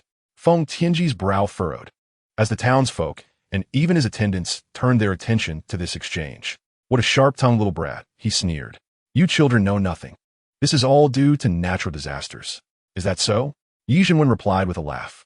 "Then how is it you appear so well-fed and have the leisure to cause trouble here?" Yi Zhanwu clapped in approval. "Well said, brother. This guy clearly isn't a good person." Gasps of astonishment rippled through the nearby citizens. These two children were articulating the grievances that the townsfolk dared not voice. Feng Tianji, now visibly agitated, shouted, "You little brat," and lunged towards the seemingly frail Yi Zhenwen. Yet before his hand could reach its target, Yi Zhanwu sprang into action, executing a powerful elbow strike that sent Feng Tianji flying several meters, crashing to the ground. A hush fell over the crowd. What had just transpired? Feng Tianji, a disciple of the Qingyun sword sect at the 9th level of the Gathering Qi realm, had been felled by a mere child in a single blow. Feng Tianji, equally astonished, quickly unleashed his perception, only to be met with sheer disbelief. He was unable to discern the presence of at least 20 formidable auras in the vicinity, some emanating from children as young as 6 or 7. Among them, one aura stood out, powerful and awe-inspiring, drawing closer. He turned to see Yi Feng approaching steadily. "You're Feng Tianji?" Yi Feng's voice was icy. A cold sweat broke upon Feng Tianji's brow. Yes, that's me. What is the matter?" "I am a disciple of the Qingyun sword sect. You must be the father of those two rascals, correct?" Perhaps accustomed to leveraging the Qingyun sword sect's reputation to intimidate, he now found himself unnerved by Yi Feng's presence, trembling as he uttered the most audacious words in the meekest tone. Yi Feng had been contemplating how to deal with this man when suddenly a cacophony erupted around them. "Kill him! Kill him!" The townspeople raised their arms in fervent unison. While Feng Tianji's actions today did not warrant death, the collective outcry was undeniably charged with years of pent-up resentment from countless nights of oppression. "Kill him!" Even Su Zhe, standing behind Yi Feng, joined the chant. Feng Tianji, in a panic, waved his hands. "Silence! I am a disciple of the Qingyun sword sect. Who dares to kill me?" Yi Feng stepped forward. "Idare." Feng Tianji's eyes widened in disbelief. "Are you truly intent on killing me? The Qingyun sword sect will not let you off lightly. I am a disciple of the High Master." "That is regrettable," Yi Feng shrugged. "Even if the entire Qingyun sword sect were to come, I would not be afraid. A mere Gao Changhong cannot intimidate me." Chapter 47. A return to familiar grounds, taking a life, is a common occurrence. particularly within the realm of cultivation families, where the first lesson centers on the understanding of cultivation, while the second focuses on combat and killing. "Father, let me handle this," Yi Zhangwu declared, charging towards Feng Tianji. "Little brat." Feng Tianji summoned his last vestiges of courage, wielding a flying sword that shimmered with azure light. In a flash, Yi Zhangwu obliterated the spiritual sword with a single punch, striking Feng Tianji directly after. The disparity in their realms. Yi Zhangwu at the pinnacle of the spiritual infant realm against Feng Tianji at the 9th level of the Gathering Qi realm was insurmountable. This time, Yi Zhangwu did not hold back. With one devastating blow, he annihilated Feng Tianji, and immediately thereafter, the 9-turn heavenly fire erupted forth, incinerating him into nothingness. The townsfolk erupted in cheers. "Well struck. Feng Tianji deserved this fate. Lord Yi is mighty." They marveled at Yi Zhangwu's remarkable prowess at such a tender age. However, Su Xiao and Hong Zhanyan wore expressions of concern. Yi Feng glanced at them. "Are you worried about the Qingyun sword sect seeking retribution?" Hong Zhanyan clasped his fists. After all, Feng Tianji was a disciple of Qingyun. His death in the town will not be taken lightly by the sect. "Young Master Yi, while your abilities are formidable, how can one family stand against an entire sect?" Yi Feng smiled faintly. "There is no need for them to come seeking justice. I shall personally pay them a visit. Will you accompany me?" Hong Zhanyun and Su Xiao exchanged apprehensive glances, clearly alarmed. Just a jest to lighten the mood, Yi Feng reassured them. "You remain in town and assist Qingyin with her plans." With that, he set about making further arrangements. His return was not merely for business. It was to lay claim to the land and assert his dominion. From this moment forth, it is no longer appropriate to refer to Ziyi Town's Yi family, but rather to call it Yi family of Ziyi Town. He instructed Lin Qingyin to oversee the comprehensive planning of the entire land, while Bei Jia would handle commercial affairs, and Xiao Yao would manage military matters. All his offspring, upon demonstrating talent, were encouraged to assume various positions and take on the significant responsibilities of the Yi family's development. Everyone busied themselves with their tasks. Ziwan, having nothing to do, took little Cui air with her and approached Yi Feng. "Senior Yi." Ziwan bowed respectfully. "You still call me senior? I am merely in my 30s, while your age is several times mine." "Then I shall address you as Brother Yi," Ziwan softly replied. Although calling him brother, Yi felt somewhat inappropriate. She decided it was acceptable. In the realm of cultivation, age was not of paramount importance. "I happen to be heading to Qingyun Sword Sect to gather some information," Yi Feng said, waving his hand. "You may accompany me and enjoy the scenic mountains of the sect along the way." Ziwan's purpose for being there was to indulge in leisure, and the only notable attraction was indeed the Qingyun Sword Sect. However, at that moment, both Ziwan and Little Cui Air had lost their desire to sightsee. Their intent in following Yi Feng was to witness a remarkable event. Others were unaware, but they knew that Yi Feng was a formidable presence in the Zhenwu realm. In the entire Yin Xia City area, it was unlikely to find many in the Zhenwu realm, and even if there were, they would most likely be at the initial stages. For this journey, the trio rode not on the black fox Xiaomei, but rather on the vibrant scaled great python of the 8th layer of Lingying realm. The body of the vibrant scaled python measured 110 meters in length, now reduced to 30 meters. The three stood upon its back as it soared into the sky, riding the clouds towards the Qingyun Sword Sect. This was, in fact, the vibrant scaled python's first close encounter with Yi Feng. She understood that he was her true master. "You are the great flower snake that Sanair often speaks of, aren't you?" Yi Feng casually inquired. The vibrant scaled python was taken aback, astonished that her master would deign to speak to her. She promptly replied, "Yes, this humble creature, Kai Lin, is honored to serve you, master." Yi Feng smiled and asked, "Your cultivation is quite impressive. When will you transform into a dragon?" The vibrant scaled python became flustered. This humble creature has never contemplated the matter of transformation. "I only hope for master to achieve success and ascend to the ranks of immortals." Yi Feng found this puzzling. Sanair had often described encountering a fierce, vibrant scaled python in the mountains, who spoke without restraint and resorted to harsh language. Yet this interaction revealed a rather pleasant demeanor. The words exchanged were quite agreeable. Behind them, Zi once spoke up, "Brother Yi, when I was in Huguang City, I often perused ancient texts that recorded that serpent-like demon beasts, upon reaching 10 zhang in length, gain awareness as pythons, upon reaching 100 zhang. They undergo tribulations to become jiaos, and only after enduring 1,000 zhang and overcoming the celestial tribulation can they transform into true dragons. Celestial tribulation? Yi Feng pondered. Ziwan nodded. It is akin to the tribulations faced by cultivators. At the pinnacle of the great ascension realm, passing through the celestial tribulation grants one the chance to become an immortal, enjoying a lifespan of 100,000 years. Each tribulation on the path of cultivation is exceedingly arduous, especially the ninefold tribulation of the tribulation realm and the final celestial tribulation. It is said that for every 1,000 cultivators in the great ascension realm, each possessing a lifespan of 10,000 years, enduring countless trials and experiencing numerous fortuitous encounters. Each life story is a grand and magnificent epic. Yet, among those 1,000 individuals, on average, only one succeeds in overcoming the celestial tribulation to become a terrestrial immortal. As for the rest, they either perish from the depletion of their lifespan or are reduced to ashes amidst the divine lightning of the celestial tribulation. This is why, within a radius of 100,000 li, the Dazhou dynasty boasts only one immortal. The renowned and formidable lord of Hu Guang City hesitates to face the celestial tribulation for similar reasons. Kai Lin, Yi Feng declared against the howling wind, his long hair billowing, as long as you faithfully serve the Yi family for 100 years, I promise you shall one day overcome the celestial tribulation and transform into a true dragon.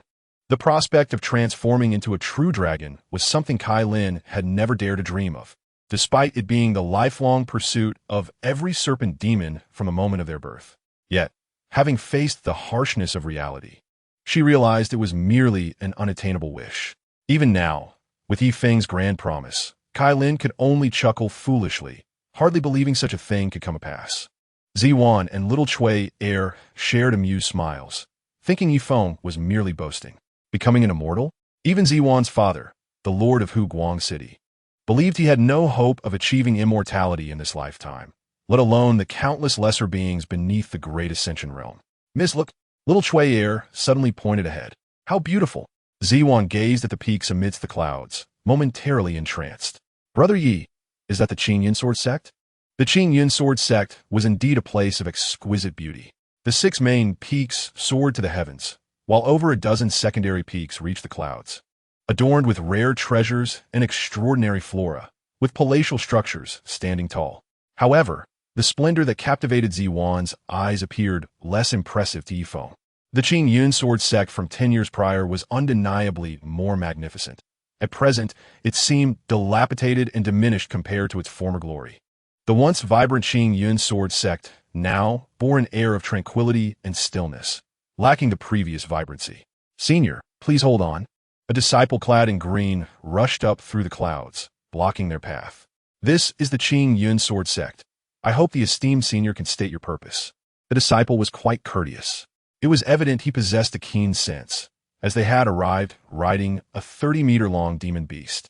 And each of the 3 individuals atop, it radiated profound cultivation, their depths unfathomable. With a single glance, Yi Feng discerned that this person was merely at the first layer of gathering Qi realm. Furthermore, why was there only this one individual? Traditionally, the Qin Yin Sword sect would have 2 cultivators guarding each of the 8 directions, totaling 16 individuals, with the lowest cultivation being at the second layer of gathering Qi realm. Now, they had dwindled to 1 person, and the requirements for cultivation had also diminished. Had the Qin Yin Sword sect truly fallen into decline? Yi Feng mused, then casually remarked, I seek Zhou Yi of the Discipline Hall. The green-clad disciple hesitated for a moment. Zhou Yi? I do not recall such a person within the sect. Are you perhaps looking for an outer disciple at the 5th layer of gathering Qi? He is of the Dan Xian realm. It cannot be, the disciple replied. Though my position is humble, I am tasked with this duty. I have memorized the names of all brothers above the 5th layer of gathering Qi and inner disciples. I have not encountered the name Zhou Yi. Yi Feng's brow furrowed in concern. What about Zhu Lin from the Discipline Hall? Yi Feng inquired. The green-clad disciple nodded. I know brother Zhu Lin. 5 years ago, he ascended to the 6th layer of gathering Qi through his own efforts and became an inner disciple. When I first arrived on the mountain, I looked up to him as a role model. However, he perished 2 years ago in battle in the Hanyu City region. Zhu Lin perished? A twinge of sorrow filled Yi Feng's heart, accompanied by an increasing sense of unease. What about Lu Hu?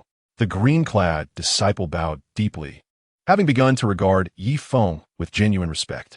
After all, the individual before him recognized the martyrs of their sect, undoubtedly a formidable ally of their sect. Brother Lu, who also met his demise in the Hongyu City region during that battle 2 years ago. Yi Feng's brow deepened further. Ziwan gently placed her hand on his shoulder. Brother Yi, I am fine. Yi Feng gazed ahead, his heart filled with unease. Yet he bravely uttered the name. Lan Sweki of Yundan Peak. Do you recognize the Master Sister? Inquired the man in green with a smile. Ah, so you are esteemed guests of the Master Sister. Please, allow me to escort you to Yundan Peak. Yi Feng sighed in relief. Thankfully, Lan Sweki was alive. Moreover, the young man before him referred to her as Master Sister, suggesting either the former master brother Imo Wuchen had perished, or Lan Sweki had experienced a meteoric rise in strength, surpassing Imo Wuchen to claim the title of the foremost inner disciple. Thus, they journeyed together towards Yundan Peak. From afar, Wang Yanran, the master of Yundan Peak, sensed the approach of unfamiliar auras and personally soared into the clouds to investigate. You are Wang Yanran, she mused, not recalling Yi Feng, having only encountered him once by chance. It has been a decade, Elder Wang. Do you still remember me, Yi Feng? He asked with a smile. Wang Yanran paused momentarily, and suddenly, a streak of light descended from below, revealing Lan Sweki. In the span of just 10 years, she had made remarkable progress, advancing from the 3rd layer of the Danshin realm to the 10th, thanks to the Shao Guyuan Dan. Yi Feng had granted her the privilege to refine this particular elixir, and she had adhered to his instructions, using it solely for herself. Yi Feng, Lan Sweki exclaimed, her eyes widening, and without regard for her master beside her, she dashed into Yi Feng's embrace. Ziwan and Shao Chui exchanged glances, lowering their heads in silence, their thoughts lingering on Yi Feng's fortuitous romantic prospects. Wang Yanran smiled with satisfaction, well aware of her disciple-s relationship with Yi Feng, as their bond resembled that of mother and daughter, allowing for many confidences to be shared. Sweki, time has flown by swiftly. I have returned as promised, Yi Feng beamed. Yet, Lan Sweki wept bitterly. 10 years have felt interminable. Your absence has made my wait excruciating. The contrast between the swift passage of time and the lengthy experience was not a matter of time itself, but rather the differing experiences that shape one's perception of it. Yi Feng's decade had been tranquil, filled with warmth and familial joy, while Lan Sweki's had been fraught with turmoil, sorrow from separation, arduous training, treachery, and the long, lonely nights of solitude. They had much to discuss, and the guiding disciple in green, sensing their need for privacy, discreetly excused himself. Shao Chui noticed him and casually tossed 2 spirit stones as a token of gratitude. Together, they descended into the elegant courtyard atop Yundan Peak. After some light-hearted conversation, upon learning that Lai Xingqian and Lu Hongtang were also alive, Yi Feng promptly sent for their presence. Reuniting with old friends naturally called for a celebratory drink. Unlike their previous encounters, Yi Feng now possessed both strength and status, earning the respect of Wang Yanran and Lu Hongtang. When Yi Feng inquired about the current situation of the Qingyan Sword sect, the two were quick to respond. Lu Hongtang, with her fiery temperament and loud voice, recounted, not long after your departure, our Yinxia City region was embroiled in a full-scale conflict with Hongyu City. The first battle was the largest, evenly matched, yet we, as the attacking side, ultimately retreated after prolonged efforts, fortunately suffering minimal casualties. Wang Yanran added, this was primarily due to a personal vendetta of the Yinxia City Lord. The other 5 major forces sent their representatives, but did not commit fully. After a period of calm, approximately 6 years ago, Hongyu City mustered its strength to counterattack us. Positioned on the border, the Qingyan Sword sect bore the brunt of this assault, suffering significant losses. Thankfully, other forces provided timely reinforcements, allowing us to repel the invaders. Yi Feng inquired, 6 years ago, was Zhou Yi not killed in that battle? Upon hearing this, both Wang Yanran and Lu Hongtang remained silent, as they were unfamiliar with Zhou Yi, and the number of exceptional disciples who fell in that conflict was overwhelming. Lai Xingqian spoke up, Brother Yi, who informed you that Zhou Yi perished? Lan Sweki chimed in. Indeed, junior brother Zhou Yi is alive. He still breathes. Alive? Yi Feng exclaimed with joy, clearly cherishing the friendship he shared with Zhou Yi. However, Lan Sueki's brow furrowed slightly. Though he lives, his circumstances are dire. He sustained severe injuries in that battle. His meridians were destroyed, and his cultivation has been lost, rendering him a mere shell of his former self. At this revelation, everything fell into place. After Zhou Yi was recalled to the Sword Sect, his elevated status allowed him to send aid to Zitown. However, after becoming incapacitated in the second battle, even though the sect honored his past contributions, and Lan Sueki and others occasionally visited him, he ultimately wielded no power. It was likely that he could barely care for himself, let alone assist Zitown. Through their exchange, Yi Feng gleaned the events of the past decade. The ongoing discord between Yinxia City and Hongyue City had persisted for centuries, with frequent skirmishes. The catalyst for the recent conflict was the pursuit of Chu Yun, the daughter of the Yinxia City Lord, by Qiu Qingye of Hongyue City. Approximately 9 years prior, the first battle saw the 6 major forces of Yinxia City unite to assault Hongyue City, returning with minimal casualties. 6 years ago, Hongyue City retaliated, targeting the Qingyun Sword Sect first. Although the scale of this battle was not immense, the Qingyun Sword Sect suffered grievously, only surviving due to timely aid from allied forces. 2 years ago, seeking vengeance, the Qingyun Sword Sect called for a campaign against Hongyue City. However, the sect lacked the same influence as the Yinxia City Lord. This battle was destined for failure, resulting in yet another significant loss for the Qingyun Sword Sect, with many disciples at the Gathering Qi stage perishing in Hongyue City. Li Kuan's reckless militarism had severely weakened the overall number and quality of cultivators within the Qingyun Sword Sect by over 50%. War, as history often teaches, is a heavy burden on both the populace and resources. Following 3 battles, the entire environment of the Yinxia City region had deteriorated significantly. Yinxia City was no longer the thriving hub it once was, and the Qingyun Sword Sect had diminished by more than half. Zitown had even reached a state of famine. If only 3 battles had occurred, it might have been manageable. The critical issue lay in the fact that Hongyue City had solid backing and resources, remaining as prosperous as it was a decade ago, while continuing to harass their territory. A rogue cultivator from Hongyue City could easily raid a village, leaving devastation in their wake. Moreover, they could use their true energy in conjunction with poison to ruin thousands of acres of farmland and contaminate 100-mile canal's water quality. Powerful cultivators from Hongyue City could band together to assault the strongholds of the 6 major forces, while weaker cultivators wreaked havoc on the local ecosystems. In summary, the decision of the Yinxia City Lord to initiate conflict was evidently misguided, lacking the strength of their adversaries. While they may not falter in direct confrontation, their foundation was not as deep, leading to inevitable exhaustion. As the discussion grew increasingly heated, Lu Hontang slammed her fist on the table. Alas, it is a pity that I have yet to break through to the Jinwu realm. Otherwise, the trifling Hongyue City would be inconsequential, and I alone could. Senior Sister Lu, Wang Yinran interjected, let's not speak of such matters. Achieving a breakthrough in realms is not as simple as it appears. In truth, we should be grateful to Yi Feng. Had he not left behind the Lei Hua Bing Feng Pian, the plight of the Qingyun Sword Sect would likely be far worse. Lu Hongtang gazed at Ye Feng and swiftly drew forth the Lei Hua Xuan Tianguan. This staff has saved my life on several occasions. Ye Feng, I ought to express my gratitude.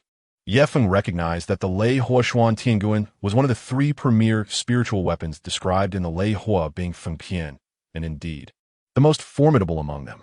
The fact that Elder Lu can wield this Lei Hua Xuan Tianguan is truly a testament to your fortune, he remarked, suddenly rising. I wish to see Zhou Yi. Who can guide me there? Chapter 49. Why Must I Live? At the midsection of a secondary peak, there lay a quaint and unadorned fenced courtyard, which served as Zhou Yi's current abode. The Qingyan Jianpai had not treated him poorly, as they had promised to support him until the end of his days, ensuring his basic needs were met. They even assigned a female servant to attend to his daily life. Usually, it was just the 2 of them residing here. Yet today, the courtyard was filled with clamor.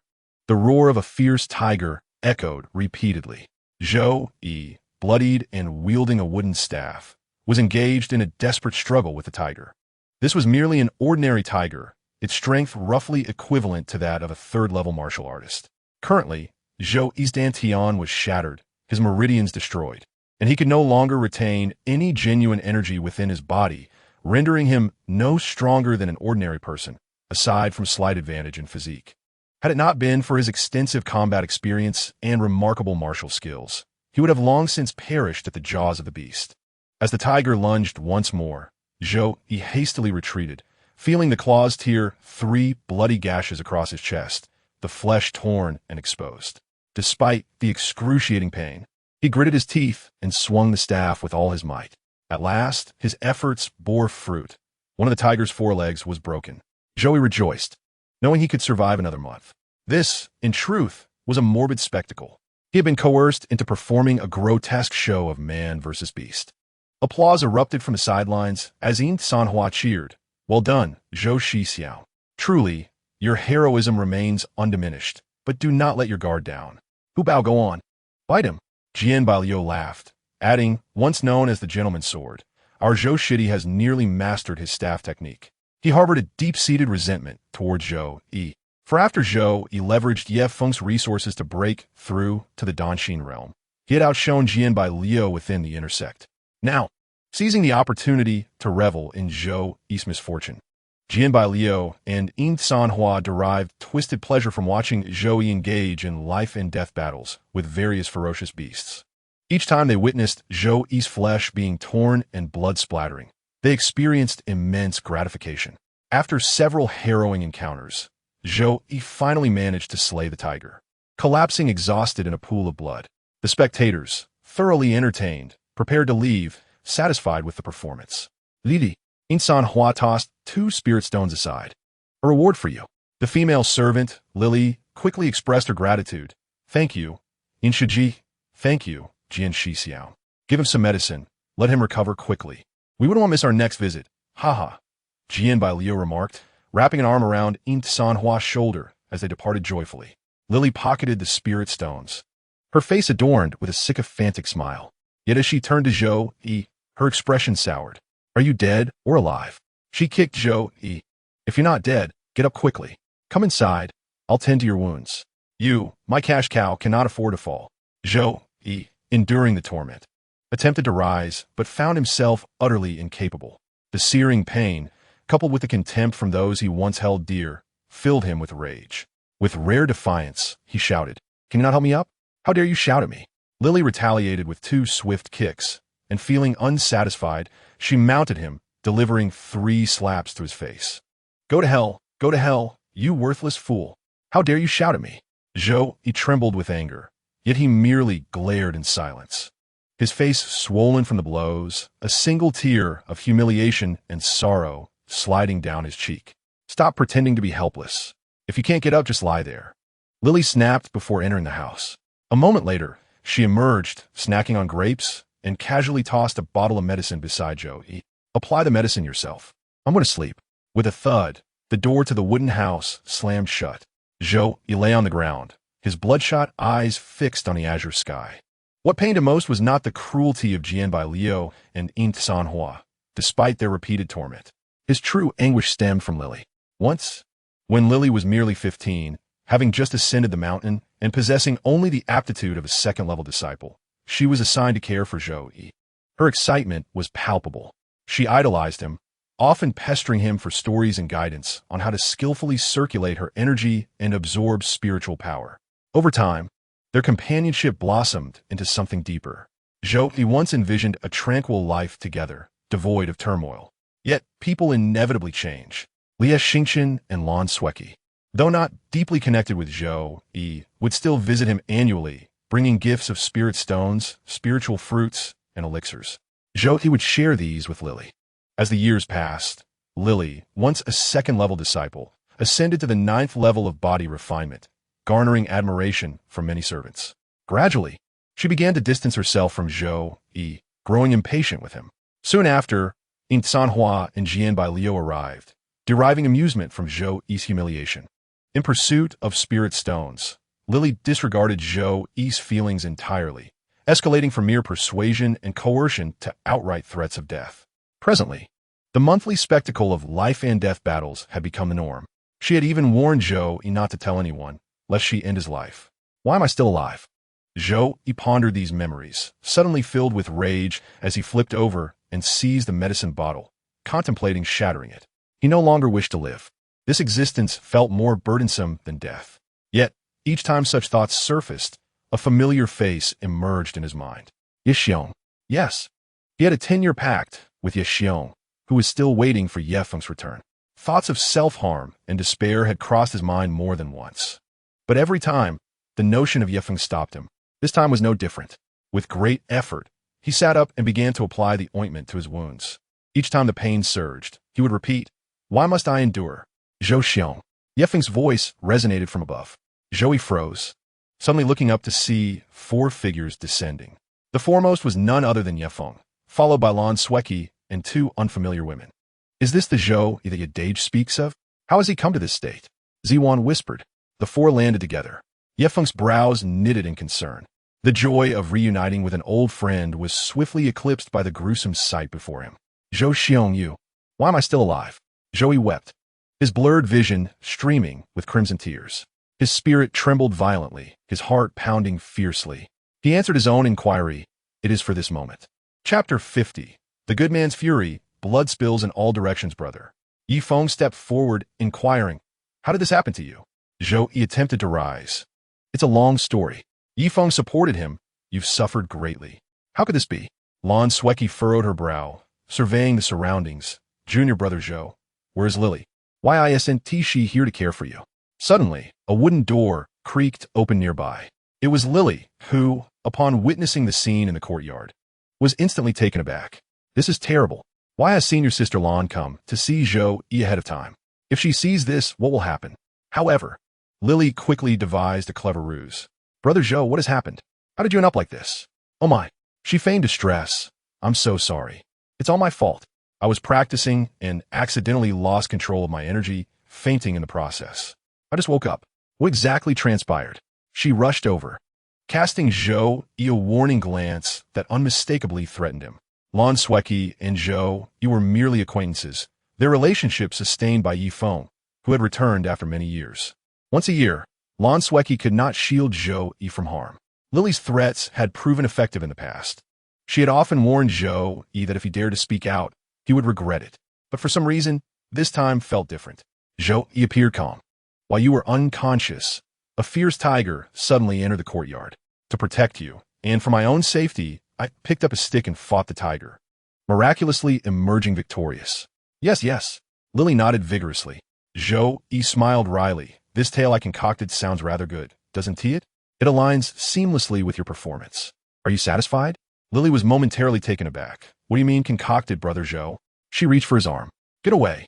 Zhou Yi forcefully shook her off. Now that brother Yi has returned, my wish is fulfilled. I shall no longer live under the shadow of your treachery. Brother Yi? You mean Yi Feng? Lily mechanically turned her head, locking eyes with Yi Feng. Indeed, it is I, Yi Feng replied, already grasping the situation. He first used his energy to swiftly cleanse the blood from Zhou Yi's body, then healed all his wounds in one breath. This feat astonished everyone. Yet before Lily could utter a word, a large hand reached out. Yi Feng had seized her by the neck and lifted her entirely off the ground, followed by a strike to her abdomen. True energy surged into her body, coursing through her from within. In an instant, multiple veins within Lily burst, inflicting such excruciating pain that her screams echoed like a wailing specter. When Yi Feng released her, Lily lay crumpled on the ground, blood streaming from her 7 orifices. A horrific sight. Speak everything you know. Yi Feng's voice was thunderous, imbued with boundless authority. If you do not speak the truth, I shall flay you alive. I will speak. I will tell everything. Please spare my life. Lily began to confess. Names such as Yin Canhua and Jian Bailu floated into the air. Both Yi Feng and Lan Sueki learned for the first time the hellish existence Zhou Yi had endured over the past 6 years. Those days were worse than death. By the end, even Ziwan and Xiao Chui, mere outsiders, clenched their fists in righteous indignation. Brother Zhou, Yi Feng inquired, is this woman to be killed? He respected his brother enough to leave the decision to him. Zhou Yi bowed his head, pondering for a moment. All eyes were upon him, especially Lily, who gazed at him with desperate hope. You cannot kill her. Zhou Yi's first words were this. Lily, sensing a glimmer of hope for survival, crawled to Zhou Yi's feet. Weeping, "Brother Zhou, I am truly sorry. I was foolish and despicable. I never imagined you loved me so deeply. I realize my mistakes now. I will treat you well for the rest of my life, all for your forgiveness." However, in the next moment, Zhou Yi extended his hand. "Brother Yi, may I borrow a spirit sword?" Yi Feng chuckled, casually handing over a low-grade thunder sword. "Brother Yu." Lily looked up in shock. With the thunder sword in hand, the pent-up anger Zhou Yi had carried for years poured forth in an instant.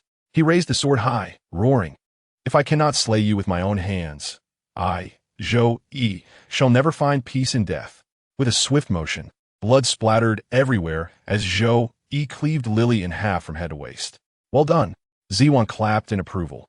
"Such an ungrateful woman deserves death." Xiao Chui gave a thumbs up. "So impressive. No wonder I chose such a brother.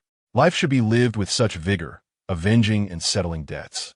Yi Feng turned his gaze toward the main peak. "Next, we shall seek retribution against Yin Canhua and her accomplices." Zhou Yi was taken aback. "Brother Yi, what do you mean?" No, I'm a broken man now. You need not risk such danger for me. In truth, I wish to take revenge myself. I do not want you stained with the blood of Qin Yun's sword sect members. If the sect leader were to question, it would be difficult to explain." Yi Feng asked, "You worry about implicating me?" Zhou Yi nodded. 10 years ago, Brother Yi, you left to avoid disaster. If you provoke the sect leader's people again, will you need to flee once more?" "Ha ha ha." Yi Feng laughed heartily, his laughter echoing through the valley. His thunderfire robe billowed without wind, exuding an air of dominance. "Ha, Brother Zhou," Yi Feng declared with unmatched bravado, "Yin Canhua, Jian Bailu, and Mo Wuchen, none who have wronged you shall live." Zhou Yi was alarmed. And Mo Wuchen, the sect leader's most cherished disciple, had his name mentioned. Although the title had been snatched by Lan Sueki, he remained the favored pupil of the sect leader. Even Lan Sueki felt compelled to interject, "Yi Feng, if you intend to kill Yin Canhua and Jian Bailu, we can still attempt to negotiate. Even if it escalates, my master has ways to resolve matters. But if you kill Mo Wuchen..." To murder the sect leader's most esteemed prodigy within a sect is tantamount to declaring war upon the entire sect. It had been a decade since they last met. Indeed, Yi Feng had grown stronger. Everyone recognized his newfound strength, yet it should still be insufficient to confront the entire Qin Yun sword sect, right? Even if the Yi family were to ally with Yun Dan Peak and Yun Jian Peak against Li Kuan, they would need to strategize carefully and proceed step by step. "Why not kill Mo Wuchen?" Yi Feng remarked. "If Li Kuan dares to say anything, I will crush him alongside." As he spoke, Yi Feng's consciousness delved into the system shop, purchasing a Hui Tian Dan for 50 points. He tossed it to Zhou Yi. "Take this." Zhou Yi, though unaware of the nature of the pill, did not hesitate and swallowed it whole. Then, a miraculous scene unfolded. A surge of spiritual light illuminated the surroundings. True energy flowed within him. In an instant, Zhou Yi's vitality was fully restored. His dantian and meridians were healed, returning him to his optimal state before the injury. At the second layer of Dan, Xian realm, Zhou Yi was overwhelmed with excitement, unable to contain himself. Is this a miracle? Lan Sueki was equally astonished. Even the sect leader of Jinwu realm lacks such heavenly prowess. Products of the system are undoubtedly exceptional. It is not something that mere outsiders can compare to. Brother Zhou, I have told you before, regardless of who forces you to kneel, Yi Feng shall ensure that you stand tall. As he spoke, Yi Feng soared into the sky, declaring that this sentiment extends to all my friends. From this day forth, all of you must live standing for this lifetime. Chapter 51, Joyous Vengeance. To death do us part. In the sky, Yi Feng beckoned, and Kai Lin immediately transformed into a great serpent. Yi Feng stood upon her back, hands clasped behind him, awaiting the arrival of Zhou Yi and the others below. Meanwhile, in the courtyard below, Xiao Chui gazed up with adoration, exclaiming, How can Brother Yi be so handsome?" Ziwan nodded in agreement, also looking skyward. For his friends, he acts with valor, seeking justice with decisiveness and boldness. Such a man cannot help but be handsome. Beside them, Lan Sueki and Zhou Yi held a different view, both troubled. "Sister Lan, Brother Yi is insistent on avenging openly. What shall we do?" Zhou Yi said solemnly. "I recall that Yin Canhua and Jian Bailu not only have grievances with me, they have unsettled matters with Brother Yi from years ago as well. This could escalate." Lan Sueki replied gravely, "I know Yi Feng. Once he has made up his mind, no one can sway him. Ziwan glanced over, her smile revealing her confidence. Might I suggest, dear friends, that you are being overly cautious? Only then did Zhou Yi take notice of Ziwan and her companion. May I ask, who is this young lady? This is Miss Ziwan and her maid, Xiao Chui, friends brought by Yi Feng, Lan Sueki introduced, lowering her voice slightly. With my cultivation, I cannot see through her, indicating she is at least at the Ling Ying stage. Even her maid possesses the strength of the 7th layer of Dan Exiled. Zhou Yi whispered, could this be Yi Feng's support? Upon hearing this, Ziwan couldn't help but laugh. You flatter me. I am merely here to enjoy the scenery and the excitement today. I want to intervene unless necessary. As an outsider, I should not say much, but may I inquire how you perceive Brother Yi? Is he the type to recklessly seek death over trivial matters? Is he the kind who would challenge an entire sect without realizing the gravity of his actions? This question gave Lan Sueki and Zhou Yi pause for thought. Indeed, Yi Feng was never a fool. If he dared to speak and act, he surely had his reasons. Lan Sueki gazed at the figure in the sky. Could it be that upon his return, Yi Feng truly has absolute confidence in defeating Li Kuan's faction? My life is not worth much. Since Brother Yi has chosen this course, I shall accompany him to the end, Zhou Yi resolved. What of you, Sister Lan? I shall risk it all, Lan Sueki decided. Zhou Shidi and Miss Ziwan, Xiao Chui, you should stay with Yi Feng. I will return to Yundan Peak to gather reinforcements. Success or failure shall hinge upon this moment. Very well, we shall regroup at the main peak. Zhou Yi clasped his hands in farewell and then soared into the sky to join Yi Feng. Ziwan and Xiao Chui followed suit. Miss, there will soon be a grand spectacle to witness, Xiao Chui remarked. Indeed, Ziwan replied thoughtfully, stay alert. While our assistance may not be required, should any unforeseen circumstances arise, we are not without means to lend a hand. Understood, Mississippi. Thus, the four flew swiftly atop the great serpent towards the main peak. Within the palace of the main peak, a man sensed the presence of formidable beings. His name was Li Tianbao, the nephew of Li Kuan, and the only one among Li Kuan's direct relatives to have reached the Ling Ying stage. Currently, he was at the 9th layer of Ling Ying, serving as the grand protector of the sect. Who might this powerful visitor be? Li Tianbao murmured, his brow furrowing. With the sect leader and the esteemed hall master away visiting the Huidao sect, I must investigate. With a swish, Li Tianbao flew out of the palace, accompanied by 2 of his disciples at the Dan Exiled stage. Upon seeing the great serpent and the 4 individuals atop it, his expression deepened in concern. The great serpent was a formidable beast of the 8th layer of Ling Ying. The 4 individuals atop her included one at the 7th layer of Dan Exiled, one at the 3rd layer of Ling Ying, one at the 2nd layer of Dan Exiled, and one whose strength was inscrutable. Despite Li Tianbao's own prowess at the 9th layer of Ling Ying, he could not discern the strength of the latter. In truth, it would suffice if he merely could not see through them. It was highly likely they were of the same realm. The crucial point was that Li Tianbao could feel their aura, profound as the sea, reminiscent of his encounters with the sect leader. Was it possible that a true martial master had come? Forgive my lack of courtesy in not welcoming you. I hope for your pardon. Li Tianbao lowered his stance, cupping his hands in greeting, while casting a glance at Zhou Yi. If I am not mistaken, the one standing behind is Zhou Yi's disciple, correct? Grand Protector. You have sharp eyes, Zhou Yi greeted with a smile. Yi Feng interjected. I am Yi Feng. You must have heard of me. Li Tianbao was momentarily taken aback. Yi Feng, this is Yi Feng? Was it not said that he was expelled from the sect due to his poor aptitude? Although Yi Feng had quickly distinguished himself in Zai Town within a year, refining Dan Exiled and creating the Xiaogu Yuan Dan and weapons of the Lei Hua lineage, Li Tianbao was unaware that he had returned after merely 10 years, having achieved the status of a true martial master. Li Tianbao had intended to address him as Yi Shidi to establish rapport, but ultimately refrained, instead saying, Young Master Yi, welcome. Our sect leader is away. Please feel free to discuss any matters with me. I have nothing to discuss with you. Yi Feng was unyielding, extending his sensing aura to envelop the entire main peak, and then reaching down with a massive hand. His true energy transformed into a colossal palm, extending 1,000 meters long, crushing a building on the mountainside, and forcibly lifting 3 individuals from within. This display of power only heightened Li Tianbao's wariness. The 3 captured individuals were in a state of panic, especially Yin Kanhua, who screamed in terror. "Oh, we caught an extra one," Yi Feng remarked casually, dissipating the immense hand of true energy. The three hovered in the air, surveying their surroundings. These three were indeed Yin Kanhua, Jian Bailu, and Yin Sanhua's entry-level master, the not-so-prominent Yuan Shu elder.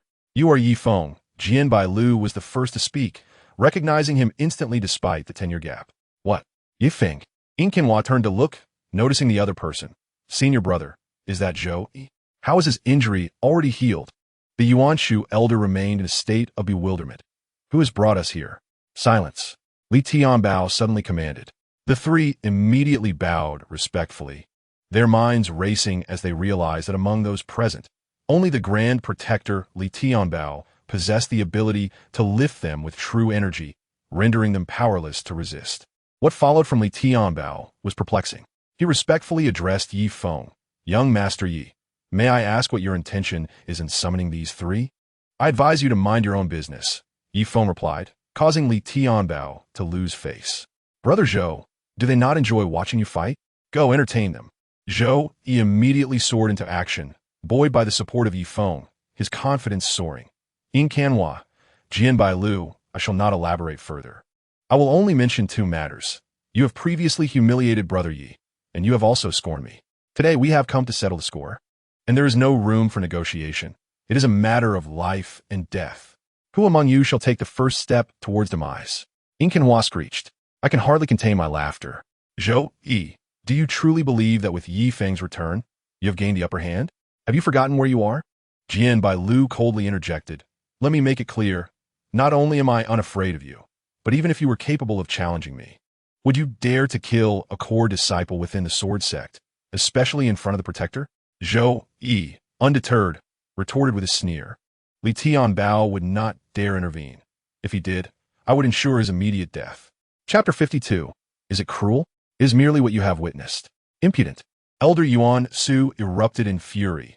This insolent wretch dares to show such disrespect to the protector. "Protector, I implore you to issue an order for me to eliminate this aberration." Yin Kanhua derided. "Zhou Yi, you are the greatest joke. You must be out of your mind." Yet, Li Tianbao remained silent. Among the trio, only Jian Bailu, who possessed a modicum of intelligence, began to sense that something was amiss. Elder Yuan Su continued to bellow, "Protector, issue your command." In a dismissive manner, Yi Feng waved his hand. With a swift whoosh, the colorful scaled python darted forth. Despite its massive size, its speed was as swift as lightning. Elder Yuan Su had no time to react before he found himself enveloped by a gaping maw. "No," was his final utterance. The colorful scaled python devoured Elder Yuan Su whole. Shock and awe filled Jian Bailu and Yin Kanhua, mingled with profound fear and confusion. The protector, Jian Bailu, turned in a daze, only to witness Li Tianbao bowing his head, his expression ashen, seemingly unfazed by the death of Elder Yuan Su. As Yin Sanhua's master, though his status among the elders was not particularly high, he was still an elder, far superior in rank to many inner disciples. With his demise, Jian Bailu and Yin Kanhua were stripped of their confidence. The protector was no longer concerned for their plight, and the adversary was indeed willing to kill. Zhou Yi charged at Yin Kanhua. The once feeble figure she had bullied was now restored to full strength, transformed into a wrathful deity. "Do you not enjoy watching me fight?" Zhou Yi's true energy coalesced into a sword, slicing through the air. He halted beside Yin Kanhua, her right arm severed and sent flying. Blood splattered like rain. "Ah, it hurts. It hurts so much." Yin Kanhua shrieked, tears streaming down her face, contorted with agony. "Senior brother Jian, please save me." Enraged, Jian Bailu unleashed his energy, preparing to strike. However, the colorful scaled python transformed into a towering woman, instantly blocking his path. "Do you wish to die first?" "Not so fast. A good show requires a proper sequence, and your turn has not yet come." "Get away!" Jian Bailu roared, brandishing his sword. The python swung her arm, shattering half of Jian Bailu's body. Subsequently, several serpents emerged from her body, ensnaring Jian Bailu and rendering him immobile. At this moment, a multitude of disciples from the sword sect rushed to the scene. Observing the spectacle above, they were filled with confusion but dared not act recklessly, especially with the Grand Protector Li Tianbao present. The disciples gathered behind Li Tianbao, including Mo Wuqing. "Protector, what is happening?" Mo Wuqing asked gravely. "Let's observe quietly. The sect leader is absent, and we must not act rashly," Li Tianbao instructed in a hushed tone. Above, Yin Canhua continued to wail. Once haughty in her demeanor towards Zhou Yi, she had never considered that, had he not been injured, he was far superior to her in strength. Laugh, applaud. Cheer. Why do you not shout that it is splendid? Zhou Yi's bloodshot eyes locked onto Yin Canhua. How do you find my martial prowess? Is this performance not commendable? I was wrong. Yin Canhua sobbed in pleading. Zhou Yi struck again, severing her other arm. The gruesome scene, combined with her cries, appeared exceedingly brutal. But was it truly cruel? This was merely a glimpse into the torment she had inflicted upon Zhou Yi over the years, far exceeding this brutality by countless measures. Do you not find it riveting? Oh, right, you once praised my staff technique. Zhou Yi shattered the energy sword and summoned a long staff. With a single strike, the unsharpened staff pierced through Yin Sanhua's abdomen, obliterating her dantian. Please spare me. Yin Canhua continued to plead. Zhou Yi withdrew the staff and swung it forcefully, the impact exploding her head. Protector. Mo Wuqing drew his sword. Zhou Yi and Yi Feng have gone too far. Even if they have personal grievances, they cannot publicly slaughter our sect's inner disciples in such a cruel manner. Protector, with your command, we fear nothing and will confront them. Calm down, Li Tianbao whispered. Even if we must fight, we must wait for the sect leader and the high elder to return. By now, they should be back at the sword sect. At this moment, Jian Lu, witnessing the brutal death of his beloved, had gone mad. Zhou Yi, you despicable wretch, come. If you dare, kill me too. You wish to fight? Very well. Let Yi Feng release me, and let us duel one-on-one, fairly. Zhou Yi was about to respond when suddenly, Yi Feng interjected, wretched creature. Who told you that Brother Zhou would engage in a fair duel with you? When you were exploiting his vulnerability, there was nothing fair about it. The clever, colorful scaled python understood Yi Feng's intent. As she released Jian Lu, she utilized a small serpent to sever his meridians. From that point onward, Zhou Yi could dispose of Jian Lu at will. In that instant, even a desperate fight became impossible for Jian Lu, plunging him into utter despair. This was precisely what Yi Feng and Zhou Yi desired, the despairing demise of this treacherous pair. Zhou Yi, originally a good person, could be deemed exceptionally kind among cultivators. The cruelty witnessed today was a product of desperation. Zhou Yi struck Jian Lu with the staff 10 times, ensuring that his demise was far more gruesome than Yin Sanhua's. Mo Wuqing, who shared a close relationship with them, was now seething with rage, his veins bulging, barely containing his fury. Yet he understood that a wise man does not suffer immediate losses. Yi Feng had inexplicably grown formidable, bolstered by the presence of a powerful beast, instilling fear even in the Grand Protector Li Tianbao. Mo Wuqing understood, well, that if he rushed forward now, he would gain nothing of value. Finally, Li Tianbao spoke. Young Master Yi and Zhou Yi, your grievances have been avenged. If there is nothing else, please leave the Qingyan sword sect. He forced these words out, suppressing his anger, and the forced smile on his face was more sorrowful than tears. Who told you that we have nothing else? Yi Feng said, pointing at Mo Wuqing. That young man was disrespectful to me back then, and even slapped Brother Zhou. Now, I demand 100-fold retribution.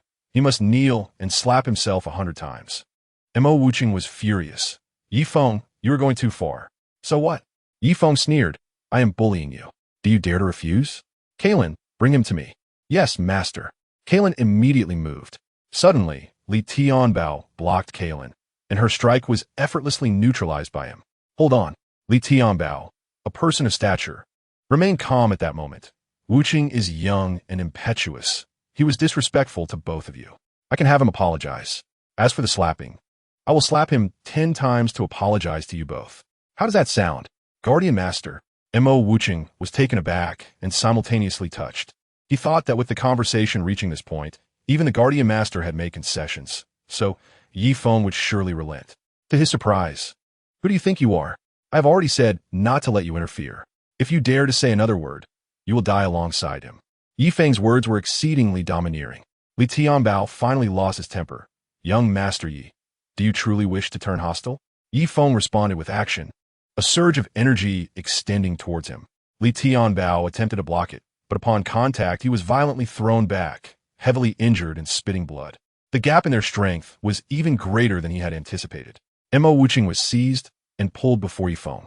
I was going to give you a chance at life, but you squandered it. Now it's too late. Prepare to die. Feng spoke lightly.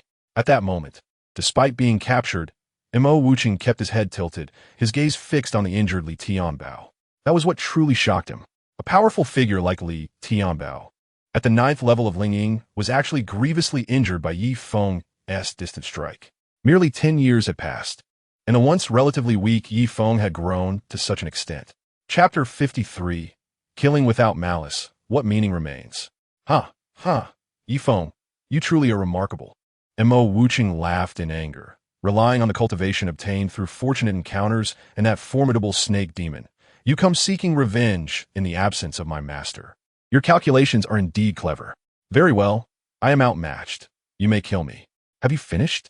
Feng chuckled. No worries, you can say a few more words. Mo Wuching replied, if you wish to kill, then kill. There is no need for more words. Regardless, when your hands are stained with my blood, your enmity with the Qingyun sword sect will be sealed. Sooner or later, my master will invade Zai town and annihilate the entire Yi family. Feng discerned that Mo Wuching's outward bravado was merely a facade to threaten him. He was certain of his own backing and believed that Feng would not dare to kill him. In an instant, Feng felt playful. He was curious to see whether Mo Wuching was genuinely bold or merely pretending. No wonder you were once the senior brother. You certainly possess great spirit. Feng retracted his energy. All right, for now, I will spare you. Mo Wuching was initially taken aback, then inwardly delighted, thinking that his threats had worked, and he leapt back to Li Tianbao's side. Kalen and Zhou returned to Feng's side. Master, Kalen asked, why let him go? Even if I were to overpower him and kill him, he wouldn't necessarily submit. Feng replied with a smile. Compared to that, I prefer to kill with malice. Zhou frowned slightly. What do you mean, brother Yi? Since we're going to kill anyway, let us send them all to hell together. Feng patted his shoulder.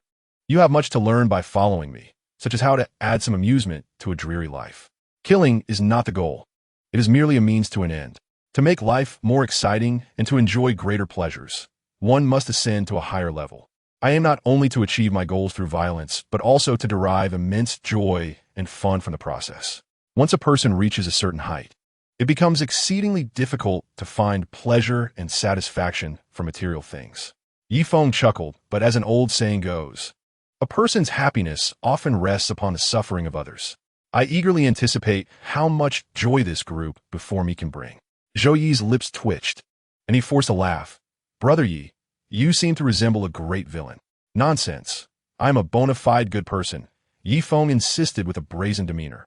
If I were still as weak as I was 10 years ago, what do you think they would do to me? Behind him, Xiao Chui whispered. Brother Yi truly has a wicked sense of humor. It looks so good and bad at the same time, but still very handsome. Isn't it? Zhuang smiled gently. My lady will be led astray by Brother Yi. Xiao Chui sighed. Little did she know, Zhuang had already begun to develop feelings. In terms of strength, Feng was at the Jinwu realm, fully deserving of Zhuang, the neglected daughter of the Lake Light City Lord. In terms of age, Feng was just over 30, and his appearance met Zhuang's aesthetic preferences. Most importantly, in terms of prospects, Zhuang was not foolish. For what she had seen and heard today, it was evident that the Yi family was rapidly rising. Generally, a quality girl's criteria for choosing a partner can be boiled down to 2 points. First, whether the relationship is comfortable, which includes the partner's voice, appearance, personality, and habits. Second, whether the partner is strong enough with a promising future, capable of providing material and emotional security. If this criterion is sufficiently met, then the first can be relaxed. As long as the relationship is bearable, there are no issues. Feng's score in Zhuang's heart was nearing perfection. The only dilemma for her was that Feng already had 3 women and nearly 30 children. These women and children would divide the excellent resources Feng brought, along with his time, energy, and affection. Yet soon, Zhuang would regret her moment of hesitation and turmoil. Had she known what would happen later, she would have boldly pursued her love without delay. But that was a matter for another time. At this moment, a large number of elite disciples had gathered around Li Tianbao. Even the higher-ups and disciples from other peaks rushed over. Mo Wuching declared, everyone, rest assured. The reason Feng spared me is that he fears my master. If he had absolute confidence, he would have killed me long ago. Li Tianbo Inkirat Wuchen. Have you seen through his true capabilities? Mo Wuching chuckled. I suspect he is currently pondering how to manage today's events to avoid my master's reckoning upon his return. However, he is mistaken. He is the first to behave so recklessly in the Qingyun sword sect. After this, any conditions discussed will be irrelevant, and we will report to the master to severely punish Yi Feng and the entire Yi family. Li Tianbao nodded slightly, acknowledging the truth in his thoughts. Indeed, Yi Feng's rapid advancement could not be allowed to continue unchecked. Once the sect leader returns, we shall act immediately, first eliminating Yi Feng, and then proceeding to Zai Town to eradicate his entire family, thus ensuring no future troubles. Just at that moment, a throng of cultivators approached rapidly from the direction of Yundan Peak and Yunjian Peak. Li Tianbao rejoiced. It is Elder Lu and Elder Wang. They have come with their disciples to assist us. Elder Lu Hongtang from the Weapon Refining Pavilion of Yunjian Peak at the pinnacle of the Spirit Infant Realm possesses unparalleled innate divine strength and is a master in both spear and staff techniques. She has long been the second strongest force of the Qingyun sword sect, second only to sect leader Li Kuan. In recent years, she has also delved into the Thunderfire blade techniques, crafting a Thunderfire mystic staff that perfectly complements her abilities, further enhancing her combat prowess.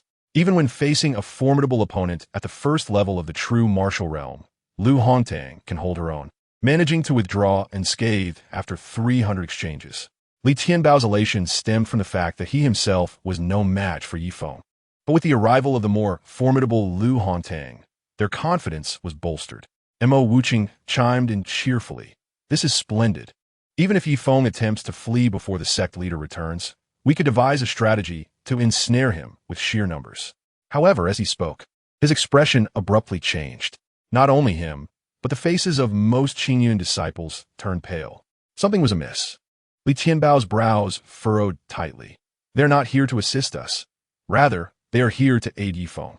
Indeed, Lu Hongtang, Wang Yanran, Lai Xingqian, and Lan Sueki had brought along 2 vice pavilion masters at the Spirit Infant Realm and nearly 100 inner disciples at the Dan Heart and Qi Gathering realms. This was nearly the entirety of the elite forces from both peaks. They stood united beside Yi Feng, and Lu Hongtang and Wang Yanran were even engaging in friendly banter with him, revealing their long-standing acquaintance. Li Tianbao shouted, Lu Hongtang, how could you? Lu Hongtang glanced over. Li Tianbao, as your end draws near, cease your futile words. I have never been fond of engaging in discourse with the dying. Li Tianbao was taken aback. You truly intend to rebel. At this moment, everyone present wore grim expressions. They finally comprehended why Yi Feng and Zhou Yi dared to act so recklessly and without fear. Rebel? Wang Yanran stepped forward, sneering. We are not rebelling. If anyone is to be deemed a rebel, it is Li Kuan, who has defied the orders of our ancestors and, as the acting sect leader, brazenly proclaimed himself as the true leader. Enough of this chatter, Lu Hongtang declared, turning to Yi Feng. Yi Feng, now, is the perfect opportunity. With Li Kuan and Gao Changhong absent, let us strike immediately. If we eliminate Li Tianbao and the others first by the time Li Kuan returns, those two will be utterly powerless. Chapter 54. A group of children? No, this is an exquisite ensemble. Sister is right. Wang Yanran added. Let us seize this opportunity and swiftly eliminate these headless dragons. Our chances of victory will significantly increase. Lan Sueki, Lai Xingqian, and even Zhuang and Xiao Cui were prepared for battle. However, unexpectedly, Yi Feng raised a hand. Wait. Who among you will inquire when Li Kuan and Gao Changhong will return? Wang Yanran was left puzzled, and everyone around exchanged bewildered glances. To let such a golden opportunity slip away while waiting for Li Kuan to return? Previously, Yi Feng had initiated conflict without allowing any preparations from the 2 peaks. After all, fortune often arises from adversity. Learning of Li Kuan's absence had prompted Lu Hongtang and Wang Yanran to resolve to gamble everything, unwilling to back down. But now, with such a rare opportunity at hand, Yi Feng surprisingly suggested waiting. Wang Yanran exchanged a knowing glance with her disciple, Lan Sueki. Lan Sueki promptly flew forward, grasping Yi Feng's hand. Feng, what on earth are you contemplating? When Li Kuan and the others sought to kill you for treasure, You secretly eliminated Tong Zhonghu and evaded disaster for a decade. Was it not to await this very opportunity? Yi Feng replied, Indeed, today I shall eradicate Li Kuan and his faction, seizing control of the Qingyun sword sect. Then shall we act now? Lan Sueki gently urged. Yi Feng shook his head with a smile. There is no need for haste. I understand what you all are thinking. Rest assured, since I have personally arrived, I possess complete confidence in controlling the situation. Do you not wish to minimize casualties and win over more of those outstanding disciples? Goodness. Yi Feng's true objective was revealed. Not only to claim the substantial prize that is the Qingyun sword sect, but to savor it, to consume it perfectly, aiming to retain as many of Li Kuan's elite disciples as possible for his own use. However, how could he accomplish such a daunting task? Yet, what others deemed challenging, in Yi Feng's eyes, was trivial. Suddenly, Lu Hongtang turned sharply towards the northwest. Two extraordinarily powerful presences are swiftly approaching. Li Kuan and Gao Changhong are returning. Wang Yinran's brow furrowed. The opportunity has been lost. A fierce battle lies ahead. Whoosh whoosh. Two tall figures cloaked in robes arrived at the scene. Sect leader, Senior Gao. Sect leader, Master Gao. The sect leader has returned. Hundreds of Qingyun cultivators expressed their delight. Their pillar of support, their anchor, had returned. We have finally held on until now. Li Tianbao sighed in relief, immediately soaring towards Li Kuan. Mo Wuqing also ascended, casting a distant glance at Yi Feng. No matter how arrogant you are, it is a pity you have squandered the best opportunity to eliminate us. Yi Feng, today, you shall undoubtedly meet your demise. Li Kuan promptly inquired about the situation. Upon understanding the circumstances, he gazed toward Yi Feng and Lu Hongtang from afar. Sighing, I had long anticipated such calamity. Regrettably, I did not act decisively back then to eliminate that brat Yi Feng. Li Tianbao solemnly stated, Indeed, he is now at least at the pinnacle of the spirit infant realm. If he and Lu Hongtang join forces, I fear even you, sect leader. Li Kuan shook his head with a wry smile. You underestimate him. His realm is not beneath mine. Upon hearing this, everyone was taken aback. Li Kuan was at the first level of the true martial realm. To say not beneath mine implied that Yi Feng was also at the true martial realm. Li Tianbao's earlier unease was justified. Mo Wuqing felt a deep sense of unwillingness. The Yi Feng of yesteryear, who had been weaker than him, had now distanced himself so far ahead. Yi Feng had not released any aura, so Li Kuan could only speculate, as he could not fully gauge his opponent. In Li Kuan's mind, he believed that Yi Feng, at most, matched him at the first level of the true martial realm, and he dared not to think further. He was arrogant enough to believe that it was utterly impossible. Brother, what shall we do now? Gao Changhong inquired. If they wish to fight, then let it be so. Li Kuan smiled confidently. Even with Yi Feng among them, we still hold the advantage in numbers and skilled fighters, especially since their supporters will dwindle once more. With that, Li Kuan soared into the fray, addressing the gathered crowd from a position of authority. Lu Shimi, Wang Shimi, I believe I have treated you well. Why do you rebel against me? Wang Yinran responded, Treated us well?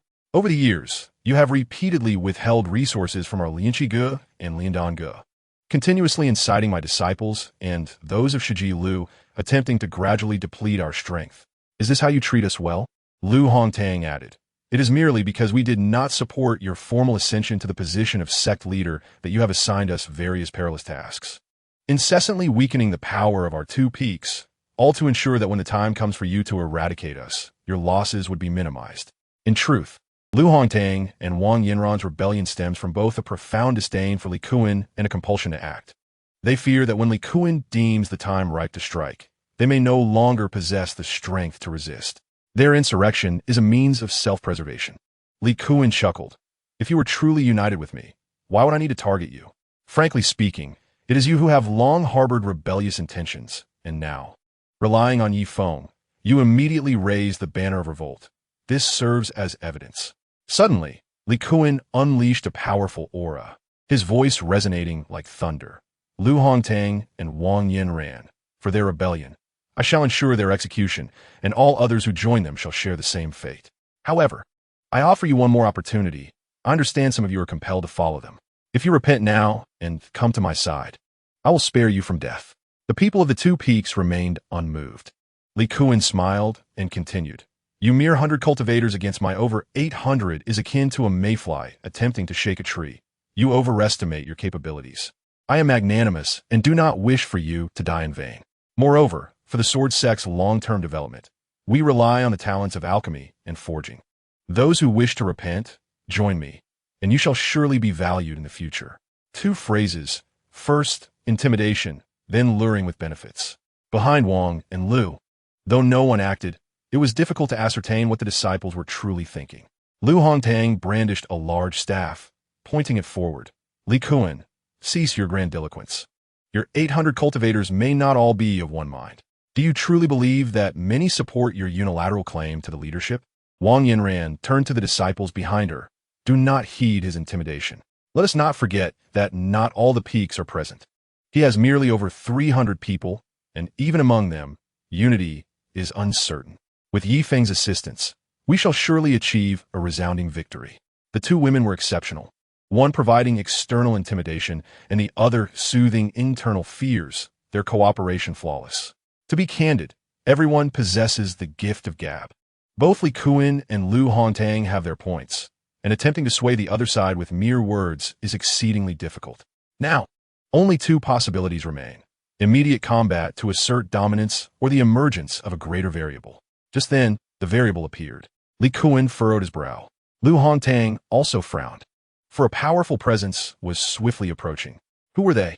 Whose allies were they? Li Kuan speculated that they might be Yi Feng's people. Lu Hongtang worried that they could be friends Li Kuan had invited from the Huidao sect. Fortunately, the group soon arrived before them. Leading the way was none other than Yi Tianyong, the eldest of the Yi family. Following closely were Yi Zhanwu, Yi Weilai, Yi Qianqian, Yi Xiaowu, Yi Wei, and Yi Qing, along with Li Shan and Chief Steward Niu Qing, providing protection on either side. Father, Yi Tianyong said with a smile, Mother is concerned and sent us to check on you. Was it truly necessary to mobilize such a lavish entourage? Yi Feng chuckled helplessly. Is this entourage lavish? Aside from the servants Li Shan and Niu Qing, the rest are just children. Indeed, it is lavish. At least the strong ones on both sides felt a sense of trepidation. What is this? How can those 5 or 6-year-old children all be at the Danqing realm? And those around 10 years old have already reached the Lingying realm? More lamentable is that the majority of so-called talented disciples, having trained for decades, cannot even discern the weakest and youngest, a mere 5-year-old Yi Qing. Even more alarming is that Li Kuan's complexion turned ashen, drenched in sweat. He sensed that Yi Zhanwu was at the pinnacle of the 10th layer of the Lingying realm, on par with Lu Hongtang. What shocked him further was Yi Weilai, like Yi Feng, was inscrutable even to Li Kuan, the formidable figure of Zhenwu realm. Could it be that this girl is also of the Zhenwu realm? Fear, anger, unease, and apprehension surged within Li Kuan. He noticed Li Shan, head bowed among the crowd. Li Shidi, it has been 10 years. Have you also chosen to be a lackey? Li Kuan nearly barked in fury. Li Shan merely lowered his head further, refusing to respond. His loyalty to Yi Feng had long become unshakable by anyone or anything. At this moment, Yi Feng looked at the children and smiled. This is an excellent opportunity for practical experience. Who among you wishes to show your skills first? I will go. Father, let me go. The adorable 5-year-old Yi Qing eagerly raised her chubby little hand. You are too small. Let third brother handle it. Yi Zhanwu grinned. I love to fight. Let me go. Let me go. The 8-year-old Yi Qianqian, 7-year-old Yi Xiaowu, and 6-year-old Yi Wei all raised their hands. Eager try. Chapter 55. I say the battlefield is child's play. So, it is indeed child's play. The battlefield is not a trivial matter. Yet in this situation, witnessing the Yi family's exceptionally gifted and formidable children, who would dare to say otherwise? To state something a bit audacious and unpalatable. They intend to treat war as a game. What is wrong with that? Ultimately, it was Qing who raised her hand first. Yi Feng made his choice. Hooray! This is wonderful. I can go play. Thank you, father. Yi Qing clapped her little hands, excitedly darting out of the crowd, facing the enemy lines. She began to challenge them, albeit somewhat adorably and childishly. Hello, I am Yi Qing. I'm very powerful. Is anyone brave enough to fight me? Hey, Yi Feng. Lu Hongtang interjected. This is a bit excessive, letting a 5- or 6-year-old child go challenge them. Yi Feng laughed. A 5-year-old at the 6th layer of the Danqing realm is not considered a master? I mean, what if the other side suddenly seizes her and uses her to threaten us? After all, she is your daughter. Elder Lu felt assured, with me and Wei Lai here. Who could catch Xing'er off guard? Lu Hongtang paused, turning to glance at Yi Weilai, who was smiling at her. She could not perceive Yi Weilai's realm, and found her aura strikingly similar to Yi Feng's. Well, with two Jinwu realm guardians, there's truly little to fear. You are indeed formidable. You all call the shots. I shall quietly observe your performance. Meanwhile, behind Li Kuan, various angry voices erupted. They actually sent a fresh-faced little girl to humiliate us. The Yi family is so arrogant. It is outrageous. Let me go. Watch how I make her cry. A female cultivator standing behind Mo Wuching exclaimed. Mo Wuching replied, as a gathering Qi realm cultivator, how can you be her opponent? Do not be deceived by her young age. She is at the 6th layer of the Danxin realm, on par with me. Upon hearing this, many disciples of Qing Yun were left speechless. Oh my, that mere 5-year-old child possesses a cultivation level comparable to the esteemed genius of the Qing Yun sword sect, Mo Wuching. The master, Mo Wuching, approached Li Kuan and inquired, how shall we respond to Yi Feng's blatant disrespect towards us? I beseech you to issue your command. Li Tunbao interjected. Indeed, sect leader, if we do not make a decisive move soon, our morale may falter. Yet, Li Kuan chuckled. Yi Feng's arrogance is a boon. He sends his young daughter into battle to provoke us. Is that not advantageous for us? The crowd was puzzled. Is this truly beneficial? Does this not merely invite ridicule upon our sect? Gao Changhong chimed in with a smile. Do you not understand? Yi Feng has unwittingly revealed his weakness. This is our opportunity to seize. He who knows me well, it seems, is indeed you, junior brother Gao. Li Kuan stroked his white beard and remarked, that girl is Yi Feng's own daughter. If we capture her, we can leverage her to coerce him. Even if he refuses to comply, he will undoubtedly be distracted by the fate of his captured daughter during the battle. Li Tianbao suddenly understood. I see now. I shall act immediately to seize her. Li Kuan frowned, choosing to remain silent. His nephew, although commendable in many ways, lacked discernment. Gao Changhong interjected, Tianbao, you must not proceed. Both Yi Feng and his eldest daughter are formidable true martial realm experts, not to be underestimated. They are not foolish. Having sent out their youngest daughter, they will certainly be vigilant. If you rush in, before you can reach her, Yi Feng may very well strike you down himself. Li Tianbao lowered his head. Then what shall we do? The other senior members contemplated as well. Mo Wuching suddenly had an epiphany and said with a smile, I know what we shall do. We should send a disciple of lower realm to battle. Since Yi Feng wishes to showcase his daughter, he will not intervene if we dispatch someone of lesser cultivation. In the midst of combat, our disciple can capture her at close quarters, and even if Yi Feng wishes to stop us, he will be too late. Someone raised a question, but how can a disciple of lower realm capture a 6th-layer Danxin realm expert like Yi Qing? Mo Wuching chuckled. What is 6th-layer Danxin realm? She is ultimately just a 5-year-old child. Her cultivation is likely a result of Yi Feng's resources, and she probably lacks any real combat experience. Combat prowess is not solely determined by realm. Li Kuan smiled approvingly. Indeed, my disciple is astute. Do you already have a suitable candidate? Mo Wuching nodded. Only Yang Guanyu is fit for this task. Yang Guanyu, a paragon of the discipline hall, was once second only to Mo Wuching. Even now, despite Lan Sueki's rise among the disciples, Yang Guanyu remains firmly in 3rd place within the intersect, boasting a 5th-layer Danxin realm cultivation, known as the Sword Madman, even surpassing Lai Xingqian to some degree.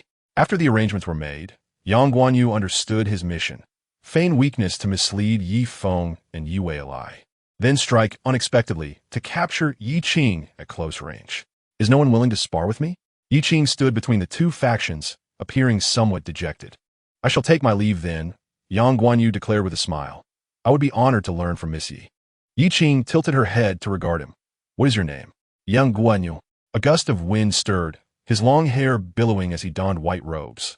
Yang Guanyu. A true gentleman, indeed, lived up to his name. As a 5th-layer Danxin realm expert, he failed to raise Yi Feng's suspicions. Li Kuan and Mo Wuching observed. Their thoughts aligned. This plan seemed secure. In truth, Li Kuan had felt quite anxious prior. Upon Yi Weilai's arrival, unease settled in, leading him to consider retreating to the main peak, activating the mountain's protective formation, and uniting everyone's true energy to shield against Yi Feng. However, it now appeared that everything was unfolding according to his design. If they could capture Yi Qing, they could leverage her to keep Yi Feng in check, ensuring he would not act recklessly. The battle commenced. Yang Guanyu, known as the Sword Madman, was famed for his swift and fierce sword techniques. At this moment, wielding a mid-grade spirit sword, he charged forth, directing his blade toward Yi Qing's heart. Yi Qing felt a flicker of panic. It was merely a fleeting sensation.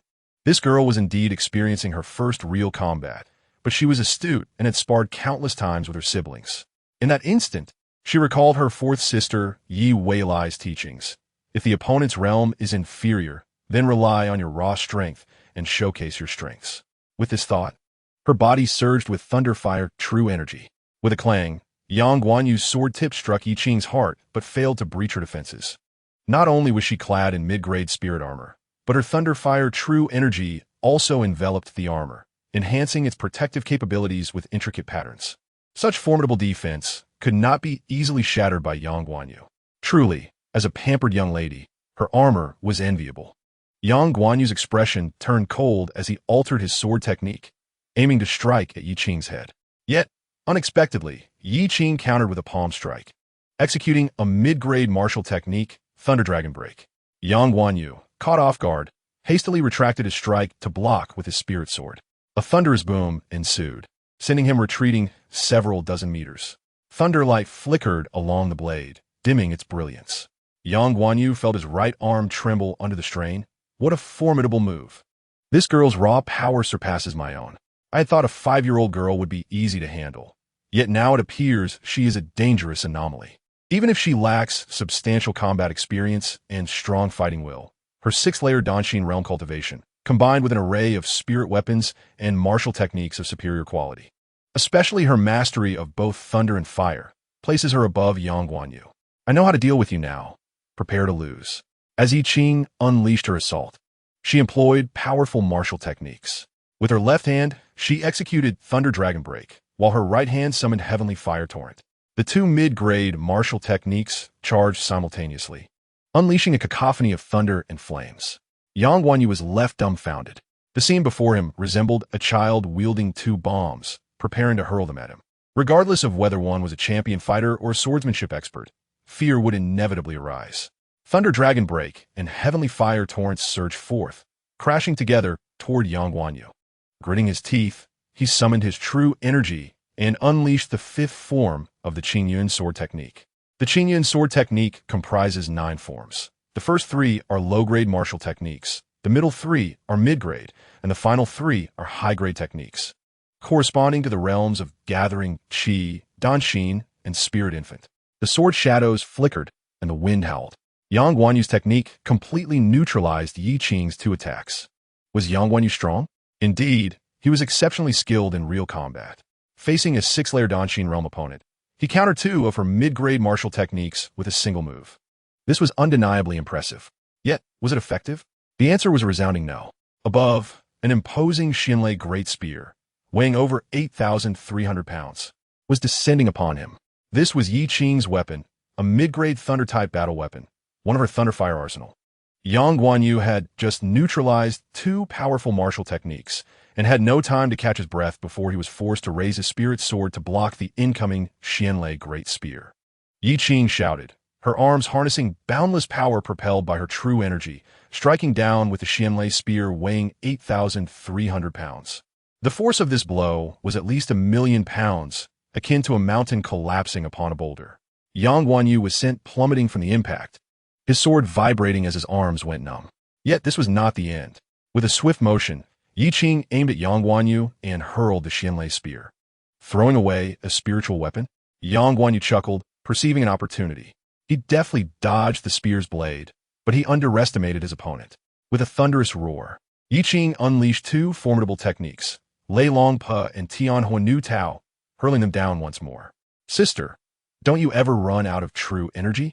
The answer was a resounding no. Yi Qing was a prodigy of the Danmen Jiuzhuan, possessing an abundance of true energy far exceeding that of ordinary cultivators of the same realm. While Yang Guanyu struggled to withstand the 2 mighty techniques, a flash of fire illuminated the scene as Yi Qing produced 2 mid-grade spiritual weapons, the Xuanhua, Xuangdao. She leapt forward, intent on vanquishing Yang Guanyu. Though he exerted all his strength to neutralize the two techniques, the blade was already upon him, leaving him no time to adjust his true energy or stance. With a swift motion, the gleaming blades of Yi Qing severed Yang Guanyu's head and split his body cleanly in two. He was dead, at the tender age of 5. Yi Qing had taken a life for the first time.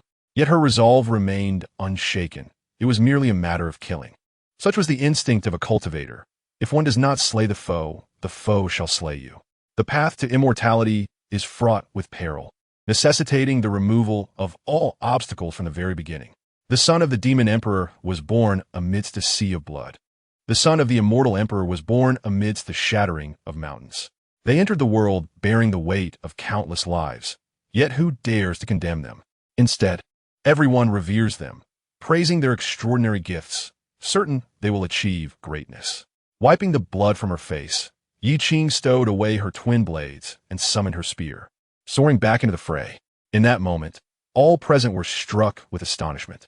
The famed sword madman, Yang Guanyu, had indeed been slain by a mere 5-year-old child. Mo Wuqing's carefully laid plans had crumbled entirely.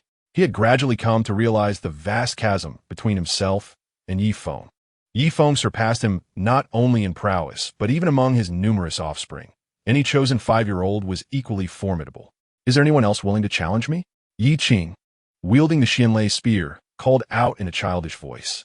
Yet for reasons unknown, her youthful and innocent tone, paired with her diminutive stature, exuded an unexpected aura of dominance against the backdrop of the spear and her true energy.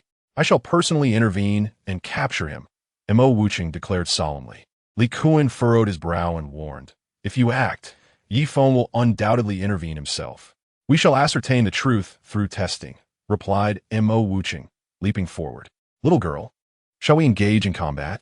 Yi Qing assessed him, noting, your cultivation is at the same level as mine, the 6th layer of Danshin realm. Are you certain you could defeat me?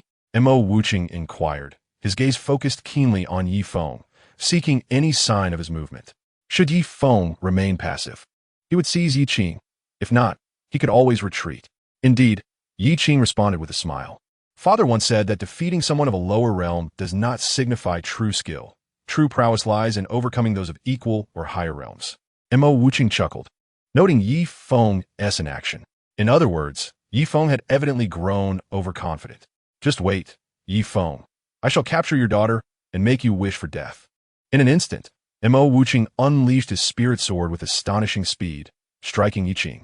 The disparity in their strengths was overwhelming. Yi Qing barely had a moment to react, unable to raise her spear for defense before being struck. Her small form was sent flying, even her spiritual armor sustaining cracks. Mo Wuqing was vastly different from Yang Guanyu. Not only was there a difference in realms, but even in combat at the same level, Mo Wuqing's power was likely more than double that of Yang Guanyu.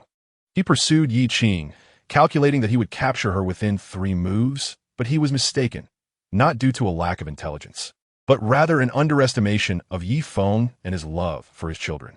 Yi Qing, recognizing the strength of her adversary, made a decisive choice. Without hesitation, she produced 3 spiritual-grade Tianlei talismans. I cannot defeat you, but you will surely fall to me, she declared, tossing one talisman. Montag Wucheng started, immediately halted his advance and dodged to the right.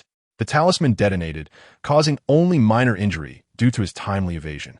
But that was not the end. Yi Qing swiftly threw another talisman. Mo Wuqing dodged again. A third followed, and he continued to evade. I have more. Yi Qing produced a handful of talismans, tossing out a dozen as if they cost nothing. As the daughter of the Yi family, she was indeed extravagant. Mo Wuqing found himself subjected to a barrage of explosions. Despite his swift movements, he was still caught in the blast radius, sustaining severe injuries, particularly from the last explosion that shattered one of his legs. At that moment, utterly disheveled, Mo Wuqing abandoned his plan to capture Yi Qing and retreated to Li Kuan's side, having seen that Yi Qing still held Tianlei talismans. Yi Qing beamed with delight, holding the talismans aloft. Is there anyone else who wishes to challenge me? She taunted. It was a classic case of overwhelming with wealth. Kulme. Those with courage stepped forward. Instantly, the faces of those behind Li Kuan turned ashen, exchanging glances. The Tianlei talismans cost 3,000 spirit stones each, and Yi Qing had casually thrown out over a dozen. Truly, the wealthy were audacious. This is not good. Our morale is plummeting rapidly, Gao Changhong stated gravely. I will capture that girl, declared a figure who shot forth from Li Kuan's side. The true expert had entered the fray. This individual was named Liao Yifeng, the deputy head of the Cangjing Pavilion, a second-layer Lingying cultivator wielding the unmatched Bagua Pai Lai Palm. No, if you act, Yifeng will certainly intervene to protect his daughter, Li Kuan shouted. But it was too late. Liao Yifeng charged towards Yi Qing, unable to halt his advance. Everyone anticipated Yi Feng or Yi Weilai would make a move. But unexpectedly, it was another child who acted. Yi Feng's youngest, Yi Qianqian, just 8 years old yet already at the 5th layer of Lingying realm. With a resounding crash, Yi Qianqian struck Liao Yifeng back. Greetings, elder. Are you, a mere second-tier Lingying practitioner, bullying my sister? Yi Qianqian's temper flared as she declared, watch as I bring you to your knees. In chapter 57, the heir's demeanor, overlooking all, Liao Yifeng, sensing the overwhelming aura of Yi Qianqian, immediately contemplated retreat. However, reflecting on his hundreds of years of cultivation, his countless battles, and his esteemed position, he felt it would be utterly disgraceful to be frightened by an 8-year-old child. Yet, this moment of hesitation sealed his fate. Yi Qianqian charged forward, unleashing a technique known as the Xianbing Palm. Liao Yifeng summoned all of his true energy to defend himself, but the disparity between a second-tier Ling Ying and a 5th-tier was vast, magnifying his disadvantage. His true energy was forcefully repelled back into his body, and soon after, Yi Qianqian's Xianbing energy enveloped him entirely, resulting in his complete encasement in ice. The vice leader, master, and senior brothers erupted in chaos. Liao Yifeng's disciples and the entirety of the Cangjing Pavilion drew their swords, ready to rush in and rescue him. Observing this, Yi Qianqian first unleashed a barrage of ice shards, striking fiercely. In response, Du Wei, the master of the Cangjing Pavilion and a 6th-tier Lingying practitioner, exerted his power to nullify the onslaught. Meanwhile, Yi Qianqian had already captured Liao Yifeng and returned to her faction led by Yifeng. Leader, Du Wei spoke solemnly. Let us engage directly in battle and cease this charade. The offspring of Yifeng are all peculiar prodigies. Li Kuan nodded in agreement. I share this sentiment. Though we must prepare. Tian Bao. Immediately, Li Tian Bao responded. You will take 10 inner disciples of Dan Xian realm and return to the mountain to activate the protective formation. Li Kuan continued, all others, heed my command and prepare to confront the enemy. Should the battle turn unfavorable, we will retreat to the formation and leverage its power to contend with our foes. He had devised a dual strategy, yet unbeknownst to him, the leader's premature trepidation had significantly dampened the morale of his side, as if defeat was a foregone conclusion from the outset. At this critical juncture, as tensions escalated and a large-scale battle seemed imminent, a figure emerged from behind Yifeng, stepping forth between the two factions. Dressed plainly in a simple gray linen robe, he appeared unassuming, possessing merely the pinnacle of the 10th layer of Dan Xian realm. He looked youthful, around 10 years of age, though he stood at an impressive height of 1.50 meters. His demeanor was gentle, like a spring breeze caressing the willows. I am Yi Tianyong, the eldest son of the Yi family. He addressed the multitude of adversaries, smiling as he said, Leader Li, may I speak a few words before you make your decision? Li Kuan gestured to stabilize his side. You yellow-haired child, what is it you wish to say? Undeterred by the insult, Yi Tianyong maintained his calm demeanor. I, lacking in talent, wish to challenge all present seniors, excluding Leader Li. Gao Changhong interjected, Humph. The Yi family need not resort to such trivial tactics. Your challenge bears no significance. Once we dispatch a strong warrior, your father will surely intervene to rescue you. Yi Tianyong raised his right hand, smiling at the assembly of Qingyun's elite. As confusion swept through the crowd regarding his intentions, he proclaimed, I, Yi Tianyong, hereby vow a heavenly oath. Within 1 hour, I shall accept the challenge of any individual present, except for Leader Li. Should anyone manage to defeat me, my father shall withdraw his forces today. Should he fail to retreat, it would signify my breach of promise, and I shall meet my demise by the 5 thunders. Such audacious declarations left the audience in stunned silence. How could a mere 10th-layer Dan Xian practitioner contend with the formidable Gao Changhong, who stood at the peak of the Lingying realm? The chasm between their strengths was insurmountable. Li Kuan fell into contemplation. He was already wary of the two formidable warriors on the opposing side, as well as the likes of Lu Hongtang, Yi Zhanwu, Wang Yanran, Kai Lin, and Yi Qianqian, all of whom were high-tier Ling Ying practitioners. Engaging in direct conflict seemed futile. At best, they could secure a stalemate through the protective formation. However, if he could compel Yi Feng to retreat, myriad opportunities would present themselves. With nearly 1,000 practitioners from the Qingyun sword sect, only 300 their own and a little over 100 of the enemy were present, indicating that many neutral factions had yet to send reinforcements. Given time, Li Kuan could persuade others to rally to their cause and even seek assistance from allied forces. The weight of Yi Tianyong's heavenly oath carried significant implications. For should Yi Feng renege, his eldest son would face dire consequences. Yet, Li Kuan pondered, I cannot fathom why a mere Dan Exiled practitioner would be so brazen. Is there a hidden agenda? Du Wei chimed in, and if there is, what of it? Our sect is filled with strong warriors. Within an hour, we need not fear finding someone capable of defeating a Dan Exiled practitioner. The strategist Gao Changhong, deep in thought, added, Yi Feng possesses an array of resources. Yi Tianyong's arrogance surely stems from possessing numerous treasures, such as abundant heavenly thunder and fiery ice talismans. Nevertheless, should I take action personally, I am confident in my ability to defeat him. Indeed, even with extensive travels and experiences, it was unfathomable how Yi Tianyong could possibly best Gao Changhong. The disparity was simply too great. How could a being with a combat strength of 1 million contend with another boasting 10 million? Even the mightiest wild boar could not hope to rival an elephant. With the strategist's words echoing in his mind, Li Kuan nodded in agreement. Leader and esteemed hall masters, why will the sledgehammer to crack a nut? Allow me to investigate his capabilities first. The speaker was Bai Li Qing, a third-tier Ling Ying practitioner and one of the 4 guardians of the Qingyun sword sect. Gao Changhong acquiesced. Very well. You may probe his strength to ascertain if he possesses some unknown sinister methods. Be cautious of the heavenly thunder talismans. Even if Yi Tianyong had access to powerful consumables, they could exhaust him through a rotation of others within the hour. Meanwhile, on the other side, Lu Hongtang and Wang Yanran were weary of further discussion.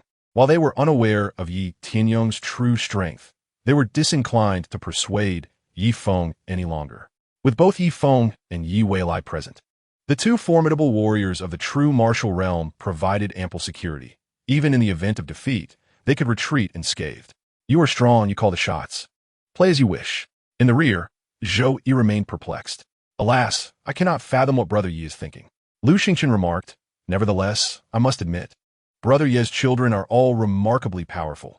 Even the youngest, Yi Qing, surpasses me in strength. It is truly humbling. Do you not sense something amiss? Lan Sueki Sudenli Inquit. Both turned to her, and she continued, do you not find it strange? Yi Tianyong, as the eldest son, ought to be the strongest. Yet, why does he only possess the Dan Exiled realm? Even little Qianqian has reached the 5th layer of Ling Ying, capable of subduing Elder Liao. Seemingly hearing the conversation, Yi Qianqian turned her head and smilingly remarked, my elder brother is undoubtedly the strongest among us, with the exception of our somewhat unique 4th sister. None of us can surpass him. The crowd was taken aback, yet they simultaneously heightened their focus, aware that the events about to unfold could shatter all preconceived notions. Ziwan also fixed her gaze on Yi Tianyong. Was the moment finally upon them? Would the terrifying power she sensed from him finally be revealed to the world? With a swift motion, Bai Li Qing, wielding a superior spiritual staff, emerged, declaring, I am Bai Li Qing, one of the 4 guardians of the Qingyun sword sect, here to test my skills against you. Yi Tianyong returned the gesture with a smile. For guardians? Where are the other 3? They're observing from behind, Bai Li Qing replied, raising his staff. Please, Yi Gongzi, make your move. The two maintained a courteous demeanor. Chapter 58. The Embodiment of Thunder. The Master of Thunder Bai Li Qing adopted a defensive stance from the outset, which amused Yi Tianyong. You wish for me to strike first? Yi Gongzi, do not hesitate. Your move is awaited, Bai Li Qing replied, remaining steadfast. In essence, he was wary of the Tianlei talisman, which could obliterate a spirit infant realm cultivator upon contact. 10 such talismans, exploding in proximity, could annihilate one at the first level of the spirit infant realm. If 100 were used, even at a distance of 5 or 6 meters, it could obliterate Bai Li Qing, who was at the 3rd level of the spirit infant realm. Originally, Tianlei talismans were precious, and it was hard to imagine someone would expend 100 in one go. Yet, Yi Qing had used over 10 in a single instance. As the eldest son, Yi Tianyong might indeed possess 100 such talismans. Let me be clear, should I strike, you will not have the opportunity to retaliate, Yi Tianyong said with a shrug. Bai Liqing smirked inwardly. So, you intend to rely on the Tianlei talismans? Understandable. A mere Danshin realm cultivator has no other means to rely upon. He readied himself, prepared to evade or counter the talismans. Bring them forth. Quickly, unleash the Tianlei talismans upon me. However, something felt amiss. Why was that young man charging directly at him? Did he not intend to use the talismans? As Bai Liqing pondered this, Yi Tianyong had already closed the distance. The speed was astonishing. Bai Liqing was taken aback and swung his staff with all his might. The collision of Yi Tianyong's iron fist against the superior spiritual staff produced a stunning spectacle. The staff was sent flying, and blood splattered as Bai Liqing's hands were crushed to dust by the overwhelming force. This was utterly unfathomable. Bai Liqing's eyes widened in horror. Another punch struck his abdomen, sending his vital energy, spiraling chaotically, bursting forth through his skin, creating hundreds of blood holes. With a mere gesture, Yi Tianyong summoned the staff back into his grasp. As the staff swept through the air, its force ruffled Bai Liqing's hair. Fortunately, the staff halted mere inches from his ear, sparing him from a fatal blow. At that moment, Bai Liqing was in a dire state, gravely injured. He would require at least 10 days to recuperate from his current wounds. Had that last blow landed, it would have surely claimed his life. While a spirit infant realm cultivator's head might not necessarily be fatal when struck, he was bereft of vital energy now, having ruptured his core. I spare you. The next challenger, please, Yi Tianyong declared, sending a sliver of vital energy towards him. Bai Liqing was profoundly shaken, yet deeply moved. Thank you for your mercy, he said, swaying as he retreated. Here, this is yours. Yi Tianyong tossed the staff back to him. Bai Liqing turned and caught it, storing it within his spatial ring. In that moment, he gazed at Yi Tianyong for a long while before simply uttering, "Thank you." What a waste, Du Wei scoffed as he approached. Li Kuan closed his eyes, unwilling to witness Bai Liqing's disgrace. You should have at least lasted a few rounds. It is my inadequacy. Bai Liqing bowed his head, retreating to the back. Yet, not all the blame could rest on him. Gao Changhong spoke fairly. Yi Tianyong is indeed formidable. It's no wonder he dared to challenge us openly. I believe he possesses exceptional talent, far exceeding that of ordinary individuals. Li Kuan inquired, are you suggesting he is akin to Lu Hongtang? Yes, but likely even more extraordinary. Lu Hongtang can only battle one small tier above, while Yi Tianyong can easily defeat foes 3 tiers higher. I suspect he has yet to fully unleash his potential and may surpass even more tiers under extreme conditions. Gao Changhong stated solemnly. Du Wei drew forth his spiritual sword, declaring, I shall face him. I find it hard to believe he can surpass 6 tiers to defeat me. Gao Changhong immediately cautioned, surpassing 6 tiers is indeed impossible. However, Yi Tianyong may not be so easily dealt with. Should he employ Tianlei talismans in conjunction with his current strength? Du Wei smiled proudly. Isn't that all the better? Senior brother Gao, let me exhaust his Tianlei talismans first, and then you can swoop in for the victory. Gao Changhong chuckled. You understand me well, Du Shidi. That is precisely my plan. With a rush, Du Wei launched himself forward, announcing, I am Du Wei, an elder of the Zhongjia. Young man, unleash all your methods, otherwise you will regret it. Regret what? Yi Tianyong tilted his head, inquiring. Regret your humiliating defeat. Do not come crying later, Du Wei sneered. I have sworn an oath to the heavens. There is no turning back, Yi Tianyong replied calmly, though a murderous intent brewed within him. I respect you, and I expect the same in return. You wish for me to employ the Tianlei talismans against you, but regrettably, I possess none, Yi Tianyong asserted as he charged forward. Du Wei swung his sword. None? Who are you trying to fool? You merely wish to catch me off guard. The clash resonated as Yi Tianyong raised his left arm, effortlessly blocking the blade with his flesh. The sharp superior spiritual weapon could not inflict the slightest harm upon him. Suddenly, purple lightning erupted, reverberating thunderously. Radiating from Yi Tianyong's body, massive arcs of lightning spread in all directions. Du Wei, caught in the epicenter of the lightning storm, found himself utterly immobilized. The tumultuous waves of energy shook the very heavens, as if countless Tianlai talismans were perpetually detonating within the vast expanse. Indeed, Yi Tianyong possessed no Tianlai talismans, not because Yi Feng withheld them, but rather because he had no need for them. In his essence, as the Thunder Extreme Liuli body, every surge of his power resembled a myriad of Tianlai talismans detonating simultaneously. Even the division and movement of each of his cells released energy akin to the explosive power of those talismans. The surface of a star is in a constant state of hydrogen bomb explosions, and Yi Tianyong was no different. He embodied the ultimate thunder, the very incarnation of the strongest lightning in the realm. The last anguish cry of Du Wei echoed, no. He still possesses numerous techniques yet to be unleashed, many hidden cards remaining concealed, yet he has been instantaneously reduced to dust. With a mere wave of Yi Tianyong's hand, the surrounding thunder dissipated into the ether, restoring tranquility to the world. Apart from the few individuals by Yi Feng's side, all other cultivators were left shaken to their very souls. It was utterly inconceivable. A mere Danshin realm practitioner had annihilated an elder of the Lingying realm, level 6, from the Sanjing Pavilion. The earlier divine thunder, a terrifying force that permeated the heavens and the earth, instilled a sense of dread and trepidation, even from a distance. Thunder Extreme, Liuli body. Two voices resonated simultaneously from both factions. On Yi Feng's side, the speaker was Ziwan. Hailing from a prestigious lineage, and having traveled extensively, she possessed considerable insight. She recognized the Thunder Extreme Liuli body.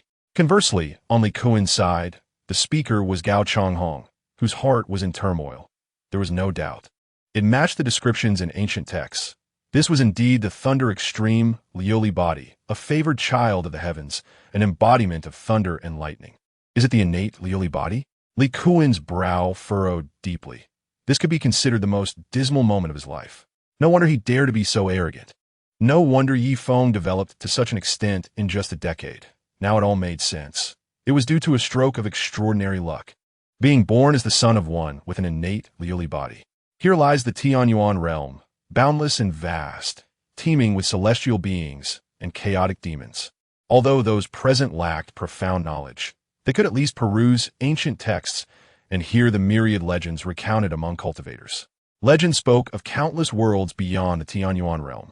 Within all these realms, the Liuli body is renowned as an exceptionally potent innate constitution. Ancient texts record that across the myriad worlds, there are known to be 360 varieties of Liuli bodies. Each individual with a Liuli body, barring untimely demise in youth, is destined for limitless achievements, renowned far and wide. While this may seem a digression, let us return to the most tangible point. The Liuli body surpasses ordinary cultivators by over tenfold within the same realm. This fact, circulating within the Qingyun sword sect, left everyone in shock and gradually filled them with dread. Bai Liqing felt a surge of relief in his heart, grateful he had previously shown politeness. Otherwise, Yi Tianyong could have dispatched him with but a thought. Indeed, at merely 10 years of age, Yi Tianyong had ascended to the heights of a formidable thunder god, instilling awe among the elite of the Qingyun sword sect. Yi Feng, Yi Weilai, Lu Hongtang, and Yi Zhanwu. These were already formidable, and now they had an additional adversary in Yi Tianyong. Li Kuan's expression grew increasingly grim. Master, we still have a glimmer of hope, Gao Changhong declared as he flung off his robe, revealing a physique of sinewy muscle. Do you intend to continue the duel? Li Kuan inquired. Indeed, no one else can intervene. I alone possess a faint chance of victory, Gao Changhong replied, soaring forward. Rest assured, even if it costs me my life, I shall defend the Qingyun sword sect. If I can defeat Yi Tianyong, I will gain a moment's respite. Given that Yi Tianyong has sworn an oath to the heavens and is the Thunder Extreme Liuli body, Yi Feng will undoubtedly never abandon this child. Chapter 59, What Thunder Are You? In the face of a vast disparity in realms, Yi Tianyong, at the pinnacle of the Danshin realm, faced Gao Changhong. Also at the zenith of the Lingying realm, Yi Tianyong chuckled. I did not expect the esteemed leader's physique to be so flawless, akin to that of a body cultivator. Gao Changhong, unadorned by robes, indeed appeared imposing and formidable. The world knows me as the enforcer of laws, feared and respected, he declared, drawing forth a thunderhammer. Yet few realize I have refined both my internal and external cultivation to the pinnacle of my realm, rarely needing to engage in battle. His words, while somewhat boastful, bore a hint of truth. Everyone acknowledged Gao Changhong's strength. He ranked as the third strongest of the Qingyun sword sect, second only to Li Kuan of the Zhenwu realm and the formidable Lu Hontang.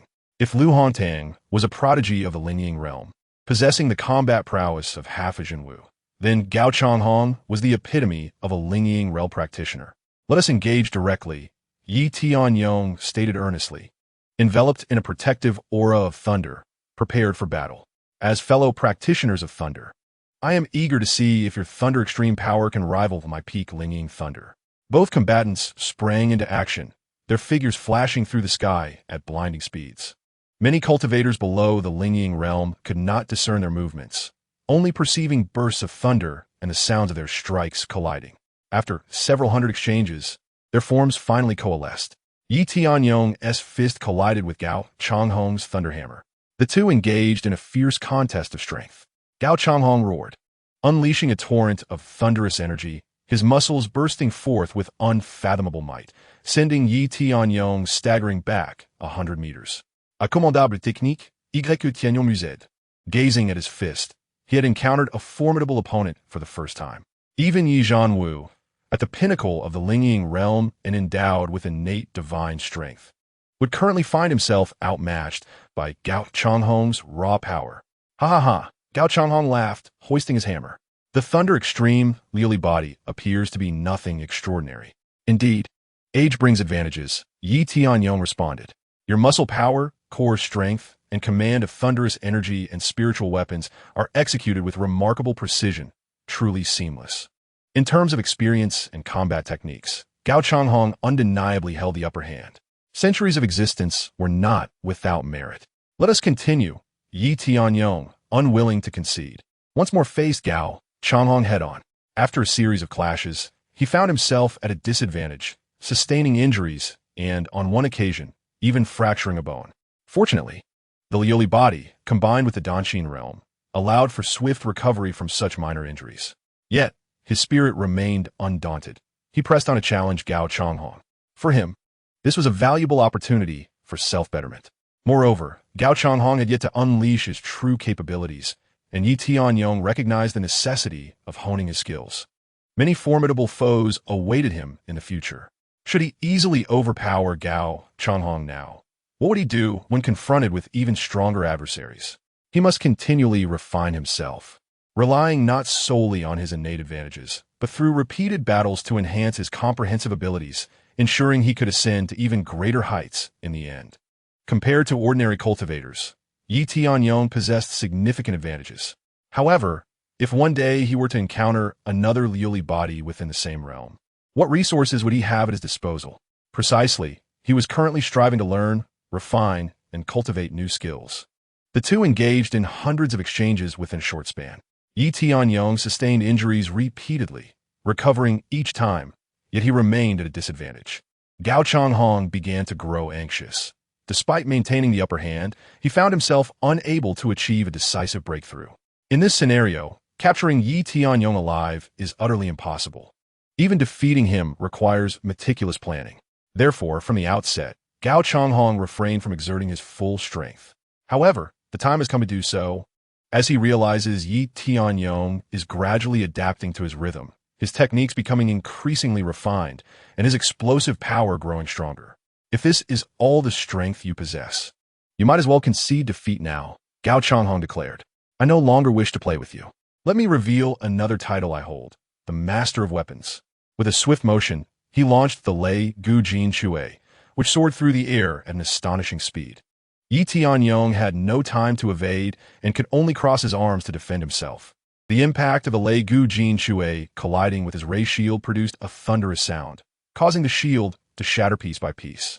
Just as Yi Tianyong thought he could finally breathe a sigh of relief, three exquisite flying daggers like shooting stars shattered the ray shield and inflicted 3 deep cuts across his face, neck, and arms. Furthermore, Gao Changhong leaped forward, brandishing a spear, sweeping through the ranks. Yi Tianyong hastily attempted to block the attack, but was still sent flying by a single strike.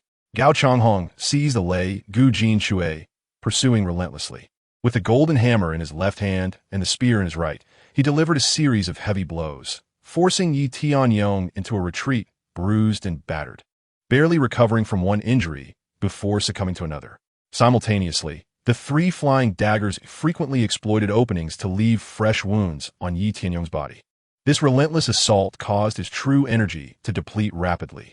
Yet, this was not the worst of it.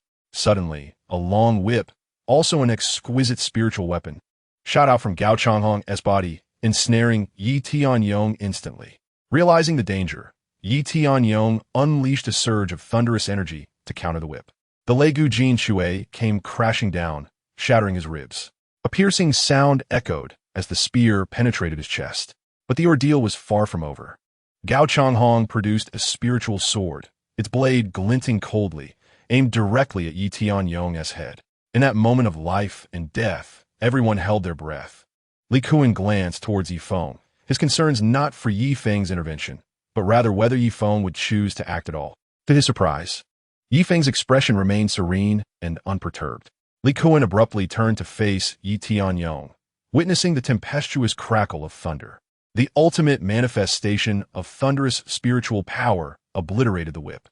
Yi Tianyong's eyes transformed into a dark violet hue, his pupils resembling a swirling sea of liquid, reminiscent of a profound ocean of thunder.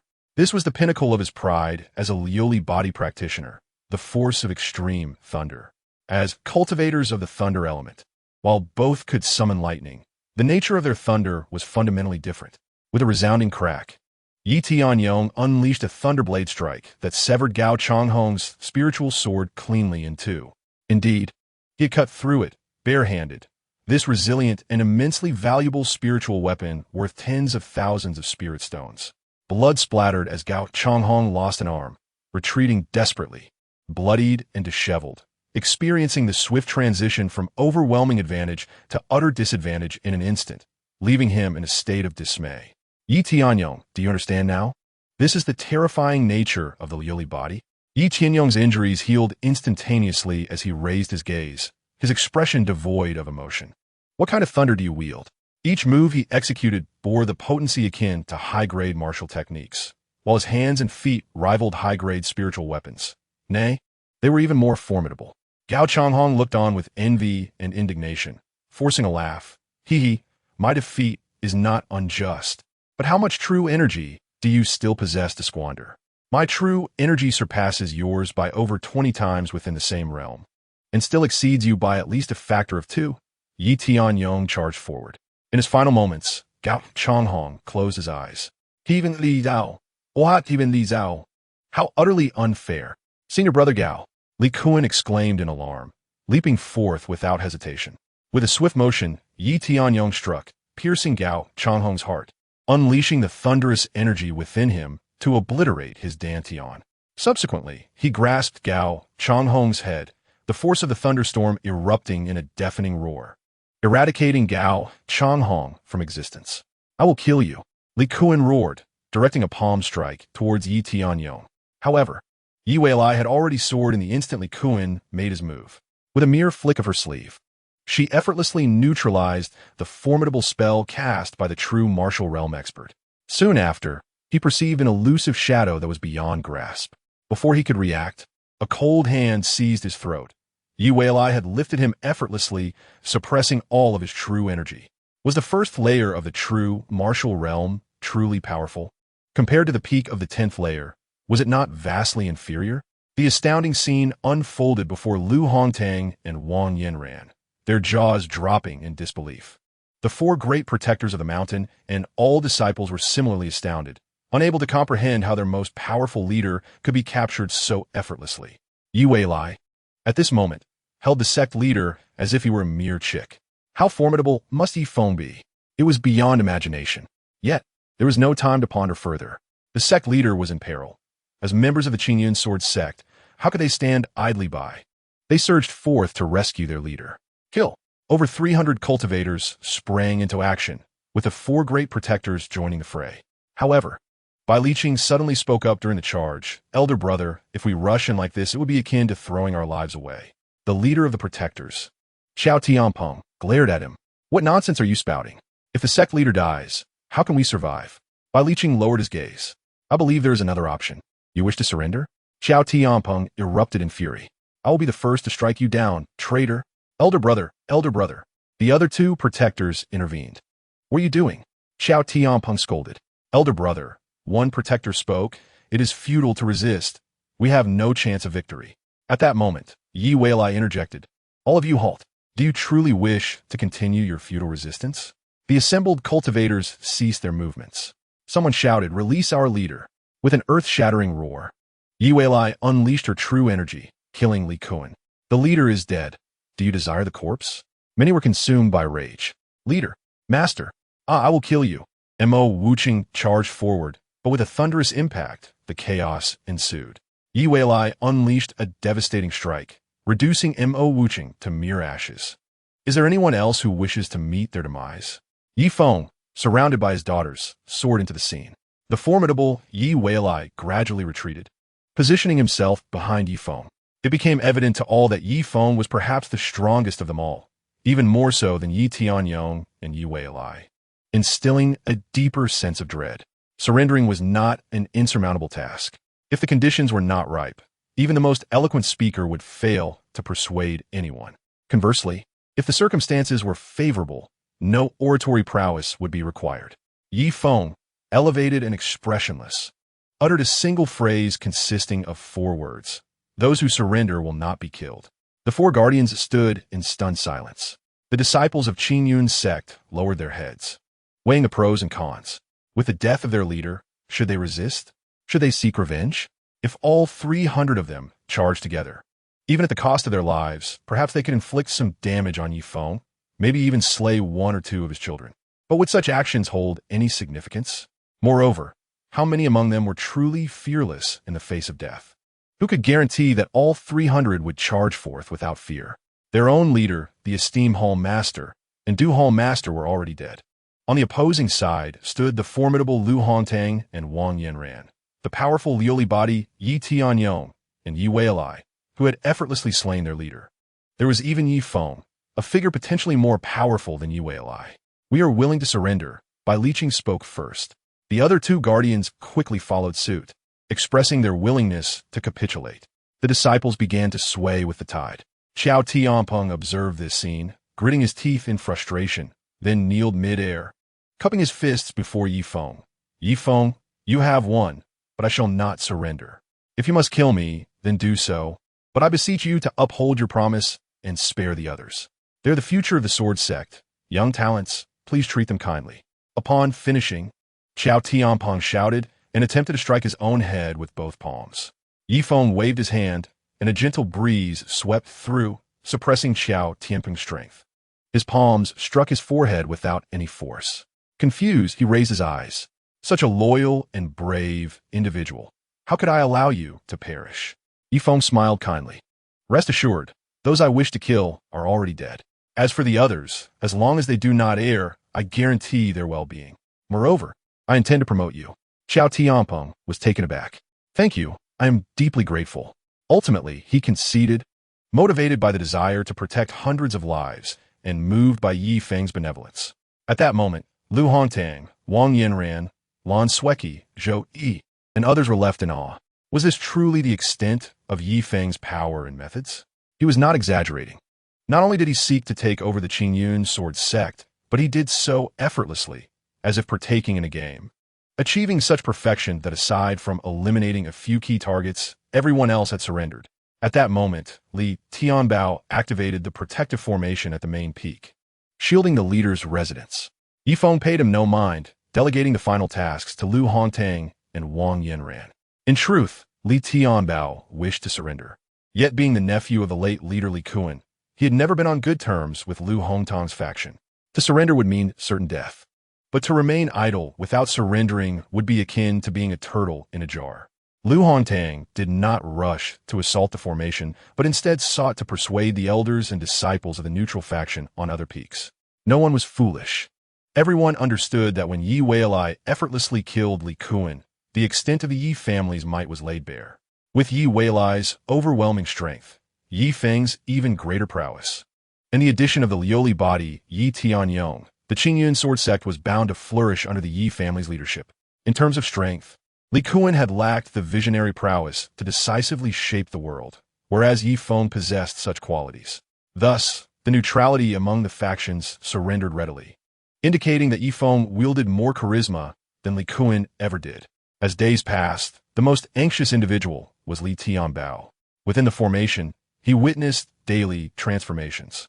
Lu Hongtang and Wang Yanran performed admirably, restoring the operational structure of the Qingyun sword sect, with an increasing number of neutral factions joining.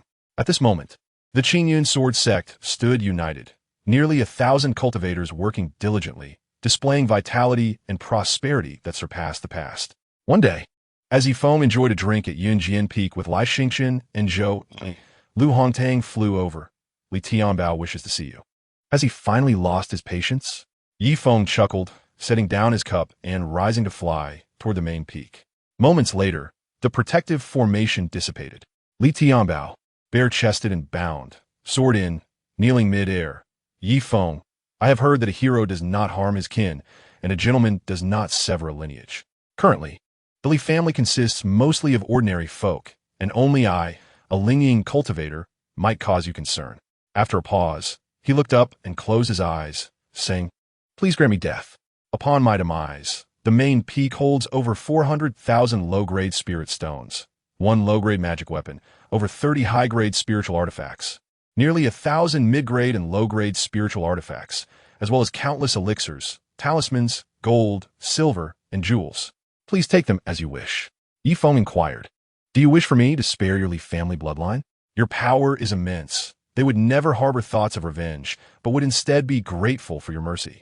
Li Tianbao replied, You make a valid point. Very well. Considering your voluntary surrender, I shall honor your request and preserve the treasures of the mountain. With that, Yi Feng raised his hand and struck down.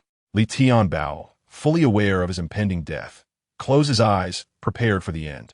However, Yi Feng's palm wind merely severed the ropes binding him. Li Tianbao was astonished at this. The Li family lineage is entrusted to you, Yi Feng said as he flew past him. I will go inspect the treasury atop the mountain. Li Tianbao rose, gazing at that retreating figure, and he was profoundly moved.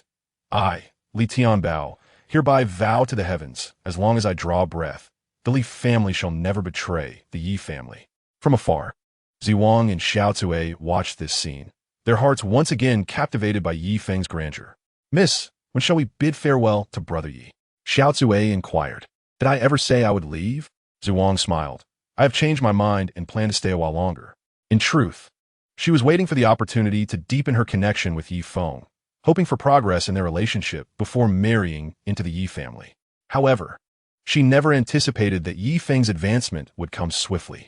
Yi Feng was eager to progress. He had waited a full decade for this day. As the entire sect gathered, Yi Feng announced 2 significant matters. First, he appointed Lu Hongtang as the leader, Wang Yanran as the deputy leader, Lan Sueki as the head of the alchemy pavilion, and Lai Xingqian as the head of the artifact pavilion, granting them full authority to manage the Qingyun sword sect in service to the Yi family. The second matter was that these appointments served as his betrothal gifts, as he intended to marry Lan Sueki, Wang Yanran, and Lu Hongtang all at once, urging the 3 women to prepare for their upcoming nuptials at the Yi family. This was exhilarating, as he would marry 3 talented and beautiful women at once. Most importantly, all 3 agreed. However, Lan Sueki appeared somewhat melancholic. Wang Yanran felt that her bond with Sueki was akin to that of a mother and daughter, making the prospect of marrying into the same family rather awkward. Lu Hongtang merely jested, remarking on how well Yi Feng was living. Countless individuals regarded Yi Feng with immense envy, yet they could not help but admire his capabilities. If I possessed such talents, I would indulge even more extravagantly than he does. Only Ziwang was utterly astonished, her eyes wide open like brass bells. Had she been more forthright, she might have become Yi Feng's 4th wife. But now, 3 others had suddenly appeared ahead of her.